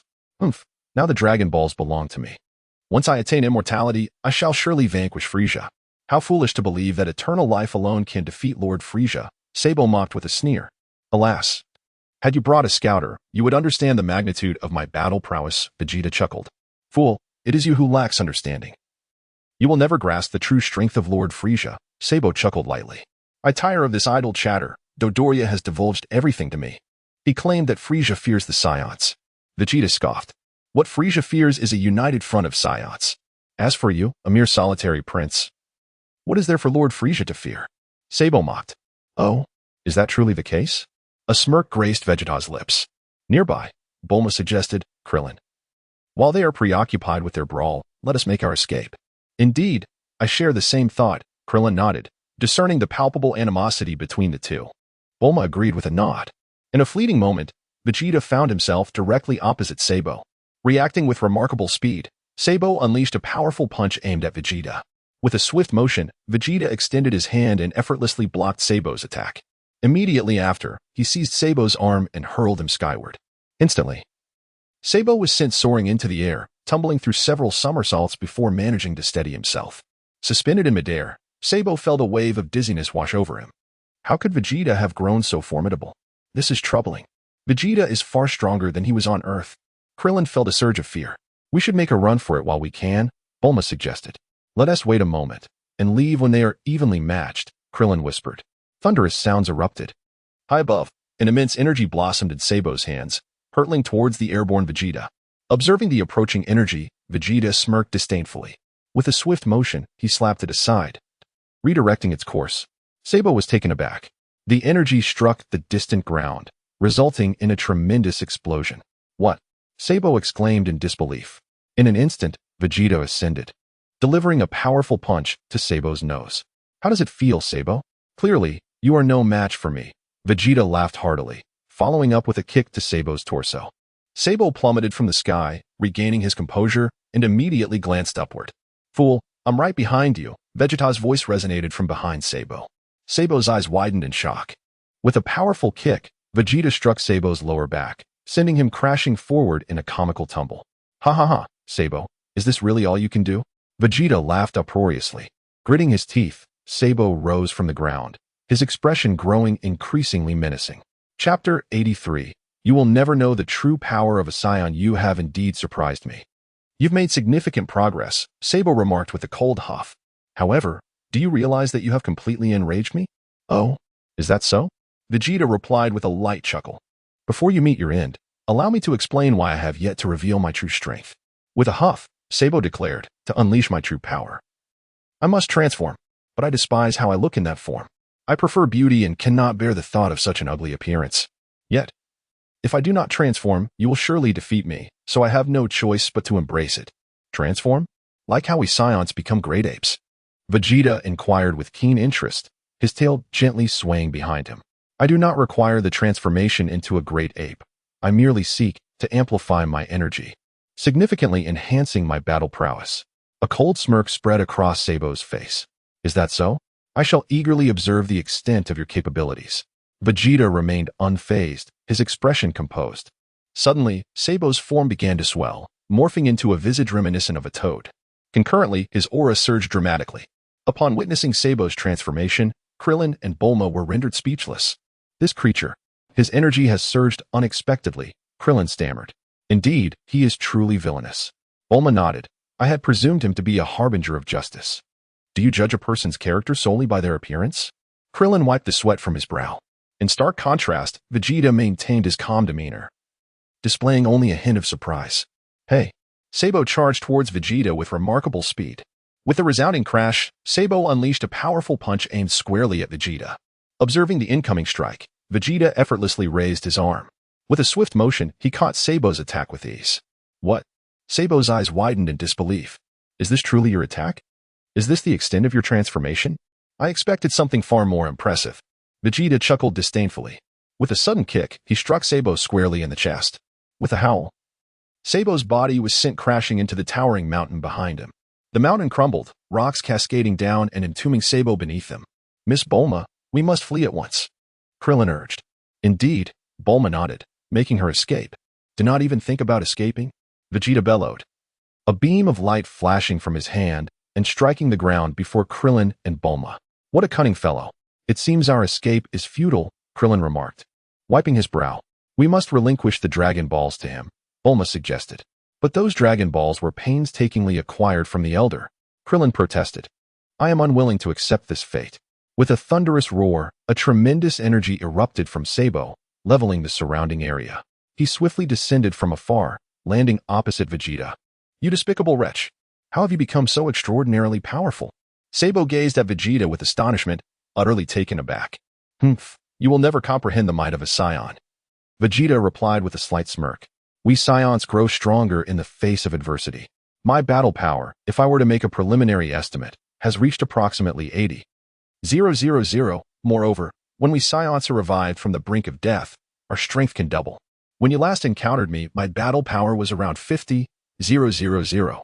And I owe you my gratitude for pulling me back from the edge of death, thus elevating my power to 80,000. Is that so? Krillin pondered aloud. So, Goku also increases his strength through intense battles? After his recovery this time, his battle power should see a significant enhancement, correct? What did you say? Sabo's expression shifted dramatically. Fear not the numbers I speak of. They are merely estimations, as I lack a scouter, Vegeta chuckled. Sabo broke into a cold sweat. Regardless, it is still a considerable increase. Vegeta added, if your battle power was indeed 50,000 prior to this, there is no way that Dodoria could have inflicted any harm upon you. Sabo retorted coldly, did I ever claim that Dodoria was the one who injured me? Vegeta clenched his fists, gritting his teeth as he exclaimed, then who else could have harmed you? Sabo sensed a troubling shift in the atmosphere. Could it be that the formidable Saiyan mentioned by Lord Frieza was indeed the one who wounded Vegeta? Had Vegeta been injured before? Krillin inquired. Don't ask me. I have no idea. Bulma shook her head. Sabo roared in fury, charging towards Vegeta with great speed. I will fight you. You claim your battle power has reached 80,000? I do not believe it. Bang. As the rushing Sabo approached, Vegeta merely delivered a gentle punch.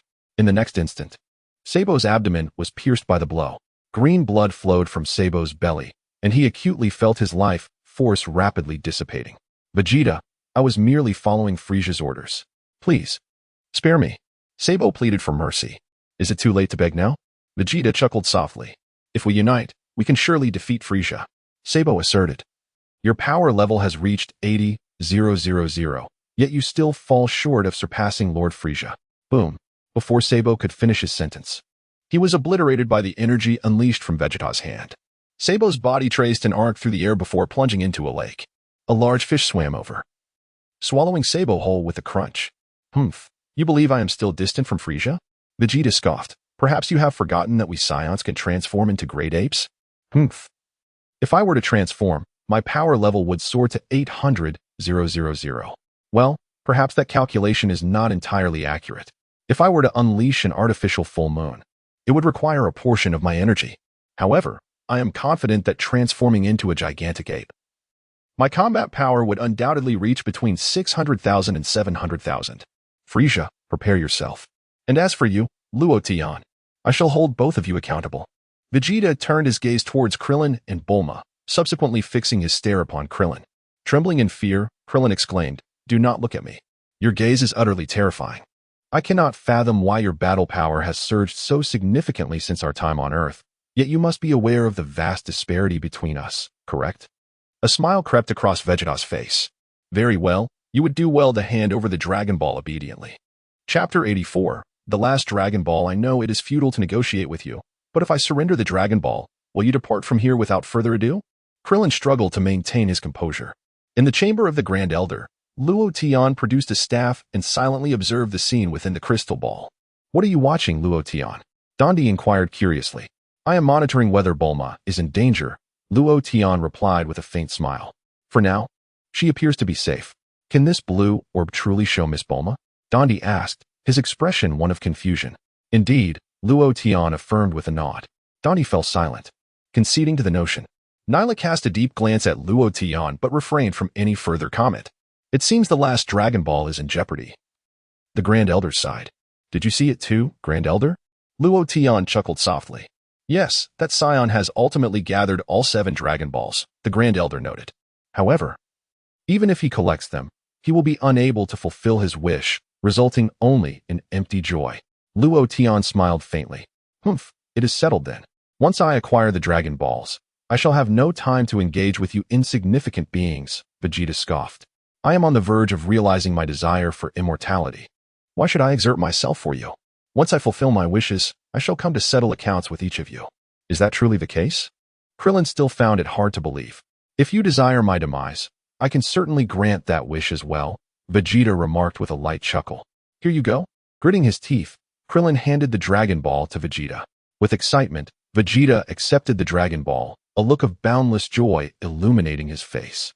"Consider yourselves fortunate. I have now gathered all the Dragon Balls and my spirits are exceptionally high." Vegeta burst into hearty laughter, proclaiming, "I can usurp Frisia's position and become the ruler of the entire universe. I shall ensure my wish for immortality is realized. I, Vegeta, shall possess eternal life." Ha ha. With a series of maniacal laughs, Vegeta soared into the sky, swiftly disappearing from sight. Bulma, terrified, collapsed onto the ground. "How frightening. Yet thankfully, we have survived. Gohan, it's up to you now." Krillin spoke solemnly.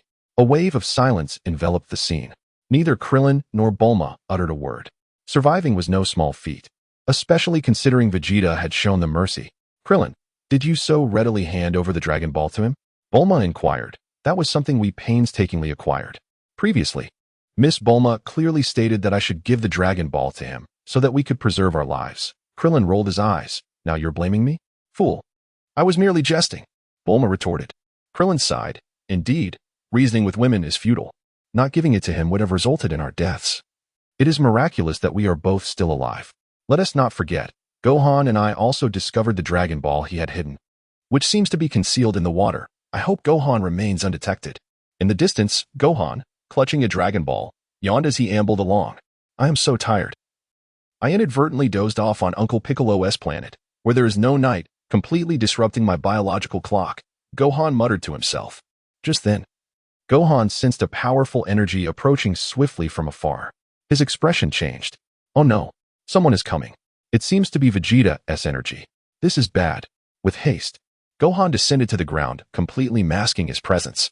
Meanwhile, Vegeta, also sensing the situation ahead, pondered, "What is happening? A formidable presence has suddenly vanished. Moreover, it has entirely disappeared. It must be nearby." Vegeta began to search the surroundings. Who could it be? Could it be Latte? It is certainly not Luo Tian. That individual seems devoid of any presence. How peculiar it is. To be so powerful without any aura at all. What could possibly explain this? Regardless, no matter how formidable he may be, he cannot surpass my transformation into a giant ape, which grants me an astounding combat power of 600,000. Sun Wukong's heart raced with trepidation. I must not be discovered by this individual. "Who are you? I know you are hiding here," Vegeta bellowed. "If you do not reveal yourself, I shall lay waste to this entire area." Sun Wukong's expression shifted dramatically. "This is bad. This person is not jesting. I shall first conceal the Dragon Balls. Following this, it is a matter of fortune. Very well. I assure you, I am not attempting to intimidate you. As Vegeta spoke, an energy sphere materialized in his hand, poised to reduce this area to rubble. It is I. It is indeed I. Gohan emerged from his hiding place behind the mountain. Trembling as he gazed at Vegeta, Vegeta, taken aback, cast a glance at Gohan. Ah, it is this young lad. The son of Kakarot, I presume? I did not anticipate our paths would cross here. Vegeta smiled. Yet with the presence of other Earthlings, your appearance does not come as a surprise. The Dragon Balls? Is that what you are holding? Have you already encountered Uncle Krillin? Gohan's expression was a mixture of dread and concern. Indeed. It was a gift from your little baldy friend, Vegeta remarked with a grin. You have killed Uncle Krillin? Gohan's voice was grave. If you wish for me to eliminate him, I could readily grant that request. Vegeta chuckled. Gohan let out a slight sigh of relief. It seemed Vegeta was not lying. He had no reason to deceive me. So, it follows that Uncle Krillin is currently safe. Humph. I spared his life only because I have gathered all the Dragon Balls. Vegeta stated as he descended, landing directly in front of Gohan. Gohan, all the Dragon Balls? Are you certain? Is that a fake Dragon Ball behind me? And what brings you to my presence? Hey, what is that in your hand? Vegeta inquired. Gohan turned to glance at his right hand. Oh no. It's the Dragon Ball radar. In my moment of anxiety, I set down the Dragon Ball but mistakenly retained the radar. This could lead to serious trouble. Ah, this is a watch. Gohan quickly improvised. Humph, with such a rudimentary level of technology to create such a foolish watch, could you possibly have arrived on this planet? Vegeta surprisingly accepted this, letting out a scornful laugh as he asked, Tell me, has that Kakarot fellow come here? Chapter 85. Vegeta, am I being played for a fool? No, my father has no idea that you rascals are here, Gohan replied. Is that so? What a pity. Vegeta patted Gohan's cheek, saying, When you return to Earth, inform Kakarot that we are the last of the Saiyans. Bang. After speaking, Vegeta's knee struck heavily against Gohan. Gohan clutched his stomach and collapsed onto the ground. Vegeta then placed his foot upon Gohan's head, rolling it back and forth. Huh? I suddenly find it quite amusing to roll someone around like this. Damn you, Latian. Do you take me for a yo-yo? Humph, just you wait. Once I fulfill my wish, I shall see how I deal with you. Vegeta stomped on Gohan's body, rolling him on the ground a few times. Ah, what a thrill. However, this is not the time for games. Once I attain immortality, I shall have ample time to play. Soon, I must return to Earth, so you all must stay alive. With a smile, Vegeta transformed into a beam of light and swiftly ascended into the sky, leaving the scene. Ouch, ouch. Gohan clutched his abdomen, wincing in pain. How shameless. Vegeta. To think he would roll me around like a yo-yo. Thankfully, the Dragon Balls have been preserved. Bulma, hurry. Prepare everything at once. Once Gohan returns, we must leave this place. Krillin called out to Bulma, as this location had become perilous, and we needed to relocate immediately. But does Latian know? Bulma paused for a moment. Fear not, I will bring Latian safely, Krillin replied. Just then, Gohan descended rapidly, clutching the Dragon Balls. Gohan, you're finally back. Why did it take you so long? Krillin inquired. I accidentally fell asleep on the way back.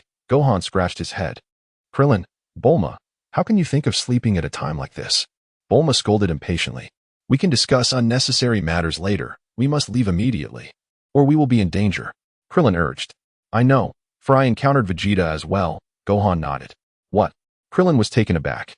You met Vegeta and still managed to bring the Dragon Balls back safely? I hid the Dragon Balls. He didn't discover them. Gohan chuckled. You're quite lucky. Krillin nodded. Let us hurry, Bulma urged. The three of them immediately left the scene and sought refuge in a mountainous area. Vegeta rapidly descended into the village on Namek that he had annihilated. Following this, he submerged himself in the water. I, Vegeta, the genius warrior and prince of the Saiyans, shall finally fulfill my aspirations today.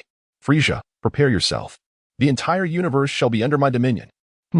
That fellow, Latian, possesses commendable strength. Moreover, he possesses the ability to heal. If I could recruit him to serve under my command, my immortal form, coupled with his healing abilities, shall ensure my eternal supremacy. I feel I have taken a step closer to becoming a Super Saiyan. It's rather peculiar. Where is Dragon Ball? I distinctly recall discarding it in this vicinity. How could it possibly have vanished? This is inconceivable. How could it be lost? Suddenly, Vegeta became aware of something. His expression shifting dramatically. No, the little brat was not holding a watch. Could it be some sort of Dragon Ball detector or a similar device? With a thunderous roar, Vegeta surged forth from the water. You little scoundrel! How dare you mock me? Witness how I shall obliterate you. Vegeta felt as though he had been made a fool of, and he immediately soared into the sky, racing towards the location where Bulma had previously concealed herself. Vegeta plunged into the cave, only to find it utterly deserted. Bang! He burst through the ceiling of the cave, ascending into the heavens, his forehead veins bulging with rage, his body trembling with fury. I am utterly incapable of sensing their presence. They have managed to diminish their aura to a level of absolute zero. At this rate, it will be impossible to locate them. Earthlings, you shall witness the consequences of your actions. I shall undoubtedly return to claim my 6 Dragon Balls. I still find it hard to believe. Will you perpetually conceal your presence? Vegeta returned to the place where the Dragon Balls were hidden and sat down patiently. Damn it! What a futile anticipation. He sat upon one of the Dragon Balls, lost in contemplation. If the instruments in their possession can locate the Dragon Balls, then the one I have concealed here will inevitably be discovered. I can no longer depart from this place so easily. They are also intent on acquiring the 6 Dragon Balls that I possess. Therefore, as long as I patiently await their arrival here, it is quite possible that they will come to me willingly. Presently, Frisia's spaceship has been destroyed, and he is temporarily incapacitated. Even if Frisia were to contact extraterrestrial allies, it would take at least 3 to 4 days for reinforcements to arrive. I must gather all 7 Dragon Balls within this time frame. Frisia currently lacks a detector, which presents an opportune moment. In such a confined space, we are utterly incapable of constructing any shelter. Yet, Bulma's expression is one of discontent. This is indeed a vast canyon. While it appears quite concealed, the area is exceedingly narrow. Do not be so ungrateful. That cave we just encountered is a rare find. Krillin remarked with a wry smile. Before Goku arrives here, must I endure residing in a place devoid of even a restroom? Bulma retorted, her tone irritable. After all, I am a girl. What am I to do about my needs? Surely, I cannot relieve myself indiscriminately. Miss Bulma, is a restroom truly of such significance when there is no one else on this planet? Krillin wiped the sweat from his brow. Relieving oneself indiscriminately is an unethical act. Bulma exclaimed. At a time like this, are you still concerned about ethics? Krillin replied. However, do not fret. I intend to take Gohan to visit the Elder and retrieve Loden in the process. What? You intend to leave me here alone? Bulma's eyes brimmed with tears. Please bear with it. Once Gohan meets the Elder, he may unleash energy surpassing that of Vegeta, Krillin encouraged. How utterly unfair. Bulma sobbed. Gohan. Let us control our breath and ascend slowly, Krillin instructed Gohan. That fellow Vegeta is undoubtedly monitoring our energy. We must not allow him to discover us. Understood. Gohan nodded.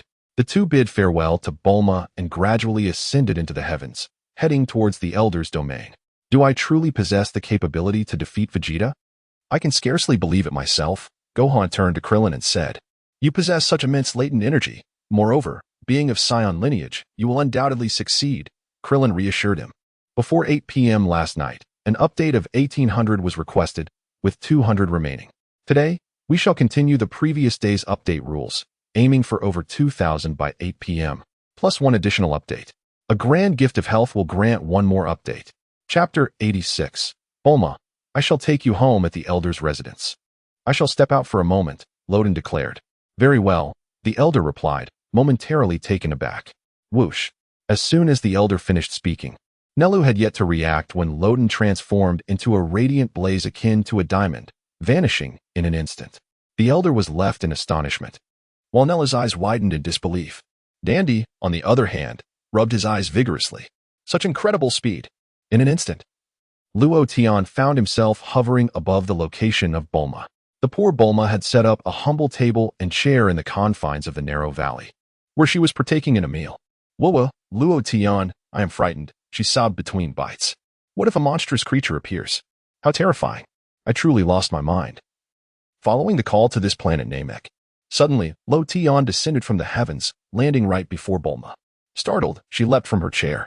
However, upon recognizing Lo Tian's visage, her astonishment transformed into delight, her eyes glistening with tears. Lo Tian, am I not mistaken? Is it truly you? I can't be dreaming, can I? Bulma exclaimed, a whirlwind of emotions overwhelming her. It is I. You are not mistaken, Lo Tian reassured her with a warm smile. Eh? How did you arrive here? Were you not with the Elder? Did Krillin and Gohan not come to fetch you? Bulma inquired. scratching her head in confusion. You have no idea how terrifying it was just moments ago.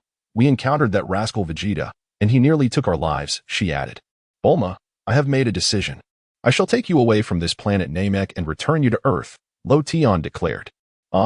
Return me to Earth? Have you found a spaceship? Bulma asked, momentarily taken aback as she gazed at Lo Tian. Come, embrace me, and I shall carry you back. Lo Tian beckoned. Fly back? Do not jest, Lo Tian. I am aware of your newfound ability to fly, and I recognize your tremendous strength, surpassing even Goku, no doubt. However, do you truly intend to fly all the way back to Earth from here? Bulma wiped the sweat from her brow. That is outer space. Setting aside the duration of your flight, there is the matter of the vacuum of space. We would perish without air. Lo Tian smiled mysteriously, despite her reservations. Bulma approached and willingly wrapped her arms around Lo Tian. With such an eager invitation, why would I refuse? I suddenly felt an overwhelming sense of security in your embrace. Hold me tightly, for we are about to embark on our journey. As he spoke, a radiant aura, reminiscent of diamonds, enveloped both himself and Bulma. In an instant, with a swift motion, he ascended into the heavens, seamlessly transitioning into the vastness of outer space. Bulma was momentarily stunned, grappling with the bewildering situation. Had Loftian truly taken her into the cosmos? Look over there, that's Goku's spaceship. Loftian pointed towards a distant vessel gliding through the stars. Bulma, still in shock, could hardly process the events unfolding before her. Please, allow me a moment to gather my thoughts. I am still perplexed. Wukong should arrive at Namek in just over 4 days. Luo Tian remarked to Bulma. Is that so? Bulma replied with a nervous chuckle, momentarily uncertain whether to believe him or not. Shall we go up and greet him? Luo Tian smiled. No, I would prefer to return home, if that's all right. Bulma responded gently. Of course, Luo Tian nodded. How long will it take to fly back from here? It won't be a long flight, will it? Do you think we might starve? Bulma wiped her brow. It will take a little while, Luo Tian acknowledged, but I shall hasten our pace. Bulma retorted. Is it really as simple as just speeding up? Whoosh. Luo Tian accelerated his flight. 10 minutes later, he pointed ahead. There lies our galaxy, he explained to Bulma. Whoosh. Luo Tian and Bulma entered the Milky Way, swiftly appearing above Earth. Look, we are almost home, Luo Tian said to Bulma. Bulma was utterly astonished. In her disbelief, she clutched Luo Tian even tighter. Am I dreaming? Is this really Earth? She stammered. Indeed, if it's not Earth, what else could it be? Luo Tian chuckled. It feels as though we returned in no time, Bulma remarked, wiping her sweat. Well, it took just over 10 minutes in total, Luo Tian smiled slightly. My skills are still developing. With further training, I could return in 5 minutes. Bulma was at a loss for words. You claim you can fly from Earth to Namek in 5 minutes? No. It's not just about the 5 or 10 minutes. Even if it took 10 minutes, that is astonishing speed. If you can return so quickly, why do we need to spend a month on a spaceship? Bulma asked, astonished. Who are you really, Luo Tian? She inquired. Ha, they call me the Galactic God, claiming I am the deity of this galaxy, Luo Tian said with a smile. Galactic God?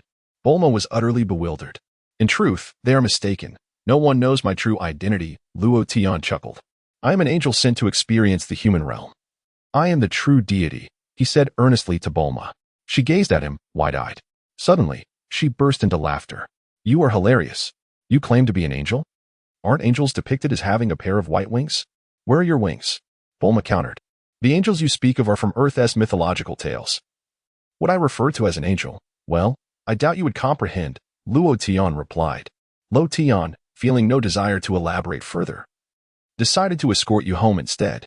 With a swift motion, he descended with Bulma in the expansive courtyard of the Capsule Corporation headquarters.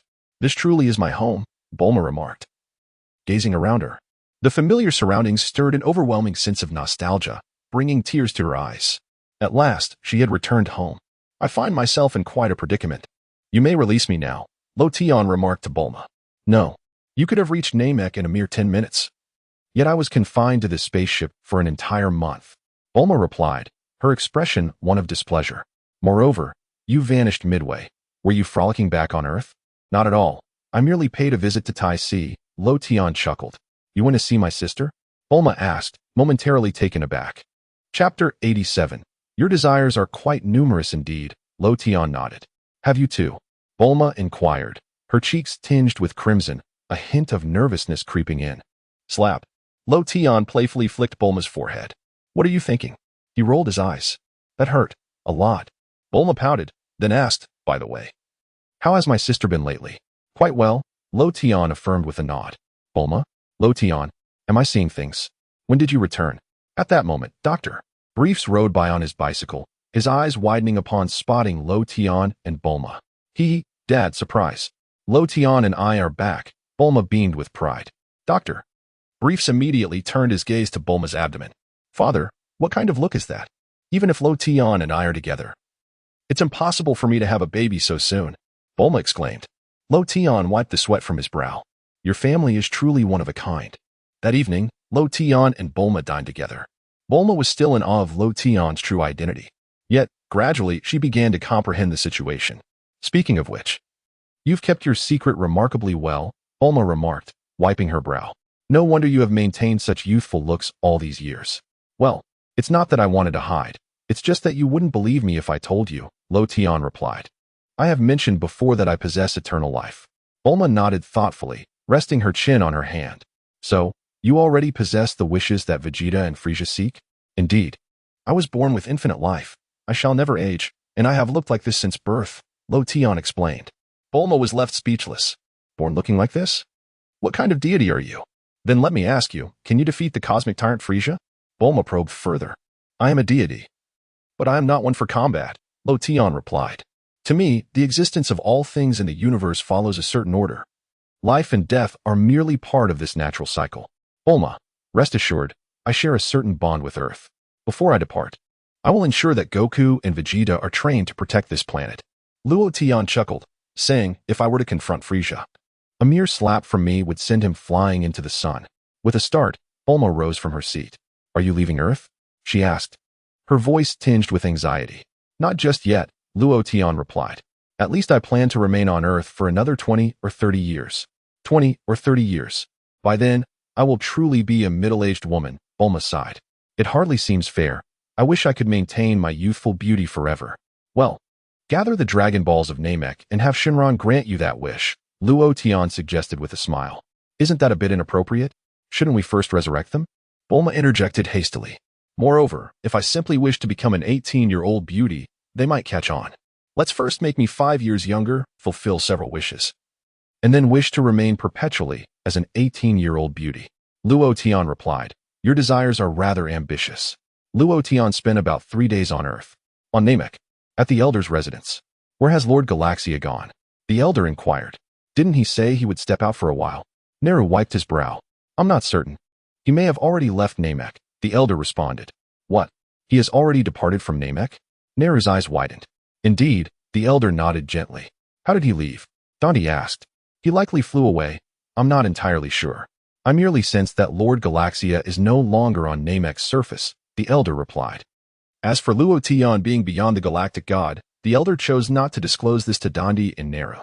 The only comforting thought, the Elder remarked with a smile, is that Lord Galaxia stated that while Namek may face dire calamities, we will not be exterminated as a race. Can we trust such claims? Neru countered. It should be fine, I believe. The Grand Elder smiled faintly. During these 3 days, Sun Wukong's spaceship drew ever closer to Namek. Concurrently, Sun Wukong diligently engaged in his training. Presently, he had conquered a gravity level of 100 times that of Earth. The mere practice of the Ultra Instinct was no longer sufficient to satiate his aspirations. In the vastness of space, it seemed that only this spaceship resonated with him. After attuning himself to the spacecraft, Sun Wukong resorted to honing the Kaioken technique. To his astonishment, he discovered that after comprehending the essence of the spaceship, his training in Kaioken became remarkably more effective. Should the need arise, he could consume a Senzu bean to significantly augment his strength. Very well. I shall cease my training for now. I need to rest for the remaining day and acclimatize to the original gravity, Sun Wukong mused, subsequently deactivating the gravity system. Suddenly, he felt as though his body had become featherlight. He casually picked up a shattered stone from the ground and tossed it away. Whoosh! Sun Wukong swiftly caught the stone he had thrown. Splendid! I feel as light as a feather, he exclaimed with joy. Not only have I mastered the basics of Ultra Instinct, but I can also endure a tenfold Kaioken. Just one more day until we reach Namek. Time for a good night's sleep. Meanwhile, aboard Frieza's spaceship, the tyrant awaited in silence. For days had elapsed, and Zarbon had not returned. He was either slain or had fled. Frisia harbored an unsettling premonition, thinking he should have summoned the Jinyu force sooner. Nevertheless, he believed they would soon arrive with a reconnaissance device. Fortunately, no incidents had transpired during this time. It appeared that Vegeta had yet to locate the 7 Dragon Balls. Once he obtained the detector, all the Dragon Balls would be within his grasp. At that moment, Krillin and Gohan sat cross-legged, replenishing their energy with sustenance. Uncle Krillin, we've been traveling for almost 4 days. Are we far from our destination? Gohan inquired. Not too far, but I hope the Grand Elder remains safe, Krillin pondered. Shall we proceed at full speed? We've come this far, and Vegeta won't detect us, he suggested. Indeed, I was just about to propose the same. Moreover, it would be inappropriate to leave Miss Bulma behind, Gohan replied. All right, it's settled then. Krillin nodded in agreement. Without further hesitation, the two transformed into beams of light, swiftly ascending into the sky. At this pace, it wouldn't be long before they reunited with the Grand Elder. Krillin offered a faint smile to Gohan. At the foot of the mountain, Vegeta suddenly sensed the presence of both Krillin and Gohan. One individual, followed by another, was none other than Kakarot's son and that bald-headed lad. They stood at a considerable distance, seemingly uninterested in seizing my Dragon Ball. Perhaps they intended to rendezvous with that Lo Tian? Regardless of their intentions, this presented the most opportune moment to reclaim that Dragon Ball. I need only a single Dragon Ball. Even if the woman from Earth were to locate this place with her instruments, she would never gather all 7 Dragon Balls. Very well, let it be so. Vegeta, clutching a Dragon Ball, transformed into a golden blaze and ascended into the sky, racing towards the direction of Krillin and Gohan. Vegeta maximized his speed. Hurry up, Gohan. We're almost at the Grand Elder's home. Krillin called out. Yes. Gohan nodded. The two accelerated once more. Look, Gohan. Over there. The Grand Elder's home is atop that mountain. Krillin pointed to Gohan. Understood, Gohan replied, his expression turning serious. Just then, their faces suddenly paled. Someone's pursuing us. Uncle Krillin. Gohan exclaimed. It's that guy, Vegeta. He's coming. What incredible speed. Krillin gasped in shock. Is it really him? Gohan wondered in disbelief. Gohan, you must hurry to the Grand Elder and have him guide your latent energy. I will find a way to hold him off, Krillin urged urgently. Isn't that a bad idea? Gohan wiped the sweat from his brow. Quickly, there's no time for hesitation. Krillin shouted. Yes, Gohan resolved, swiftly flying towards the Grand Elder's distant abode. Just as Gohan departed, Vegeta surged forward with remarkable speed. Vegeta, how can you be so fast as to find us? Krillin asked anxiously. Of course, these petty tricks are futile before me, Vegeta scoffed. Hand over that Dragon Ball at once, or I shall not be merciful. What are you talking about? What Dragon Ball? Krillin feigned ignorance. Stop pretending. If you don't speak, I'll kill you. Vegeta's eyes glinted with malice. However, he soon sensed something was amiss. Where has Kakarot's son run off to? That mountain. Is there someone up there? Vegeta muttered, glancing towards the distant peak. This is bad. Krillin's expression darkened. You've hidden the Dragon Balls there, haven't you? Vegeta huffed. No, absolutely not. Krillin insisted hastily. Whoosh. Vegeta ignored Krillin and soared over his head, heading straight for the Grand Elder's residence. The Grand Elder placed his hand upon Gohan's head. You are remarkable. Within you lies an extraordinarily potent latent energy. Are you from Earth? The Grand Elder inquired curiously. I'm sorry, could you please be quicker? Gohan urged. You are quite the chatterbox. Are you not aware that Vegeta is on his way? He has arrived, Nail announced. Outside, Vegeta landed swiftly in front of the house. Wait. Vegeta, stop. Krillin pursued closely behind. Where's this place? Vegeta exclaimed, momentarily taken aback. Leave, you are not welcome here. Nero emerged from the room, regarding Vegeta with an expression of indifference. At that moment, the Elder finally succeeded in unlocking the latent energy within Gohan. Upon sensing the formidable power emanating from Gohan, Vegeta's expression shifted slightly. What? Has that fool Kakarot arrived as well? No, this energy does not resemble Kakarot's. As he pondered, Gohan stepped out of the room, eyeing Vegeta warily. So it is you, brat. What have you been doing inside? Why has your energy suddenly surged so much? Vegeta remarked, scrutinizing Gohan from head to toe in astonishment. Nothing, Gohan replied. Just as he finished speaking, Dandy dashed out of the room as well. Quite a few people in this house, Vegeta scoffed. You two must be the last of the Namekians, right? The Elder mentioned that someone is approaching our planet, urging us to be cautious, Dandy said hastily. What? Nero was momentarily taken aback. Vegeta was equally astonished. The elder? Who is this elder? Yes, it seems that someone is truly coming, Krillin sensed. A powerful presence. It is rapidly approaching, Gohan exclaimed. It's Goku. Goku has finally arrived, Krillin said excitedly.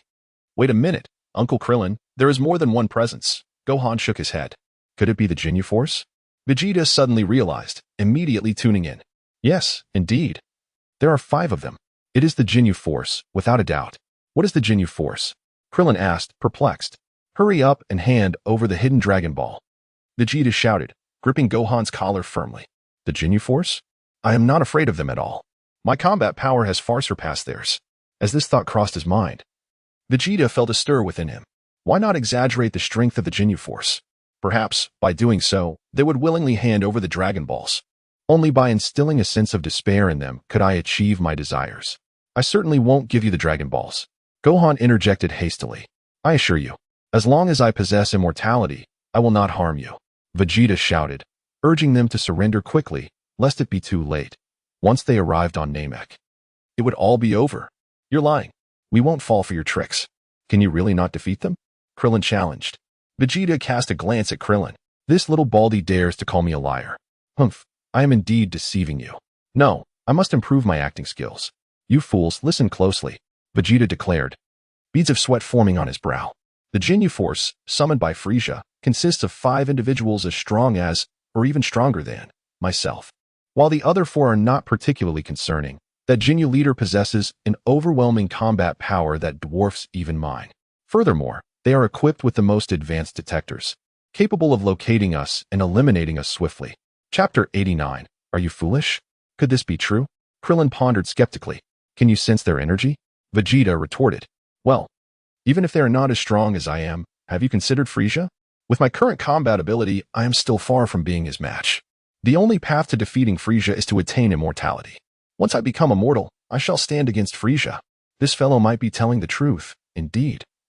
5 sources of malevolent energy are approaching, Nello remarked solemnly. Gohan glanced at Nello, fear etched on his face. Krillin too was in a state of indecision. Then let Gohan become immortal, Krillin suggested. Although he possesses immense energy, his combat experience is severely lacking. Vegeta quickly interjected. Darn it, what about our wishes? Krillin gritted his teeth, feeling deeply dissatisfied. The Dragon Balls can grant 3 wishes. Your desires can also be fulfilled, Nello explained.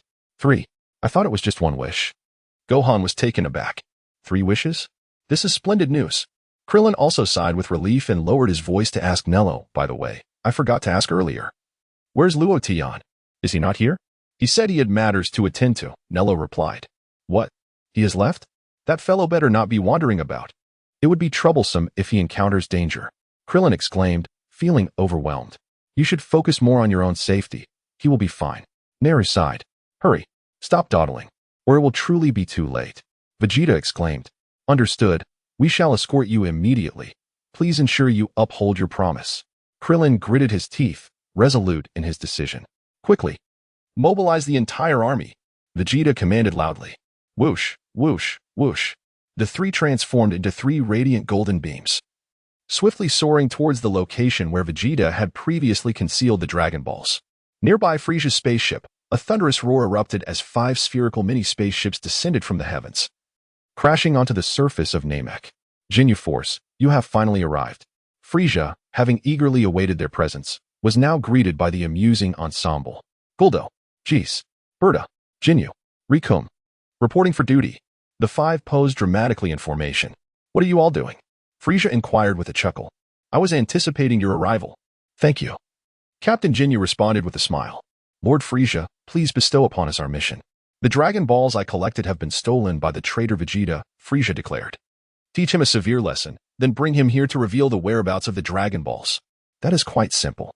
Our scanners have already tracked Vegeta's movements and pinpointed his exact location, Jinyu replied with a grin. He is currently flying at high speed not far from here, accompanied by 2 individuals who also possess formidable combat skills. 2 individuals? It seems those pesky little ones who previously caused trouble here have joined forces. I am not surprised. Frieza remarked. Eliminate those 2 as well. Understood. We shall engage him in a little game, Jinyu replied. Lord Frieza, the scanners you requested are contained within this box. G stepped forward, presenting a box with both hands. Thank you for your efforts, Frieza nodded. Now, let us proceed. Jinyu smiled, and with a whoosh, the five transformed into 5 beams of light, rapidly pursuing the direction of Vegeta. We're almost there, Vegeta shouted. Hand over the Dragon Balls to me. I shall go ahead to fulfill my wish. What did you say? Krillin paused momentarily in confusion. Hurry. There is no time left. You are flying too slowly, Vegeta urged. Realizing they were being pursued, Uncle Krillin, their speed is astonishing. Gohan's expression shifted with concern. Curse it. Here, Krillin exclaimed, handing the Dragon Ball to Vegeta. As Vegeta accepted the Dragon Ball, a faint smile graced his lips. Whoosh. Vegeta elevated his speed to the utmost limit, swiftly leaving Krillin and Gohan behind, and arriving at the location where the Dragon Balls were stored ahead of them. With a decisive motion, Vegeta placed the 2 Dragon Balls he held alongside the remaining 5. At last, they were gathered. He had finally assembled all 7 Dragon Balls. I, Vegeta, am destined to attain immortality. Grant me, Vegeta, the gift of eternal life. With these words, Vegeta made his wish upon the Dragon Balls. Yet, nothing followed. Vegeta pondered, what is happening? It appears there is no response. Why is that? Suddenly, with a swift descent, the Jinyu force landed before Vegeta. Cursed be their arrival. Gritting his teeth, Vegeta spoke with a cold demeanor. Very well, I shall first eliminate them.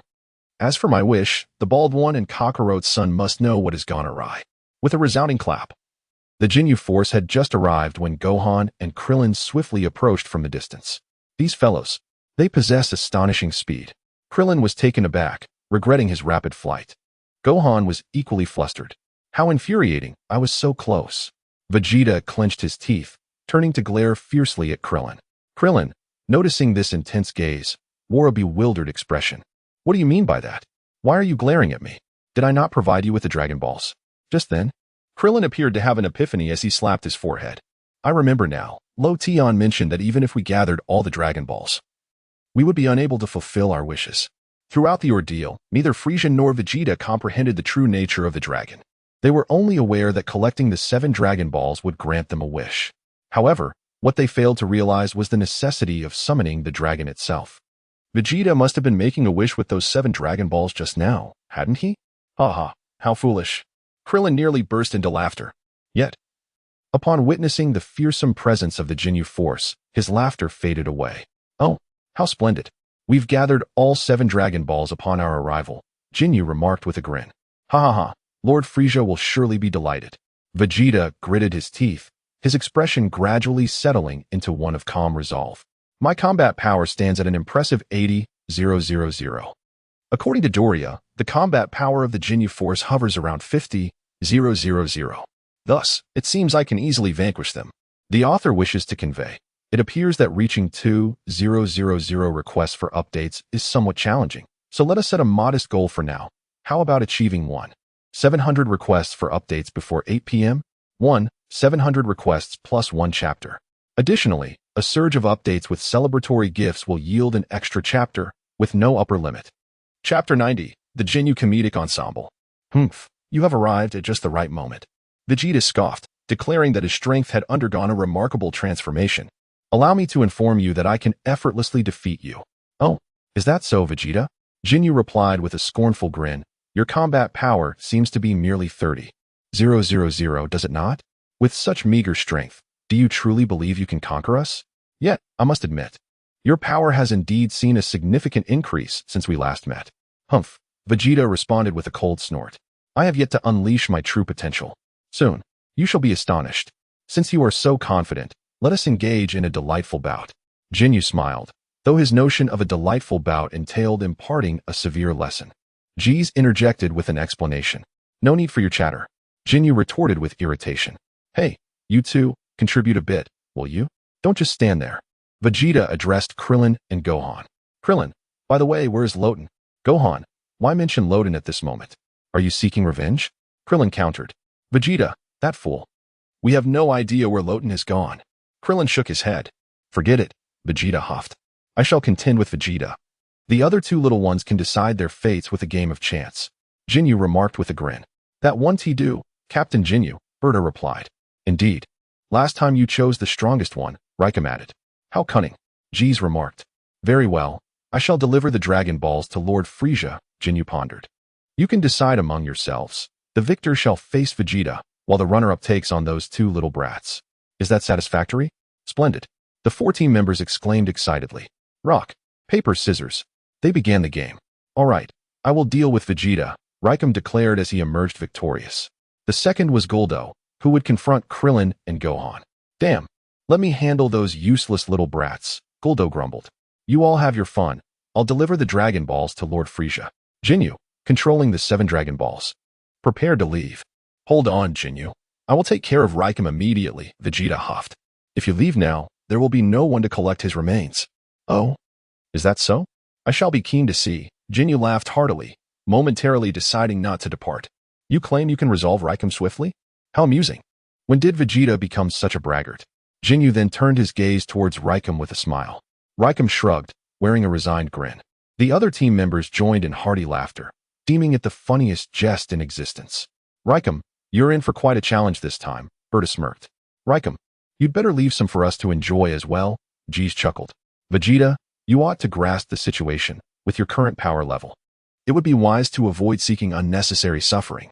Raikum let out a grunt. What is this guy's combat power? Bart inquired. Did the captain not just mention it? His combat power is merely 30,000, replied Raikum with a snort.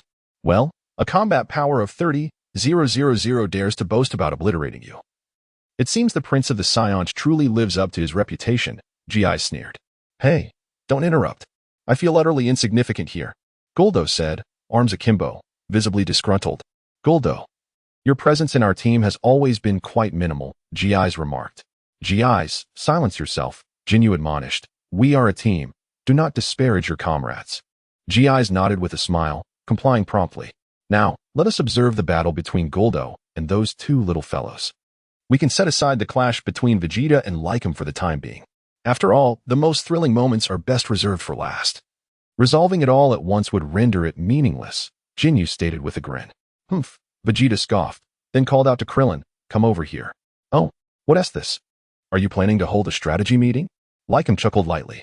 Guldo, I fear you may be in trouble, he added. I will utterly annihilate these 2 little pests. Guldo retorted defiantly. The one fighting you is Guldo. Though his combat power is low, he possesses formidable unique abilities. You 2 must not underestimate him, Vegeta warned, before inquiring. What about Kakarot? Is he truly not on this planet? He is not here, but he is on his way, Krillin responded. And where has Loten disappeared to at such a critical moment? Vegeta questioned. Vegeta, there's no need to search for Loten right now, Krillin replied. Very well. Let's proceed as such, Vegeta said, giving Krillin a pat on the bald head. Krillin and Gohan immediately prepared for battle. Humph. I feel like a garbage collector on the battlefield, Guldo grumbled, exasperated. Gohan, do you remember the mental training we did on the spaceship? Krillin asked. Yes, I remember. Gohan nodded. Dealing with you is a trivial matter, Guldo sneered. All right, let's begin, Krillin shouted, releasing all his energy. With a clap, both warriors elevated their power to its zenith. They then soared into the air, each unleashing a powerful energy blast aimed at Guldo below. Guldo, taken aback, urgently halted time. In the next moment, he vanished from the scene. Damn it, you little brat. How dare you toy with me? Guldo fumed, pointing his hand at the sky. However, when Guldo searched for the 2, he discovered they had already disappeared. Where are they? Moments ago, he was clearly present. Guldo searched frantically, soon spotting 2 figures in the distance. What? Those 2. They have sprinted away in an instant. Boom. At that moment, the cessation of time concluded. 2 formidable energies descended from the heavens, striking the earth. He is not here. Where has he gone? Son Gohan was taken aback. Over there. Krillin immediately sensed Guldo's position through his energy. Damn. The legends were indeed true. Vegeta gritted his teeth. This fellow can actually halt time. Chapter 91. Allow me to showcase my terrifying power. What? Krillin was momentarily stunned, turning to Vegeta. Indeed, Guldo can briefly suspend time. You 2 must exercise caution, Vegeta advised. Among the 5 members of the Jinyu force, aside from Jinyu himself, this one poses the greatest challenge. I must devise a plan to eliminate him swiftly to avoid further complications. A suspension of time? How utterly despicable. Krillin wiped the sweat from his brow. Uncle Krillin. Let us go, Son Gohan urged. Whoosh. The 2 swiftly dashed toward Guldo's direction. Time halt. Guldo shouted urgently. To his astonishment, He saw the two youngsters had closed the distance between them in no time. These brats. They reached me so quickly. Halting time is exceedingly energy-draining. Guldo gritted his teeth, deciding to conceal himself behind a rock and await an opportunity to deal with them. Guldo hastily darted behind a boulder. Time resumed. Huh? He vanished again. Krillin ground his teeth. Uncle Krillin, he has activated time stop once more. Son Gohan exclaimed. Over there. The two simultaneously sensed Guldo's precise location. How is this possible? How did they find me? Guldo's eyes widened in disbelief. As Krillin and Son Gohan charged toward him, an invisible energy surged from Guldo, immobilizing them midair. You little brats. Now I must resort to using pressure points against you. Guldo scoffed. Who are you? How can you discern my location without a scouter? Krillin and Son Gohan were too preoccupied to respond, their expressions shifting rapidly. I will skewer you into kebabs. Heh, then roast you over the fire. It will surely be delectable. Guldo sneered. In the distance, Jinyu and the others observed the unfolding battle. Quite unexpected, those two youngsters possess a combat power exceeding 10,000. Jissa remarked. Heh, it seems Guldo is getting a bit anxious. Raikam chuckled, noting that he seldom employed the art of pressure point strikes. It is indeed rare to encounter a race whose combat prowess cannot be altered merely through transformation, Bart concurred. Vegeta has forged quite a bond with these two companions. Jisoo remarked with a smile. However, Jinyu suddenly cautioned Raikam, do not underestimate your opponent. Oh, Captain, what brings about this warning? Raikam inquired. Somewhat taken aback by the captain's concern. A sense of unease washed over him. Jinyu pondered aloud, Vegeta does not strike me as a mere brute devoid of strategy. Captain. You are mistaken, Jissa countered. Had Vegeta been devoid of cunning, would he have dared to betray Lord Frieza? Jinyu glared at them. I have warned them to be vigilant of that individual's peculiar abilities, yet you both still choose to confront him head-on. Vegeta retorted with irritation. With a swift motion, Guldo severed a tree, skillfully sharpening its end into a lethal point, hovering it menacingly above Krillin. Hee, prepare to be skewered. I shall pierce you through. Guldo sneered ominously. Krillin, pale with fear, hastily concentrated his energy to its utmost limit in a desperate attempt to escape his bonds. Futile. You cannot hope to flee, Guldo chuckled, reveling in his prey's helplessness. Very well, I shall commence with you, the one clad in yellow, and then attend to the other with my unique abilities. Damn it. Krillin gritted his teeth. Uncle Krillin, Gohan exclaimed in horror. Perish. Guldo flung his arm, sending the suspended wooden stake crashing toward Krillin. In that instant, Vegeta struck. With a decisive slap, he sent Guldo's head flying from his body. Mid-air, Krillin suddenly felt his limbs regain mobility. He swiftly evaded the descending wooden stake. Thud. Guldo's head landed with a splatter of purple ichor. You despicable fiend, Vegeta? Guldo's severed head, still able to speak, glared at Vegeta. That was merely a game between me and those two children. You had no right to intervene. Your opponent is Raikam. Fool, the game was of your own making. Combat requires one to be ruthless, Vegeta replied with a smirk. I never imagined I would meet my demise at the hands of a crude and savage scion. It infuriates me, Guldo lamented, sensing his vitality waning. Indeed, you are correct, Vegeta scoffed, unleashing a devastating burst of energy. Boom. A formidable energy enveloped Guldo's head, obliterating him into mere particles. To think you could assist us, we are truly grateful, Krillin expressed hastily. Thank you, Gohan echoed. You are exceedingly naive, Vegeta scoffed. Did you truly believe I intended to rescue you? I merely seized an opportune moment to eliminate Guldo. Consider it a warm-up. The real battle has only just commenced. Curse it. That guy Vegeta has slain Guldo. Jeez ground his teeth in frustration. This is troublesome. With one less member, our special forces formation is compromised. Bird aside. Captain, we must quickly devise a new formation, Riku emerged. That formation took me an eternity to conceive, Jinyu retorted through clenched teeth. Rikuum, you must handle him well.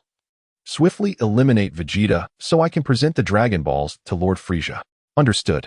Rikuum stepped forward, a beaming smile adorning his face. Vegeta snorted disdainfully. Hey, you two little ones, feel free to assist Vegeta. Do not hold back. Unleash your skills. Rikuum beckoned to Krillin and Gohan. TCH, unnecessary. You'll soon find yourself dead at my hands. Vegeta chuckled lightly. Is that so? I did not expect you to possess such confidence. Lacking strength yet brimming with mere bravado is not a virtue, Rikuum replied with a grin. Do take a good look at my true strength with your scouter. Vegeta sneered, his aura erupting wildly. Beep beep. The readings on Requiem's scouter surged rapidly. Battle power still on the rise. Requiem's eyes widened in disbelief. What? How is this possible? Jeez stammered in shock. I must be seeing things. How could Vegeta's battle power escalate so swiftly? Berta's pallor deepened. Jinyu, clap. Vegeta's aura settled into a calm state. Battle power, battle power. Requiem stood stupefied, terror etched across his visage. How can this be?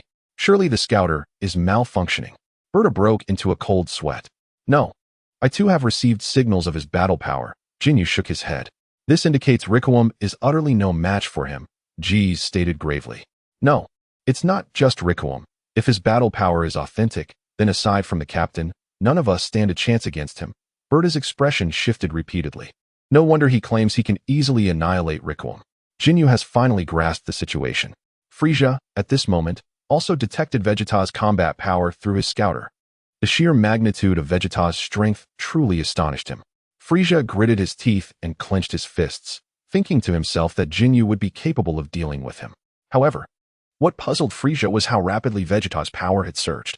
In such a short span, his combat strength had escalated significantly. Nonetheless, compared to Frisia, he still fell far short. Regardless, the Scions, those wild monkeys, could no longer be tolerated. On the battlefield, after unleashing his energy to its utmost limit, Vegeta launched a fierce assault, delivering a crushing blow to Rikume's chest. Blood gushed from Rikume's mouth as he collapsed to the ground, unconscious. What? He knocked Rikume out with a single punch. Goku's sweat poured down his brow, and Berta trembled in fear, realizing that Vegeta's power was indeed formidable. Krillin was also taken aback by Vegeta's might. Gohan nodded vigorously, declaring that he would take care of this, wanting Jinyu to witness his own strength. With a cold snort, Jinyu stepped forward, positioning himself opposite Vegeta. Finally, it's your turn, he remarked. Vegeta, unfazed, merely scoffed. You have quite the confidence, Vegeta, Jinyu chuckled lightly. Enough talk. Watch how I obliterate you. With that, Vegeta charged swiftly towards Jinyu. Bang. Vegeta's fist landed heavily on Jinyu's face. Almost instantaneously, Vegeta appeared behind Jinyu, landing a powerful punch that sent Jinyu sprawling to the ground. Vegeta then executed a kick that propelled Jinyu into the sky. Swiftly, Vegeta positioned himself directly above Jinyu. With a stunning acrobatic maneuver, he delivered a downward strike that sent Jinyu crashing back to the earth. Vegeta, channeling an immense surge of energy, conjured a powerful energy sphere in his hands and unleashed it upon Jinyu below. A tremendous explosion erupted at Jinyu's location. Panting heavily, Vegeta bore a triumphant smile on his face. He had astonishingly dispatched their captain in the blink of an eye, much to Krillin's relief. Wait, Uncle Krillin, there's still a presence. That guy is still alive. Gohan exclaimed in disbelief. How is that possible? Krillin trembled in fear, his entire body shaking. The smoke gradually dissipated, revealing Jinyu's form. His armor was shattered to varying degrees, yet he remained unscathed. Vegeta's expression changed dramatically. How could this be possible? I have expended all my energy. Why have I not vanquished this foe? Vegeta, are you not disheartened? Jinyu chuckled lightly, remarking that despite such a formidable assault, he remained unscathed. Vegeta replied, the reasoning is quite simple. Although your combat power has reached impressive heights, mine surpasses yours.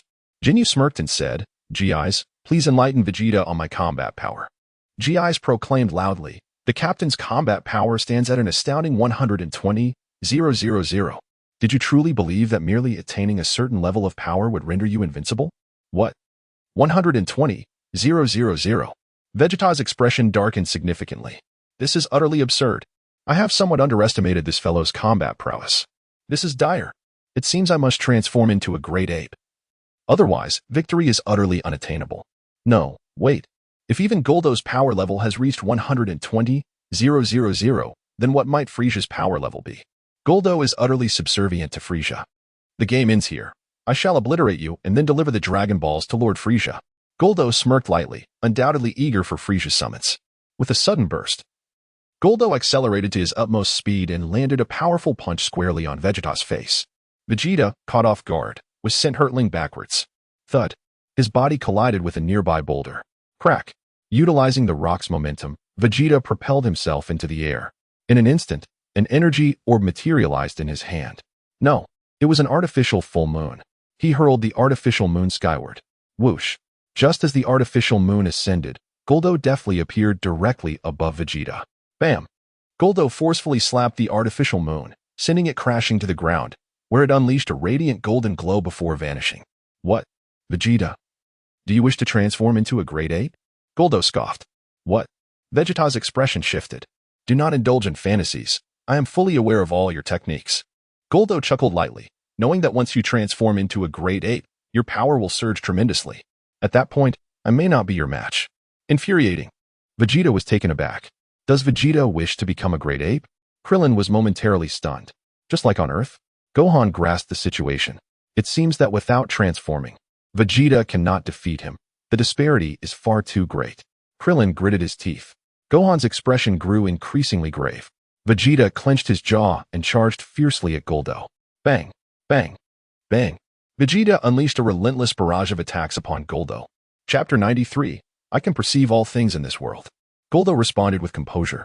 After merely 3 exchanges, Guldo's elbow struck forcefully against the back of Vegeta's head, sending him crashing to the ground. However, Vegeta reacted swiftly, soaring back into the sky to once again conjure the artificial moon. Whoosh! Guldo, moving even faster, appeared directly opposite Vegeta. Bam! Guldo executed a soaring kick, sending Vegeta plummeting from the sky. Boom! Vegeta plunged into the depths of the lake below, causing the water to surge to great heights. With a swift whoosh, he ascended, heading straight for Jinyu. In an instant, Jinyu extended his hand, blocking Vegeta's head with his massive palm. Without hesitation, he pressed down on Vegeta's head and charged downwards. The ground of Namek trembled as Jinyu forcefully slammed Vegeta's head into the earth. Following this, Jinyu dragged Vegeta's head across the terrain, gliding for several thousand meters before violently tossing Vegeta's body away. With a series of rolling motions, Vegeta landed near Goku and Bardock. Gritting his teeth, he struggled to rise from the ground, battered and bruised. Meanwhile, Jinyu landed beside Rikum and patted his face gently. Rikum slowly regained consciousness, shaking his head and glancing around. You finally woke up, Jinyu chuckled. I've given him quite the beating. He is now at the end of his rope. You can take your revenge now. All right. Thank you, Captain, Rikum replied, noticing Vegeta's drastically diminished fighting power. Well then, continue your fun, Jinyu laughed heartily, controlling the Dragon Balls as they floated into the air. Lord Frieza must be growing impatient. I must deliver the Dragon Balls to him. With that, Jinyu soared into the sky. You 3 can play as you wish. It matters not if you perish, for Lord Frieza's Dragon Balls are already secured. Jinyu smirked, and Vegeta, is this all the strength you possess? You dare challenge Lord Frieza? You can't even defeat me. Truly laughable. Vegeta retorted, what? Do you think you can transform into a great ape? Do you believe I would grant you that opportunity? Jinyu sneered. Damn it. Vegeta clenched his fists. Captain, leave it to me from here. Rikum declared through gritted teeth. You wretched fool, you just dealt me a severe blow. I will teach you a lesson. With a thunderous strike, Rikum launched a punch that landed heavily on Vegeta's chest. Blood spewed from Vegeta's mouth. This is bad. Vegeta has very little energy left, and his injuries are severe. Krillin's face paled. Uncle Krillin, what should we do? Gohan was at a loss. We'll need to devise a plan to launch a surprise attack, Krillin suggested. All right, Gohan nodded gravely. Indeed, I shall take my leave. Upon witnessing that Jinyu had gained the upper hand, he felt a temporary sense of relief and soared into the sky with 7 Dragon Balls in tow. Vegeta, allow me to administer a proper lesson to you, Jinyu declared, striding purposefully towards Vegeta. This is bad. I scarcely have any energy left. Vegeta's expression shifted dramatically. Suddenly, with a resounding slap, Jinyu struck Vegeta's face. Vegeta was gravely injured and could not withstand Jinyu's onslaught, being sent flying as a result. Ha ha, Jinyu. Do refrain from killing him too swiftly. Let us have our share of amusement, Jeez chuckled. Indeed, Jinyu. Let us torment this fighter with such impressive power and savor the experience, Berta guffawed. Do not fret, with his formidable combat strength. He will not perish so easily. Ample entertainment awaits us, Jinyu sneered. On Earth, at the headquarters of the Capsule Corporation, Bulma was astonished. Lo Tian, you can display images from Namek? Indeed, I am quite remarkable, aren't I? Lo Tian replied with a smile. So, does this mean you can project images of anyone? Bulma inquired. Except for those whose divine status surpasses mine or possess greater strength, I can see everything else.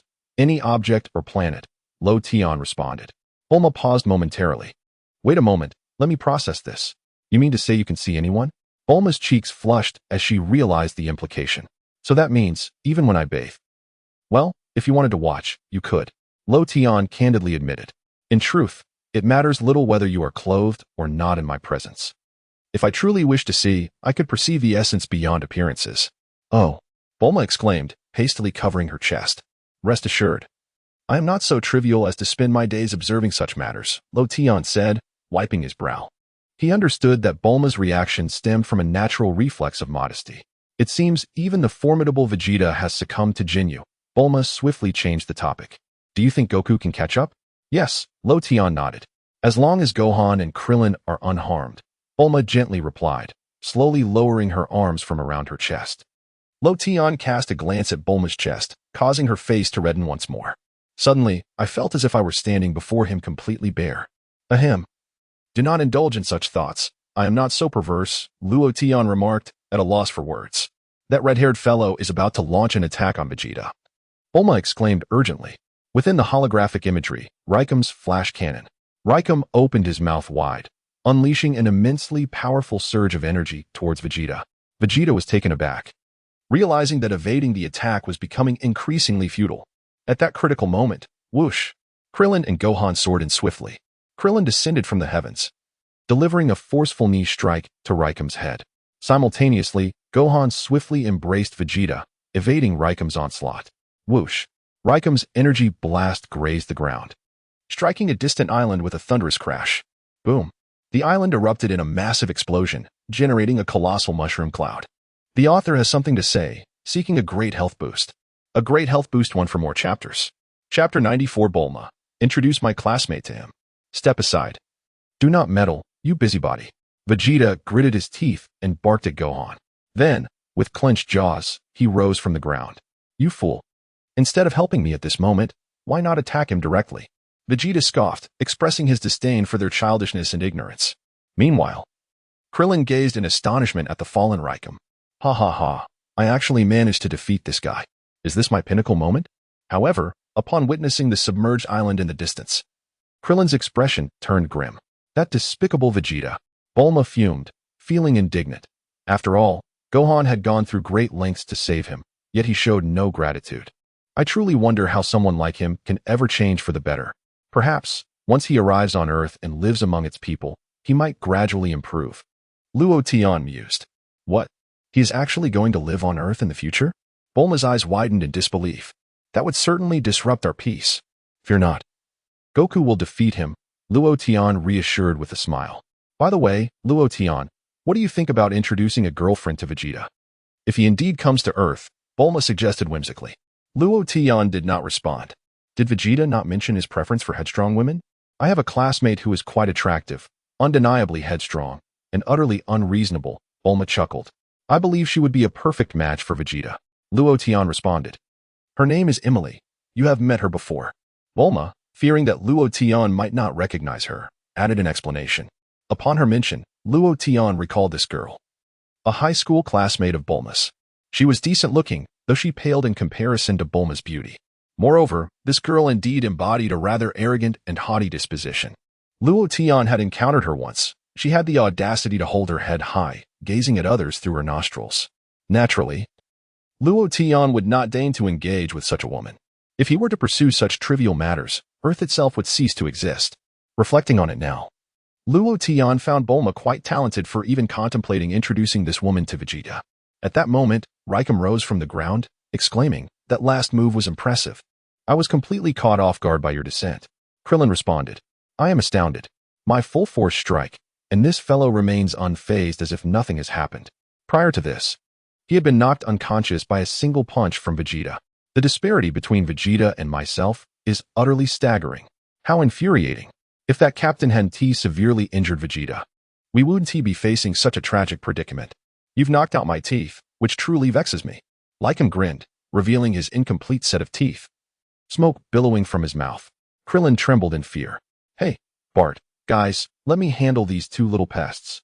They are simply unbearable, playing by their own rules. Lycum called out to Bart and Guys in the distance.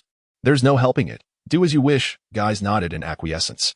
However, you must treat me to chocolate cake afterward, Bart added. Agreed, Lycum replied with a nod. Bang.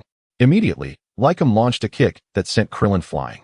Krillin was utterly unable to withstand Lycum's assault and was propelled backward.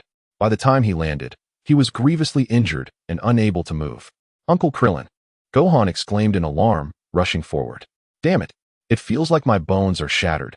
I truly am no match for him, Krillin lamented, a bitter smile on his face.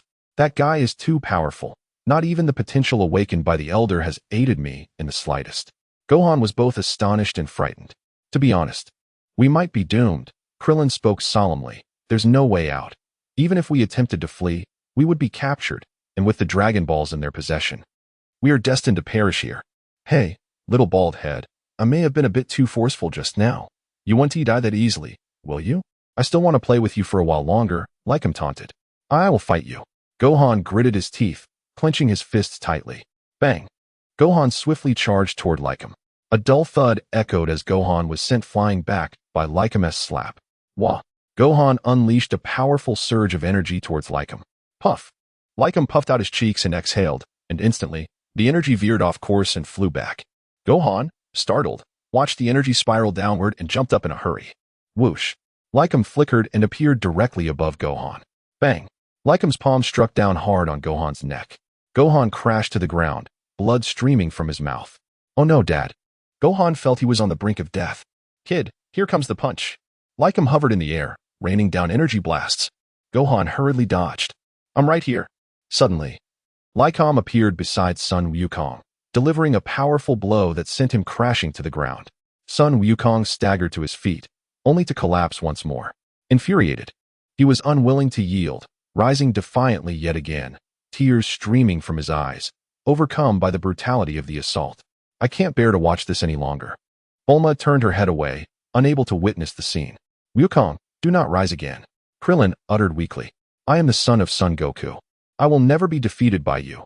Son Wukong gritted his teeth. Oh, still not conceding? Lycum expressed mild surprise. Which planet does this child hail from? His willpower is remarkably resilient. I shall not be defeated. With renewed determination, Sun Wukong charged towards Lycum. Bang! Lycum effortlessly lifted his foot and struck Sun Wukong's neck. Crack! The sound of breaking bone echoed, and when one looked again, Sun Wukong lay on the ground, his neck exposed, teetering on the brink of death. He is on the verge of demise, utterly devoid of combat power, Jis remarked with a grin. Indeed, with a broken neck, it is quite evident, Bart chuckled lightly. Lycum truly possesses a ruthless prowess, yet I find it rather appealing. Author's note. The task of urging for updates has been completed. One chapter. Chapter 95. Son Goku's arrival on Namek. Wukong, you scoundrel. Krillin, in a state of desperation, felt utterly helpless. These two inept fools. I had hoped they could be of some assistance. Vegeta too found himself at a loss. How infuriating. I never anticipated that Jinyu would be so formidable. My current energy levels have nearly depleted. Based on the intensity of energy, it would be remarkable if my combat power reaches 3,000. A combat power of 3,000 consumes 1,000 to condense an artificial full moon. Even if I were to transform into a giant ape, my combat power would only amount to 20,000. I am still not their match. I refuse to accept this. How could I, Vegeta, possibly be defeated by the Jinyu force? Vegeta trembled with trepidation. Humph, these worthless fools. Berta snorted, remarking that apart from Vegeta's somewhat unexpected performance, the others were merely present as bystanders. Just then, a brilliant light descended from the heavens. What could that be? Berta was momentarily taken aback. A spaceship? Goku also appeared slightly surprised. It has landed. Jeez silently gazed at the distant spacecraft. What is that? Where did this spaceship emerge from? Berta felt bewildered. Goku has arrived. Krillin exclaimed with excitement. Goku? He has finally caught up. Bulma's face brimmed with anticipation. Let us witness the fruits of Goku's training. Loten smiled, hoping that the past 7 days would significantly enhance his strength. Meanwhile, aboard Frisia's spaceship, Jinyu had successfully presented the 7 Dragon Balls before Frisia, placing them upon the ground.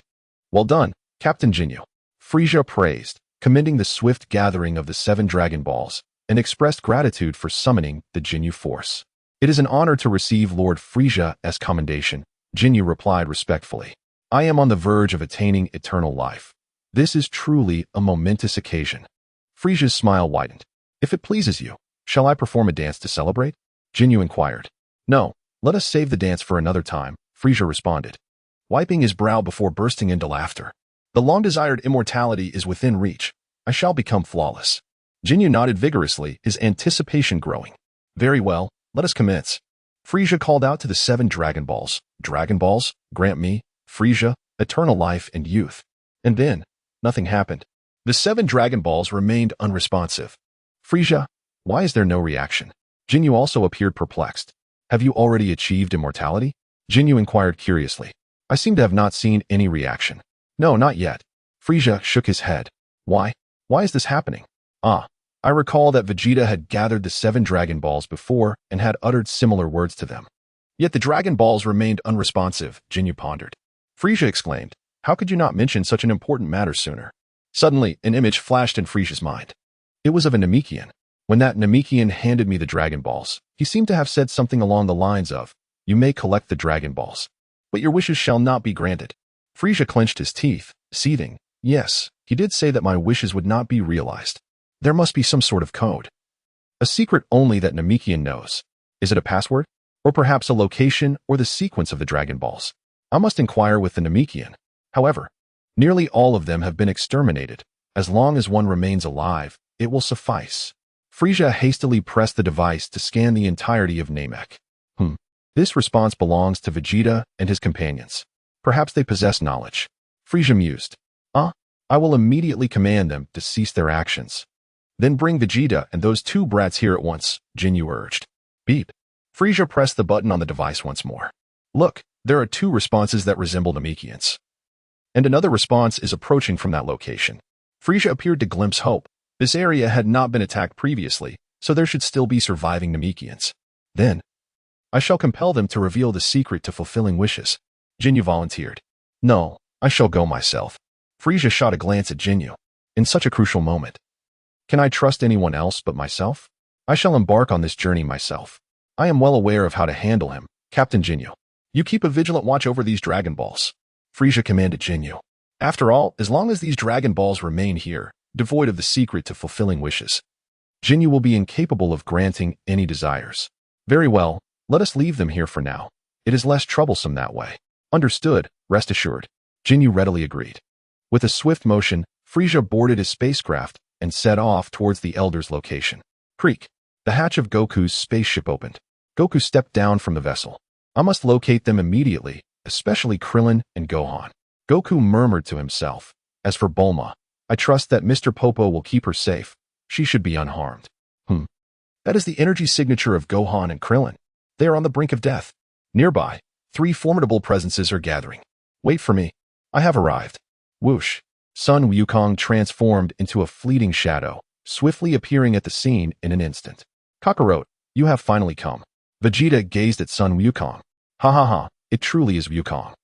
Splendid.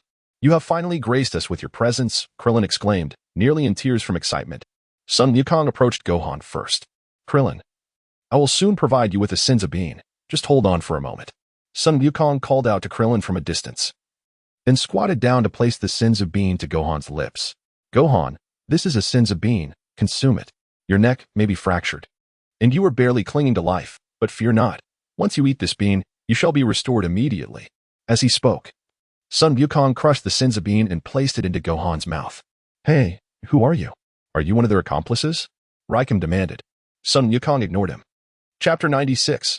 Wukong, I know everything now. Who is this fellow? That speed was astonishing. JIS was equally astonished. Bart, his speed surpasses yours, doesn't it? Don't be absurd. His battle power is merely 0. Bart retorted, speechless. What? How is that possible? JIS chuckled. Your detector cannot be malfunctioning, can it? With such speed, his battle power cannot possibly be 0. It must be in the tens of thousands. Saying this, JIS pressed the button on his detector to assess Sun Wukong's battle power. What on earth? The data from my detector indicates that this fellow's battle power is also 0. JIS was left speechless. Gulp. Gohan finally consumed the Senzu bean.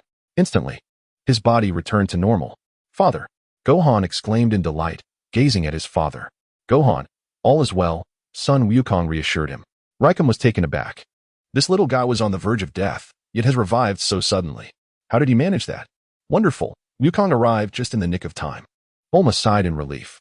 That was close. Gohan nearly perished. By the way, Bulma, I plan to visit Namek soon. Would you like to join me for a look? Lation inquired. Bulma, I shall not go. I would never venture into such perilous places. Luotian, if you were to travel to Namek, would this projection remain? Bulma inquired. No, I still have use for the staff. Luotian chuckled. Well then, when do you intend to depart? Bulma asked. Let us wait a bit longer. Setting out too soon would serve little purpose. Luotian replied with a smile. It is far more meaningful to appear at a crucial moment. Bulma remarked, the question is, what constitutes a crucial moment? Father, please be cautious. They are incredibly powerful. Gohan exclaimed urgently. Wait a moment, Gohan, I still need to give Krillin some senzu beans. Goku reassured. What a peculiar fellow. How has that nearly expired lad come back to life? JIS expressed his astonishment. Bard also appeared flustered, sensing the extraordinary situation. Gohan, you have suffered, Goku said, gently patting Gohan's head.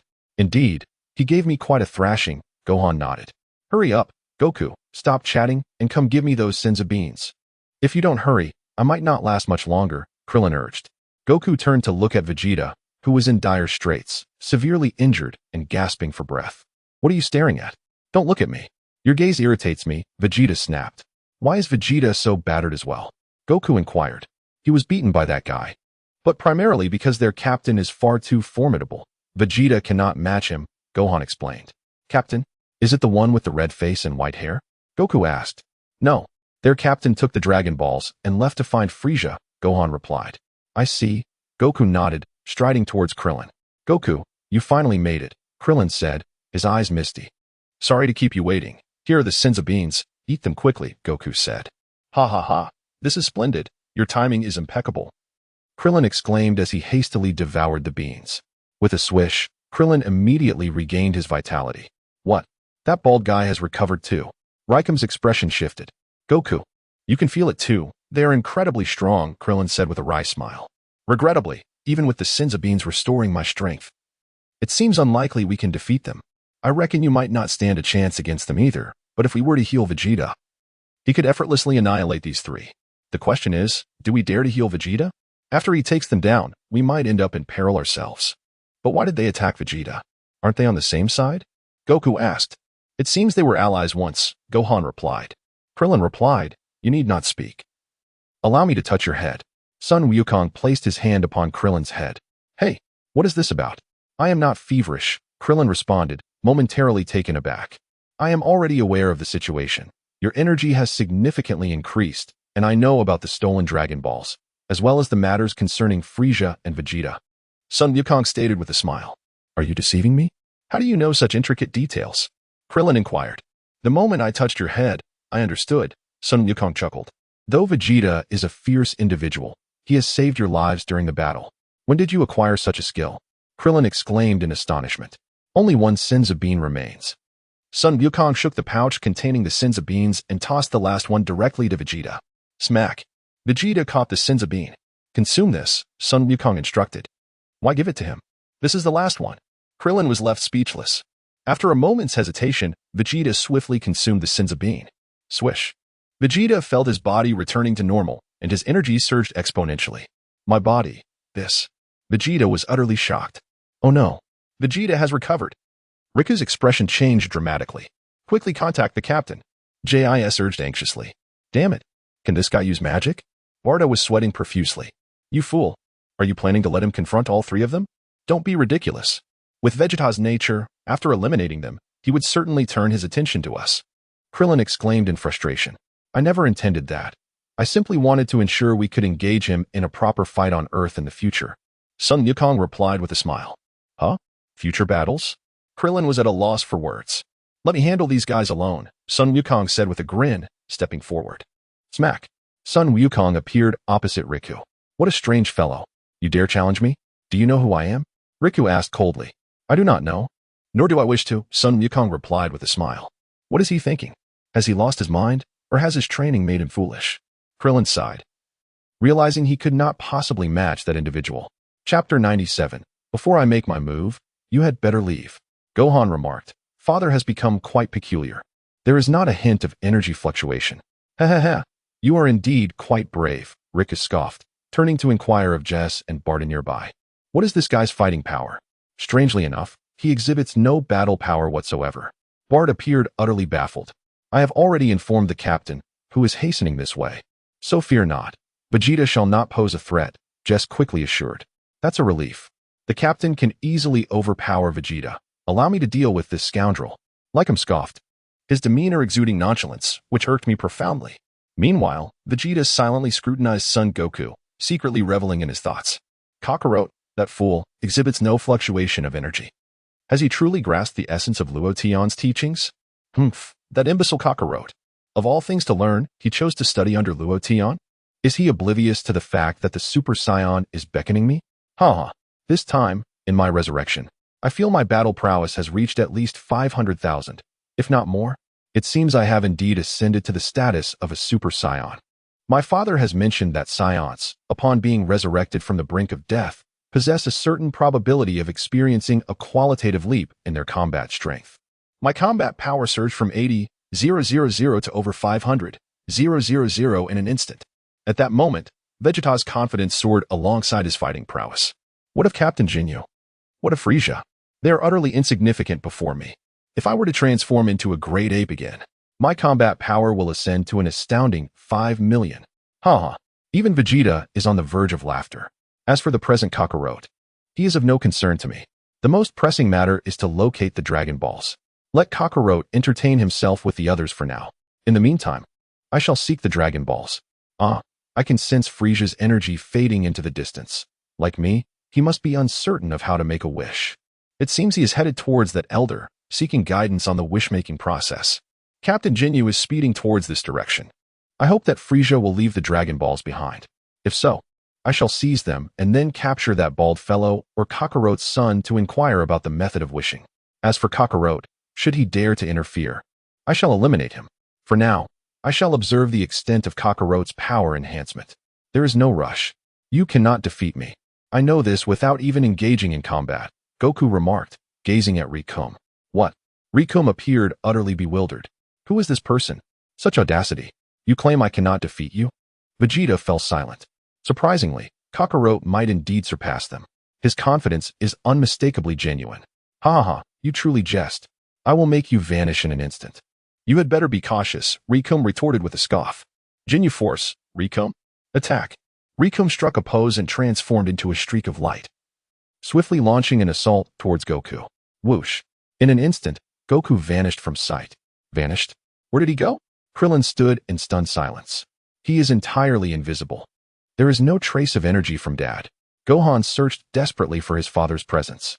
Vegeta scoffed. Nothing remarkable about that. I can see. What on earth is happening? Where is everyone? The color drained from Jesus' face, and Bart also wore an expression of bewilderment. This is absurd. The detector is utterly incapable of sensing his data. Where on earth could he have gone? Hey, you must be Frieza's accomplices, right? Goku's voice suddenly resonated behind the two. Jis and Bart felt a surge of alarm. Hastily preparing for battle, their eyes warily fixed on Goku. This fellow's data eludes detection. He is truly elusive. Before I make my move, you'd best flee, Goku warned coldly. Whoosh.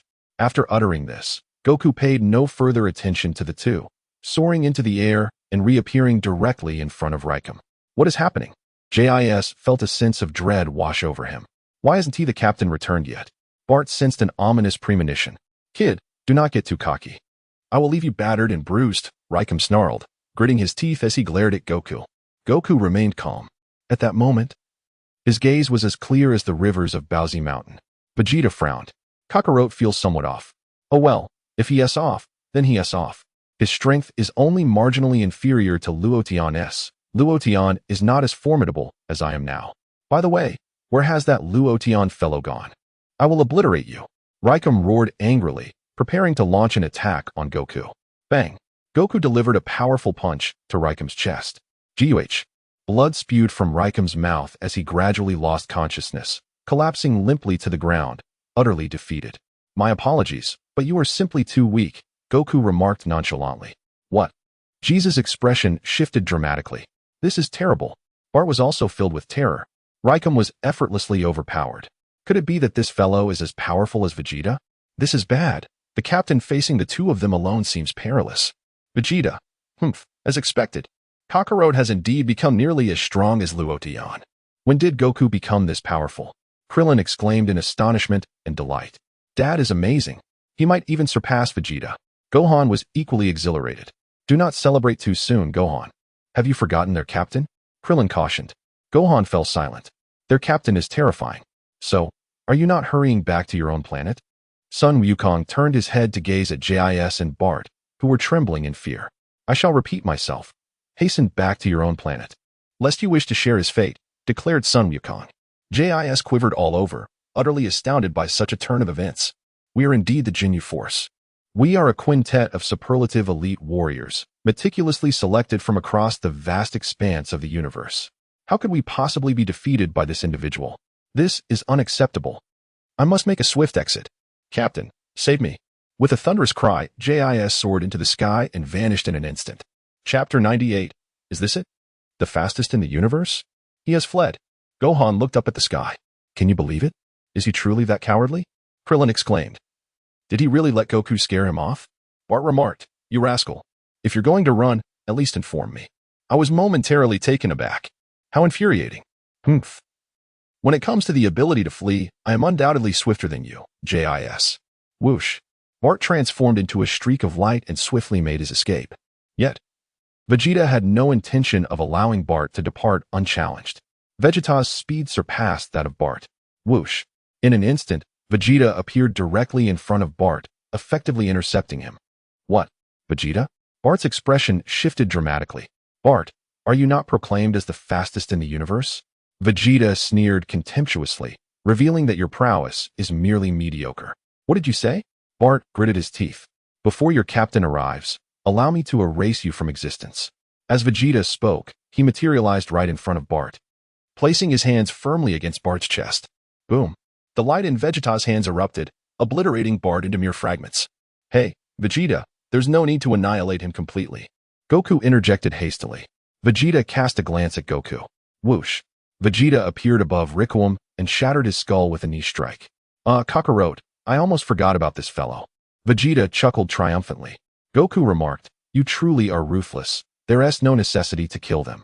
TCH, your compassion nauseates me.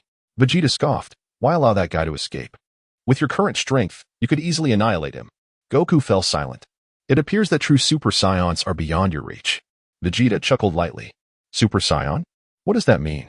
Goku asked, puzzled. Though you have indeed grown formidable, your current strength is still insufficient to contend with Frieza. Vegeta stated coldly. You are merely following in someone else's footsteps. Learning from such a person can lead to no success. I truly do not comprehend your thinking. Goku replied. Is that so? Am I truly so formidable yet still unable to rival Frieza? Goku pondered, perplexed.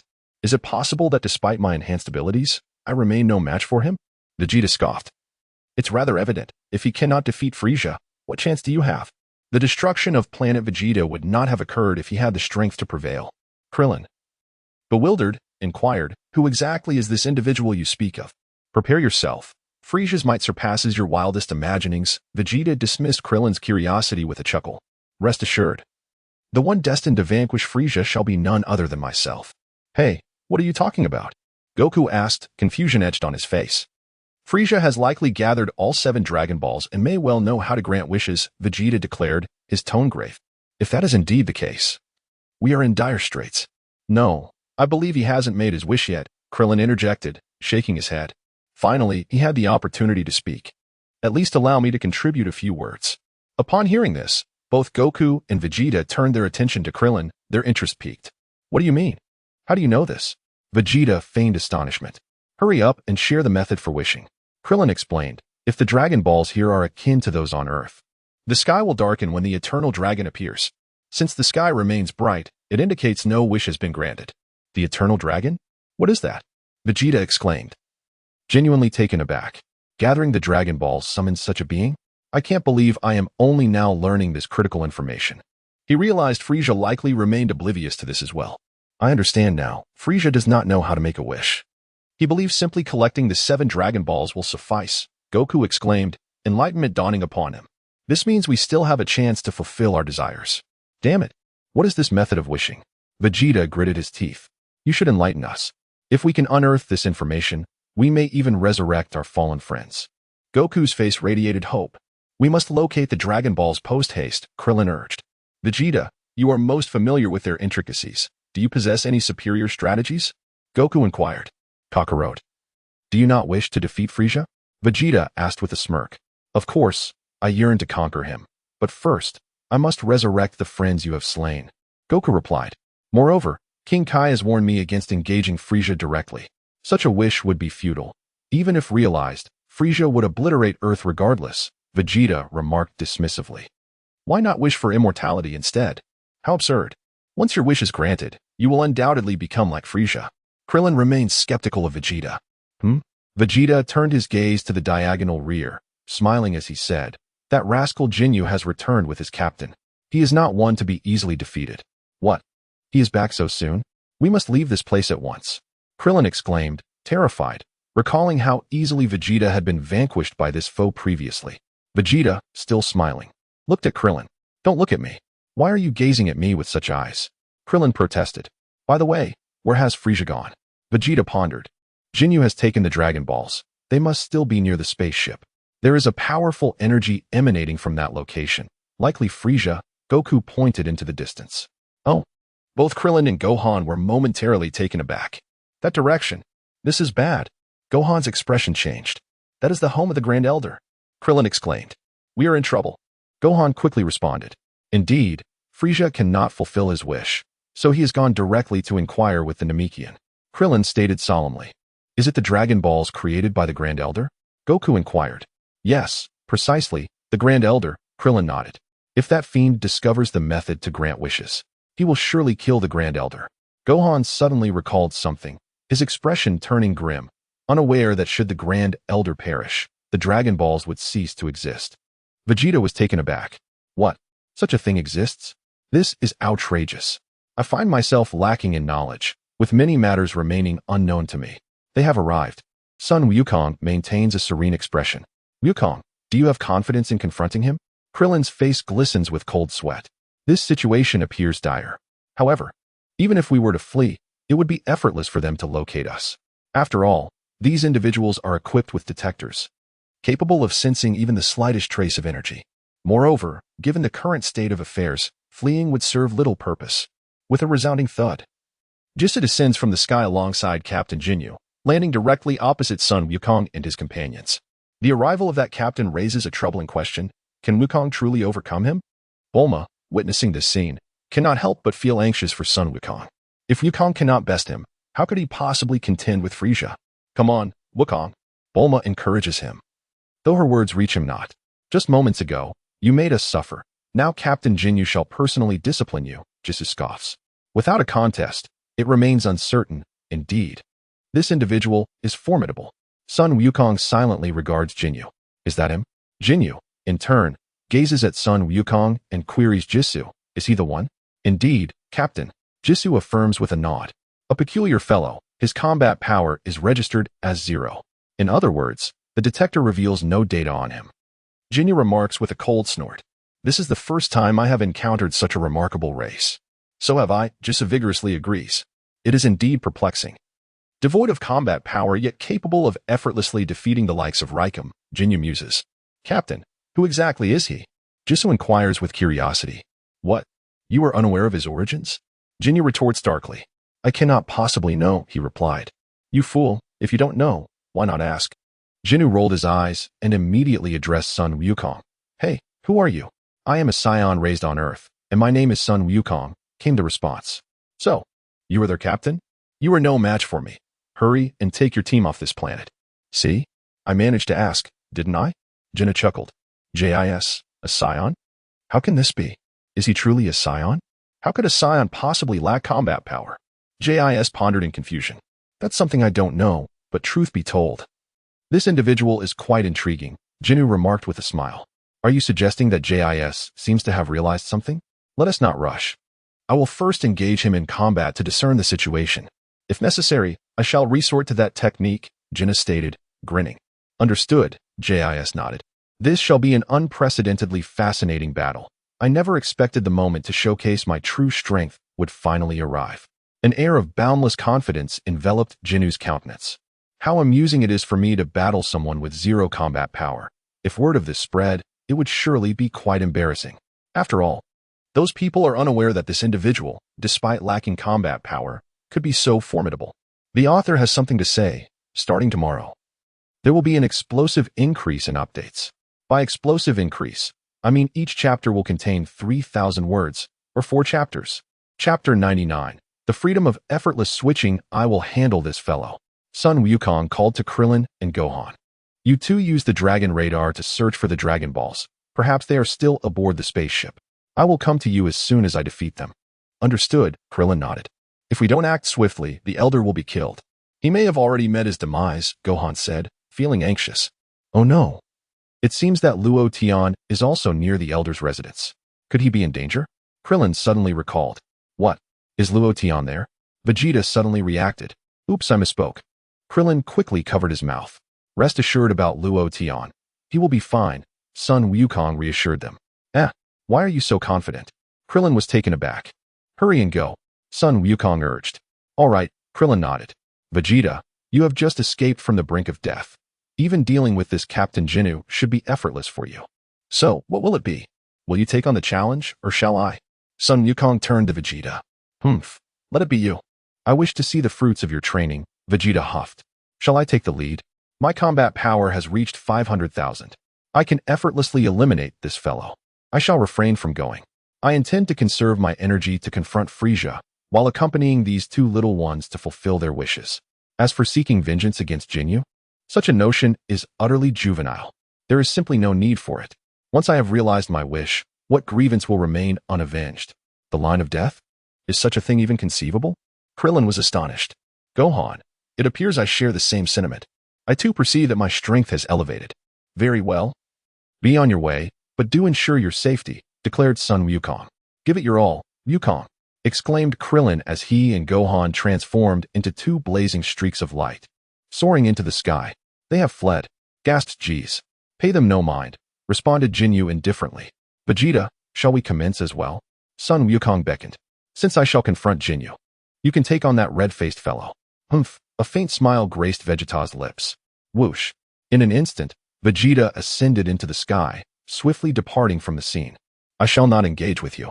Farewell, Kakarot. Vegeta laughed heartily. Vegeta, Goku exclaimed. What a disgrace. You fled at a critical moment. The opportunity has arrived, Jinyu declared, launching a sudden assault towards Goku with a fierce elbow strike. Goku, employing his utmost mastery, possessed the ability to evade autonomously, tilting his head to narrowly escape Jinyu's attack. What? At such a close range, this fellow can react so swiftly? Guys gasped in astonishment. Bang! Goku's fist connected solidly with Jinyu's torso, landing a direct blow to his abdomen. Ugh! Jinyu was struck, spitting out bile. Bang! Bang! Bang! Goku's fist rained down upon Jinyu like a torrential downpour. Jinyu was forced to retreat continuously. Jinyu roared in fury, clawing for a counterattack. Goku deftly dodged all of Jinyu's strikes. Bang! Subsequently, Goku delivered a powerful kick to Jinyu's chest. Jinyu slid backward, his feet scraping against the ground, leaving a long trail behind him. Slap! Jinyu finally came to a halt, blood trickling from the corner of his mouth. He had fled, that rascal Vegeta. Goku turned his gaze toward the direction in which Vegeta had escaped. A sense of unease creeping into his heart. That scoundrel Vegeta must be scheming to seize the Dragon Balls. If this continues, Krillin and Gohan will be in grave danger. I must swiftly conclude this battle, lest it become exceedingly troublesome. Indeed, he is far more formidable than I had anticipated. Jinyu wiped the blood from the corner of his mouth, a smile adorning his face as he gazed at Son Goku. I intend to settle this matter with haste. Son Goku prepared himself for combat. You are quite confident, aren't you? Jinyu chuckled lightly, proclaiming that it was the first time he had heard such audacious words. Just look at your current overconfidence. I shall soon teach you a lesson. Do you believe my combat power is merely a trifle? Like that fellow Vegeta, my strength can also fluctuate dramatically. Son Goku paused momentarily. Boom. After uttering these words, an overwhelming energy suddenly surged from Jinyu's body. Immediately, a crimson energy sphere erupted from his hand, hurtling towards Son Goku with tremendous force. Son Goku leapt, evading the energy blast, and in the blink of an eye, appeared behind Jinyu. Bang! Son Goku launched a powerful kick at Jinyu. Slap! Jinyu reacted swiftly this time, extending his left arm to block Son Goku's strike. Bang, bang, bang. The two engaged in a fierce exchange. They both soared into the sky, but unlike Jinyu, who was enveloped in flames, Son Goku remained unadorned. Nevertheless, Son Goku's speed far surpassed Jinyu's. In an instant, he ascended to the heights, positioning himself directly above Jinyu. Kamehameha. Son Goku concentrated his energy into a Kamehameha wave. Beep. Beep. At that very moment, a reading appeared on Jinyu's scouter. What? A power level detected? Jinyu was momentarily taken aback. Power level 100, 000. Upon witnessing the reading of the Kamehameha wave, Jinyu's expression shifted dramatically, and he exclaimed with urgency, "Captain, be cautious. That fellow's energy has reached a power level of 100, 000. No need for your prattle." Jinyu grunted. Oh no. As he beheld the approaching Kamehameha wave, Jinyu gritted his teeth, unleashing his full strength to strike the energy wave with a fist. Boom. The Kamehameha trembled violently, altering its trajectory and crashing toward a distant island. Rumble. A massive explosion erupted on the island, sending a colossal mushroom cloud skyward. This individual possesses an astonishing amount of energy. Son Goku silently regarded Jinyu. Jinyu, too, cast a dark look at Son Goku. To release such energy with a mere flick of the wrist, his power level has undoubtedly exceeded initial assumptions. Curiously, why did a power level reading manifest so suddenly? Now, his combat power seems to have vanished. I understand. You wish to conserve energy to confront Lord Frieza, do you? You might as well abandon that dream. Jinyu scoffed, expressing his excitement at encountering an opponent like you. That is not the case. I was merely employing the Ultra Instinct, which cannot be detected for combat power data, said Son Goku calmly. Oh, what is this Ultra Instinct? Jinyu paused, somewhat perplexed. Even if I explained, you wouldn't comprehend. Goku replied, What? Are you beginning to think that the Ultra Instinct cannot surpass me? Are you contemplating a different strategy? Jinyu chuckled. Not at all. I am merely experimenting with the random switching between Ultra Instinct and ordinary energy, Goku smiled. You are indeed a fitting opponent. I have nearly perfected my ability to switch at will. Oomph, a pretentious fellow, Jinyu huffed. Bulma, puzzled, asked, what is Goku saying? He speaks of switching between Ultra Instinct and ordinary energy, Luo Tian clarified. With Goku's current abilities, while in the Ultra Instinct state, he cannot effortlessly unleash energy blasts, necessitating a switch to an energy form. This back-and-forth switching may seem simple but is, in fact, quite challenging. However, after 7 days of training, Goku has managed to achieve it. I see, Bulma nodded, then inquired, so, in the Ultra Instinct state, he truly cannot release energy blasts? Not at all. It mainly stems from his lack of proficiency with Ultra Instinct. Luo Tian shook his head. As he spoke, he effortlessly manifested an energy sphere in his hand. To be precise, it was a super energy sphere condensed from divine power.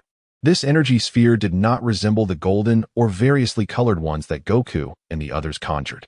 Its hue resembled that of a diamond, displaying a spectrum of colors, dazzling under the sunlight. Swish. Luo Tian retracted the divine power. A contest of energy, is it? Very well. Allow me to demonstrate my true energy strength. Goku smiled. Use your detector to examine my energy levels. I too wish to ascertain my current combat power. Humph. One need not a detector to discern that, Jinyu scoffed. Your combat power is at most comparable to mine, approximately 120, 000. Wow. Goku ceased his banter, unleashing an overwhelming surge of energy. What? His combat power is on par with the captain? Gee's face changed color. However, he quickly came to an understanding. Indeed, after all, this fellow could unleash an energy blast with a combat power value reaching 100, 000. It's quite possible that his combat prowess surpasses that of the captain. Fortunately, you finally possess combat power. That technique you referred to as unrestrained ultimate intent was truly peculiar. We are utterly unable to discern the extent of your strength. But now, behold, with a conventional approach, the differentiation between the strong and the weak is readily apparent. Beep. The scouters of Jinyu and Guys instantly revealed the combat power of Sun Wukong. 120,000, 130,000, 140,000, 150,000. Jinyu's expression shifted dramatically. This is impossible. It's still rising. What? 180,000. Guys trembled in fear. Chapter 100. Do you comprehend what a Super Saiyan is? What a jest. Jinyu was taken aback. Only 180,000? Sun Wukong smiled. Jinyu exclaimed. Only 180,000? Your combat power has reached such a figure, yet you appear so unsatisfied. I can hardly believe this is your true strength. Jinyu's body trembled uncontrollably. We are doomed. Victory is beyond our reach. Captain Jinyu's maximum combat power is merely 120,000. This individual is terrifying. Guys was nearly paralyzed with fear. To be honest, my ultra instinct is far more potent than what you see now, Sun Wukong remarked with a smile. What did you say? That skill, which cannot be measured, surpasses your combat power? Jinyu found his words somewhat tangled. Indeed, Sun Wukong nodded. You, are you a Super Saiyan? Jinyu was astounded, fear etched across his face. Sun Wukong paused, pondering. Why is it again about Super Saiyans? Vegeta mentioned something about Super Saiyans. What does it truly mean? Sun Wukong inquired curiously. What? A Super Saiyan? Guise was drenched in cold sweat. That is the legendary strongest warrior. Super Saiyan. Luo Tian. Do you know what that is? Bulma asked. There is nothing I do not know, Luo Tian replied with a smile. A Super Saiyan is indeed formidable, simply put. It is a transformation. Transformation? Is it akin to the Ultra Instinct transformation you mentioned? Bulma questioned. Certainly not. The transformation of Ultra Instinct is far superior to that of a Super Saiyan. Luo Tian smiled, stating that Super Saiyans, according to the rumors among Frisia's ranks, are proclaimed the mightiest warriors in the universe. Frisia, fearing the emergence of a Super Saiyan among the Saiyans, destroyed planet Vegeta. In truth, he was merely following orders. How could this be? Jinyu was in despair. Is he truly the only Super Saiyan that Lord Frisia fears? Guys trembled as well. If he is indeed a Super Saiyan, we are finished. You cannot defeat me, and I have no desire to engage in a futile battle. You two should leave this planet immediately, Sun Wukong declared. What did you say? Is that truly your heartfelt sentiment? Jinyu paused for a moment and inquired, is it true? Even individuals like you. I do not wish to annihilate completely. To which Sun Wukong replied, you do not desire to eliminate us. You do not wish to engage in futile combat?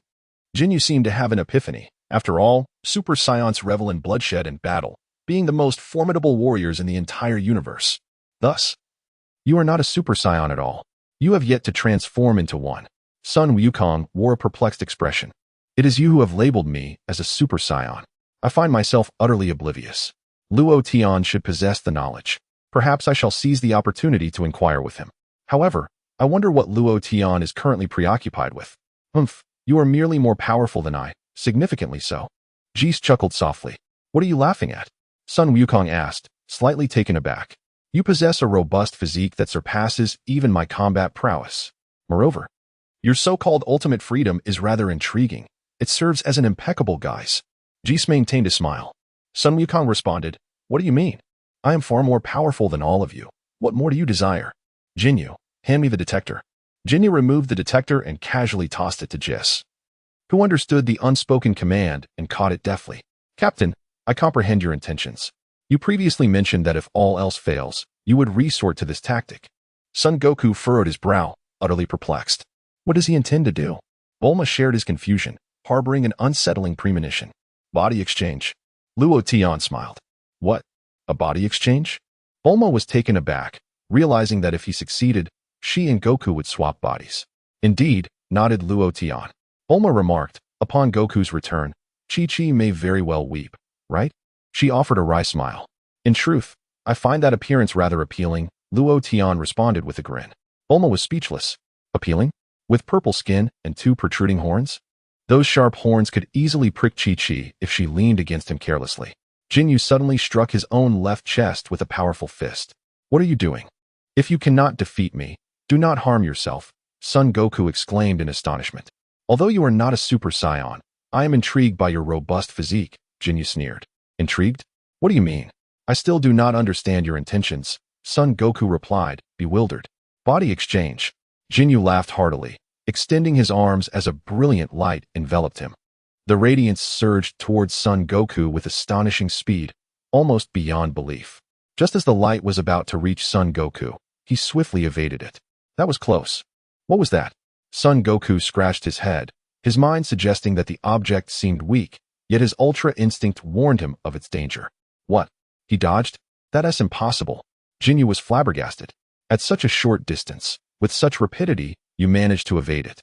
At that moment, Jis suddenly soared forward. wrapping his arms around Son Goku from behind. Goku remained in a state of confusion, and given the unpredictability of his Ultra Instinct, he could not always successfully evade unknown attacks.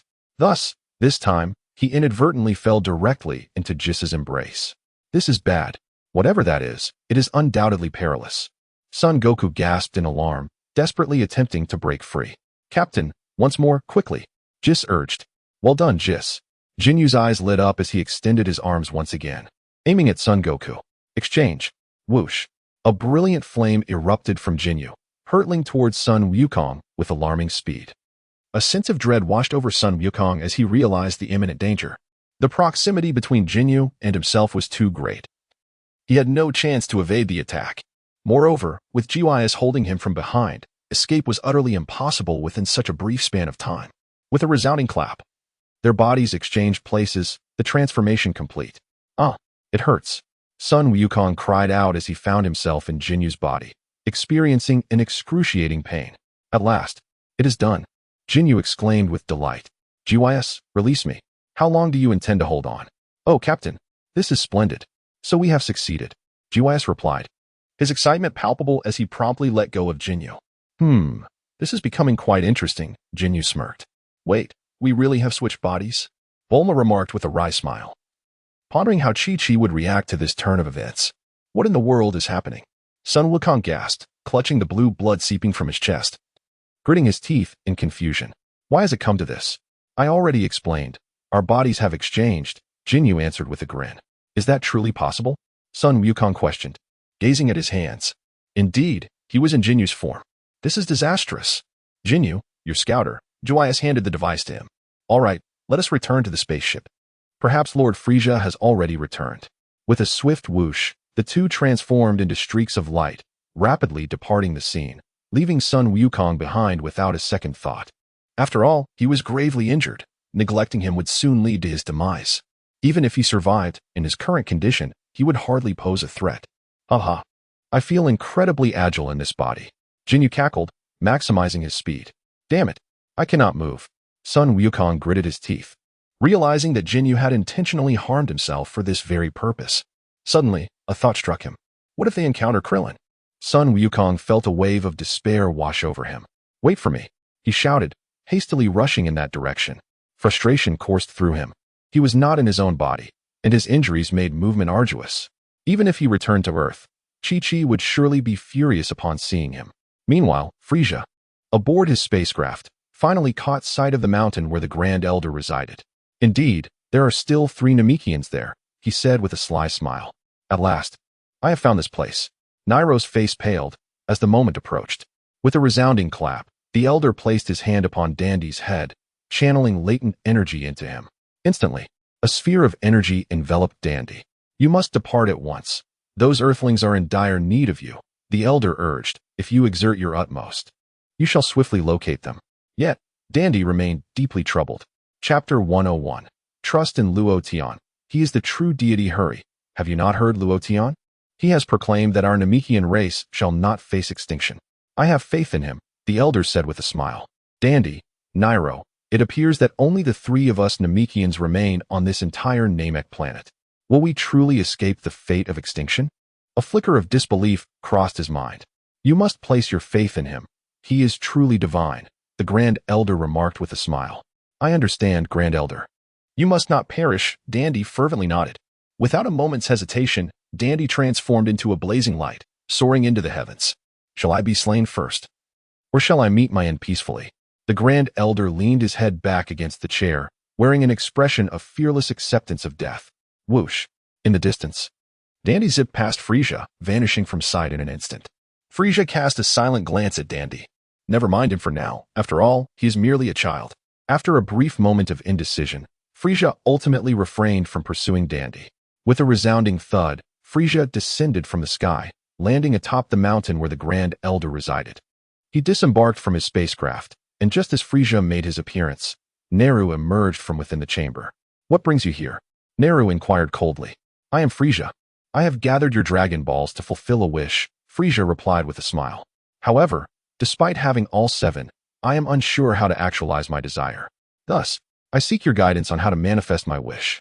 Return from whence you came, I shall not divulge such secrets to a malevolent fiend, Neru retorted frostily. I advise you to tread carefully. I harbor no intent to kill. You have two others, do you not? I can inquire with them instead, Frisia scoffed. Do not indulge in fantasies. Neru replied sharply. Before any confrontation, I must impart a crucial piece of information. The Namekian within these walls is our Grand Elder, and it is he who crafted the Dragon Balls. Listen well, should you harm the Grand Elder, the Dragon Balls will vanish along with him. The Grand Elder? Frisia paused, scratching his head thoughtfully. Whoosh. Frisia unleashed two beams of energy from his eyes, shattering the rooftop. He levitated, gazing intently at the Grand Elder within the room. It appeared there was truth to Neru's words. He was indeed unlike any other Namekian. Frisia observed the Grand Elder silently. Neru clenched his teeth. That scoundrel. He is wreaking havoc. The destruction of the Grand Elder's abode would surely diminish his lifespan. Grand Elder, do you not wish to share the method for granting wishes?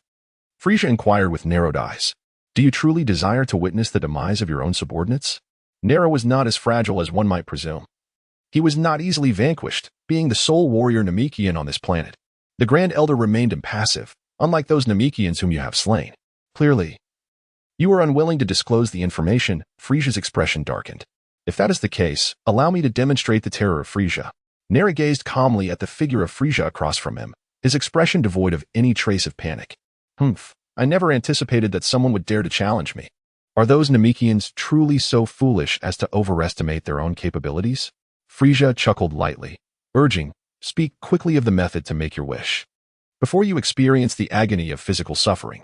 Otherwise, I assure you, I shall render your existence a living hell. Surely you have sensed it as well. The Grand Elder's lifespan is drawing to a close. Neru replied coolly, if we engage in battle here, any inadvertent harm to him would not serve you well. Let us find another location. Humph, as if this were to be an intensely fierce battle, Frisia laughed softly. Very well, I shall defer to your wishes. Whoosh, whoosh. The two soared swiftly into the distance. The Grand Elder silently prayed, forgive me, Neru. Please hold on until Dandy reaches the Earthlings. The fate of this planet rests in your hands. Neru, accompanied by Frisia, soon flew a considerable distance away. Here will suffice. There is no need to venture further. Frisia called out from behind. Neru, I still wish to prolong the moment. That fellow. With a resounding clap, both individuals descended from the sky. Neru discarded his outer coat. An overwhelming aura surging forth from his being. Oh, remarkable, his combat power has escalated. Frisia, slightly taken aback, acknowledged, indeed, you are indeed unlike the other Namekians. And I must admit, your combat prowess is even on par with the Jinyu force. Otherwise, I would consider you as one of my subordinates. Humph. Do you truly believe that? Neru retorted coldly. Very well, I anticipated you would respond thus. Frisia rubbed his nose and continued, allow me to disclose my combat power value. It stands at 530,000. However, fret not, I shall not exert my full strength against you. Neru was left astonished. Anyone could discern the colossal disparity between such a figure and 530,000. Moreover, this is merely the form I have assumed to conserve excess energy. A smile crept upon Frisia's face as he secretly revealed, I am capable of transformation. Do you have any inkling of the true extent of my combat power post-transformation? Neru's eyes widened. How much is it? It seems to exceed 1 billion, does it not? Frisia chuckled. Neru stood dumbfounded, his face paling in disbelief. Even more so. Are you joking? You claim your combat power surpasses 1 billion? If that were the case, there would be no adversary capable of challenging you. Even that being known as the galactic god, Latian, could not defeat him. Impossible. How could anyone's combat power reach such heights? Are you a deity? Neru clenched his teeth and inquired. Oh, a deity? Not quite, Frisia chuckled. However, I have encountered deities, true gods indeed. Let us not dwell on such trivial matters. There is no need for me to unleash my 1 billion combat power against a foe of your caliber. In this current state, I could easily handle you with but one hand. What bluster? Neru shouted vehemently, charging swiftly towards Frisia. With a resounding clap, Neru's palm struck Frisia's neck. Frisia did not even flinch, allowing Neru's hand to land upon him. What? Neru's expression shifted. Is this truly your attack? Your combat power is merely at this level? Frisia scoffed disdainfully. In the next moment, Frisia's large hand seized Neru's forearm. Neru felt a tremendous energy binding his arm, rendering it utterly immobile. He struggled with all his might, yet it proved futile. Crack! Frisia exerted a gentle yet forceful effort, akin to snapping a cucumber, and effortlessly fractured Neru's arm. A piercing scream escaped Neru's lips as crimson blood gushed from the severed limb. With a swift motion, Frisia raised his hand and struck Neru in the abdomen, causing him to collapse onto the ground while clutching his stomach. My apologies, I inadvertently applied excessive force. Are you all right? Frisia inquired with a sardonic smile. How infuriating. Neru gritted his teeth and rose from the ground. I strongly advise you not to overexert yourself, Frisia chuckled. Now, do speak quickly, or I shall be compelled to end your life. With a surge of energy enveloping his arm, Neru exclaimed, "Ah," and his severed limb miraculously regenerated. Oh, Frisia expressed mild surprise. However, due to the regeneration, Neru's strength significantly waned. I didn't anticipate your ability to regenerate. Yet, this will avail you little. Your stamina cannot be restored, and your combat prowess has notably diminished, Frisia remarked. After enduring so much suffering, do you truly wish to persist in this battle? It baffles me how the inhabitants of this planet can be so obstinate. Meanwhile, Bulma inquired, what has become of Krillin and the others? Let us transition the visuals. Luo Tian suggested with a subtle wave of his hand. Instantly, the holographic display transformed, revealing the figures of Krillin and Son Gohan. They soared through the air like two blazing comets, swiftly heading towards the canyon where Bulma had previously been. Upon landing, they entered the depths of the gorge. Miss Bulma? Where could she be? Krillin wondered aloud, having failed to locate Bulma. How peculiar. Where could she have gone? Gohan echoed, scanning their surroundings for any sign of her. This fellow is just like Luo Tian, running about at a critical moment, Krillin muttered through clenched teeth. Uncle Krillin, look, that's Miss Bulma's bag, Gohan exclaimed. Krillin hurriedly approached and opened the bag, successfully retrieving the Dragon Ball radar. This scoundrel, how dare he rummage through my belongings without my consent? Bulma scolded, visibly annoyed. Luo Tian remarked, indeed, the thought processes of women can be quite peculiar. Hee hee, but they would never suspect that I have already returned to Earth. Bulma chuckled mischievously. Uncle Krillin, quickly check where the Dragon Balls are located, Gohan urged. Ah, over there. Let us set off. Krillin promptly handed the radar to Gohan.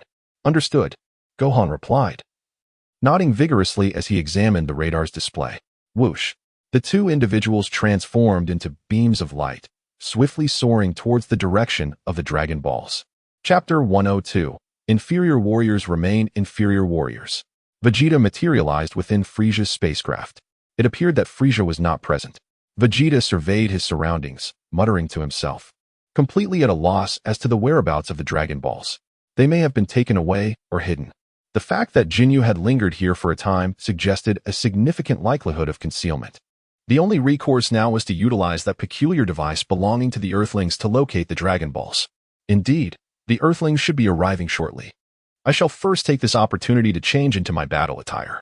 With that, Vegeta opened the cabinet containing his combat suit and selected one that suited him perfectly. Humph. I wonder where that fellow, Luo Tian, is at this moment. Nevertheless, I shall not concern myself with them for now. My singular objective is to attain immortality. Once I achieve immortality, I shall be able to vanquish Frisia. I feel that I am closer to becoming a Super Saiyan. With my current battle power, should I transform into a great ape, I could attain an impressive height of 5 million. However, transforming into a great ape seems to come with its drawbacks, particularly during combat, as I find it quite challenging to unleash an artificial full moon. I must devise a method to release an artificial full moon in advance. This way, I can transform into a colossal ape whenever and wherever I desire. However, the brilliance of the artificial full moon is exceedingly intense, making it easily noticeable. Even if I manage to release it, should someone witness it, they might forcibly destroy it. How vexing. I find myself in quite a quandary. I must find a way to swiftly unleash the artificial full moon. Indeed, I shall dedicate my spare moments to diligent practice. It seems that I cannot allow the Earthlings to discover my presence here, so I shall conceal my energy. A subtle smile played upon Vegeta's lips as he suppressed his own aura. Uncle Krillin, over there, exclaimed Gohan. That is their spaceship, Krillin noted. The Dragon Balls are not responding within the spacecraft, but rather outside of it, Gohan remarked, holding the Dragon Ball radar. Let us search quickly. There are no people around for the time being, Krillin suggested. After a brief search, the two discovered the 7 Dragon Balls hidden beneath the ground. Uncle Krillin, this place is indeed easy to find, Gohan exclaimed excitedly. Indeed, there are signs of burial, making them quite simple to excavate, Krillin observed. His expression filled with anticipation as he gazed at the 7 Dragon Balls that had emerged. "We found them! We found them!" Gohan exclaimed in sheer joy. "Vegeta, I never expected them to be buried in such an obvious location. I surprisingly did not notice. Well, as soon as the dragon emerges, I shall eliminate these 2 rascals. Afterward, I will articulate my wish." Luo Tian, they have finally gathered all 7 Dragon Balls. Bulma joyfully approached Luo Tian and embraced him. "Do not rejoice too early. Summoning the dragon and realizing wishes both require the Namekian language," Luo Tian replied. "What?" Bulma's eyes widened, and she immediately exclaimed. "Quickly take me to Namek. I will summon the dragon and make my wish." "It's too late." Luo Tian shook his head. "What shall we do?" Bulma lamented, deeply regretting the hard-earned collection of the Dragon Balls. "We must leave it to fate," Luo Tian smiled.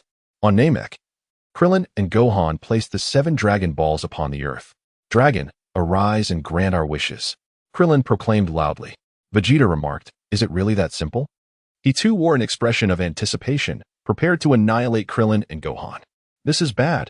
Vegeta is over there. He will ambush them," Bulma cried, urgently seeking a way to warn them. "If we cannot summon the dragon, then Vegeta will not kill them," Luo Tian stated. "Oh, well, that is true." Bulma nodded in agreement. At that moment, Vegeta stared intently at the 7 Dragon Balls. What does the dragon look like? What will transpire next?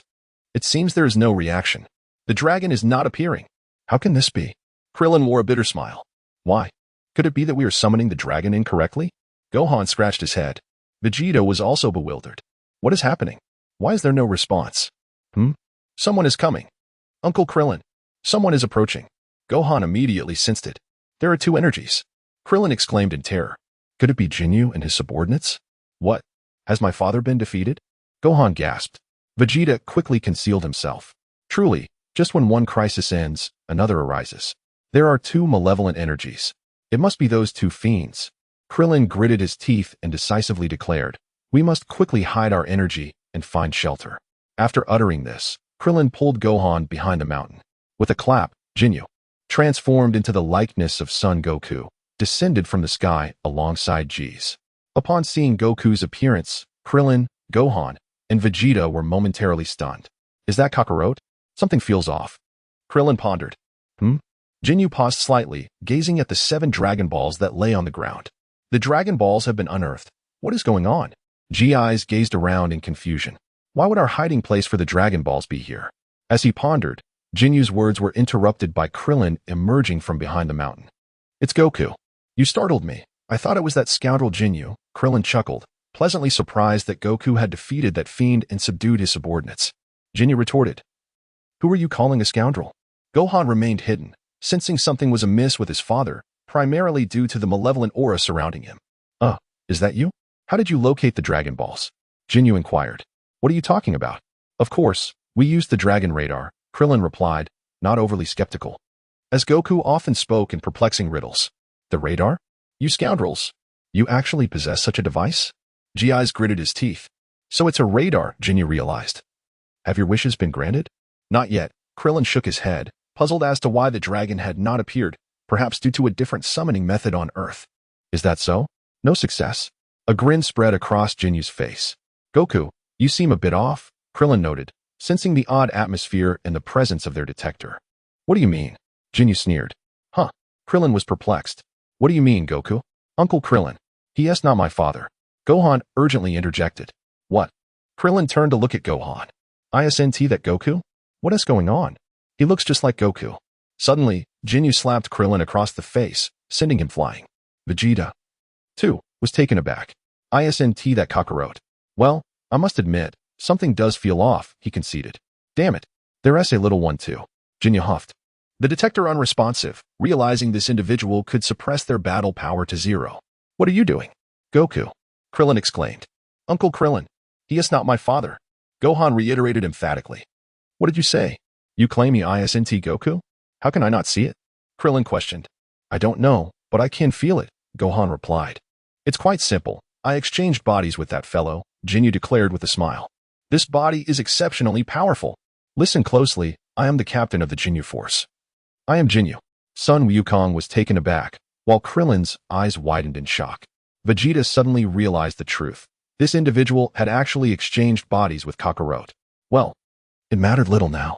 Initially, he had intended to give Kakarot a thorough beating, but it seemed that would no longer be necessary. How could such a thing happen? Krillin stammered. I. Sun Wukong found himself at a loss. My battle power exceeds 180. 000. Ha ha ha. Jinyu laughed heartily. Hey, Goku. Have you been hypnotized by that Jinyu fellow? Krillin hastily inquired. Hey. Jinyu charged towards Krillin and Sun Wukong, launching a fierce barrage of attacks at them. Krillin and Wukong hurriedly fought back, overwhelmed by fear. They were on the verge of being defeated. Lo Tian, aren't you going to hurry? Bulma urged. There's no rush. Although they have exchanged bodies, he does not possess Goku's mastery of the Ultra Instinct, Lo Tian replied with a smile. Oh, indeed, I completely overlooked that crucial detail. Bulma nodded, sighing in relief. However, Goku's body is quite powerful as well. They should be able to defeat him. Lo Tian chuckled softly. Vegeta remarked. This situation has become rather complicated. Should I annihilate them all? Then devise a way to summon that divine dragon. Or perhaps I should observe for a while. Haha. My combat prowess is growing stronger. You should be wary. Captain Jinyu, emboldened by each battle, has frightened Krillin and Gohan to the point of perspiration. Beep beep. At that moment, a reading suddenly materialized on Gai's scouter. Captain Jinyu, that fellow is in pursuit, Gai's reported. What? Jinyu paused briefly, turning to glance at the approaching Goku. This guy truly has a tenacious spirit. He is still alive. At last, I found you. Goku gasped heavily, descending from the sky to the ground. You've arrived quite swiftly. Do you still wish to take a beating? Jinyu scoffed. Krillin, Gohan, listen closely. That individual is not me. Merely my body, Goku shouted to Krillin and Gohan above. Krillin, I cannot believe this is actually true. Even Gohan is at a loss for words. How could his father have transformed into this? That fellow is Jinyu. Give him a severe beating. Goku exclaimed. You must